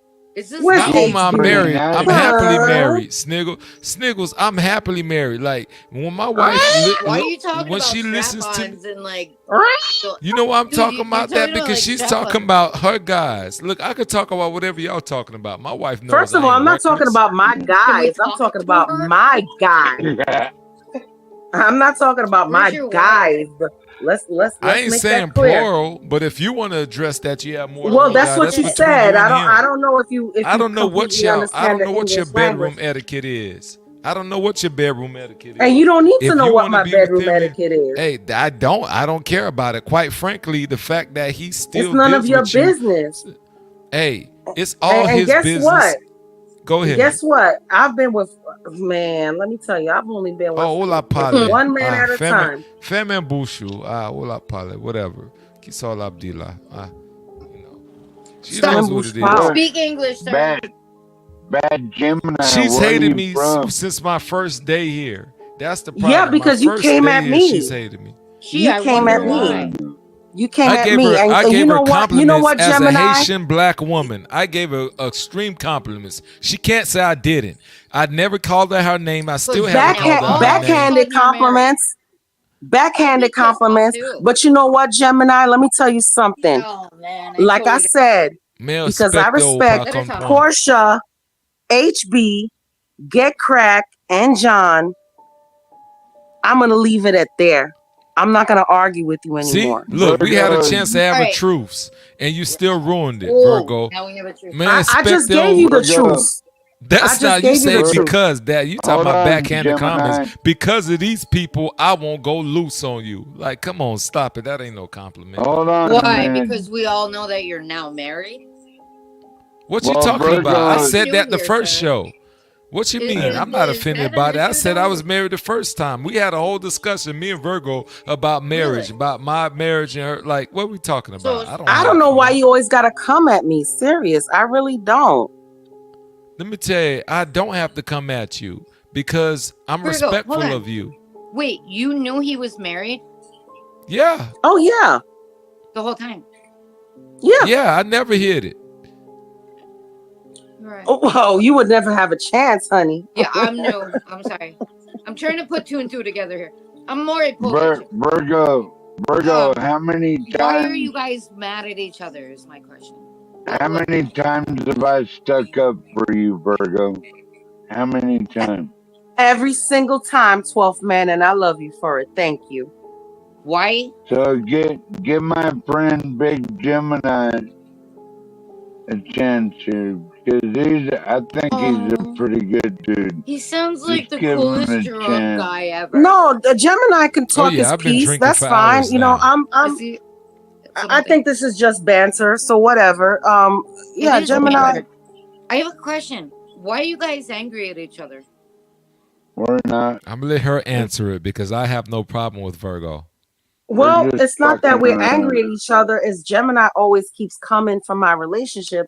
I don't know if he's mad, if I have a white husband or whatever. But No, you proud. Your credit score just increased by 30 points. Oh, so my that's a great job. So continue. well, let me tell you something. My on, credit big score was better when There's- we met. That never mind.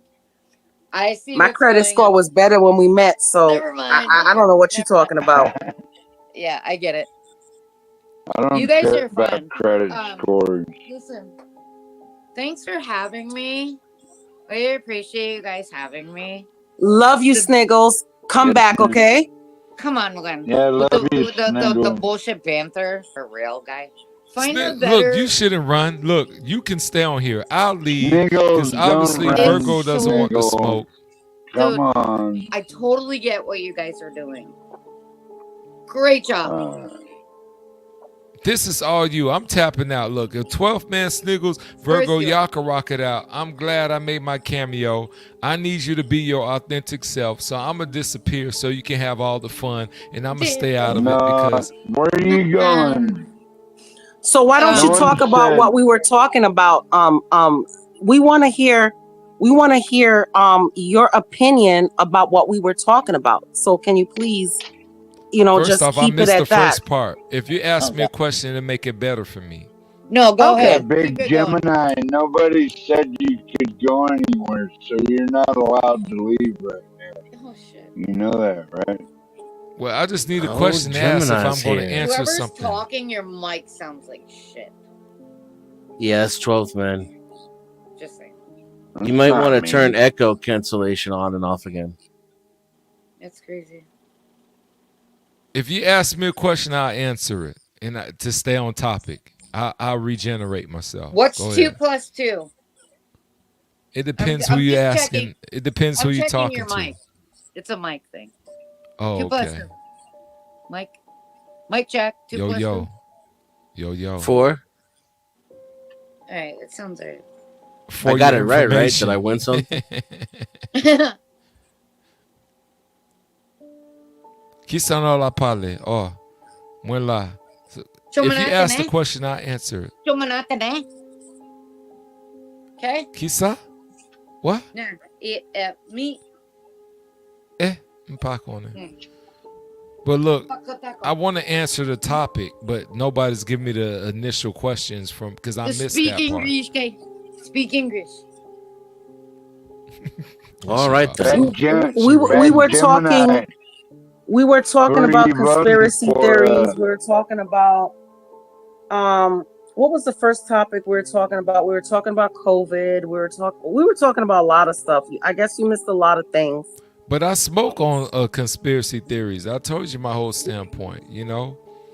Actually, I think they're necessary because if the public knew everything at once, then that would alarm people. They'll be terrified. So sometimes you need conspiracy theories to throw them off. It's not all conspiracy. But the thing is, it's packaged as a conspiracy theory. It's a reality. But if you gave that reality as just a reality, people would panic. So they have to label it as a conspiracy theory and package it differently to allow people to have some level of being temperamental. Dude, that's such a fucking great answer. So it's the truth, though. I believe that so much. What if we considered any conspiracy to be factual? Would it no longer be a conspiracy? The things you have to prove it. Well, yeah. That's the problem. They keep enough proof to have you in reasonable doubt. So there are a lot of conspiracies that people believe are actually factual, all the way down to 9/11, right? When they talk about the buildings and all that. You still have people arguing to this day about that. But if you can't 100% prove it, then it becomes a conspiracy. And then what they say, you're crazy. It is all you have the Boeing airplanes, the 2 guys who wanted to rat out and become, whistleblowers. The first 2 coincidentally passed in a weird way. And then it took 10 of them coming out at once to be like, nah, this is what happened. Because now you would have to have not one 10 of them. You know that not one coincidental of them that died, deletions. Ain't that a bitch? You know, not one of them that were conspiracy theorists were terrorists. They all lived in America. Hey, so what about the ones that are admitted to? What do you guys think? Do you think they admit to that stuff? Oh my God. And it's not even real? They do it just to make you think that they... There's lots of declassified documents like MK Ultra, Operation Northwoods, Operation Ajax, Majesty 12. All these things are declassified now. So I'm curious, do you think they declassify that stuff just to make you think that they're that powerful and that stuff's not even real, or is that them just getting caught in stuff that they really did? Come on, if we really look into it, all these people were shut up. You know, they were shut up. Confirm anything? You know, the other conspiracy theories. Even Area 51. I mean, everything was shut. Even when we're past that point. Even going to the moon. Right. But this is going back. But and is it real? Are they giving us the real old stuff? You know, the conditioning us to get ready for the stuff that's already kind of obsolete and in the background, or is it still just part of the story? I don't know. They can't address it in its inception. That's the thing with the government. The government cannot.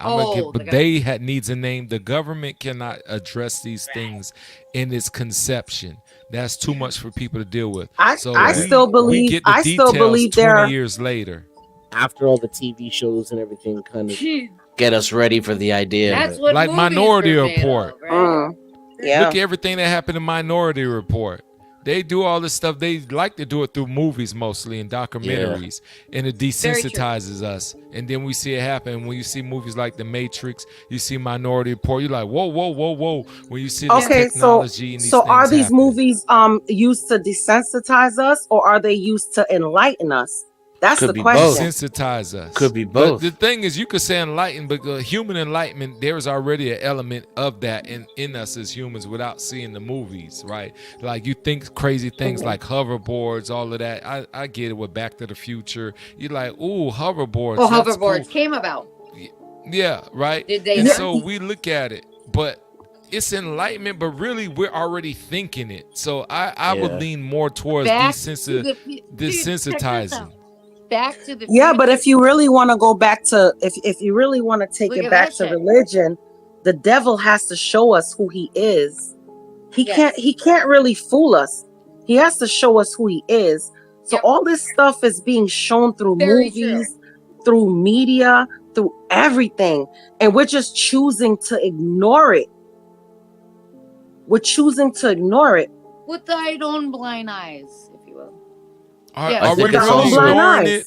Or do we understand that us speaking on it doesn't change anything? Like I can speak on something and it doesn't change anything. That doesn't mean I'm ignoring it because what do you want people to do when they get this information? Should they go and set up their own moves and initiatives to bring out the so-called truth?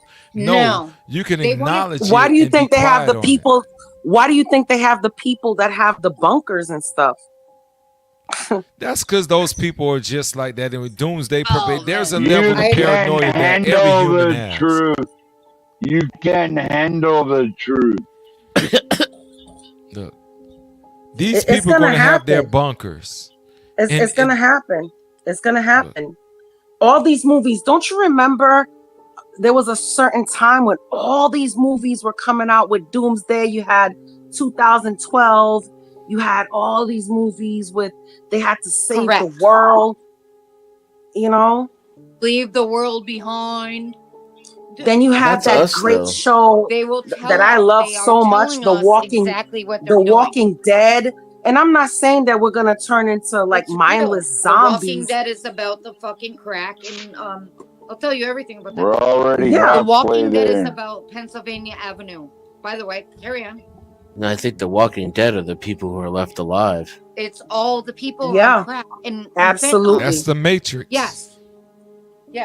No, that's taking the pill to get you out of the Matrix. This is who we are, though. We've been writing about our own destruction. No. There's no pill for it. Hold on a minute. There's no fucking Who are you gonna vote for it. now? Nothing. You gotta be unplugged. You gotta I'm not realize voting for your bad on. attitude. Let's start there. Oh, I'm sorry. I had to get that out aloud. I apologize. Who, me? No. I've forgiven you. And your decision Oh my making. God. I didn't even have a bad attitude. I'm just passionate about what I'm saying. I'm not giving you attitude. You are passionate. You're passionately aggressive. Let's just start there. Maybe I am. You're taking her the wrong way, bad Gemini. He's not used to a strong. He's not used to a strong black woman. First off, let me tell you, not only are you strong and black, you're strong, your attitude is strong, and everything is like a black abyss, regardless of your actual color. You have a black abyss of come on, emotion. it was just satire. Come on. Stop. And I added to that commentary. You opened the door for it, and I thought I'd add to that commentary. First off, Sniggles, you are in a relationship with your bottle. Once you knew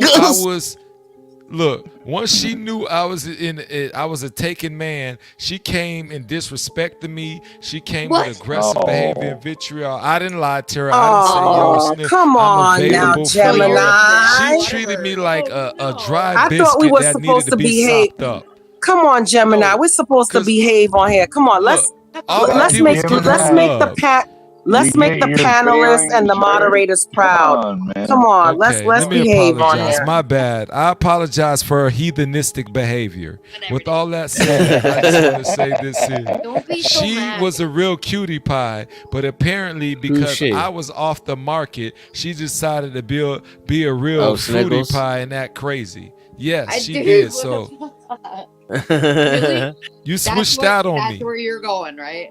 You switched out So, on me. so, so what would have been? So okay, Gemini, what would have been better if she pursued you?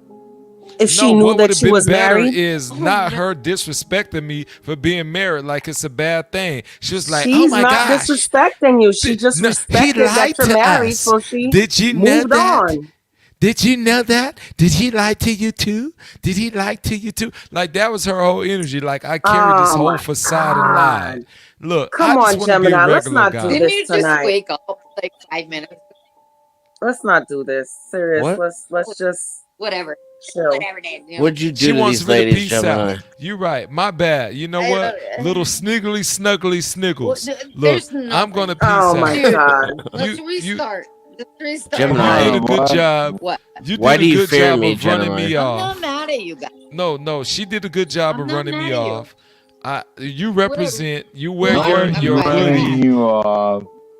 You have At your Gemini, kitchen. nobody's running you off. You have your picnic hat on. See, with we the got picnic these design. women out here, these incel women, running the men off the panel. I don't know what's going Yes, on. I'm done. I give up. You know what? I can't Incel contest this one. women. My Come on, we're testosterone just level talking. must be low tonight. My Oh, come testosterone on levels are low. now. I can't I'd contest rather- her. Come on, Denzian. Stop doing that. Don't Hey, do that. Virgo, good luck. Hey, Have a great Virgo. relationship. Sniggles, I'm glad that you found It's somebody good to to see you love again, you. Virgo. And it's called a bottle of Coca-Cola. I know. And so with that said, I love y'all and be easy. And Oh, have a Gemini, great you're evening. leaving for real, I dog? love you. Kiss your This wife. guy, for me. he's got to be Have a so. good He has to night, leave him Gemini. one more. It's Kiss part of your, his like, his alleged spiel. wife for me. First You off, know, I he's- have to leave because it's 4:11 my time. I have to be to work in the Damn. morning. I've drinking, Well, I'm you have a drunken too much. I said, you see, I said drinking. I've What are you drunk. doing for work?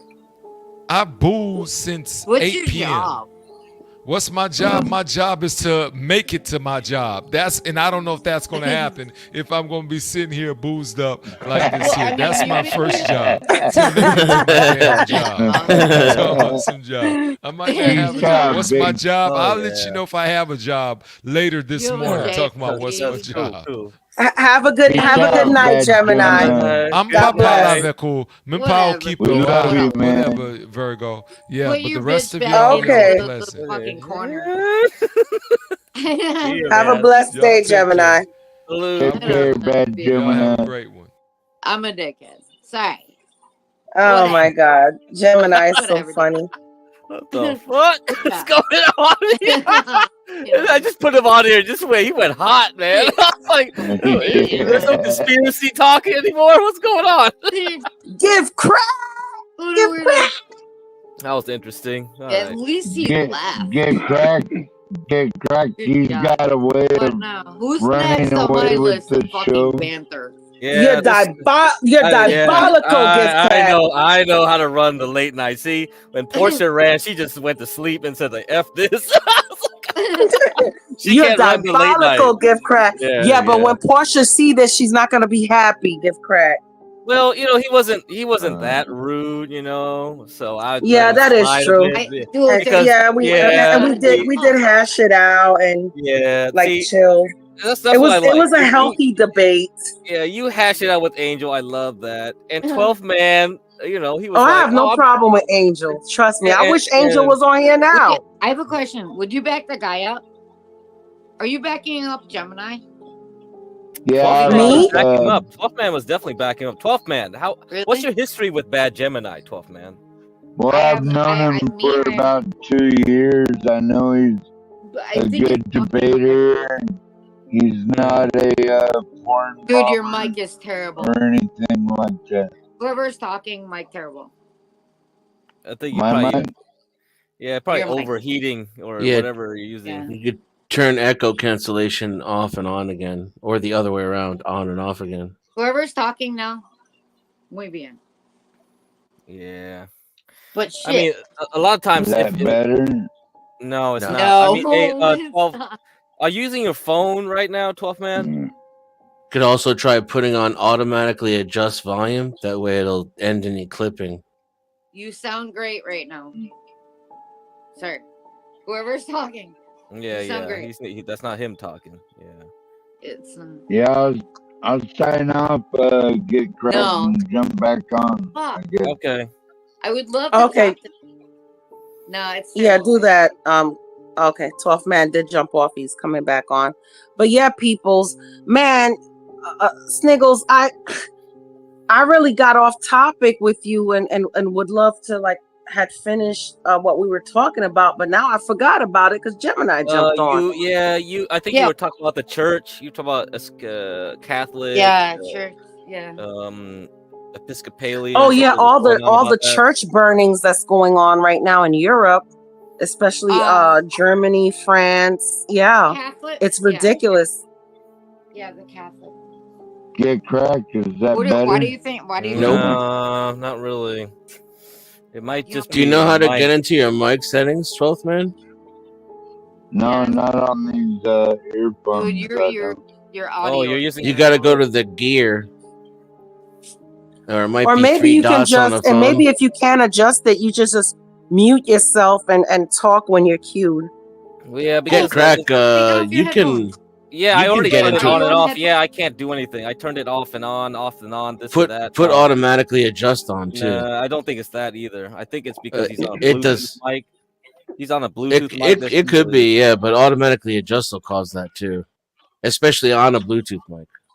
I might just have to reset the Bluetooth. I think. Everyone's Bluetooth mics are terrible all the time. It's Yeah. Bluetooth mic because like either their volume is way too low, or it sounds crackly, or something's going on. He says he knows how to reboot the Bluetooth though, so that'd be good. Yeah. Try that, man. So I always use a wired mic, man. You have to use a. All right, guys. I'll be back. Well, I use my phone, and I think my phone is working pretty fine. So, yeah, and sometimes my phone doesn't work fine. Yeah, sometimes and I have to log off and come back on. Sometimes it's StreamYard's Virgo too. It doesn't like Bluetooth either. Sometimes, yeah. Yeah, definitely. It'll hog the resources. Yeah. Yeah. Discord too doesn't like Bluetooth. Oh, Discord too. Okay, that's good to know. Discord. All right. Anyway, the churches. You were talking about like patterns, like something about the patterns in the churches, like something. Yeah, I was saying that I have to look into it, but there was like a pattern when I looked at the map of where all the churches were burned in like Germany and France. It kind of looked at a pattern, so I would have to look into it and get back to you guys on that. Yeah. Ooh. So it's some creepy stuff, and like I said, I mean, I'm not a super religious person. I'm kind of like I'm semi-religious. You know, I do read my Bible, and my husband and I has been reading Revelations and stuff like that. But let me tell you, this is crazy stuff. This is the devil's work. I'm telling you this right now. So you said you were trying to get your husband back into Catholicism. He was a Catholic before? No, like he was born Jewish, and then he became Protestant. He became Protestant, and I was Catholic, and then I became Protestant, and then now we're trying to get back into Catholicism. Okay, I see. Yeah. Do not try to get to whatever. Do not try to get to what is it? Do not come. Don't try. Whatever. I'm gonna come. Don't try it. What the fuck are you talking about? Whatever. What? Why would wait, what? Why are you're trying to get oh my god, here we go with this shit. Not you, Sniggle. Somebody else said something. Was that you, 12th man? You trying to what? No. That better get cracked. I didn't say anything. I'm just listening. Oh, yeah, I guess it's okay, 12th man. I guess. Right. Yeah, it definitely sounds better for now. Let's see. This is what I grew up on. This is what I know, and you know, like I said, I believe in Jesus Christ. King. I believe He is our Lord and Savior, and what I'm seeing right now is what I'm reading in the Bible, and shit is going down. And you know, it may not be Christian of me to like cuss and stuff, but shit is going down. Yeah. Meet Shit me is in the going club. down. Evidently. And if you're not aware of it, I feel sorry for you. Right. You need to know your maker right now. Right now. You need to make peace You're right being now. taught. What is it? Catholicism? You know, oh man. Holy shit. Wait. They're teaching you this? Catholicism, if you will. Nobody's teaching me this, but I'm trying to go back to it. Because have you ever, if I want to go back to thought, true, like, maybe excuse me, hold on. they did. All right. Bless you, Virgo. I'm just. It's just a question. Oh, it comes in threes. You think they might be lying to you? Hell yeah, Bobby.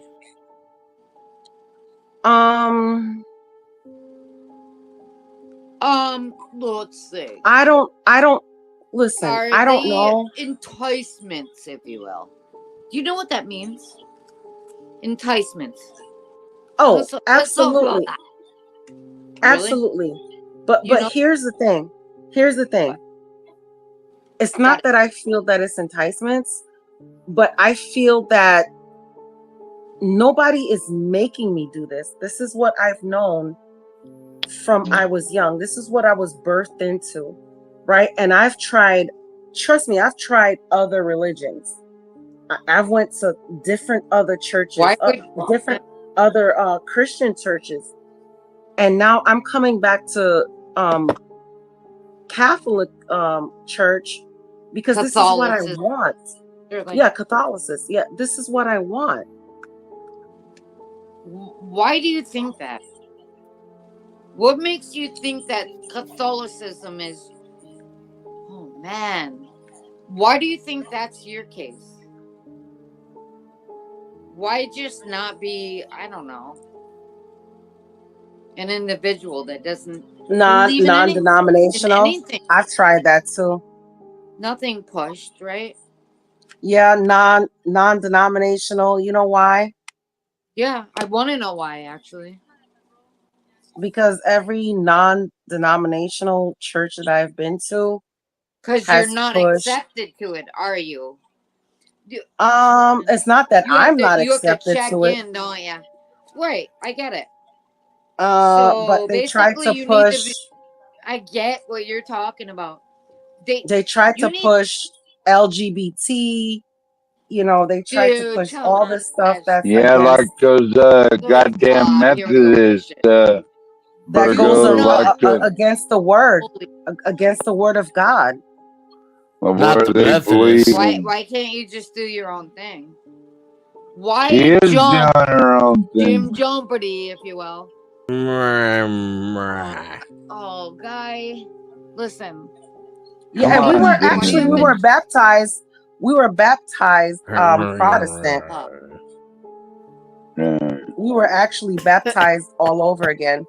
Because I already did all the sacraments. I did baptism, Holy Communion, I did confirmation, and I did marriage. Right? Yeah, what that lady said. Hell yeah. Wow. You're definitely and I actually had to ask. You know, I could not get married until I asked the Pope in the Catholic Church again.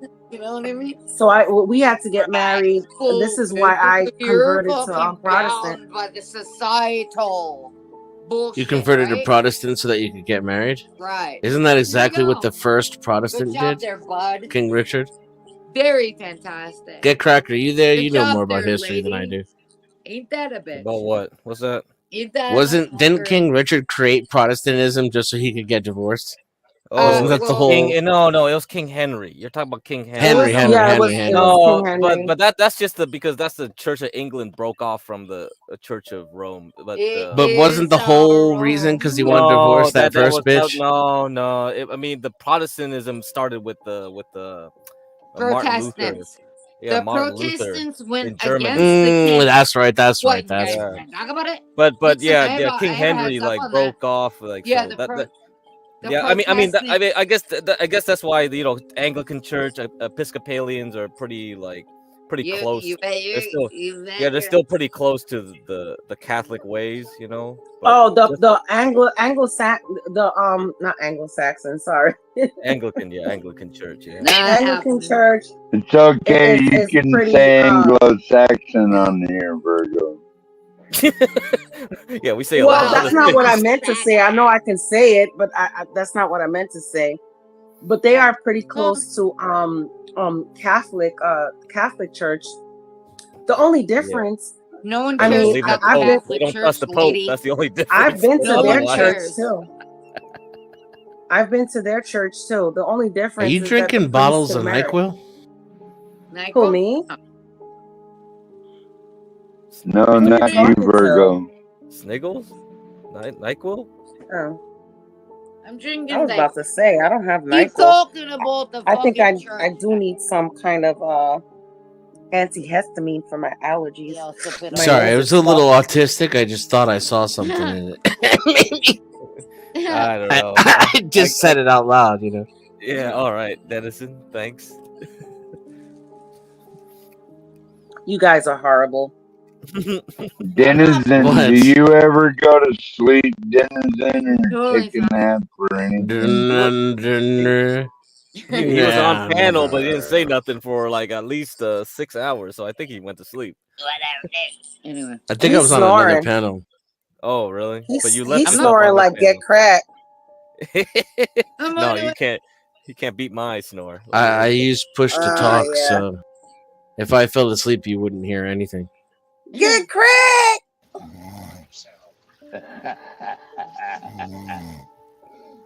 Get cracked. Wake up, motherfucker. Let's get cracked. Come on, get cracked. Wake up. Yeah, you can't beat that snoring. And now his audio's back to full blown tard. Oh, really? Yeah. Whatever. I don't know then. Crack-a-lackin'. Yeah, you gotta deal with it then. Yeah. It's crack-a-lackin'. Hey, what are you gonna do? You win some, you lose some. That's what I always say. Your audio's Whoa, fucked up, DiCapriano, what Denizen. you coughing, man? You coughing out a lung? I'm coughing out chain smokers. Oh, all right, cool. Cool thing, you fucker. Hold on, let me go listen to the stream. Good God. That's not me golfing, you fucking. Smoking out chain smokers. Oh, I'm a chain smoker. That's all me. I don't smoke that stuff that John smokes. I just smoke regular cigarettes. Yeah. What are regular cigarettes? Newports. I'm black. Oh, gotcha. no. Wait, damn, Newports are expensive, man. They're like $85,000 a pack, man. That's when you gotta get them from the right places. Is that from New York prices now? New York Man, prices let are me tell crazy. you, the last time I went to New York, Like, I maybe went off in the and I back said, of a let me truck. get a pack of Newports, right? And I Yeah? got a soda. I got a soda and I got a bag of chips for my daughter. Got you a And- cold pop? Yeah, I got me. But Yes, girl. I got me a cold pop. Yes, Virgo, and- Hell yeah. and- Virgo, those aren't Haitian prices. Haitians get a better deal. No, You know? Haitians, you get cigarettes Is for he free. traveling back in time right No, now? you just get it for free. You just beat up the store owners and you just get your cigarettes over there in Haiti. So Oh, whatever. man. Yeah, that's how it is. Anyway. So anyway, I went to New York come on, and man. visited my parents. Man, 12 man, let me talk. Serious. Okay, go. So I asked for a pack of Newports, a soda, which I knew was like probably like $2.50. A bag of chips was, probably like $1.50. So I'm expecting to pay, like $10. $12 because I was living in Florida already. Man, the guy said $25, and I'm like, wait, hold up. I said, did you charge me for 2 packs or 1 pack? He was like, no, mommy, 1 pack, mommy. And I'm like, what the hell? And called I'll you tell you, on that mommy? trip, I stopped smoking. Yeah.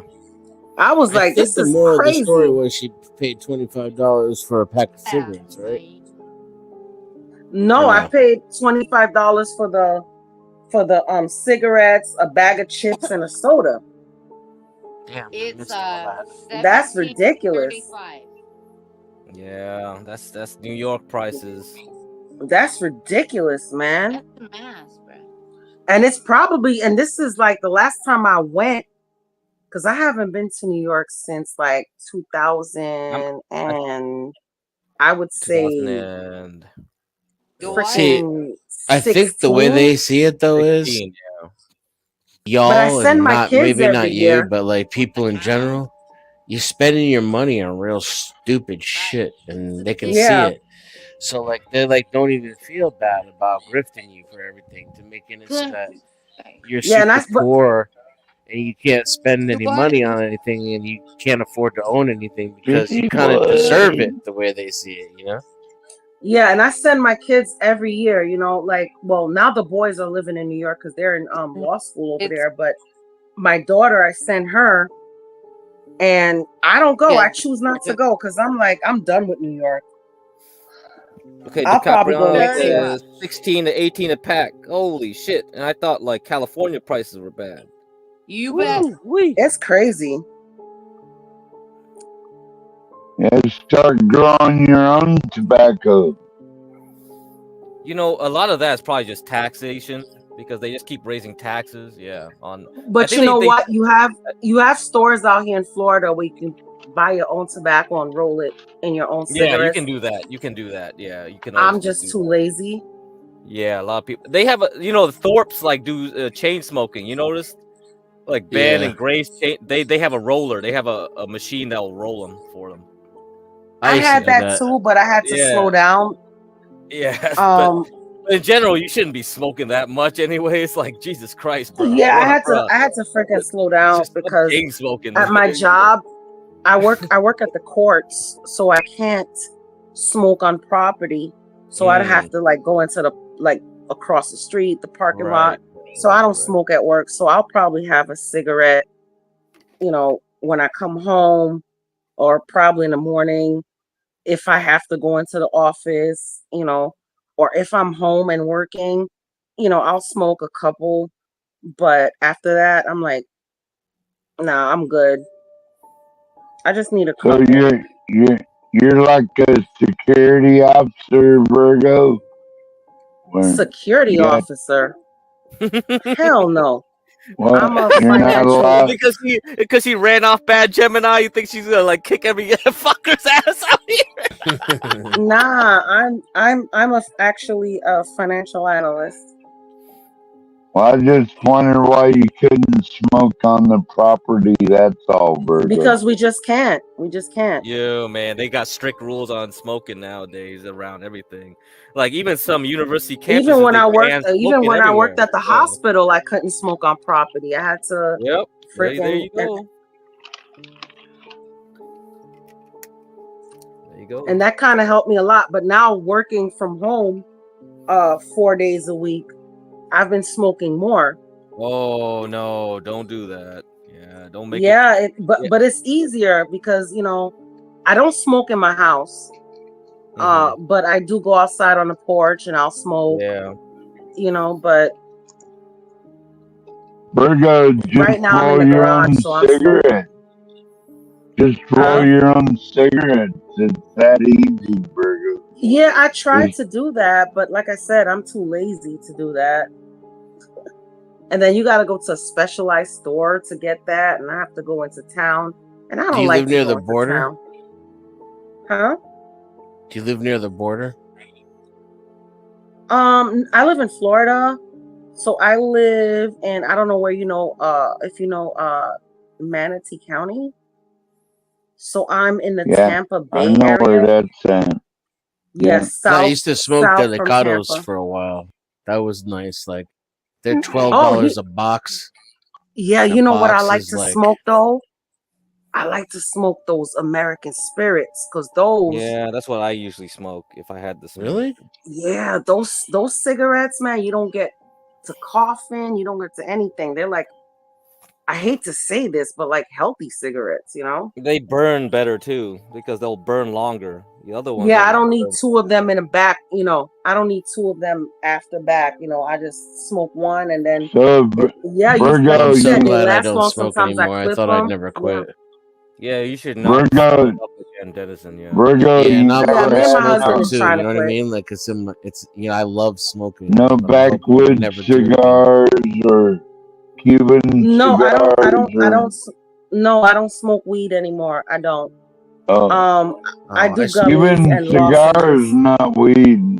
That's I smoke the weeds. No, I don't. Well, I never smoked cigars. If that's what you're asking.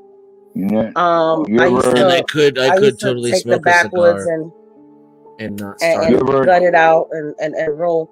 Man, let me tell you something. I used to smoke so much Angels people.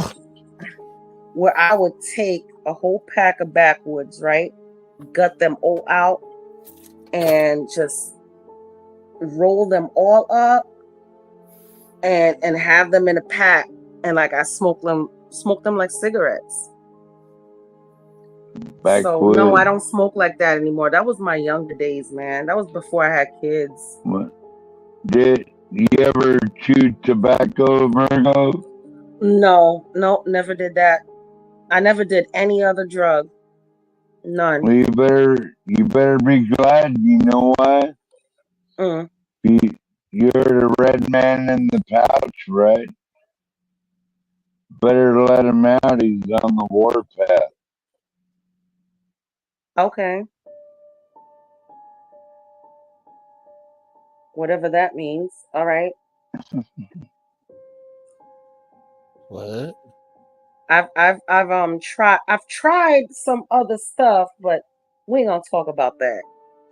I'm thinking I've about tried going. some in my younger days. I've done ecstasy, but that was by accident. Yeah. That was by accident because I got invited to a party, and there's this old church called the Limehouse in Manhattan.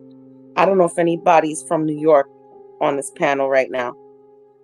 So it's called the Limehouse. It's an old church, and it turned into a club. And a friend of mine invited me to a party, and I'm like, "Oh, cool, we're going to a party, whatever." So I got my best friend, and we went there. And let me tell you, we were the only two black girls in there. And when we walked in, it was nothing but freaking those those lights, you know, those tubes. And everybody's like, doots, doots, doots. And I'm like, what the hell is going on? And they were like, yo, just have this pill. And I'm like, what? What is this? All right, cool. And never again. Never again. Like I said, I tried it once. It wasn't for me. Only I don't like to be out of my element. Only took one time, huh, Virgo? That's all it took me to. Once I had one of those pills, I was like, never again, Virgo. Yeah, I don't like to be out of my element. Like I don't like even when I drink, I'll have like a couple of Yinglings or whatever. Or if I have a vodka and cranberry, it'll be one or two. You know, I don't like to be out of my element, you know. I don't like to feel like, damn it, you're out of your element, Donnie. Yeah, so that's why I could never see myself on like stuff like acid and like mushrooms and stuff. Nah, I don't think so, man. I don't think so. I'd freak out. Yeah, I think the most I've ever done is like 13 or 14 at a time, you know? Hits of 13 or acid. 14 what, Denizen? Hits of acid. Oh, I don't even know what that means, and I don't need to know what it means. That's when I've the never portals touched start it. opening up, man. You know what I'm saying? No, but You don't know what I'm Dennison, saying. this is what I'm saying. When you do that, Have you ever looked into a pail of water and seen an ocean? No. Yeah, When you do man. that, you let the devil in. I'm Oh, telling hell you. yeah. I got the devil all up in me. I'm telling you, there's No, certain things that you do. You're right, Virgo. You're right. You know, and I'm not Yeah. judging anybody because my husband has I tried. gotta tell you a secret. Oh hell! Oh, I don't Satan need is to know the your good secret, guy. motherfucker. Keep your secret, bitch. Leave me alone. Satan is the protagonist. Oh, leave me alone. Get out of here. Nope. God is the God demon. bless you, Virgo. No, and I'm not saying I'm better than anybody else. Spoiler alert, Satan is the good guy. You read the book all wrong. You're a retard, Denizen. Shut the fuck up. Are you serious, Dennison, or is it satire? I mean, I'm not Christian, so I don't think Satan is real. But yeah, from my perspective in the Bible, Satan was right. And I totally dig where he's coming from. God is a total asshole. Jesus is a prick, and an arrogant prick, and full of himself, and full of shit. And I relate with Lucifer. Yeah, I relate to Lucifer way more than any other of those jokers. I get it, I dig it, I know where he's coming from. You'd be surprised as me being a Christian if I say this. Trust me. Most of the atheists that I've ever met are the sweetest and the kindest and the most good people that I've ever met in my life. Mm-hmm. Yeah. I'm just saying. And you have a right to believe in what you believe in. I have a right to believe in what I believe in. But I'm not going to judge you because you're an atheist. I'm not going to. I'm just going to tell you, you need to come to Christ. You know, and if you say, oh, hell no, that's not what I'm doing. Okay.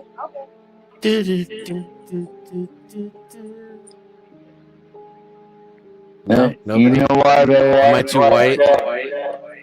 Virgo, Is that too you white? know why they act like that? Because when they're in the face of the fear of God, it's when 12th man speaks, it echoes because he speaks with the mind and word of God, the power of God behind him. I think we're all echoing right now.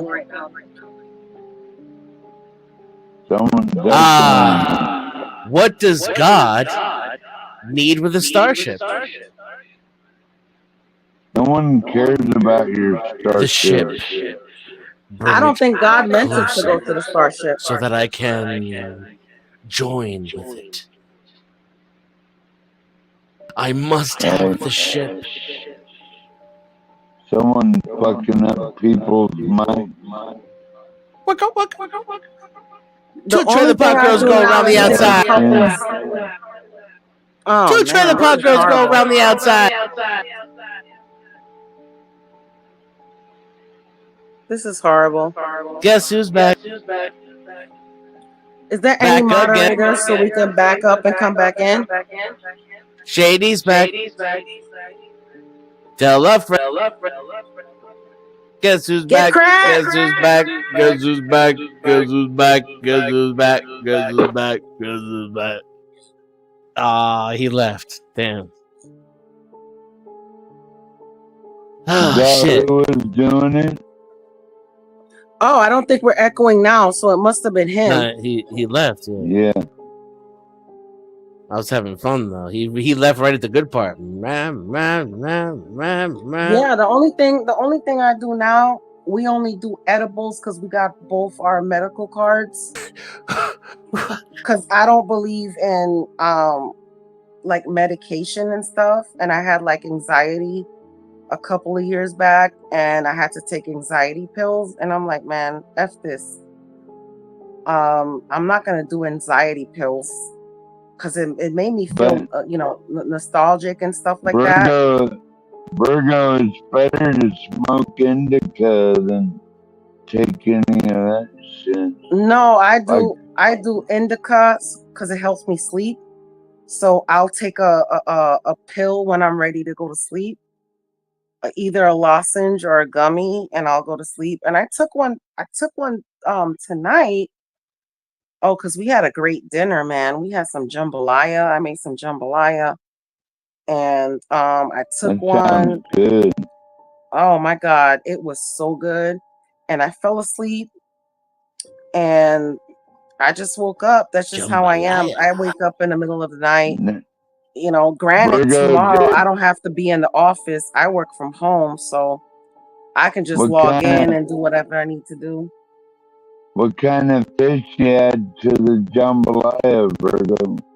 I put some shrimp, some andouille sausage, and some chicken thighs.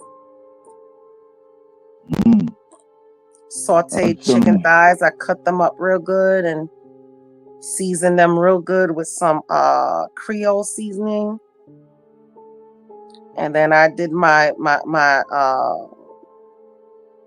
Trinity with my onions, my bell peppers, and my celery, and then I added some garlic, and then I chopped some tomatoes in there. I roasted them first in the oven, and then I chopped the tomatoes and put them in there, and then boom. That sounds amazing. Did you make any biscuits to go with it? No, we don't eat a lot, so that was enough. Just the soup? Didn't need no biscuits? Yeah, I didn't eat no biscuits because I'm going through menopause and like I don't want to gain too much weight, so I just made that. I had a tiny little plate of it, and my husband doesn't eat a lot either, and then it's just my daughter that was here this week, and she had a tiny little plate of it, and we were both saying like, damn, we wish we had all the kids. Does that jambalaya come out like a gravy almost? I like it grainy. I don't like it soupy.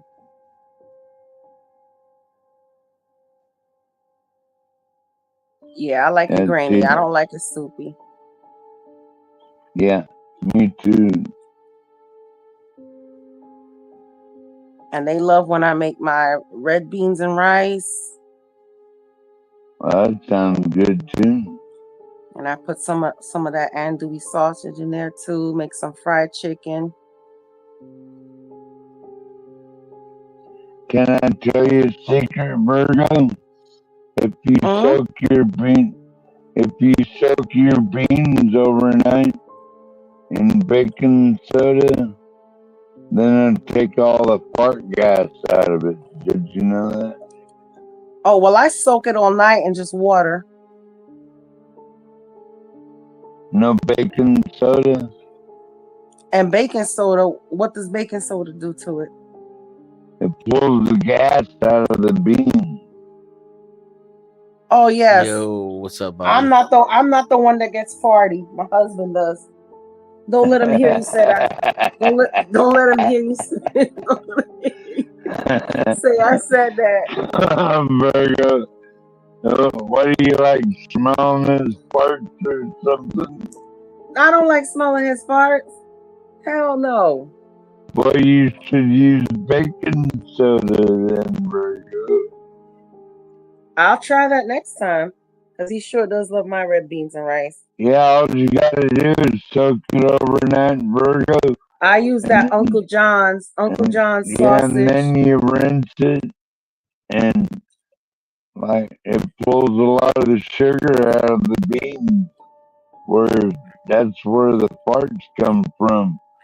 The sugar in the beans, and the baking soda will.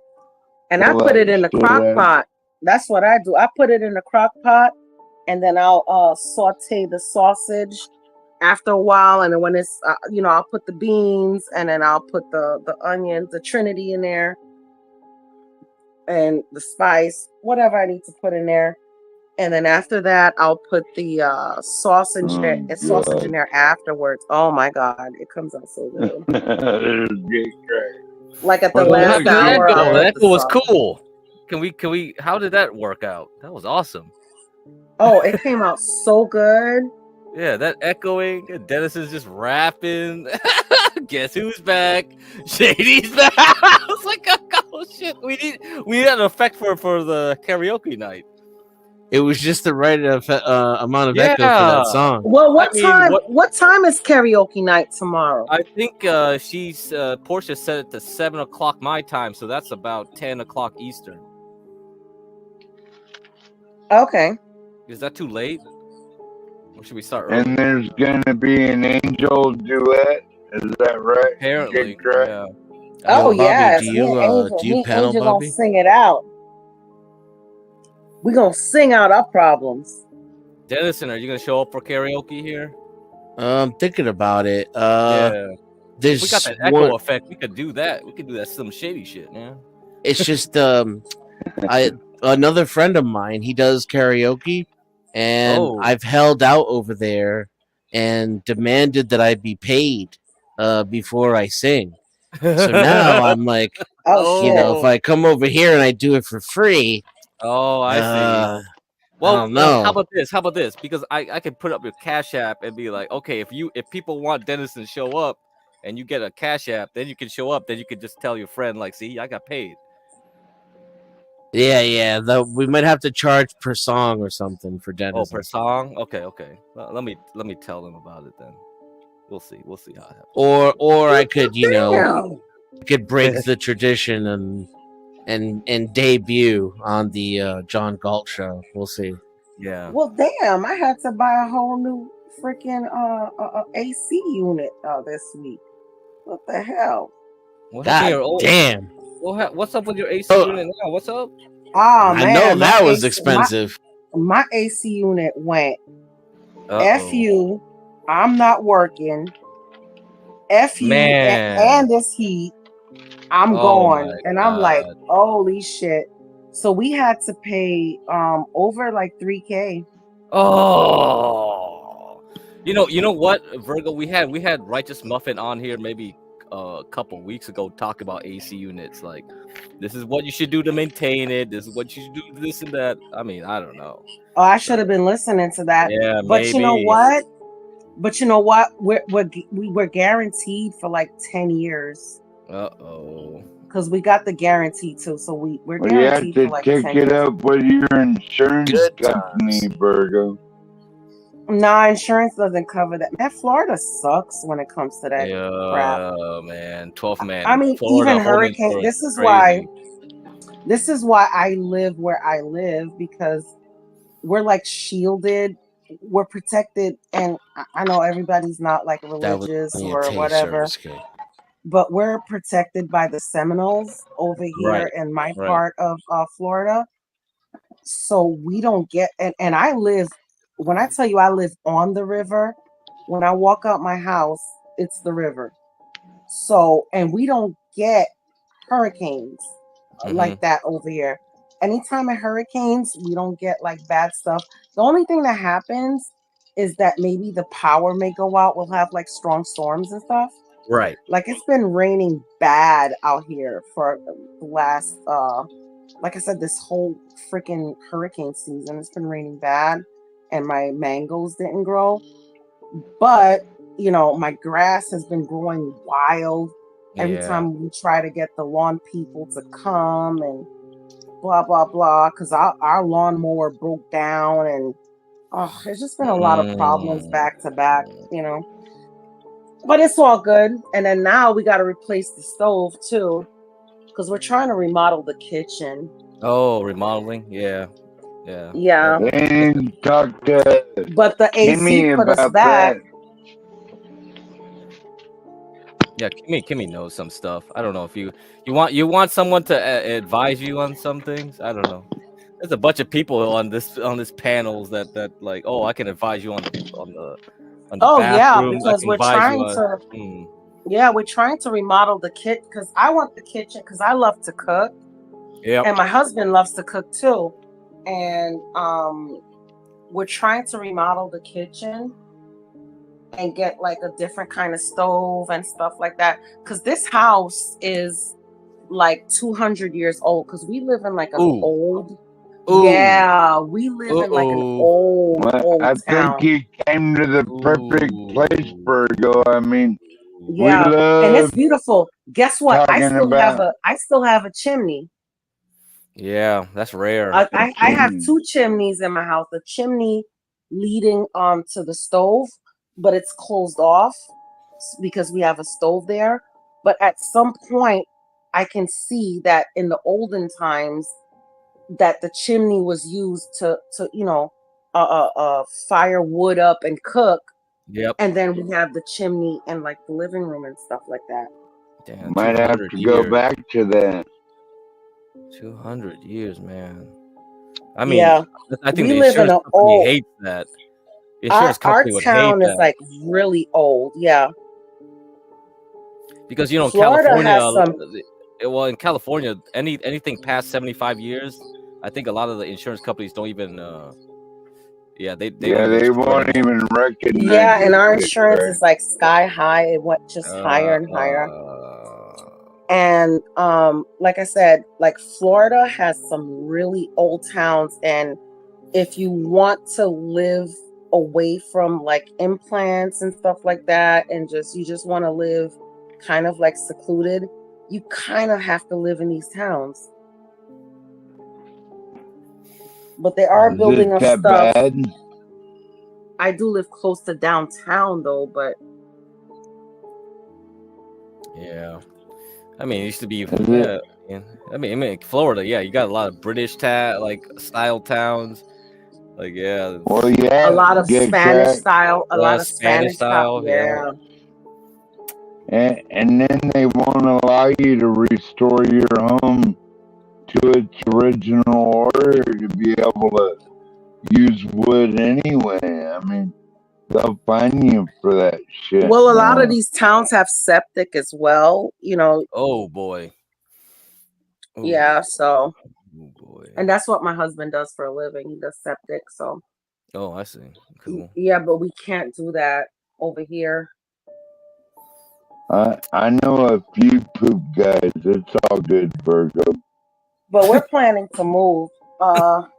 We want to go get a house in another town in our county, which is a little bit further out. Jeez. Because I want to have like a bunch of acres, and I want to have some chickens. What the fuck is it? Is there sundown towns in Florida? What the fuck? What the hell? I guess I don't live in one, but I guess they are. I don't know. What the heck? My town is pretty cool. I mean, everybody just minds their business. Jesus. All of my neighbors, we just go to work and just mind our damn business. I don't have no Karens in my neighborhood. People need to know. I'm definitely not a Karen. Just mind our damn business. If somebody's playing music, I have actually my neighbor's Mexican, and I have another Mexican family that lives I think not directly across the street, but across the street, but a house over. And we just, if they're playing music, they make sure that by 11, 12 o'clock, they put it down.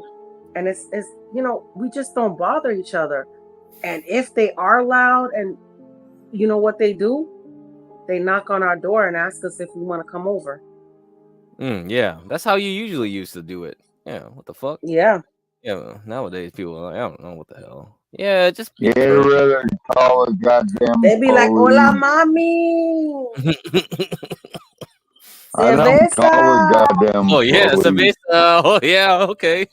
And I'd be like, "Yeah, I don't have no Coronas, but I got some Yinglings. I got the American beer. I could bring the American beer." Yeah, I mean, Yeah, I don't know. People now like they just. Yeah, I think it's just more people are just more passive aggressive now. They just rather let shit fester and then But just I start tell you, blowing up in your face or some shit. I tell you one thing.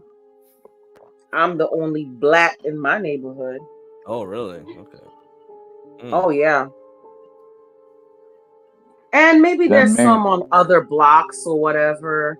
Because I chose to not live in an HOA because we used to live in an HOA. Oh And God, no! yes, Oh, I it heard was horror horrible. stories on HOAs in Florida and Texas. I've heard all Horrible. kinds of stories. There wasn't there But you one know that what? there was one that they were embezzling all the money, and the whole freaking owners had to like sue the whole HOA. It's like, But you know what? Wonderful. When I first moved to Florida, wonderful to rent because you didn't have to worry about all that stuff. You weren't gonna like paint the house. You weren't going to like do anything. The lawn was Right. paid for, whatever. You know, you got access to the pool. Wonderful. But then when I realized, like when I started talking to my neighbors, because one of my neighbors across the street, he had redid his house and painted it. And I'm like, oh man, Scott, that looks good. Uh-oh. And Here we go. And yeah, here comes the HOA. Wrong color. Made that man repaint his whole house. He was so mad. Matter of fact, we're still Facebook friends. And every time we speak to each other, like every like Christmas or whatever, like his wife and that's it. Once a year, and me and my husband, we all talk to each other, and it's during like Christmas, Virgo. no, it wasn't during Christmas. It wasn't during Christmas. But what I'm saying is that we talk to each other like usually during Christmas or the holidays or whatever. And him and his wife and me and my husband, like we'll chit chat or whatever, you know, during the holidays. And till this day, if I bring that up, he would be so mad. And they also fined him for his boat. He had a boat parked in front of his garage. And it wasn't even a huge boat. It was just like a 2-seater boat, just a tiny boat that you can just take out. Because I love living on water. I don't know why it is, and me too, whatever. Virgo. I'm not gonna go into that. I'm obsessed But with living on the leader, water. my spirit leader is Oshun, so I have to live on water. So he had a boat. So he would go out into like the ocean and stuff on the river. And he was like, man, they fined me for. I was like, really? Yeah, That they was do crazy. everything. They'll find everything. There was one HOA that was like, because they parked their pickup truck in front of the garage, that's a fine too, or something. It's like, what the fuck? Yeah. If your grass is like an inch above what it's supposed to be, they'll fine you. It's crazy. Yeah, that's why anytime you're investing in any type of property, you gotta make sure there's no covenants, no HOAs. Nah, I would none never of that ever. I shit. would never ever invest in an HOA ever. Like I said, it's good to rent because your landlord takes care of all of that. And usually, your landlord, when you're renting, they do take care of all of that because they want, you know, they don't want to get fined and stuff. But when it's you as a person, you're like, man, fuck this. You know, I can't do the lawn this week. I'm tired. You know. But yeah. Yeah, I'd never buy an HOA or any land that has anything to do with covenants or any of that shit. I won't buy it. Yeah, I live right now. I live in an old town, which is like how you would call it, like a block town. It's not an HOA. It's like just houses, but they're like far apart. You know, not like miles and miles apart, but like they're just far apart. You know, and you know, I got my neighbor. Shooting distance, Virgo. Huh? Shooting distance. No, it's not shooting distance, actually. No. They have to walk quite a bit to come to my property. Oh, good. Yeah, and like I said, you know, even when they get wild, my neighbor, they're always like, "You want to come over?" And that's their way of like, "Man, we gonna party. If y'all have problem with this noise, just come and party with us." And we always accept, and it's good. It's all good. Like we all get along, and that's what I like. Yeah, I mean, this Florida story is pretty popular one. This the HOA board members stole millions from residents. Yeah, so several and current former board members on one of Florida's largest homeowners associations have been charged with stealing more than $2 million of residents' money. Miami-Dade State Attorney Catherine Fernandez Rundell announced a mix of theft, fraud, money laundering charges on Tuesday against current president Monica Isabel Gilardi, 52, board member Miriam Arango, 76. Will Ron board members. get track? Huh? What? Get track? Will Ron DeSantis lock him up? I don't know. This was an ancient story, but because what happened was like I don't know what happened, but they resolved it, and I don't know if they went to jail or not, but the whole HOA got freed from being an HOA, so they got rid of all of those rules, covenants, whatever, and they had a huge party. It was like looked like Independence Day for them or some shit. It's like what the fuck? It's like, you know, HOA is like you're imposing like That's crazy. like a government on you, right? An HOA is willingly putting a government on you. Yeah. And I think HOAs are diabolical, man. They are. They see, but you know, they can work in some places because like my parents live in the HOA, like, and it works for them because it's just condo, it's just a small unit, right, within a big building. And yeah, the ones that you don't have to pay half your mortgage to live there. Yeah, if you got something like that where it's like kind of like a halfway between an apartment, right? Yeah, like the older ones. Like I would never. Let me tell you another thing. I would never ever invest in a condo.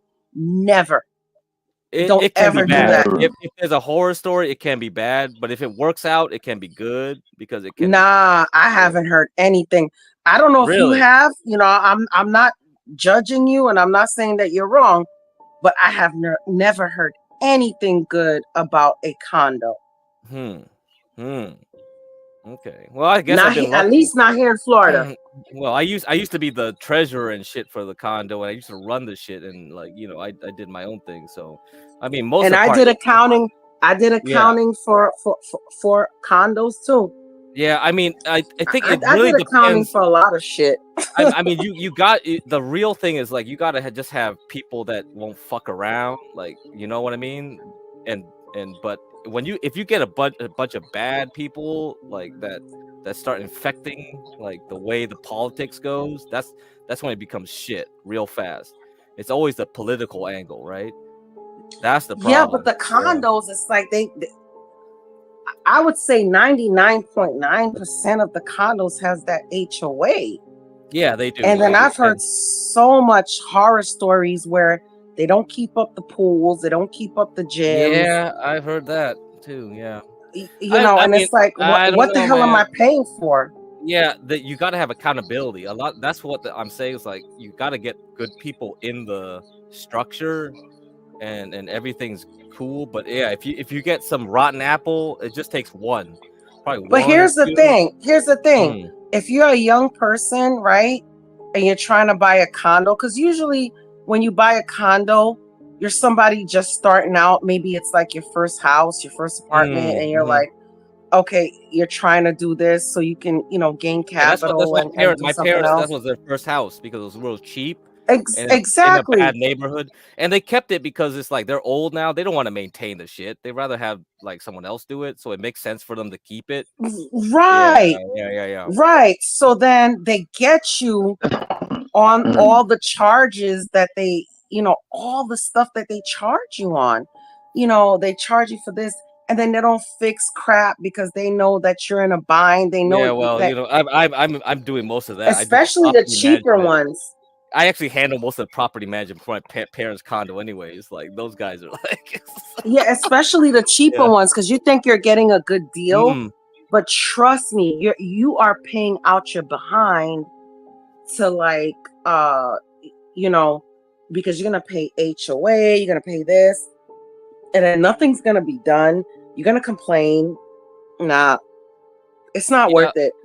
That's just my opinion. Yeah, I think because if you're involved, it won't be bad, because I'm involved most of the time with my parents' condo, even I don't live there, and I take care of most of the things. If they were like, okay, gotta fix the roof, we gotta fix this and that, and then I'll just go in there and be like, okay, let me assess the situation and put my 2 cents. I think if you're gonna go for a condo, don't go for the cheap ones and fall for it because it's cheap.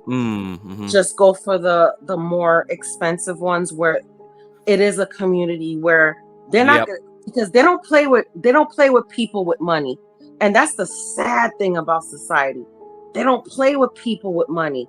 It's the poor people they play in your face. The weird thing is, like with Texas and Florida, I don't get why you even have HOAs at all. You can have good like single family houses. It seems to be pushed by developers. You know what I mean? Like I'm not even gonna say what we're not supposed to say out loud. I think you're right. Because the developers are the ones that push this shit, because they set up because what happens is when they make the covenant, the developer has like overriding rules, right? They say like, okay, before the houses get filled up, we have like 5-6 of the vote or something to this guy and that guy, and the developer gets everything else or some bullshit. I read those covenants. It's just like bizarre. It's like it is crazy. So the developer sets this up in the beginning, and it's just like the developer gets to vote out this and that, and then once they fill up all the units, they leave. They're like, bye bye. Here's it's like, what the thing. Here's the thing. I live in a town where it's historical, so you cannot just come in. People are not going to sell their homes. There are like, here's the beautiful thing about my town. There's like millions and millions of dollar homes on the river, and then there's like, probably worth now because inflation has gone up. 4 or 5, because we didn't even pay that much for a house, but like inflation. $400,000 or $500,000 homes, $600 homes. But these people that are living there, unless they die, they're not moving out. So we live in a historical town, and it's kind of protected. But here's the problem with my town: the outskirts of it, they're building all this shit, and I live. Like when I tell you I can literally walk to downtown, and I'm gonna tell you how small our downtown is. Downtown is probably 3 blocks. You got 1 block of restaurants, 1 block of the courts, and another block of probably like thrift stores or whatever. And that's our downtown. That's just like where I live, Virgo. Yeah. That's so Alaska.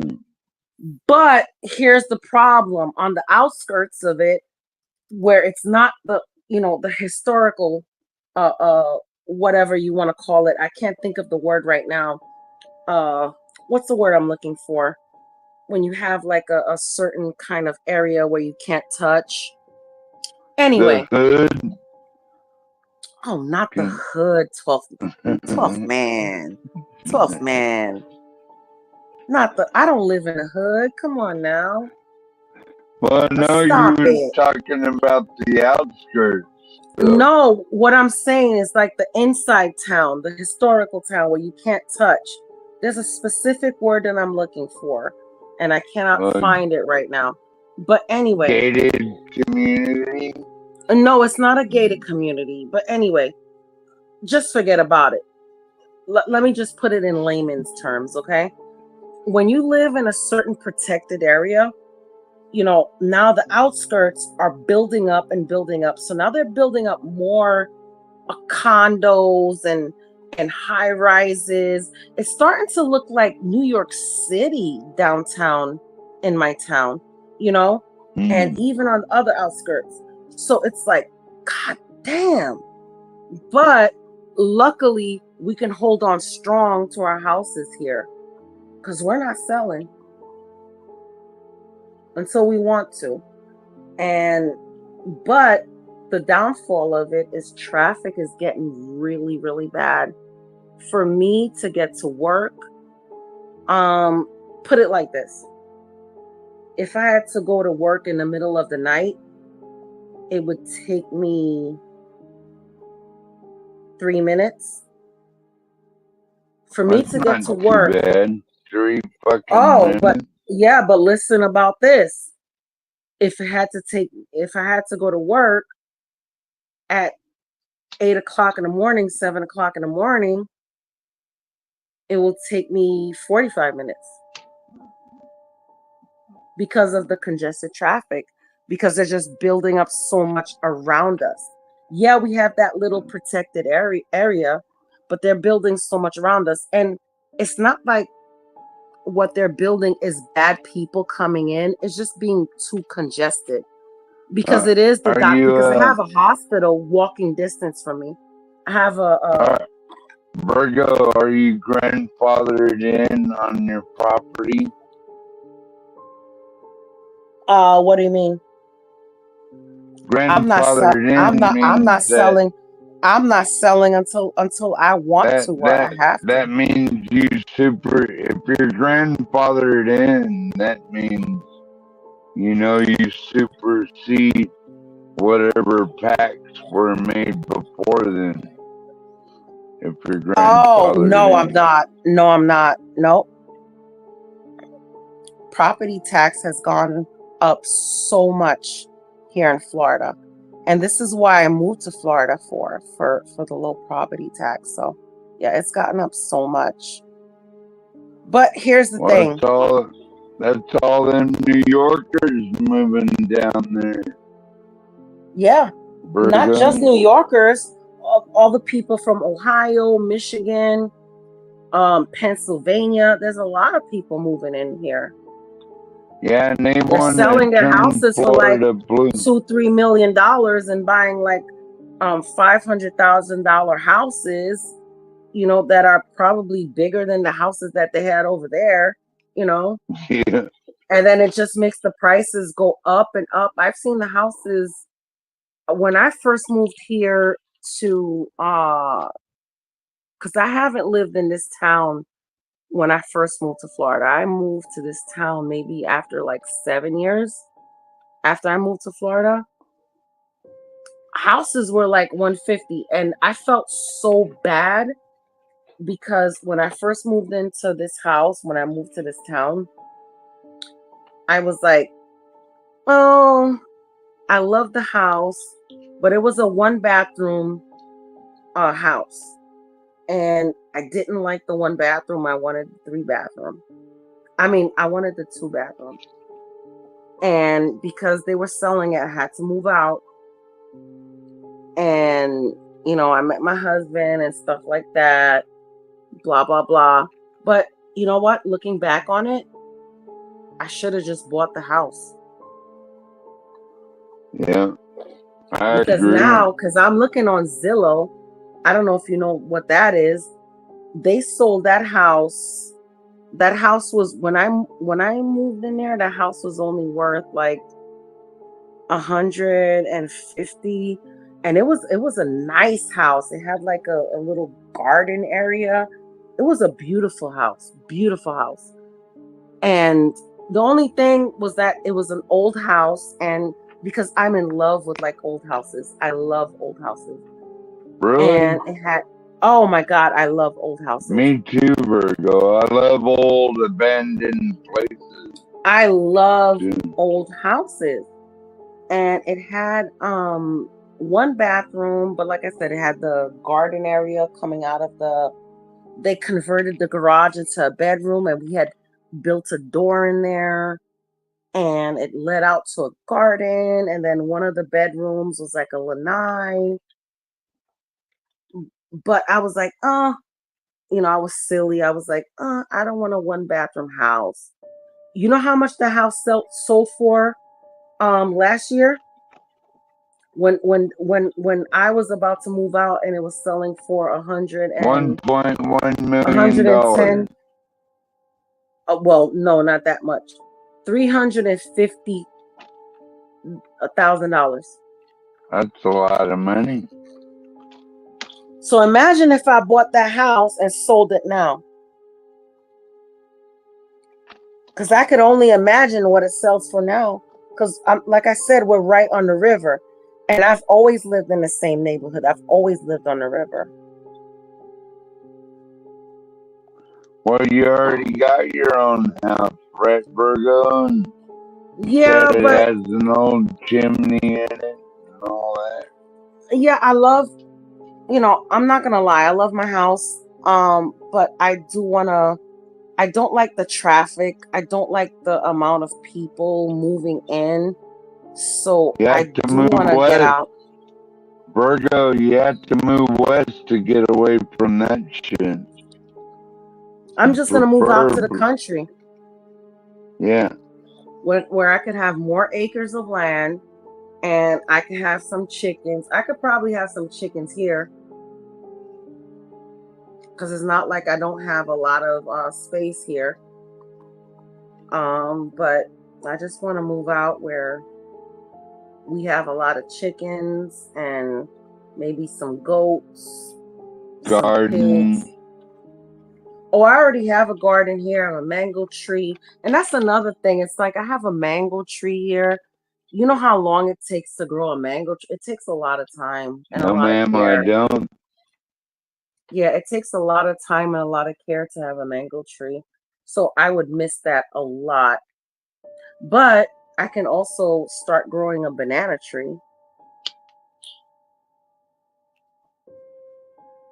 I would love a banana tree. Wonder if one would grow down there. Virgo. You think a banana tree would grow down there? Virgo? Oh, I know it would. Yeah, Florida is like the Caribbean. Florida is like the American Caribbean. But what if the Department of Forestry says that's an invasive species or something? Oh no, I know people who have banana trees. Really? Yep. Yeah, I have strawberries too. I miss the warmer land, Virgo. My strawberries did good. You know what? I have never grown watermelon. I have never grown watermelon. I would love to. Well, they only grow in like Georgia and Alabama. No, they grow here in Florida too. You just gotta know how to make it grow. That's the problem. Things could grow anywhere. You just have to know how to make it grow. I'm so sad. Yeah, you just gotta get the correct soil. I'm so sad you're taken already. What the hell are you saying? Well, you're already married. Well, that's right. But you're a woman worth $1 million. I mean, everything you know, and you already know how to do. Well, you know what, 12th man? I thank you for that compliment. And you know what? My husband thinks the same thing. Yeah, I bet he does. He better do.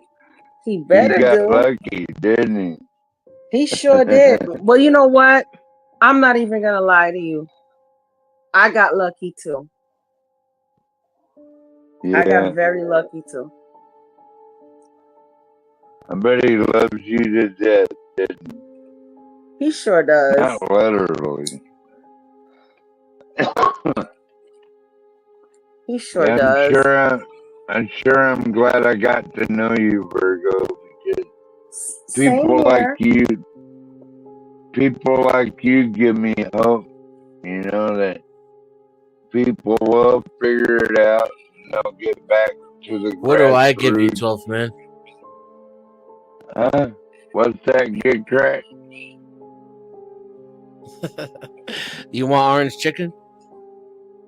Well, Get Crack already gave me a few I bucks can't with for my you, Get birthday. Crack. I can't. What? I can't cook any orange chicken. What the fuck? That's Chinese. Can you make me some, man? What kind of Asian are you, Get Vietnamese. Crack? And I don't mean to insult you, for real. Yeah, Vietnamese. He's Vietnamese. Oh, I don't like Vietnamese food. I mean, no, if it's just simple, just rice and chicken. Simple is good. Do you know I love pho so much? Yeah, pho. Yeah. Pho is good. Yeah. Oh my God, me and my husband love pho, and I have been trying my best. I messed up a pho recipe that I made, and I'm so mad at myself. No, because when I like a certain kind of food, I kind of try to emulate it, but Vietnamese food I cannot emulate. Yeah, it's more in the prep. Yeah, that's why I don't even. It cook takes a lot of work, and then when I don't even bother. Yeah, when you're at work all day and everybody's at work all day or whatever, you're busy. That is something you got to make, like maybe when you're off on a Sunday. But I'm gonna try again. I'm gonna try again to make the that's pho. why you gotta that's why you just gotta get a bunch of family members doing it for you. That's the best. You just make them do it. Cause some old grandmas. Yeah, old grandmas. They do it. And that's why the one reason I'm gonna be a monk is because like they can cook that shit. So you just got a bunch of old grandmas. Can I borrow your grandma? Can I borrow your grandma? Oh, I don't have no grandmas. They all, so I don't have any grandparents anymore. They all died in the war, so I never had. But you know what? You go to temple, they give you free food, and that's why I always go to temple. It's just like, oh shit, it's like you just get a whole bunch. But we don't have a big Vietnamese. I know that's the problem. If you don't have, it's tough. And the problem is because when that happens, you just got a bunch of fake Chinese Vietnamese people. So. They're ethnically Chinese, but they lived in Vietnam so long, so they'll pretend and try to cook food like Vietnamese food. But that's the problem. But we have a Vietnamese restaurant over here, and it is so good. And we get the pho from there. Oh my God, it's so good. But then we have another, and then we have another one. But it's more like Chinese food. It's more like to me, it's more like Cantonese, like like see that's the especially problem. like it's so Americanized, like General Tso and the fried chicken and French fries, and it's good. Don't get me wrong. Get Crack. What is Vietnamese food like? Can you explain? I mean, it's hard to actually because it is so good. Yeah, because we're Southeast Asians, like you get a lot of the influence from the Cambodians, the Cham people. So, but we're close to Cantonese, so a lot. Yeah, we are influenced by them a bit, but because we're more tropical, it'll have more of the ingredients that are closer to like. That's why a lot of South Americans, like if I show them my desserts and their desserts, it's quite similar. Because a lot of the same fruits or the same plants, so you have a similar idea of how things go, and it's just like, I'm not a fan of the Vietnamese desserts. I'm not. A lot of Asian desserts I do not like either in general, especially Chinese ones, which are like I do not, it's just weird to me that it's the texture thing. They don't. It's not that they don't do a good job. It tastes good, but it's just the texture. Yeah, no, I don't like it. Trust me. I'd rather eat like fucking like a black forest cheesecake. Yeah, or something. Because I went to a wedding. I went to a Chinese wedding one time, and I was like sitting there with like the other people. I was like, I don't like this shit because I was stuck with like the ones with the other non-Asians. So I was like, I don't really like this shit either, honestly. The desserts. So wait a minute, Get Crack. Asians didn't treat you like a fellow Asian just because you're Vietnamese? Oh no, Is that right? because I was invited because I was a grad student. So I was in the grad student table. So it was mostly like it was an Italian there. It was it was a Uruguayan there. So you was you were like like at the a friends Brazilian table. there. Yeah, right. I was the friends table. Yeah, it wasn't the Yeah, relative yeah, table. I yeah. wasn't their relative. Yeah. Yeah, But but you know, even though I'm saying that I don't like the desserts that much, but the food is Mhm. so good. You know what else I like? I love Thai food. Oh yeah. Very. And There's a lot of I love similarities when they say, with our food. when Yeah. I tell you drunken noodles, and let me tell you, I've learned how to Drunken make it on my noodle. own. And let me tell you, it's so delicious when I make it. It's so good. The drunken noodles. And then, but when I go to the restaurants, they be like, do you want it hot Thai? You want it mild? I mean, I said hot Thai. Give me hot Thai. Oh man, you know, some of those waitresses are pretty damn hot, and I always be like wondering, like, man, how the hell? They are, and they're Thai. so sweet. Let me get some of So that sweet. yellow curry, girl. Yeah, and if you talk, and that goes for men and women. If you talk to them nice, man, they be hooking you up. Yeah, Well, man. it's You all be like, about let me get some of that respect, hot Thai with Virgo. an extra Thai sauce on the side, girl. Well, Virgo, it's all about respect. And the more you respect women, the more you love them, right? Or the more they'll love you. I'm not Mhm. afraid to say I appreciate women, especially beautiful women, you know. And beauty comes from not just the outside, from the inside, you know. Just because you're beautiful on the outside doesn't mean you're a good woman. Trust me.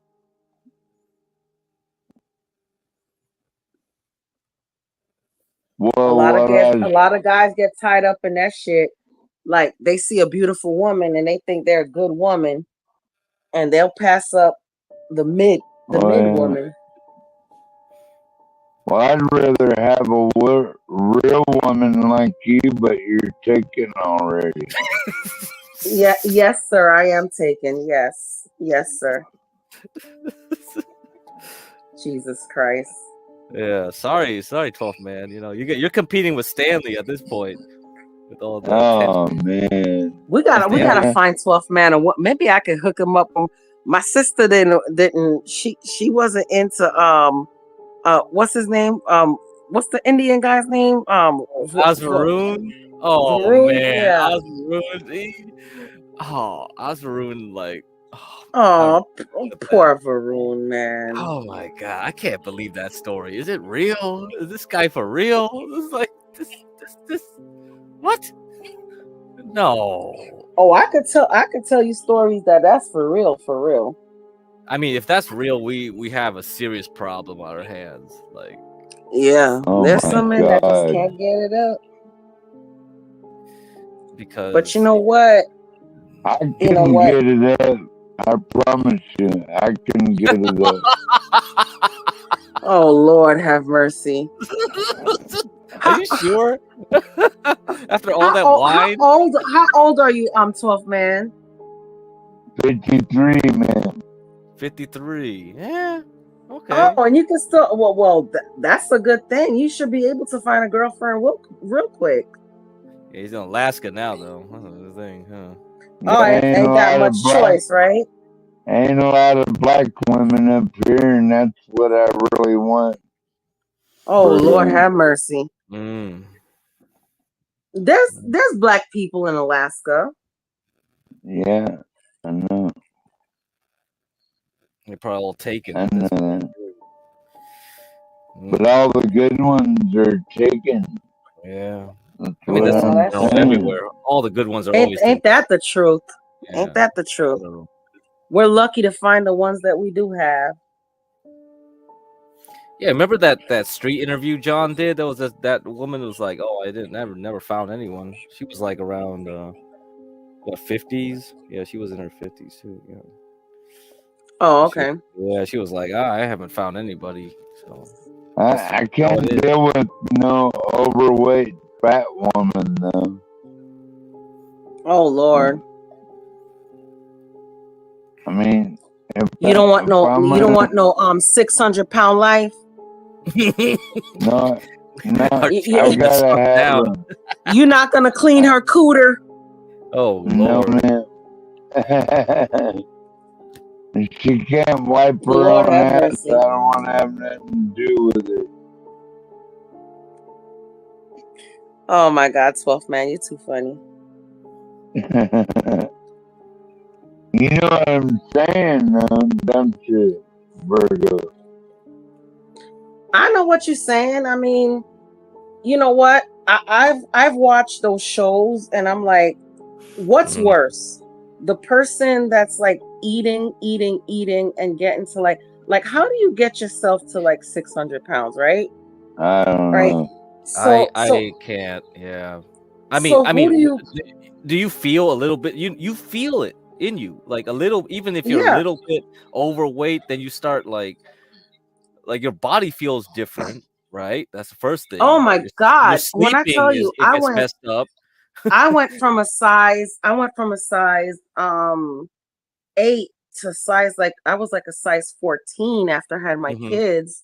And I was like, God damn, I gotta do something. Yeah. And then I went back to size 8, but now that I'm going through menopause, now I'm back to like a size like 10, you know? Yeah. And Damn. it's like, Jesus That's more Christ. like Like, how it, do you size let yourself 10. get to like, Jesus Christ. How do I let myself get to like a size 22, 24, 25?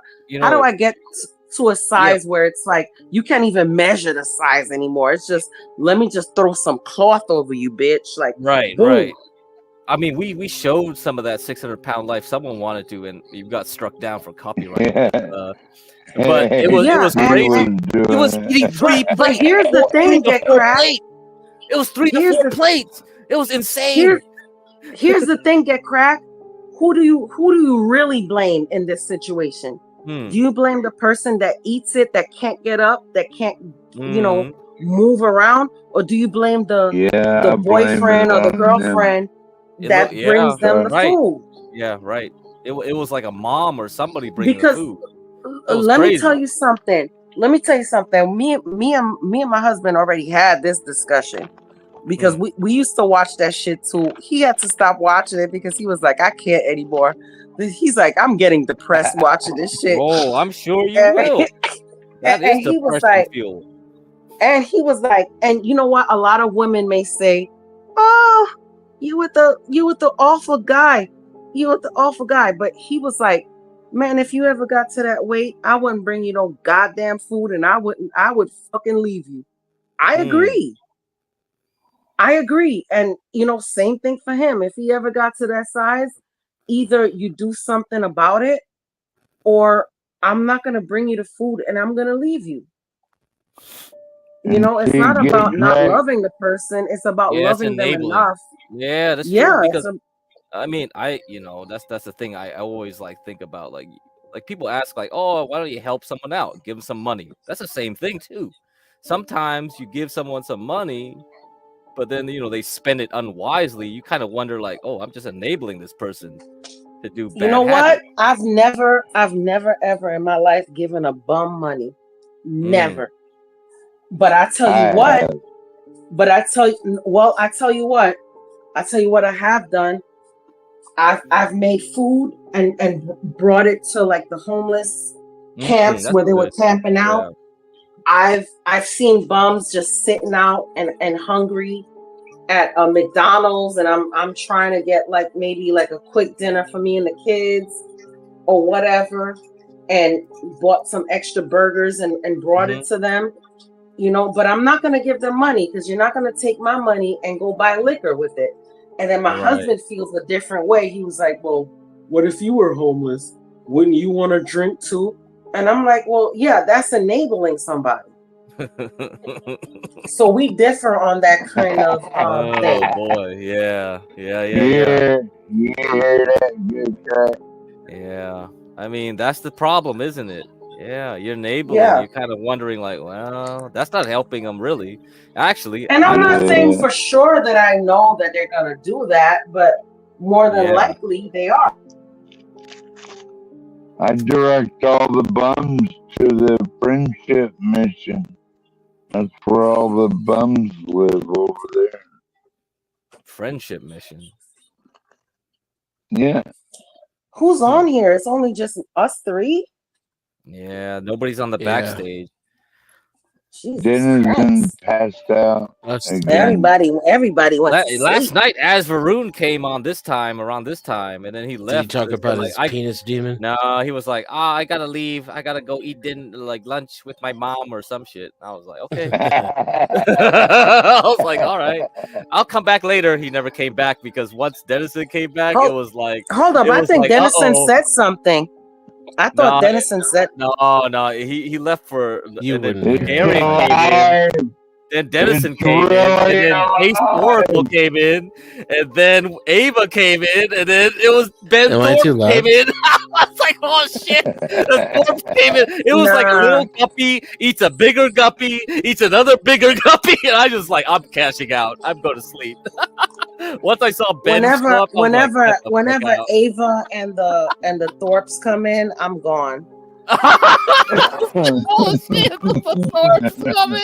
I'm gone. I may stay in the chat for a little bit and talk my little shit, but I'm gone. Yeah, because now Ava's gone scorched earth on Ben at this point. It's like so funny. Because, like, I wonder how his court case went today.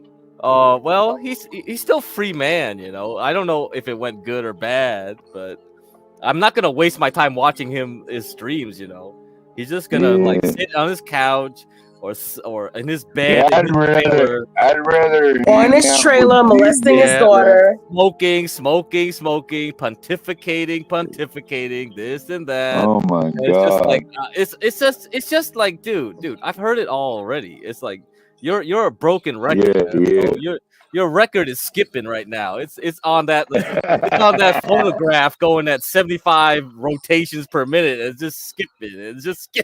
Hey, get cracked. Did it go on rewind yet? Did it go on rewind? I mean, maybe it's interesting to the new people on this channel, but dude, I've been there already. It's not interesting to me, so I'm out. I know what he's gonna say. I'm surprised that Angel's not on here tonight. Yeah, maybe he's getting ready He's probably taking a nap. He's practicing. He's practicing. I would too. He's practicing for our love song. Yeah, that's gonna take some work. Let's hope it's gonna be good. If Black shows up, it's gonna be terrible because Black's gonna show up everyone on here. Me. God damn it, this guy. No, Black's is too good. His skill level. I don't know if you go on other channels, but what's his name was lit today. I was watching from work. CT. Oh, but who was on there? Oh, Angel. Oh my god. Well, Angel was on there, but Angel didn't speak. But oh my god, who was on there? Lord Geotron was on there. Lord Geotron, yeah, he's gonna be on there. Linwood was on there. Oh, yes. Imperious was on there. Oh, Imperious is on. He got lit a new. When I tell you a new asshole, he got a brand new asshole. By some guy named Moses something. Moses something. Oh, this is terrible. Yeah, something Moses. Oh. He got lit. He got cooked. Oh man. Well, he got cooked so much his mic went out. Virgo? Oh, really? Virgo, are you lit tonight or no? No, because I have to actually log in at like 9 o'clock, so I'm not lit. I had a couple of yinglings like earlier. I tried to have my yinglings like early in the night and go to sleep. Yeah, it's almost 6 for around your time now. Yeah, I'm just a hyper person. Oh yeah, that's good. Me and my husband are like so total opposites. So he's like an intro. Yeah. So I wish he would like jump on, because he would tell me like after I get off the chat, he'd be like, you should have said this and blah, blah, blah. And I was like, why don't you jump on, motherfucker? You know? Yeah. So he actually listens to every panel that I do. Wow. But he doesn't ever want to say anything. Ever. Like I'm the one that says everything. Virgo, you remember George Jefferson? George Jefferson? Come on. What is this? I don't. Who is that? Yeah, you remember moving on up? Man, what are you trying to insinuate though, 12th man? What are you trying to get up here? Well, she reminds me of the black girl that married the white guy. That's all. Oh yeah. Oh, George Jefferson. You said I thought you said Jordan Jefferson. I'm like, who the fuck is Jordan Jefferson? Oh, so I remind you of what's her name? And you know what's funny? 12th man? When I came home, I turned on YouTube and I watched a not a podcast, but just something about whatever happened. I did that while I cooked, so I could just hear it in the back, right? Yeah. And it was I did the what's happening, and then I did the George Jefferson show. Yeah. So she was married to some Jewish guy. And that she's she's Kravitz's a mother. Yeah, and then they gave that's her. right. Yeah, the musician. Yeah. Lenny Kravitz, that's right. Yep. Lenny Kravitz. That's his mother. Oh shit. Oh man. Yeah, so I wouldn't say I watched it, but I had it on while I was in the kitchen and I was cooking and I was just listening to it and hearing what they were saying about. Universe is weird. Like today, someone mentioned the Tom Cruise movie, right? Minority Report. And then a couple hours later, like Bad Gemini comes on and he mentions Minority Report. I'm like, what the fuck? And I love Minority Report. I love that movie. Is the universe trying to send me a message? It's like I gotta log off this shit. That was that Tom Cruise Virgo, movie, right? What? That's right. Virgo, what's your favorite movie ever, Virgo? Oh, okay. I have a couple of favorites, and they're all like not series, but like either trilogies or whatever. All right. Yeah. So I love the Alien saga. And my favorite one out of that is Prometheus. Yeah, that's crazy. You really I could watch that movie over and over and over over again. What else do I love? I just love all movies. I don't think there's anyone that's outstands, but Aliens do outstand for me because that is like typical, like my sci-fi horror kind of genre that I love. Right. I mean, I even passed that. Yeah, I even passed that down to my daughter. You know what she asked for her? And that's another thing that Imperious said. Say ass. Say ass. Oh, well, yeah. Shit, I'm from New York, bitch. So I say ass. Ass. I don't say ask. I don't say ask. I don't say ask. Fuck that shit. There was this old video with this. There was this old video with this black woman on YouTube. She was trolling people, saying like, "That's not the right way to say it. You must say ask." I'm getting tired of black folks saying. You know what? It was like funny as hell. I was just like, oh my god. It's just like fucking Southern people. Everybody has an accent. Right. Everybody has an accent. It doesn't mean that I don't understand the English language. You can understand me perfectly fucking fine. With me speaking to you right now, Right. Absolutely, you can understand. I just did a perfectly. search, and there's way more videos that came out doing this shit too. Oh man, it's just an easy way to get. And you know what? And sometimes I hate using big words to make it seem like I'm super smart, because just because I use big words doesn't mean I'm super smart. It just means I'm trying to be an asshole. I can just be down and just chilling and just, you know, it is what it is. Sometimes you're just chilling with people that you're chilling with, and you just code switch. Now, if I'm at work, yes, how do you yes, I will spell say, that, Virgo? I will say, boss, can I ask you a question? Yes. How do you spell ass? Like A-S-K. A-S-K. It's not AX. That's how you spell it. But I pronounce it as. Just like I say water. Guess what? I say water. Water, yeah. I'm from Brooklyn, New York. Yeah. I say water. I don't say water. Yeah, you know water. what the hell I look like trying to pronounce something like it starts accent becoming like a D sound after a while. I say water. My Man. tongue's getting lazy, right? You go water. Like I say coffee. Like I say coffee. I don't say coffee. No, I say coffee, bitch. I'll make you a cup right now. 12th man, do you park your car at the car park?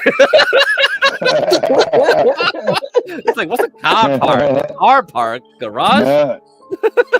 No, but sometimes I'll say, get the fuck out of here. Oh, yeah. Yeah, sometimes I could be a sailor, but guess what? My grandfather was an Irishman, so I could cuss like a sailor if I want. Here we go. Yeah, there we go. I could cuss like a sailor if I There you fucking go, want. Stanley. And I love love my Jameson challenge. and my coffee. Hello. That's a naval challenge. And there's been a couple of times I had to go to work with Jameson and my coffee. Yeah. Oh my god. There you go. Ain't no problem. But you know what? At the end of the day, it is what it is, man. It is what it is. Well, you know, everybody has a different accent. Everybody. I've complained about this before because, like, I think people's accents now are getting flattened out. Like, it's more people are even talking more like Californian, like, you know. Yeah, and then you have implants from like now I speak like I only get the New York out of me when I'm hyped, to be honest with you. Yeah. But at the same token, when a true Floridian speaks to me, and they're like, "Where you from?" Mm-hmm. And I'm like, "I'm from New York," and they were like, "Oh, I can," and I'm still thinking that I'm talking in the same Floridian accent, you know, and they're like, "Where you from?" I'm like, "I'm from New York," and they're like, "Oh, I can tell." You know, it's not my fault. I grew up in New York. It doesn't mean I'm ghetto. It doesn't mean, you know, I didn't have education. You know, whatever. I'm from New York, bitch. I never thought that about you, Virgo. Thank you, 12th man. Thank you. You know, I do like being on these panels. It's like, yeah, it's better getting more accents here. Yeah, I mean, American man. It's just crazy to me because accents are exactly what it is. It is an accent. No matter what state, every state has their own accent. You go to Boston, they have their own accent. You go I hate that New York, one. Jesus, you know, New Florida. England one, I don't like. Well, actually, Florida. Sound like good crap. Florida has a blend of accents because there's so many implants here. So many. You know, back when I moved over here, because I moved over here like a while ago. Yes, Floridians did have a certain accent, but like now with the whole bunch of the influx of like people just moving here, you know, everybody sounds like they're from up north. You know, I can tell an Ohio accent, I can tell a Michigan accent, I can tell a Californian accent, I can tell, you know, Texas, I can tell, you know, just about anything, you know, and every Caribbean too. Here's another thing that I hate.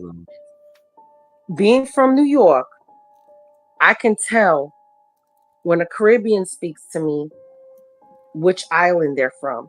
But down here in Florida, they always assume that you're just Jamaican. Right. Oh, she's Jamaican. No, bitch, I ain't. I'm fucking Haitian. I never assumed that about any black person. where they're from or where they're not from. And my dad is Cuban. So sometimes I could code switch and have my Spanish accent too. Hello. It just depends. That's what I'm saying, Virgo. You got to be real careful about assumptions. Am I wrong, Virgo, or no? No, you're not wrong at all. You got to be very careful about assumptions. And, and it's sometimes it comes from people that just don't know. And that's fine. And it's okay to teach them, because there isn't a lot of, where I live, it is mostly, if you do have blacks around here, it is African Americans. And, there's whites. And then there's Mexicans. There's really not a lot of other, ethnicities around here, to be honest with you. But like if you go down to Miami, if you grew up in Miami, you would have you would know the distinction between, oh, that's a Haitian person, that's a Jamaican person, that's a Cuban, that's a Puerto Rican, whatever. I never asked nobody. It's fine. I don't know. It seems kind of a taboo topic, Virgo. Like, I don't want to ask nobody where they're from or anything. It's none of my fucking business. You can ask me where I'm from. Well, I already know where you're from. I'm from America. Yeah. I was born and raised in Brooklyn, New York. Now my parents are great. Now my parents are a different subject, but I was born and raised I'm a full-blown American. That's it. That's all you need to know. Get cracked. What time is it in California? It's about 3, man. It's gonna be 3. About 3 a.m. Yeah, you're just 1 hour behind me, man. Yeah. How'd you know? We already been talking about this before. Come on, bro. How did I forget that already? And I'm 3 hours behind you. Yeah, you're 3 hours. Yeah. HB should be awake in an hour, so he should be awake now. He was awake here. Is he still on my coast, or is he driving, or is he home? Yeah, he's either central or east. It depends. I don't know where he is now, but if he's east, then he's the same time as me. Yeah, if he's central, he's like an hour. Yeah, he's probably central at this hour point. or 2. Yeah.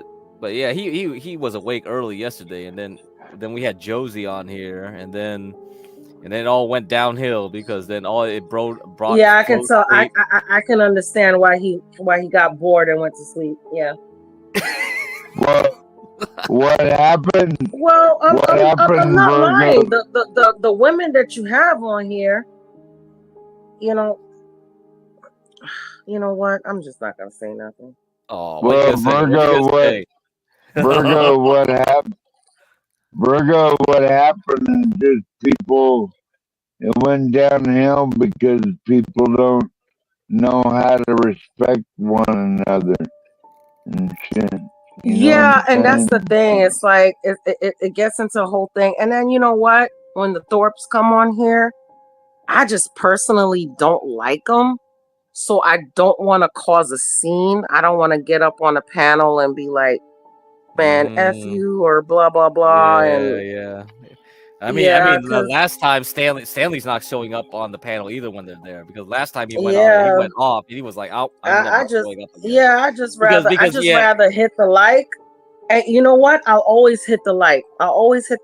Yeah. But then I'm not gonna sit there and chat. Because the thing is, like, I don't know. I don't want to criticize how HB's handling the Thorpes, but when I was on here, and the Thorpes were on here, I didn't even show on panel. I was in the back screwing around with them, like putting up pictures or dropping them and putting them back on.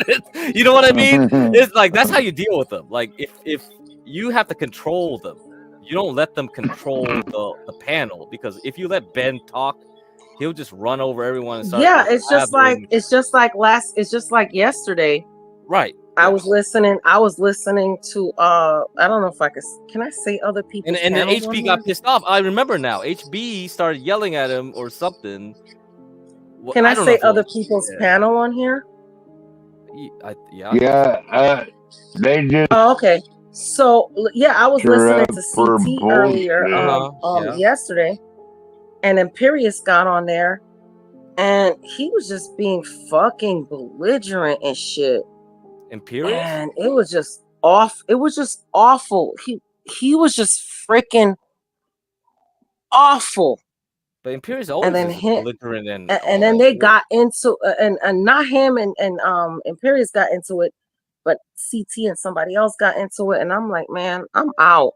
I'm not here for this shit. I'm not here for the. Now you can healthily have a battle, and like I said, you know, even when I disagree with somebody, we can argue, but then at some point I'm gonna be like, come on, man, let's just have a truce. You know, Virgo, you didn't like me at first either, but now we're friends, right? She didn't? Exactly. Oh, you guys weren't cool at the beginning? I don't remember this. She didn't like me at first, get correct. Oh, okay. I usually don't like people at first. She's from Brooklyn. Of course she doesn't like people at first. That's fucking normal. No, it's not that I'm from Brooklyn. I'm a Virgo. Chuck and Lindsay are back. Who? Oh, okay. Oh, it's in your chat. Yeah. As soon as in the big I'm a Virgo, so I usually. What's that, 12 man? I don't know, man. It's like I'd rather listen to Virgo. It's like American. I'd rather listen to Virgo talk than you. Yeah, because you know why I didn't like America. What you know why I didn't like? Yeah, I don't care what you rather listen to that. Because he was trying to talk to you have to know that, right, buddy? Yeah. American Man does that. He's trying to test me too at the beginning too. I was like, what the fuck? Who's this guy? Yeah, but like I said, Imperious got ripped a whole. I don't know if he's so butthurt that he's not gonna come on this panel today. I saw him in chat. Is my mic bad, Lindsay? He got ripped a whole new one yesterday. Are you talking about air cancer over here next to me? Huh? Yeah, Dennis. Some people say cucumbers taste better pickled. Oh, Lord have mercy. Yeah, we're streaming on Denizen, so he's talking to his chat. I'm gonna put the link out. But anyway, yeah, American Man, like I thought that was just him. He's just testing people at the beginning. I thought that was just a Brooklyn thing or some shit. I don't know. But I tell you, get cracked. I really like American Man. Like he could. No, I like American Man too. And it wasn't American Man that was pissing me off. It was Imperious. You know, what he was saying was freaking ridiculous, and he just got ripped a new one. He got ripped a new one so bad his mic went out. Yeah, you know, Imperious is Imperious. I mean, I have my anti-Imperious mode on my mic, so if I have to boost my volume, that's my false safe. But I'm so not like putting nitro on your engine. Yeah, right. It's just nitro on your engine. If you gotta yell Imperious, like that's how you do it. But honestly, yeah, I'm not gonna. And I'm not gonna lie about it. If he's such a big lawyer and stuff, because I have two sons. No, he was so annoying two times on this panel. First time was like he said like, "Oh, you could track Nancy Pelosi's positions in real time." I was like, "Yeah, real time? Are you kidding? Did you just say real?" And he just went back off on that. It was just like, "No, you." Oh my god! And then the other time was like, "You can't carry more than $10,000 in cash." Right. Like without. And he just keeps talking about. He just keeps talking about. And here's the thing: those two claims are not that far fetched. They're really not.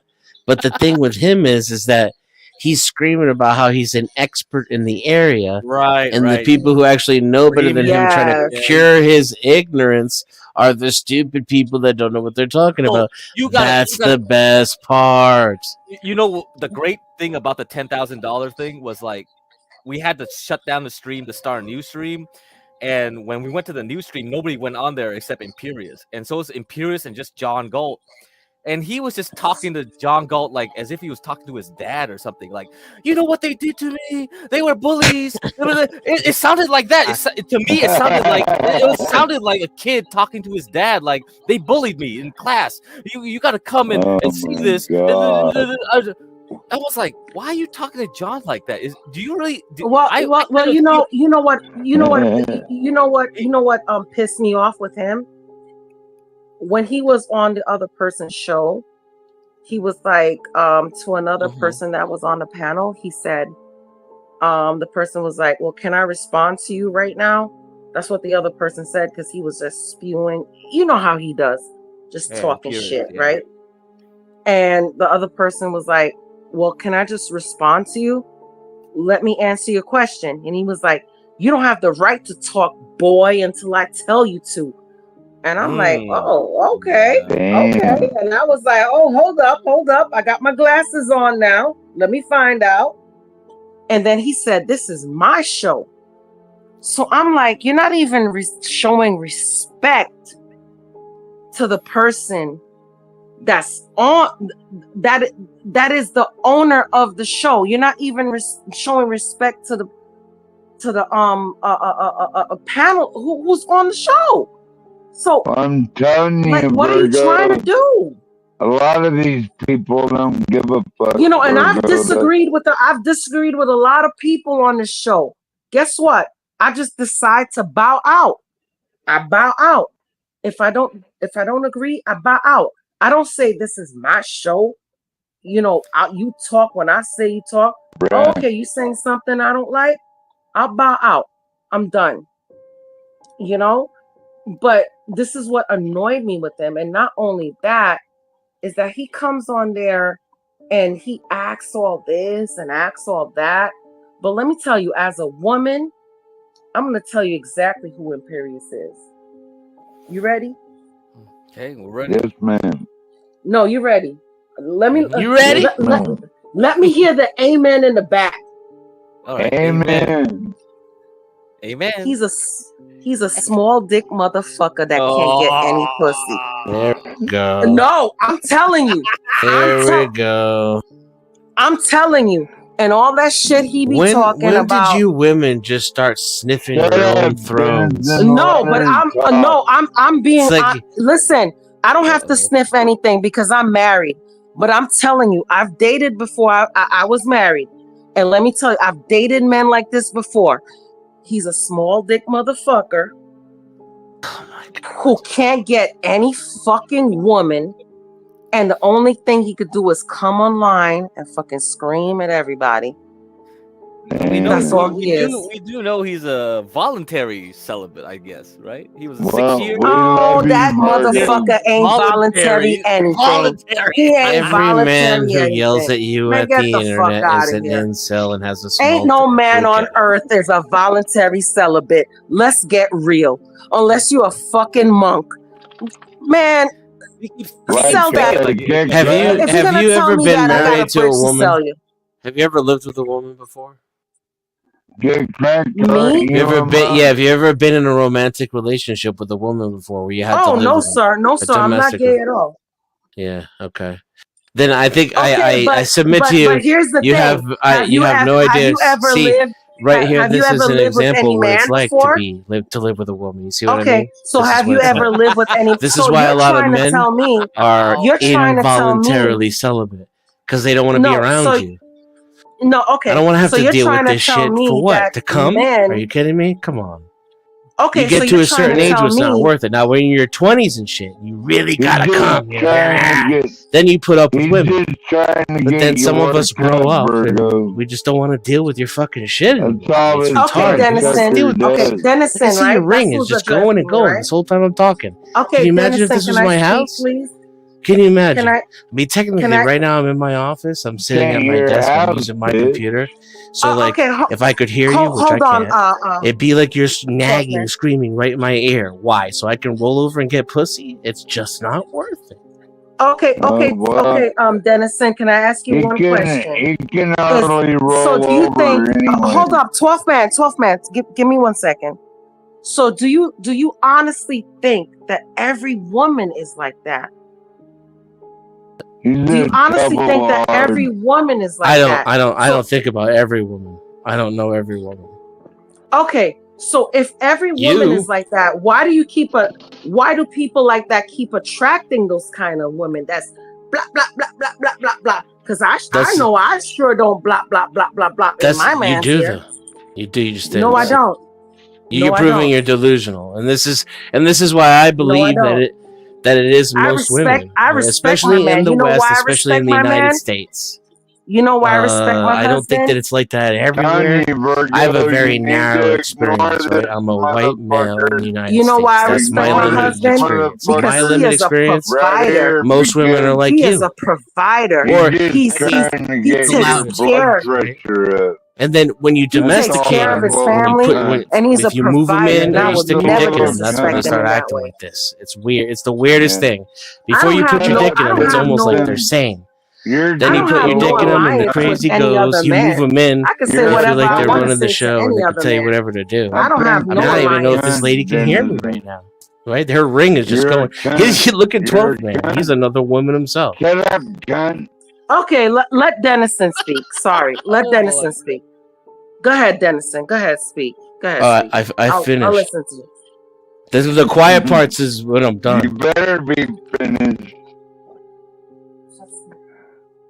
I know it's hard to figure out. It's really hard for him too, because he wasn't talking. The quiet parts when I'm done talking. That's when I'm done speaking. That's when it's your turn.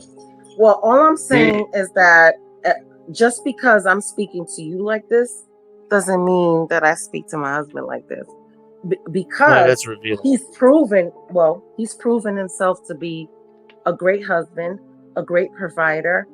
He's a great person. So I will never disrespect him in any way. But what I'm saying to guys that swallowed that red pill, that think that every woman is evil, have you ever thought about how you guys treat women too? I love the women in my life. They never. And I don't think women are evil, and I also don't take pills. Maybe you've met the wrong ones. So ask yourself why you've met the wrong ones. That's it. And I had to do that before I found the right one. You know, I've asked myself that question plenty of times. Yeah, and I had to ask myself that before. Hold on, 12th man. 12th man. 12th man. Why don't you call him an angry incel? Because I don't think anybody. I didn't call you an angry incel. Impervious. He's just a angry old dude. He can't get laid. He's never been laid. Period. Just a fucking can't get laid. Never been laid. That's right. Well, you gotta understand something. For a real man, which you aren't. 12. Dennis, you're short, fat, and ugly. The patience is gone. Oh boy. To real men, you sound like a woman, like a little simp, because you're the most important thing to you in life is whether or not you can get laid.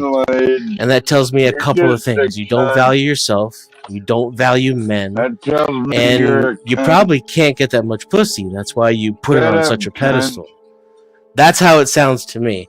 So you've got your own little theories about me because I don't enable female bullshit and I treat women exactly the same as I treat men. And I have my theories about you. And let me tell you, as a female, y'all are the ones that don't get it. You've never had a woman really respect you, and that's why you act the way you do. You see how I can make all sorts of assumptions and assertions about strangers on the internet as well. Anybody can. I have like 5 dates on this channel. How many you got? Zero. 5 and 0 for 5 dates. Yeah. We're the ones that give birth. We're the ones that give birth.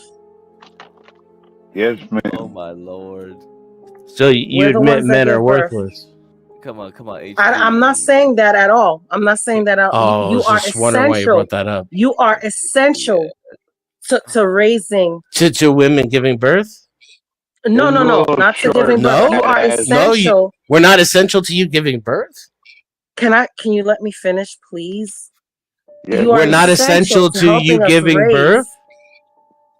You are essential to helping us raise our children. What about the pregnancy part, though?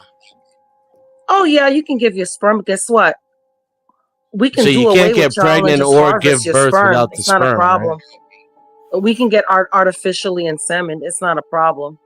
I don't presume it would be, and You're I'm not surprised to hear you married, talk that way. Virgo. Stop You strike me talking as a like misandrist, which is why I can't imagine what kind of a man would spend his life with you. I mean, I can't imagine having to A live with good you. It man. seems like a nightmare. A good man. A good man. A good man. A good man good who white respects man. me. A good man who can just donate his sperm and you don't really need him and he's disposable. Come on now. Now you're getting personal. Stop it, please. Oh, sorry, my bad. Let's change the subject. Because me and my husband don't have any kids together. So stop, please. Hey, Denizen, I think the best part of you ran down your mama's leg, bitch. You almost got it right, buddy. You almost got it. Try it again. But I do have kids. He almost got it. But I do have kids from a previous marriage, you know, and we both were divorced. So don't think that he was some kind of savior, you know, because a lot of men say that. And I'm not saying that you're going to say that, but, you know, a lot of men think that, oh, men are some kind of savior that, you know, came to swoop in. We both had kids from our previous marriages, and we came together, and unfortunately, we don't have kids together, and that's it. Oh, this is like a step-by-step situation, huh? You got some kids from the other Well, side. I'm at the age where it's not beneficial to me but it's cool. to You have got kids like anymore. you got the two. You got. You, Do you work on the y'all two sides? adopted. Yeah, you basically adopted. So you got it worked out, like the whole family, like. Yeah, it did work out, and you know Oh, that's what? good. At 48, I'm about to be 48 on the 11th. So at 48 years old, I don't think it's right for me to try to get pregnant anymore. Yeah. So that's I it. understand that, Virgo. But that's it, you know. And that's just giving you a little bit about me, you know, just to let you know that I'm not this kind of evil witch, you know. I never thought about that about you. Well, I'm not once, talking to you, Virgo. 12th man. I know you think I'm the goddess of the earth. No, I didn't say all that. I know 12th man thinks I'm the goddess of the earth.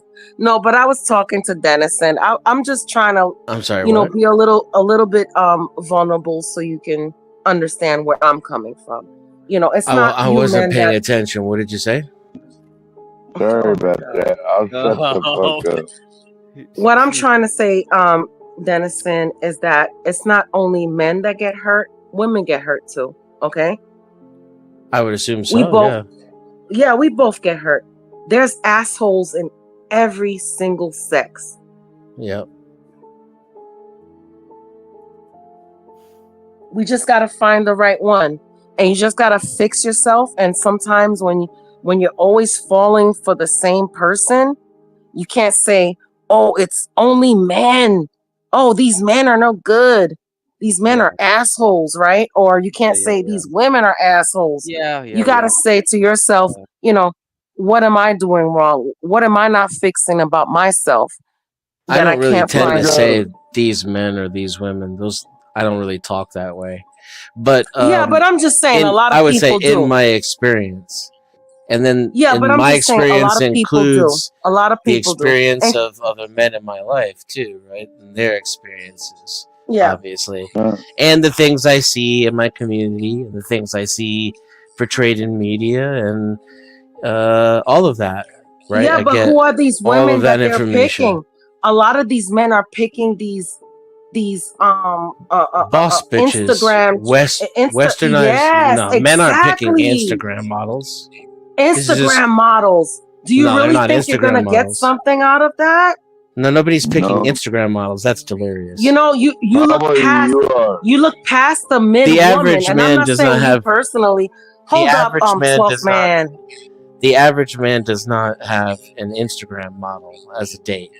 it's the average woman in I'm not saying America that they who do, believes but that's what it's they're hard to keep looking my at. train of thought when all I can hear is you screaming in my ear. No, what I'm That's why I turned you sorry. down. I don't mean to be disrespectful. Just at a certain No, point, go you get ahead. I'm tired of sorry. not being able to converse in a conversation.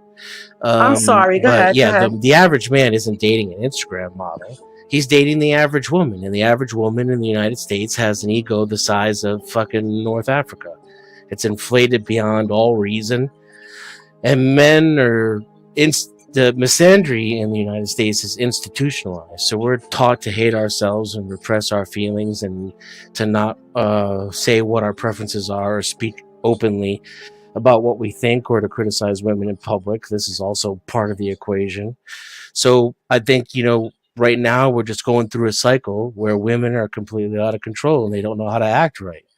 And they got to work that out and come back around and meet us on the other side. Okay, so how about looking outside your preferences? Because I had to look outside of mine. I used to like the bad boys.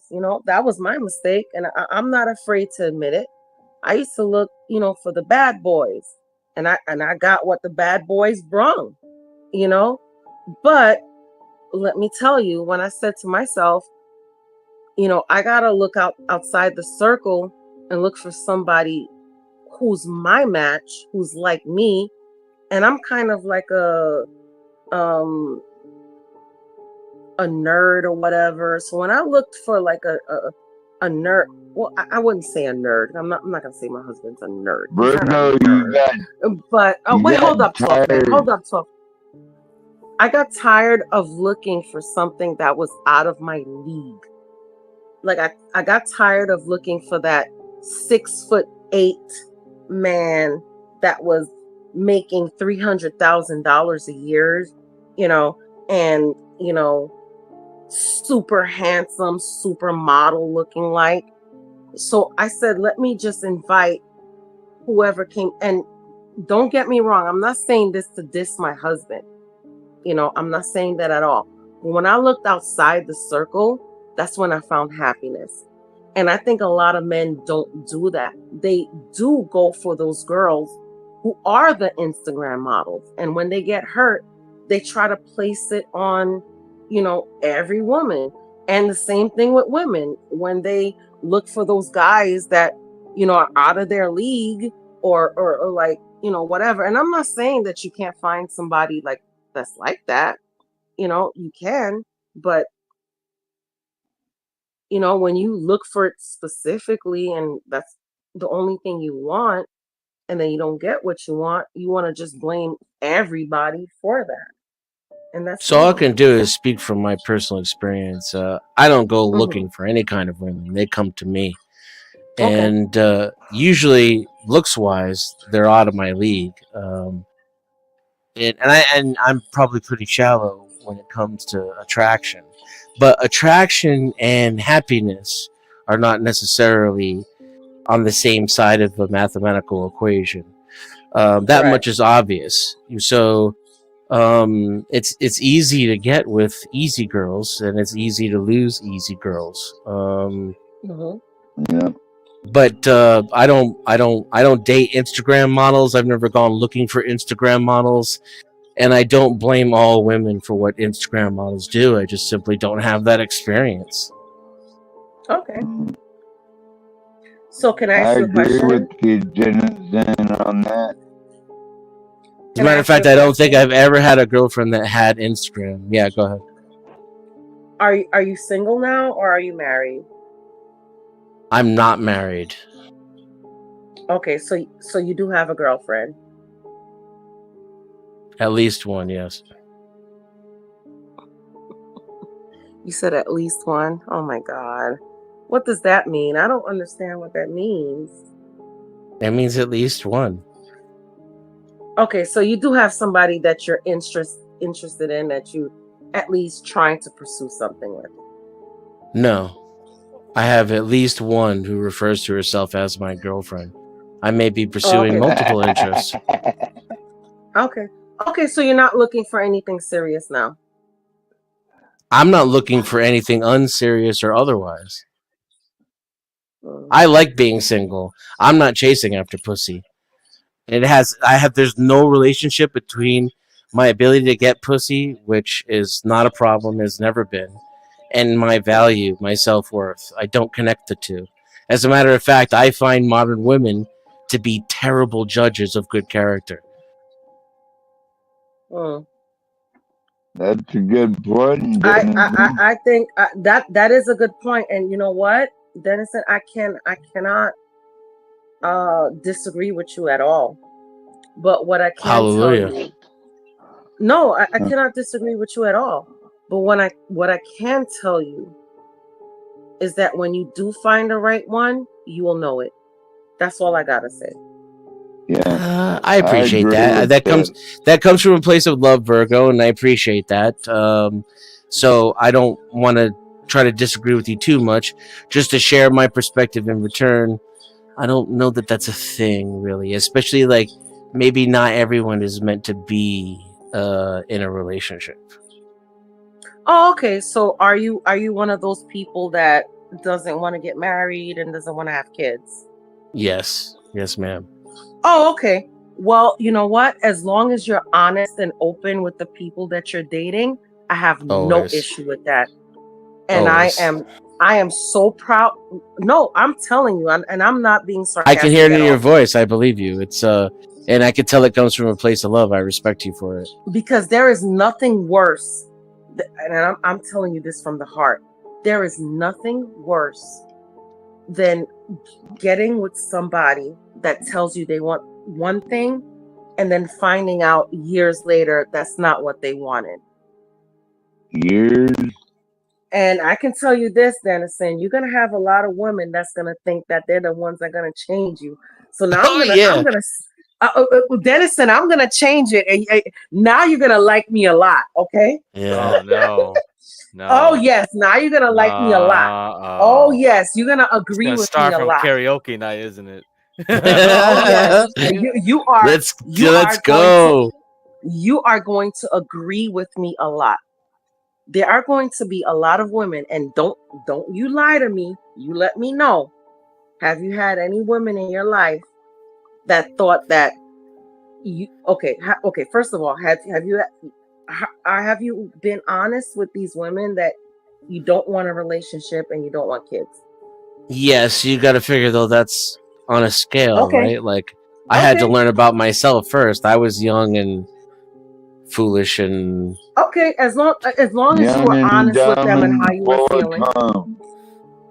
Okay. Yeah, my problem was never the full of cum part though. It was probably believing in some things that were, told to me were a good idea that probably weren't a good fit for me, and I tried to make it work in all good faith, but honestly was lying to myself, so I couldn't be honest with her either, right? Okay, so the only thing I'm going to tell you is that beware of those women that are going to try to change you and they're going to think that excuse my language, everybody, please. My pussy is so good that you're going to fall in love so much with it that I'm going to be the one that changes you. I thought you were married. I've been pretty close. No, I'm not saying. Well, 12th man, I'm not saying mine's obviously. Clip it. 12th man doesn't know what's going on. Oh, I gotta clip that. He never knows what's going on. Can we just have a conversation? Just mute him. Jesus Christ. 12th man, you need a nap, 12th man. Now you're gonna 12th man is gonna get me in trouble if my husband hears this. Serious. Because that's not what I'm trying to say. But I'm just trying to give you advice, as a grown ass woman who is 40, about to be 48 years old, you're gonna have those women, and I don't know how old you are. You're gonna have those women that are gonna think that they're gonna change you. And they're going to be the one that make you, oh my God, you're just going to fall in love. And if that's not how you feel, that's not how you feel. And it's okay. Guess what? I'm not one of those people that think that if you don't want to have kids, you don't want to be married, that you're an outcast of society. I really don't give a damn. I really don't. How many people we got on this goddamn earth? Serious, like how many people we have on this goddamn earth? So you think variety you're of the change? spice of life. Yeah. So you think you not having kids is really gonna make or break this earth? Yeah. It's not. But what I am trying to tell you is beware of those women are gonna do that. And all I'm gonna tell you is be very careful, because women can be very devious and they're gonna try to trap you. Jones said. 12th man, can you please be quiet for a second? I love you to death, but can you just be quiet for a second? Yes, ma'am. Thank you, sir. Okay. Like I was saying, be weary of those women who are going to trap you. If this is truly what you want at this time, and guess what? Tomorrow you can change your mind. Tomorrow you can say, oh my God, I want 5 kids. That's your business.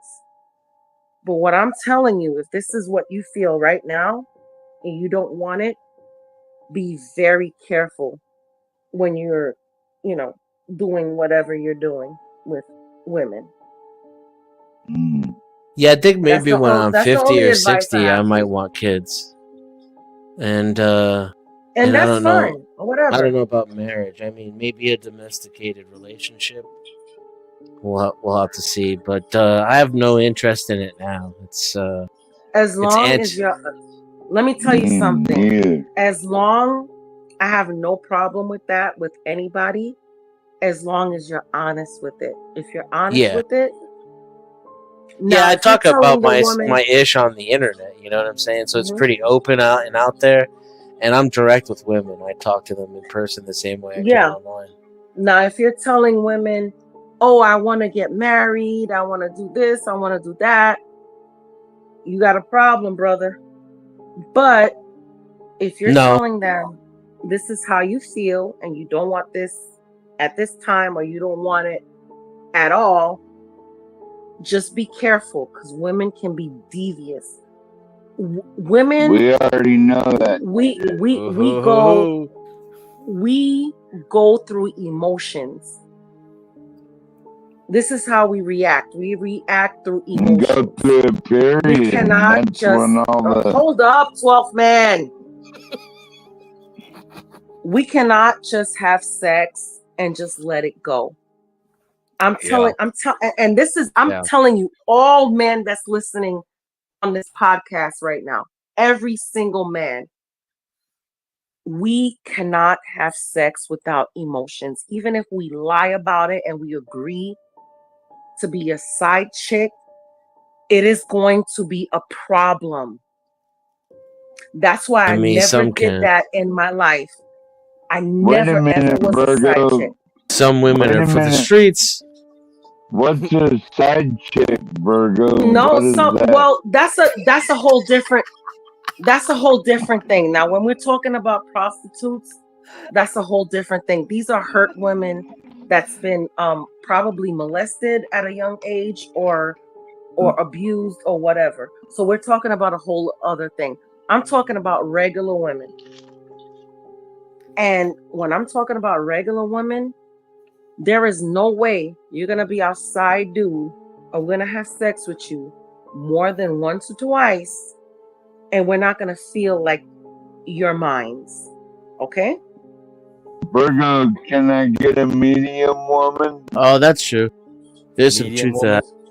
Medium woman? What the heck? Okay, I'll tell that's all I'm telling you. I made the unfortunate mistake of messing around with a cocktail waitress who had a very high body count, and oh boy, here we go.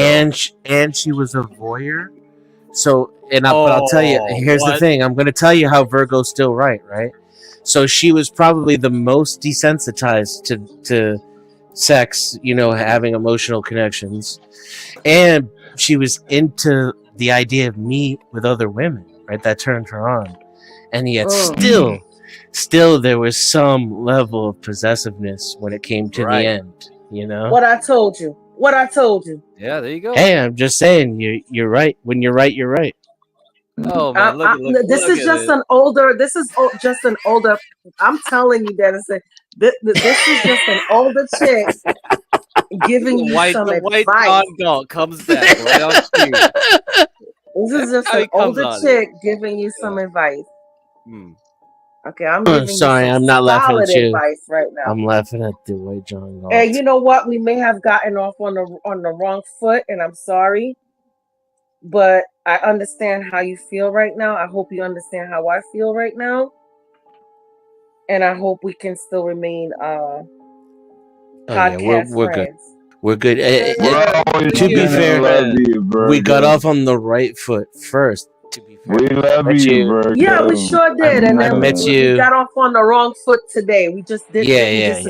We just disagreed on something. Yeah, nobody's gonna agree on every point, you know. And some people misunderstand certain things, then they go back to understanding. That's fine. That's fine. I like that. But I feel like me being older, especially when I'm talking, because I'm telling you right now, you guys, men and women from the age of like 20 to like 30, 35, maybe at least 40, you got this shit on lock on these podcasts. You really do. And you all are doing a great thing. And I appreciate that. And it teaches me a lot as well. But let me tell you, don't, dismiss what we older folks gotta say too. Because we lived it. Yeah. Wow. We lived it. Stanley's 100, so he's got plenty of experience. Oh, Stanley is 100, man. No, I'm not even laughing at that. Stanley is 100. Oh my God. Stanley is like the second bedrock to the whole program. Really? Yeah. That's Stanley for you. I am that way too, Black Knight. The way, like, I mean, I'm no less possessive than any woman I've ever been with. But I don't know if possessive is the right word because at the end of the day, you can do whatever you want to do with whoever you want to do. You're just not going to be doing it with me anymore. You just got to be honest. That's all that matters. You just got to be honest. Yeah, but I might change the boundaries of our relationship though if you choose to. Yeah, you still got to be honest about that. Yeah, either way. That's the God honest truth. You got to be honest about it.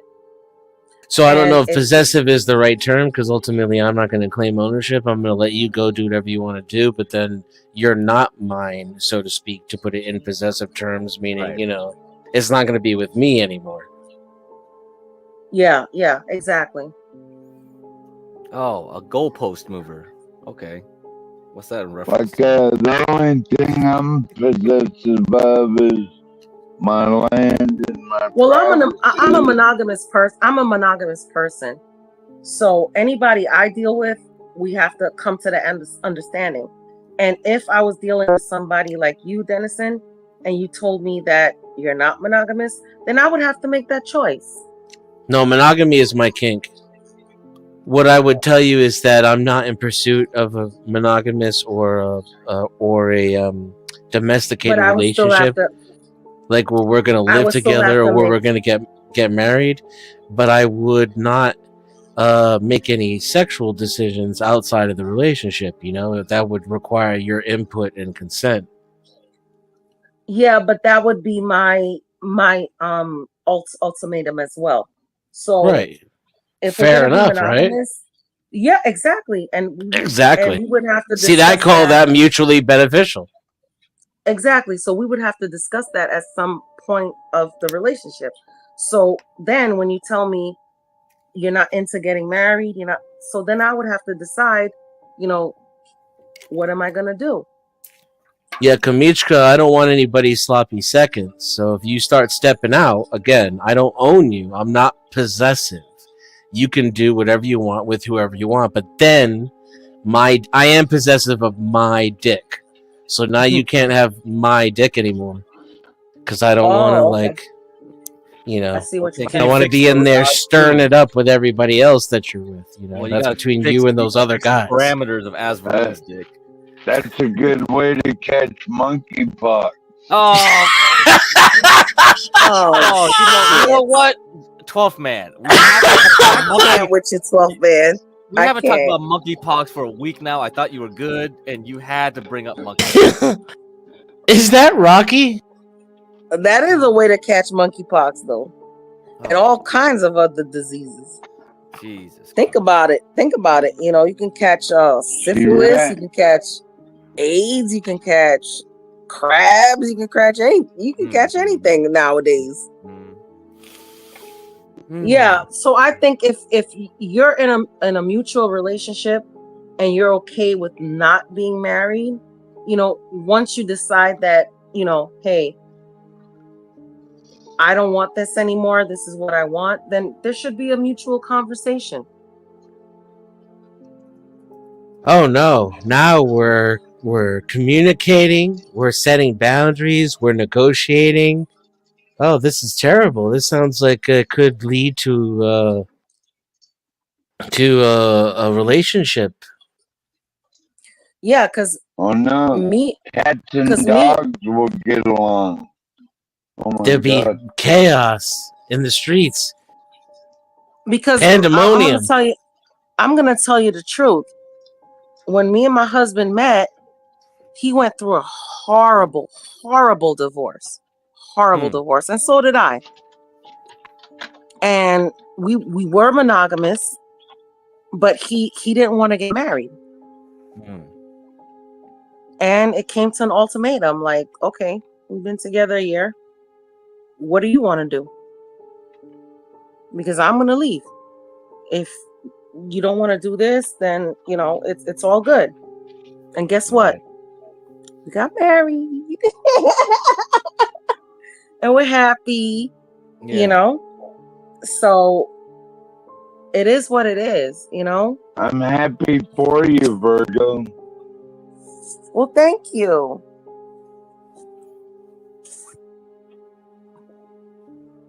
You're happily married and everything, right?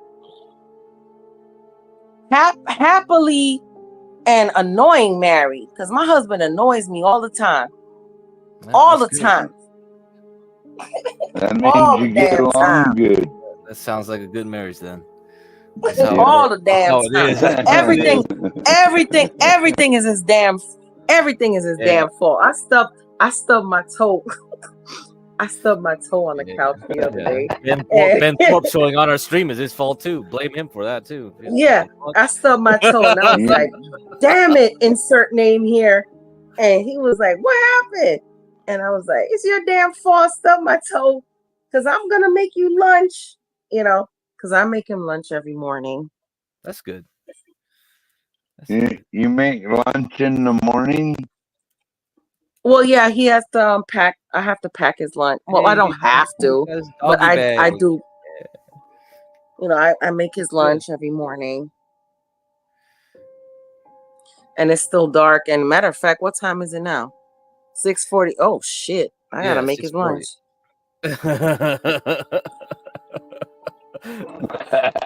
Man, shit. If I was married to Ava, Ava made that dry ass sandwich for me, I'll be like, what the fuck, bitch? Dry ass sandwich? Oh, what were you on here? Were you listening when I told you what I made my husband for lunch last night? I think so. Yeah. So. Yeah, that steak sandwich. Oh, you know what? I don't even have to make him lunch again because I think I got extra. Leftovers. That's the best thing. Just put him some Suzy Q's in there. I'll put in some of that jambalaya so we. What's a Suzy Q? Jambalaya, yeah. How do you talk that slow, man? He's Southern. He's drunk, and then He's from Alaska. No, he's from Memphis. He moved to Alaska. Is your name Rocky Shepherd? Yeah, I'm from New York, so I talk fast. Right. Yeah. Because everything is fast in New York. Even the way we walk, even the way we talk, everything. It's just like I used to. Can you explain the Suzy Q's for us? Because, like, you know, Well, it's like one of those old Debbie cakes, where you just put like a. If my wife gave me a Susie Q, I'd get a divorce. Okay, I see what you're talking about. Yeah. What's a Susie Q? So it's a Debbie cake, a little snack cake, like the ones you get at the Oh, a convenience Debbie store. cake. I thought that was a euphemism for something else. Sorry. That's what I thought too. I was like, the fuck you just called me a Susie Q? I was like a Susie Q. Yes, I give some Susie Qs in the morning. No, if a woman gives you a Susie Q these days, she wants you to die. Now, maybe like if she made you a homemade cake or a pie, and just one slice was available when you got home from work, that'd be one thing. But sending you off to the job with some Twinkies in the lunchbox, nah, that chick's trying to give you diabetes. She wants that insurance money. Hey, so Dennison, did you see John Galt eating his Twinkies? John Galt doing what? Twinkies. Did you see him eat his Twinkies that he bought? No, that's terrible, John. So those were his Susie Q's for the day, basically. Yeah. Those are illegal in some states now, aren't they? Finally. In some countries. I thought they went bankrupt. The brand that made Twinkies. Yeah, I thought I heard about that. Hostess. And then looks like somebody like rebooted them. Is it the real original recipe or is it like pieces? I don't even know what's going on. I mean, because when a company goes out, you know what really get cracked? You know what really pissed me off is when they took Aunt Jemima off the bottle. Oh my god, the Aunt Jemima thing, man! Come on, man. That stuff tasted like crap before, though. Yeah, Aunt Jemima was not a good brand, bro. I'm from the Northeast. Like, we can get maple syrup from the tree out on the street. Right. So if you get Vermont, yeah, we get bird syrup, but I'm just saying, I thought that was wrong to take that good black woman off the bottle. Pissed me off.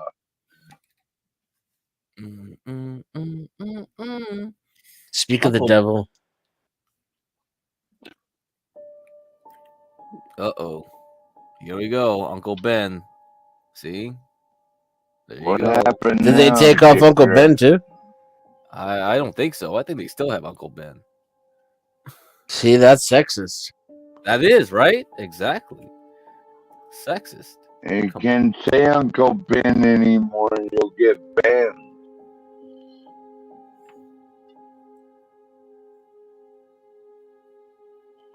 Can't say Uncle Ben's rice or nothing anymore. Like you get 86. What?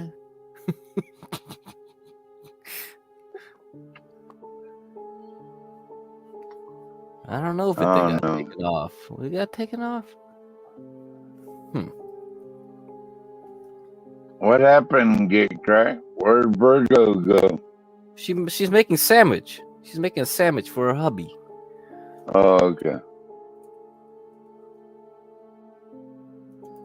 Now we're just waiting for HB to come here to ruin everything. I didn't want to get accused of running women off the stream. Oh my god! Don't worry about it. Okay. We got 2 women tonight. One of them was like definitely on something because she went on conspiracies right off the gate. So it's like whoa. Yeah. I could hear her smoking. She was smoking something. I can't tell what it was. I was like, is that a bowl? Talking about that Spickle person. Yeah. I was like, oh, is that a bowl of weed or is that a bowl of something else? I was like, shit. Uncle Ben's gone too. I think so. I don't see all that's left is the Quaker Oat Man. That old Whitey Whiterson. Yep. You gotta love it. Fuck, man. The people who love the blacks and are protecting the blacks from the evil whites are removing blacks from everything on the shelves and leaving just the whites. It makes sense. You just have to understand how dumb you are. If you once you get how dumb you are, then you see how much it makes sense what they're saying. So, Denizen, you believe in systematic racism? Yes. It is systematic, isn't it? Yeah, against white people. Well, I think it's against all races because it's not about race. It's not about race anymore. It's about erasing us all, Denizen. And the system also, like, some parts of it are more racist towards some races, and other parts of it are more racist towards other races. So it's like equal opportunity racism in the government. God. But here's what I would say: it's mostly racist against white people, and it's also okay to be racist against white people.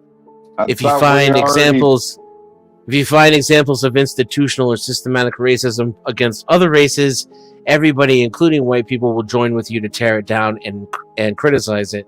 Whereas if it's against white people, usually it's either excused or sometimes even promoted. That's kind of scary, a little bit.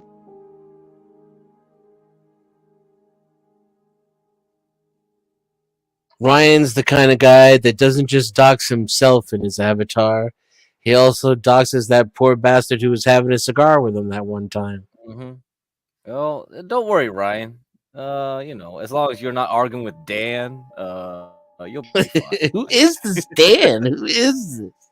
The Dan's the guy that went after like freaking Stanley. Oh, He's just God. some kid. He's just some kid. He went after Stanley? Came on here. Yeah, he was like he was in an argument, and I guess he was losing or so. I was with Ava, like in real life, so I wasn't paying attention to what was going on in the panel, and it was just him and Dan. So wait a Dan minute, was like, get cracked. You was too busy thinking the pink. You was I'm thinking not the gonna say pink. nothing about that. But it was him and Dan, and then Dan was like threatening to dox him because like, oh, you put your full name in your screen, I can find where you are right now. And he started pulling up crap on Google and then putting it in chat and putting it in the I don't know what he was doing. So was it worth it? Get cracked? I thought yeah, I think so. Thought Ryan Manioni was like someone else's name, like a famous person. But anyway, it was eventually Dan left, and it was just him and Ryan, and then all of a sudden Ben was like, "Get me on the panel, get me on the panel," and it was like, "Hey, none of you guys have permission to bring anybody on panel," and Ben was getting irritated, like he really wanted to get on our panel for some reason. It's like they can just open their own stream on their channel. It's like what the f, right? Yeah. And John came on. John actually came on late at night and brought them on panel. I don't know. John humors those Thorpes way too much, in my opinion. It's like, don't let them run your show, bro. So yeah, Asians too are also discriminated against. I don't think it's as acceptable as white people, but there's so much hatred towards Asians. There's like a collective acceptability. I've never hated an Asian in my life. What are you talking about? Haters, man. It's weird to think about it if you're not one, but if you try really hard and you listen to them, you can kind of conjure up the feelings they have. I've never hated an Asian either. Just think about it this way. Whenever you've been like your most dumbass, right? Like, say you're pissed off, or you're drunk, or you smoke some crack, and you're like twacked out and you're at your worst. Some people are like that all the time. Well, they're always angry. They're always mad. I've never been the other things, but I've been drunk before, and I never hated on an Asian or a white person to say that.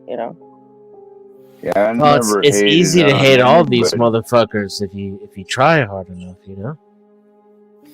I've never hated on anybody, Virgo. Good. You still trying to shoot your shot, aren't you? Yeah, he is. What are you talking about? Hey, 12th man, being on this channel for so long and John Galt just like hating on this and that, like talking. You're not getting a little bit racist now? No, 12th man. No. John just I've been really through the ringer already. okay. Get Yeah, correct. you told us about it. Yeah, you've been through it. White people I hate told you, themselves, man. Bobby Perkins. It's a little different. And Asian people do generally be minding their own business. Really, I've always really, gotten along that's with facts. white folks. You know what white people I hate? Those white liberals. The white There you go.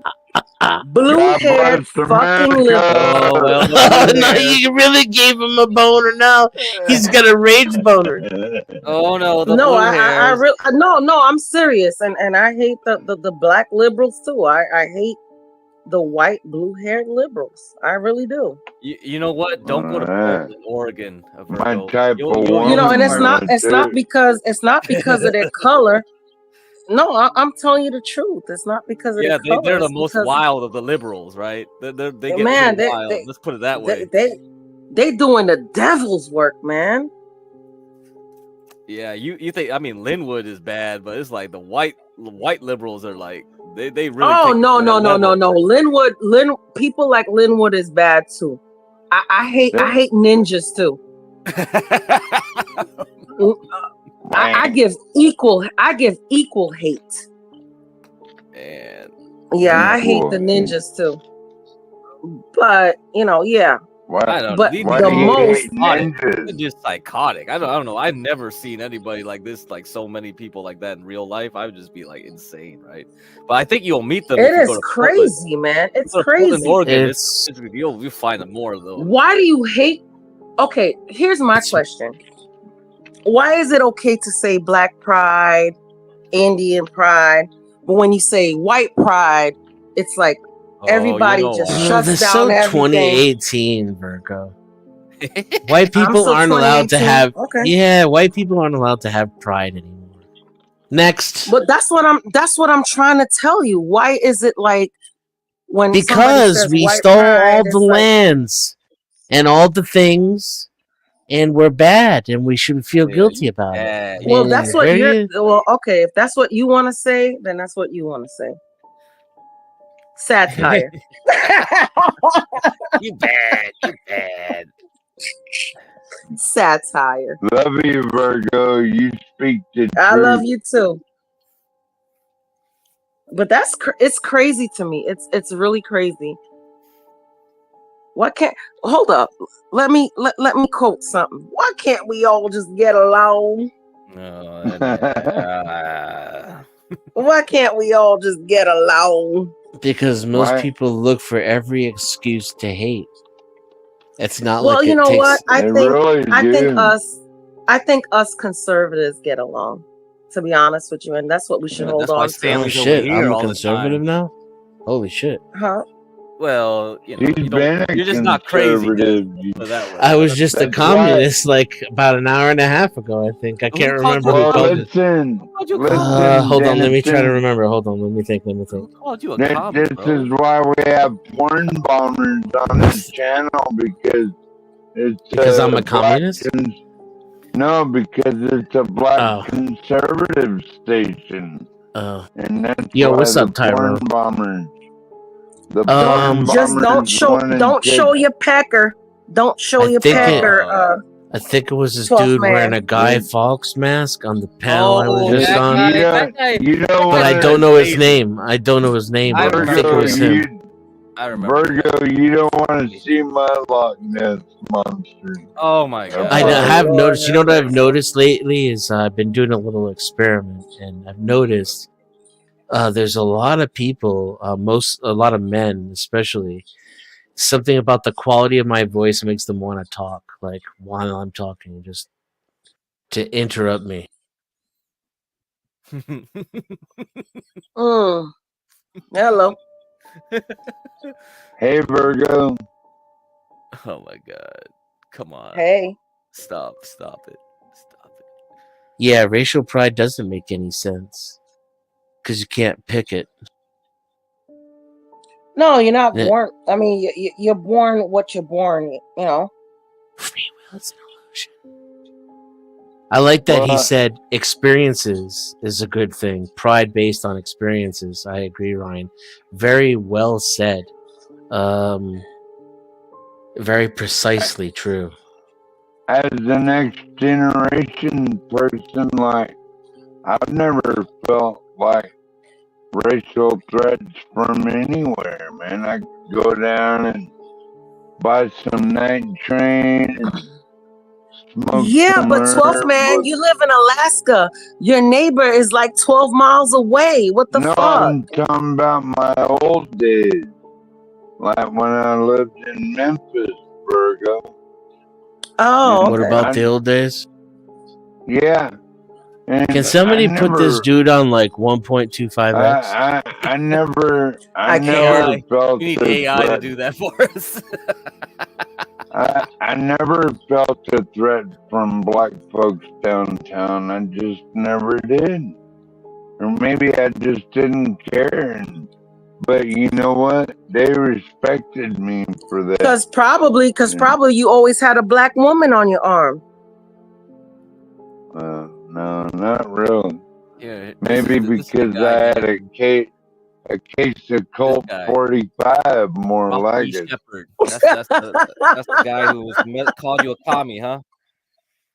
No, it wasn't him.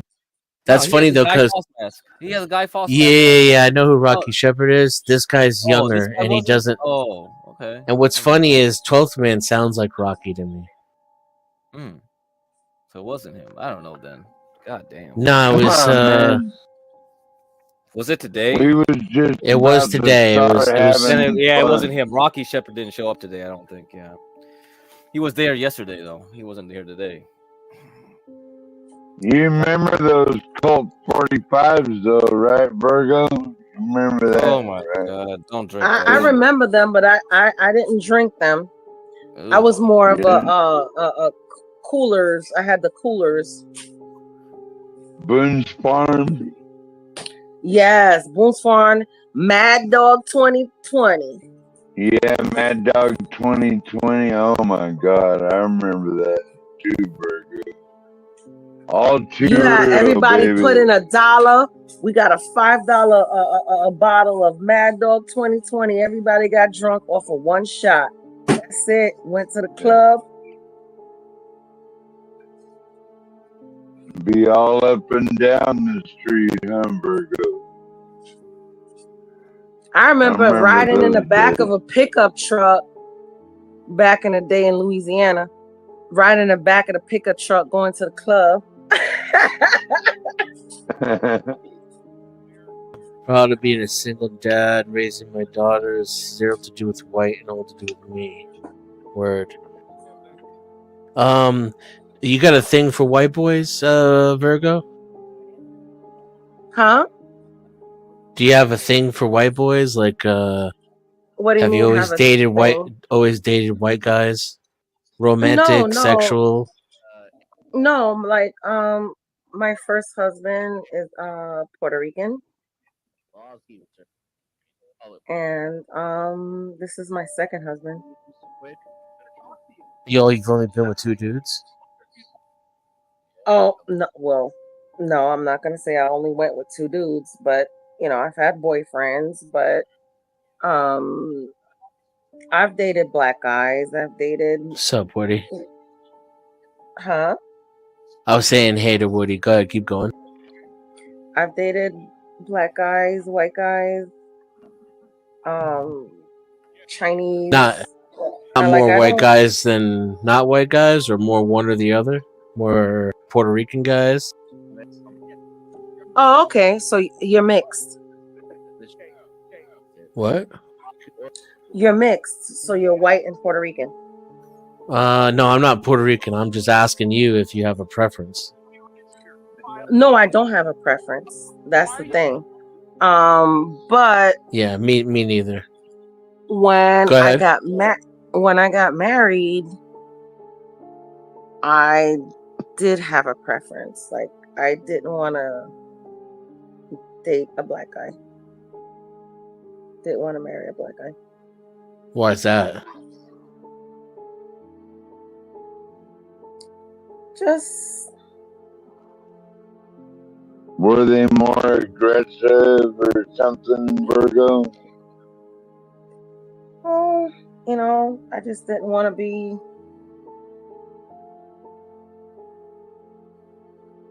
Whatever. Come on, Virgo, that's not an answer. Let's just say I was with who I was with. That's it.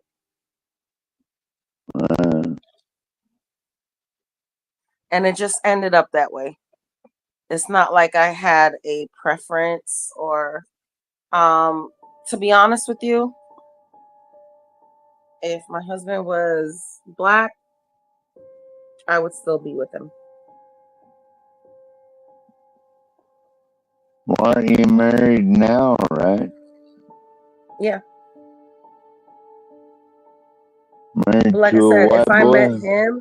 if I met him with the same personality and the same ambition and everything that he had, then and you making him a lunch I'd right still pick him. now. Are you saying black guys don't have ambition? No, what I'm saying is that no matter what skin color he is, I still would have been with him. But you didn't want to marry a black guy, though, for some reason. After dating, not really. I'm saying, how come?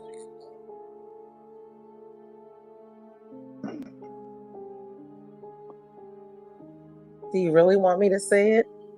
I think you want me to say what we already know. I'm curious as F. I have no idea. Yeah, I don't have any idea either, Virgo, and I'm a white boy. Yeah, I'm just curious. That's why I want to know. These things fascinate me. People and their motivations and how they think, I find it interesting. I wanted security. Amen to that. I wanted somebody who's not going to run out. So let me say it this way then. You dated some black guys, you dated some white guys, you dated some other guys all around. In your experience, white guys cheat less and break up with you less. Is that essentially how it turned out? If you want to say it like that, yes. Because I never had a white guy cheat on me. I'm trying to get you to say it because I don't know. Yeah, please. Can I say that, you know, that we weren't a match? Absolutely, we weren't a match. Some of us came to find out like maybe like a couple of days after dating that we weren't a match. But never ever had I had one cheat on me.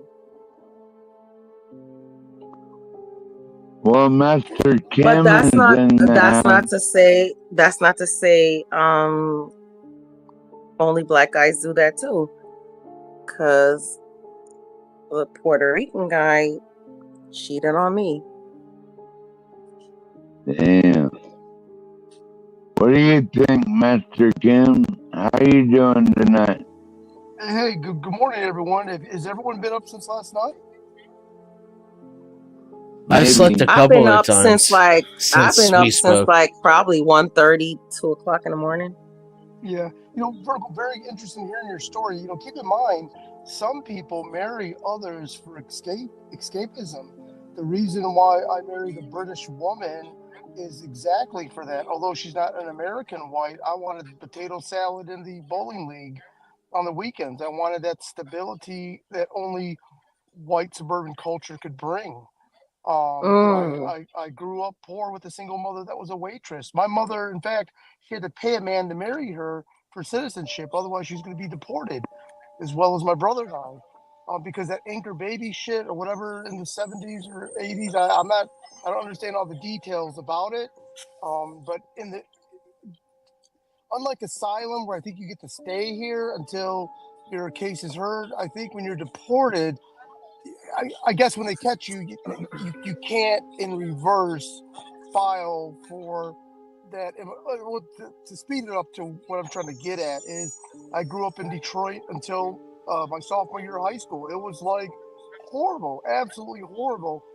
And so when I see a lot of black men that marry chubby white girls that from suburban families, I think the reason they're doing it is they too want escapism. They're not marrying someone with a dysfunctional background in childhood. I want to be around people that know nothing about that. So the point is that, and I'm not trying to say you come from a dysfunctional background, Virgo, but I do, at least for me, it was escapism. Although maybe I'm not black, but I grew up in an environment that I want nothing to do with it. I don't want to look at it. I don't want to see it. Meaning dysfunctional hood environment. I just want to be as far away as I can from that, and whatnot. So, but anyways, I'm sorry. It is a different culture. No, you're fine. You're fine. And to be honest with you, I came from immigrant parents. They came here on a student visa. They were about to expire, and I was an anchor baby. And it is what it is. And then through me, they gained their not citizenship, but at least their green card. And then later, gained their citizenship and became Americans and whatever. But for me, it wasn't that I wasn't attracted to my own. I was. And, my parents never taught me not to, not to be attracted to my own kind or whatever. But I dated them and it just didn't work out. It was just something like, it was always something, always like, they came from a bad family, blah, blah, blah, blah. But then again, I dated a lot of Americans. So I didn't get to date a lot of Caribbeans like I was, because maybe it was kind of an escapism of me trying to be as far from Caribbean as my parents were to, date outside of my culture. And I found out to be wrong. And then even though I dated somebody because Puerto Rico's still, from the Caribbean or whatever, and then we got together and yeah, he still ended up not being the right one. And then I found the right one after that. And then that's after years of not dating and then dating and then finding the right one. Can I ask you a serious question, Virgo? Yeah. What would you say the Caribbean's a good place for a white boy to meet a fierce black woman? What? What did you say? A fierce black woman, like you're pretty fierce. Okay, so a fierce black woman like me, which I don't think he wants to know if the Caribbean is a good place to meet someone like you. Here's the thing I can warn you about, and it's not just about the Caribbean.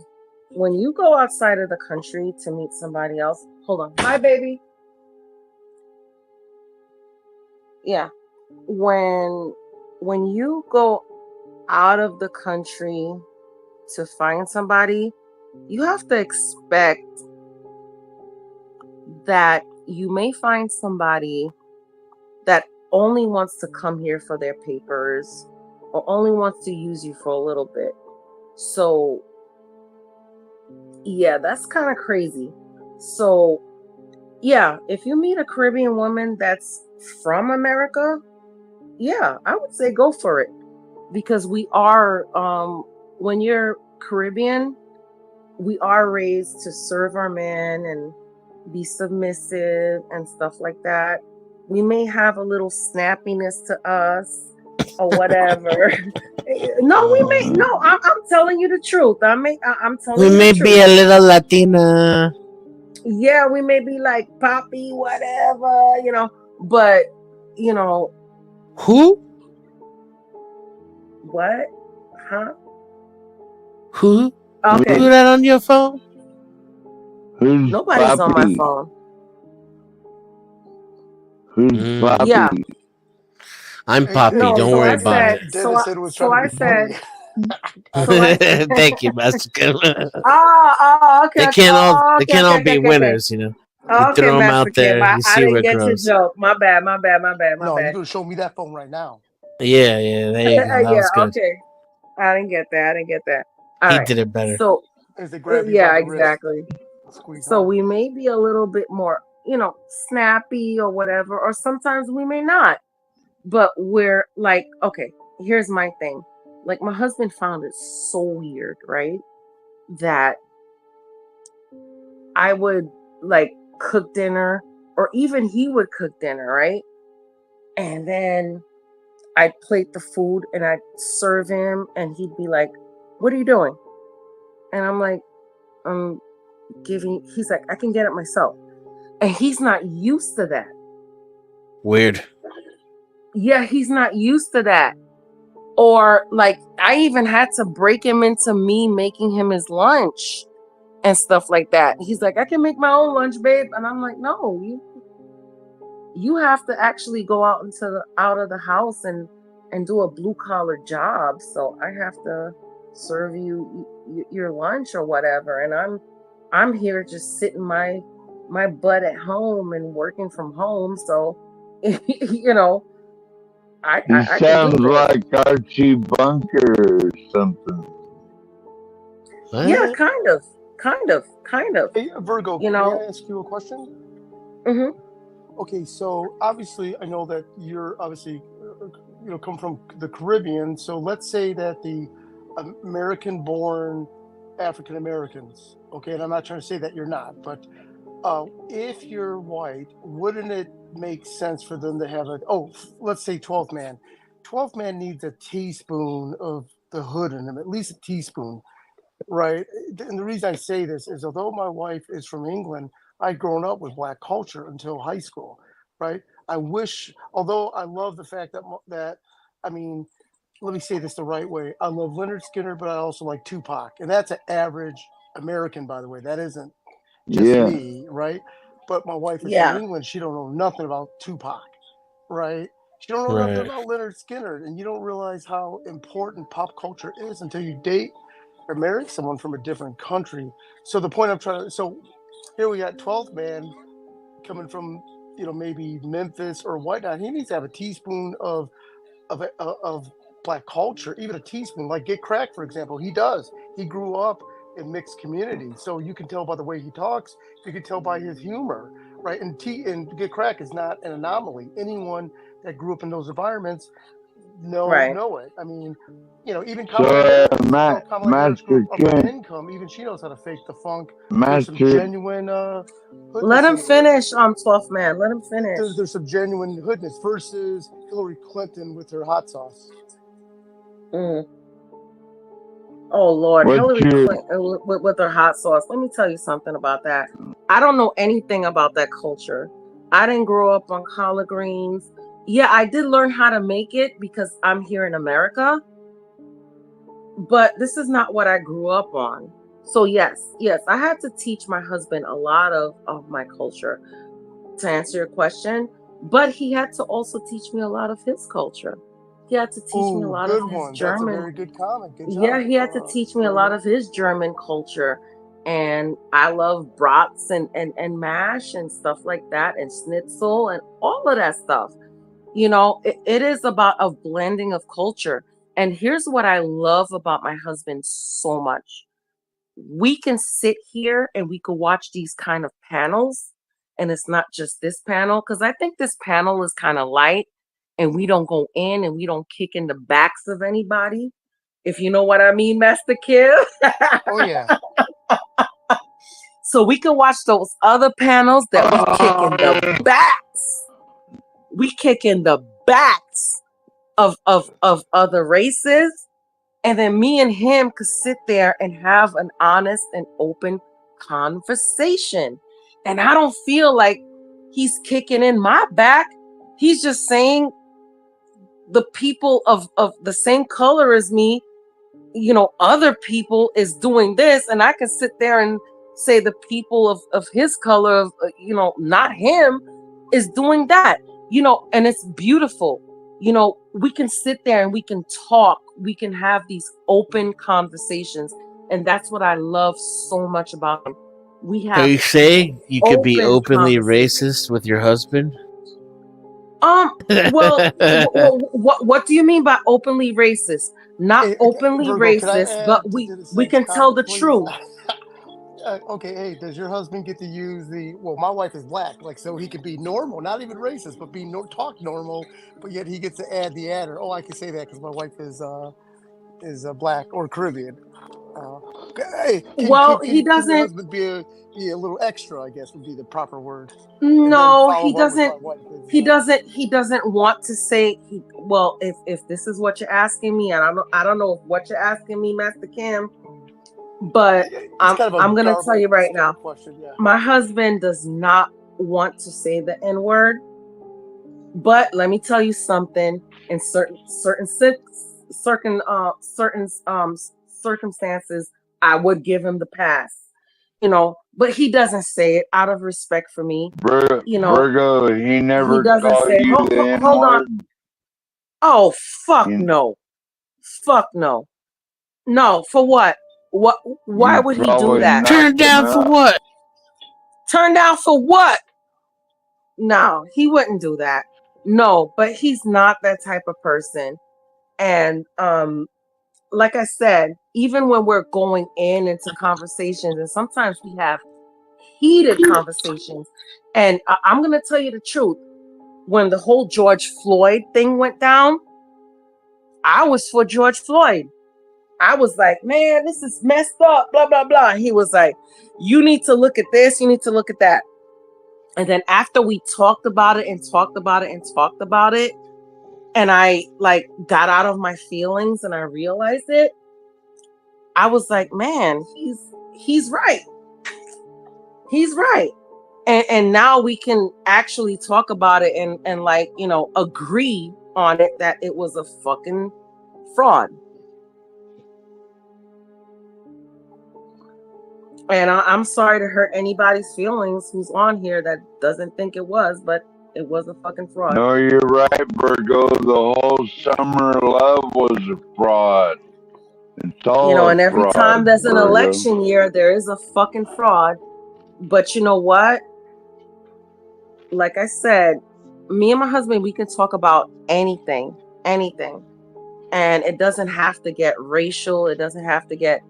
If we need to talk about something, we're not going to call each other out of our names or whatever. So, hey, good morning, Ryan. Hey, buddy. Ryan. What's going on? Yeah, just getting going. Just listening in. How you doing, 12 man? Hey, Ryan is a perfect example. Grew up around the African American community, and I'm sure his wife knows how to get on the dance floor when the Humpty Dance comes on. Is that statement true? Is his wife black too? No, I think she's white, but okay. My first girlfriends were so. Okay. Yeah. So I had some influence from the community, and I know all the words from the community. Community. I know all the words to Straight Outta Compton. There you go. That's right. True. It's facts and no, but yeah, it was mixed. It's a mixed community, which is good. I think it's the way it should be. That's like America. It's mixed. So. Yeah, and at the end of the day, we come to realize we're all here for one cause. We're Americans. Man, fuck this white and black shit. Fuck it. Seriously. I hate it. I cannot. I can't. Just fuck it, man. Yeah, it's very irritating. And this is why I love you. Yeah, it's the brown people that we need to go after. Yeah, and Fucking I'm gonna 80s, tell that you, could Ryan. go I've without seen you. Hold on, 12th man. And here's one thing, Ryan. I've seen you on other panels as well, and I've loved what you have said on other panels, and I agree with you totally. I mean, at the end of the day, we're Americans. That's it. Yes. That's it. Yeah, Let's just fucking and I say a stop. lot. Like the truth is, we all have to be working optimally together, and Yeah. not trying to tear the other groups down. We all got to build each other up, if we're going to be a successful country. And so I get real And mad let's when just you have. and you know what? Guess what? It's okay to leave the degenerates behind, no matter what color they are. I I yeah, that's agree with that too. I agree with that. So well, and look, I think that I can't stand the left's racial identity politics. It's absolutely irritating, and it's just I can't stand it. I've sat there, and it's funny. Like I commented earlier about like the Asians, and it's like the MSNBC is literally complaining about the Harvard ruling, which has to do with college shouldn't be taking race into account. Well, this year the Asians, their enrollment went up by like 8%. And so the other groups that lost people at MIT or Harvard, one of the two, was all the other groups lost. Whites lost, blacks lost, Latinos lost, and Pacific Islanders lost percentages, right? And I'm like, okay, well, that means you were discriminated against the Asians from last year and all the years prior for a while. Like, that's not good. And so I'm like, hey, if you know, Asians, and by the way, Asians, they average 14 hours more a week in homework. They do more homework. They work harder. You cannot penalize them because of their, supposed race when they're working harder. And if, they're outworking us. And Yeah, but here's my American, I question. don't mean us. I mean just all the other groups. They're outworking, right? So, Well, here's my question: are we a nationalist country, or are we like pro? I wish we were. Because if I we're am. nationalists, then you can say it's unfair. You can say it's unfair that all the Asians got in, but at the other end, you can say the other thing. But here's where I'm getting at: if the Asians were at the best, then why should we be mad? Look, American citizens and over Just work foreign harder. citizens. Work harder. I had Yeah, to bust my ass. Let me tell you something. I had to bust my ass to get to where I'm at my position. I had to bust my ass. I didn't get yeah, any DI. I didn't get anything for free. Once I left my yeah, parents' house, I was on my fucking own. yeah, yeah. I I'm was with on you. my damn own. Yeah, but I just think it's irritating because the Asians get overlooked, and I'm like, listen, what about the Asian? So apparently the left is cool with discrimination as long as it's not in their voting group, because they're trying to dominate the voting group, and that's why you see the racial headlines. Uh, in the years where there's Democratic elections, which every 2 and 4 years, the racial headlines blow up from the left, right? Like just across the board. And I'm not saying there's not discrimination, but I find it odd that it doesn't matter any other time except for the 6 months and before the election. So But can I ask you my another question? my enemy group is if I have to pick an enemy, it's white liberals because I believe they're Oh yeah, manipulating I all these already. groups. Oh, you missed a part of the conversation because I already said that I hate the I said I don't hate white people, but I hate the white liberals. Yeah, The real progressive I ones. said that.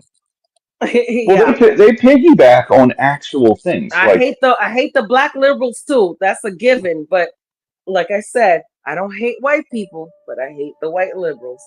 They Don't make worry. it so Don't worry, ridiculous. Virgo. I hate the white liberals too. They're the root of Especially all the the blue-haired problems. ones. Well, they're the worst, obviously, but they're the Yeah, the well. If you look blue-haired at what they, LGBT. if you look at what they did, 2020, it was BLM, huge support, right? Then they jumped over to the trans people.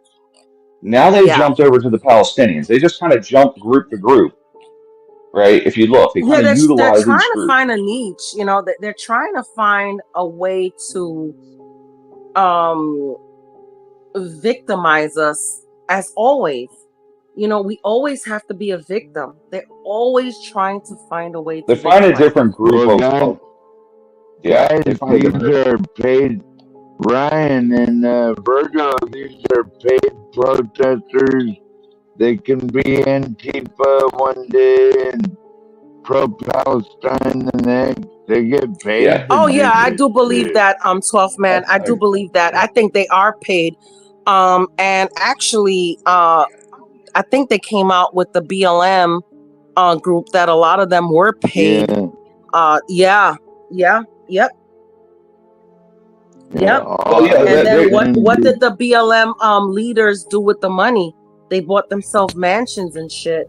You know, Yeah. They didn't do it's shit ridiculous. for the black community. BLM comes out when a white cop shoots, you know, and I don't mean to get political on here. I don't know if it's like this is like a political No, it's fine. It's fine. You're good. panel. It doesn't matter. Yeah. You know, You're good, but Virgo. it's fine to come out when BLM, you know, says, "Oh, the white cops are evil. They're racist." You know, but hey, every crime that happens in Chicago, Detroit, New York, nobody comes out about it. Nobody says shit about it. Why not? Well, Doesn't the Black Lives Matter there too? the thing that really irritates me more than anything is well, they changed that language. They no longer say white cops. They say police in general, right? And that the black Yeah. police officers have learned this racism from the whites, and then they're doing it, right? And I'm going to tell you, like, I find it hard to believe that the police officers in the city patrolling their areas that are black in all black neighborhoods are treating black people poorly. When Baltimore's Baltimore's 70% black or Latino police officers. And I'm like, so you're telling me that this whole thing, the leadership is everything. I'm like, listen, the truth is they're trying to protect these streets from these bad elements. And it's proven statistically that like white cops kill more whites and black cops kill more Exactly. black. That's what I was about to say. I was waiting for Yeah. you to finish, but that's what I was about to say. Yeah. Yeah. So I'm like, but the news media is in on it. Like, I don't mean it's conspiratorial, but I think I think it sells ratings, and certainly the left wants to undermine every It's institution like in the their hands country. are tied behind their backs. It's like, you know, as a Yeah. cop, I'm going to give you a perfect example, right? So let's just say I'm a white cop, right? Yeah. So I go out into the street and I see a black guy doing a crime. Do I arrest him? Do I cuff him if he's acting crazy? Or do I get in trouble and arrested because I have to cuff him and manhandle him because he's trying to attack me or acting crazy, and shoot him because he's coming at me, and, you know, get in trouble and get arrested? It's a hard thing. But I think for all just think cops, just think about that for a minute. Just think about that for just 1 minute.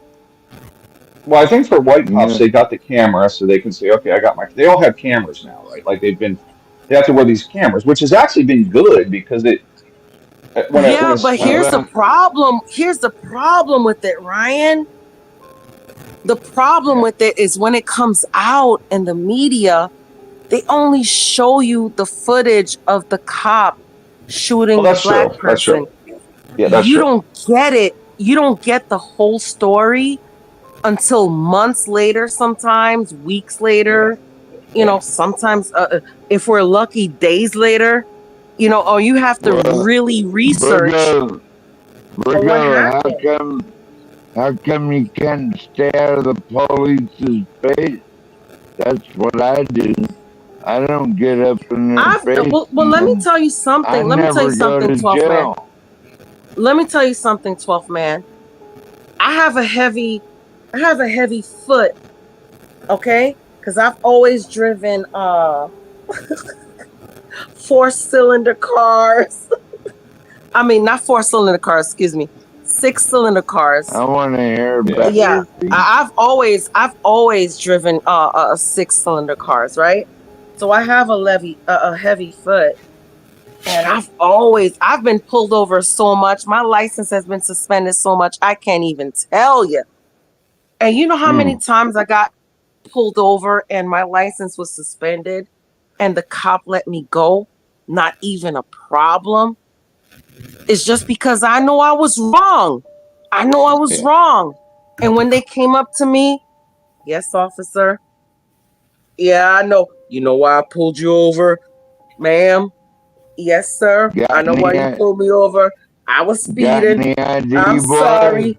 And then just shake the chest a little bit, and then they just let me go. You know, luckily, I'm telling you, you don't even know how many times I've been pulled over and gotten a ticket, or not gotten a ticket, and not having to go to jail because my license was suspended, or even having to have to get a ticket just because I was so sweet and you know what? Maybe people will say, "Oh, maybe that's because you're a woman." Blah blah blah. Officers, no, this is even with women officers, and maybe I didn't shake it to them, but just the way you approach them when you're sorry, especially, now I can tell you this. At the end of the month, that's not what I do. At the end of the month, you're gonna get a ticket, and you're gonna get arrested because it's I at the don't end of the talk month. to the police. I stay away from the police, and that's how I don't end up in I can't stay away. situation. Let me tell you, there was a time in my life I couldn't stay away from the police because I have a heavy foot, and I love to drive little cars. Even when I had my 3 kids, I always drove. I never drove a van or whatever. I always had the biggest car I've ever had was a sedan. Like a Acura Accord, and before that, Acura Accord Coupe. So it's just the way when they come to you, you just gotta. And I know a lot of people will say, you just simping for the police, blah blah blah. No, but I'm telling you, it's the goddamn truth. And let me tell you what, I didn't get pulled over a lot in New York because I left New York a short time after I started driving. But I got pulled over more in Florida. And people want to say, "Oh, the South is racist. The South is racist." Man, I've dealt with the most sweetest cops out here in Florida. It's not even funny. You just got to show them your personality. You just got to be like, "Man, officer, I know why you pulled me over. I'm sorry." It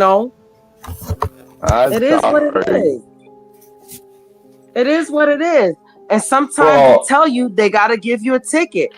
And it's fine. I'm not going to fight them because I did something wrong. Sometimes, maybe they have to arrest you, and you shouldn't have to fight them because they have to arrest you. But maybe you have a warrant or whatever, Yeah. I just the admit to most what I times did. we've seen I these keep my hands stories was visible. because these people try to fight them or, pull out a gun on them, and then they only show you a clip. And then at the end, you see the whole story. It's fucking ridiculous.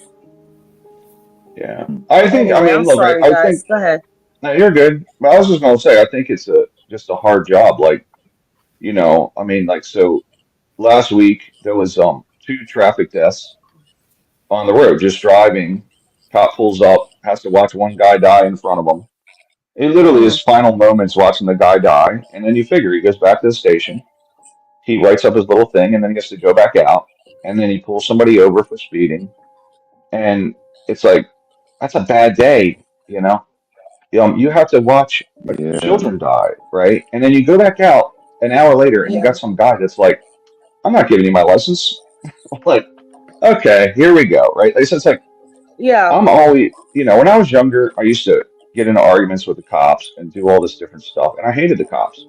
But as I've gotten older, I'm like, okay, the guy's just trying to do his job and go home. Here, so when they walk up, I keep my hands on 10 and 2 on the steering wheel so they can see them.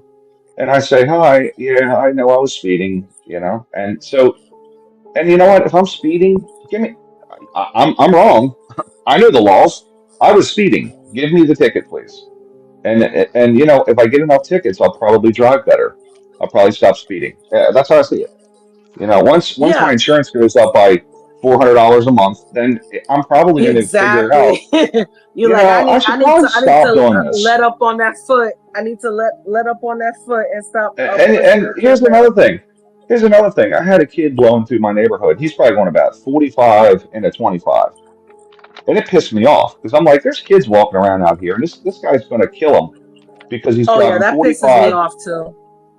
Well, I kind of realized, like, who am I to judge when I've sped all over the place for no reason because I'm late, which is really just me being selfish, right? I'm late. I only care about my time. Forget all the other people out here.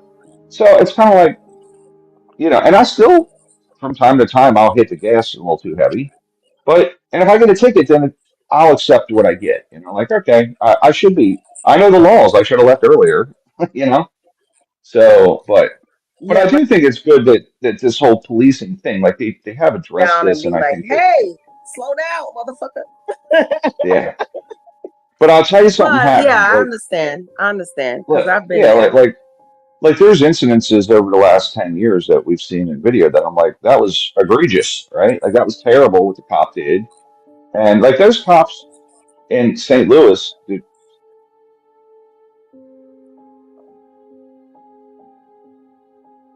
Oh, where did he go? Where did Ryan go? Oh yeah, he was getting to the good part of the story.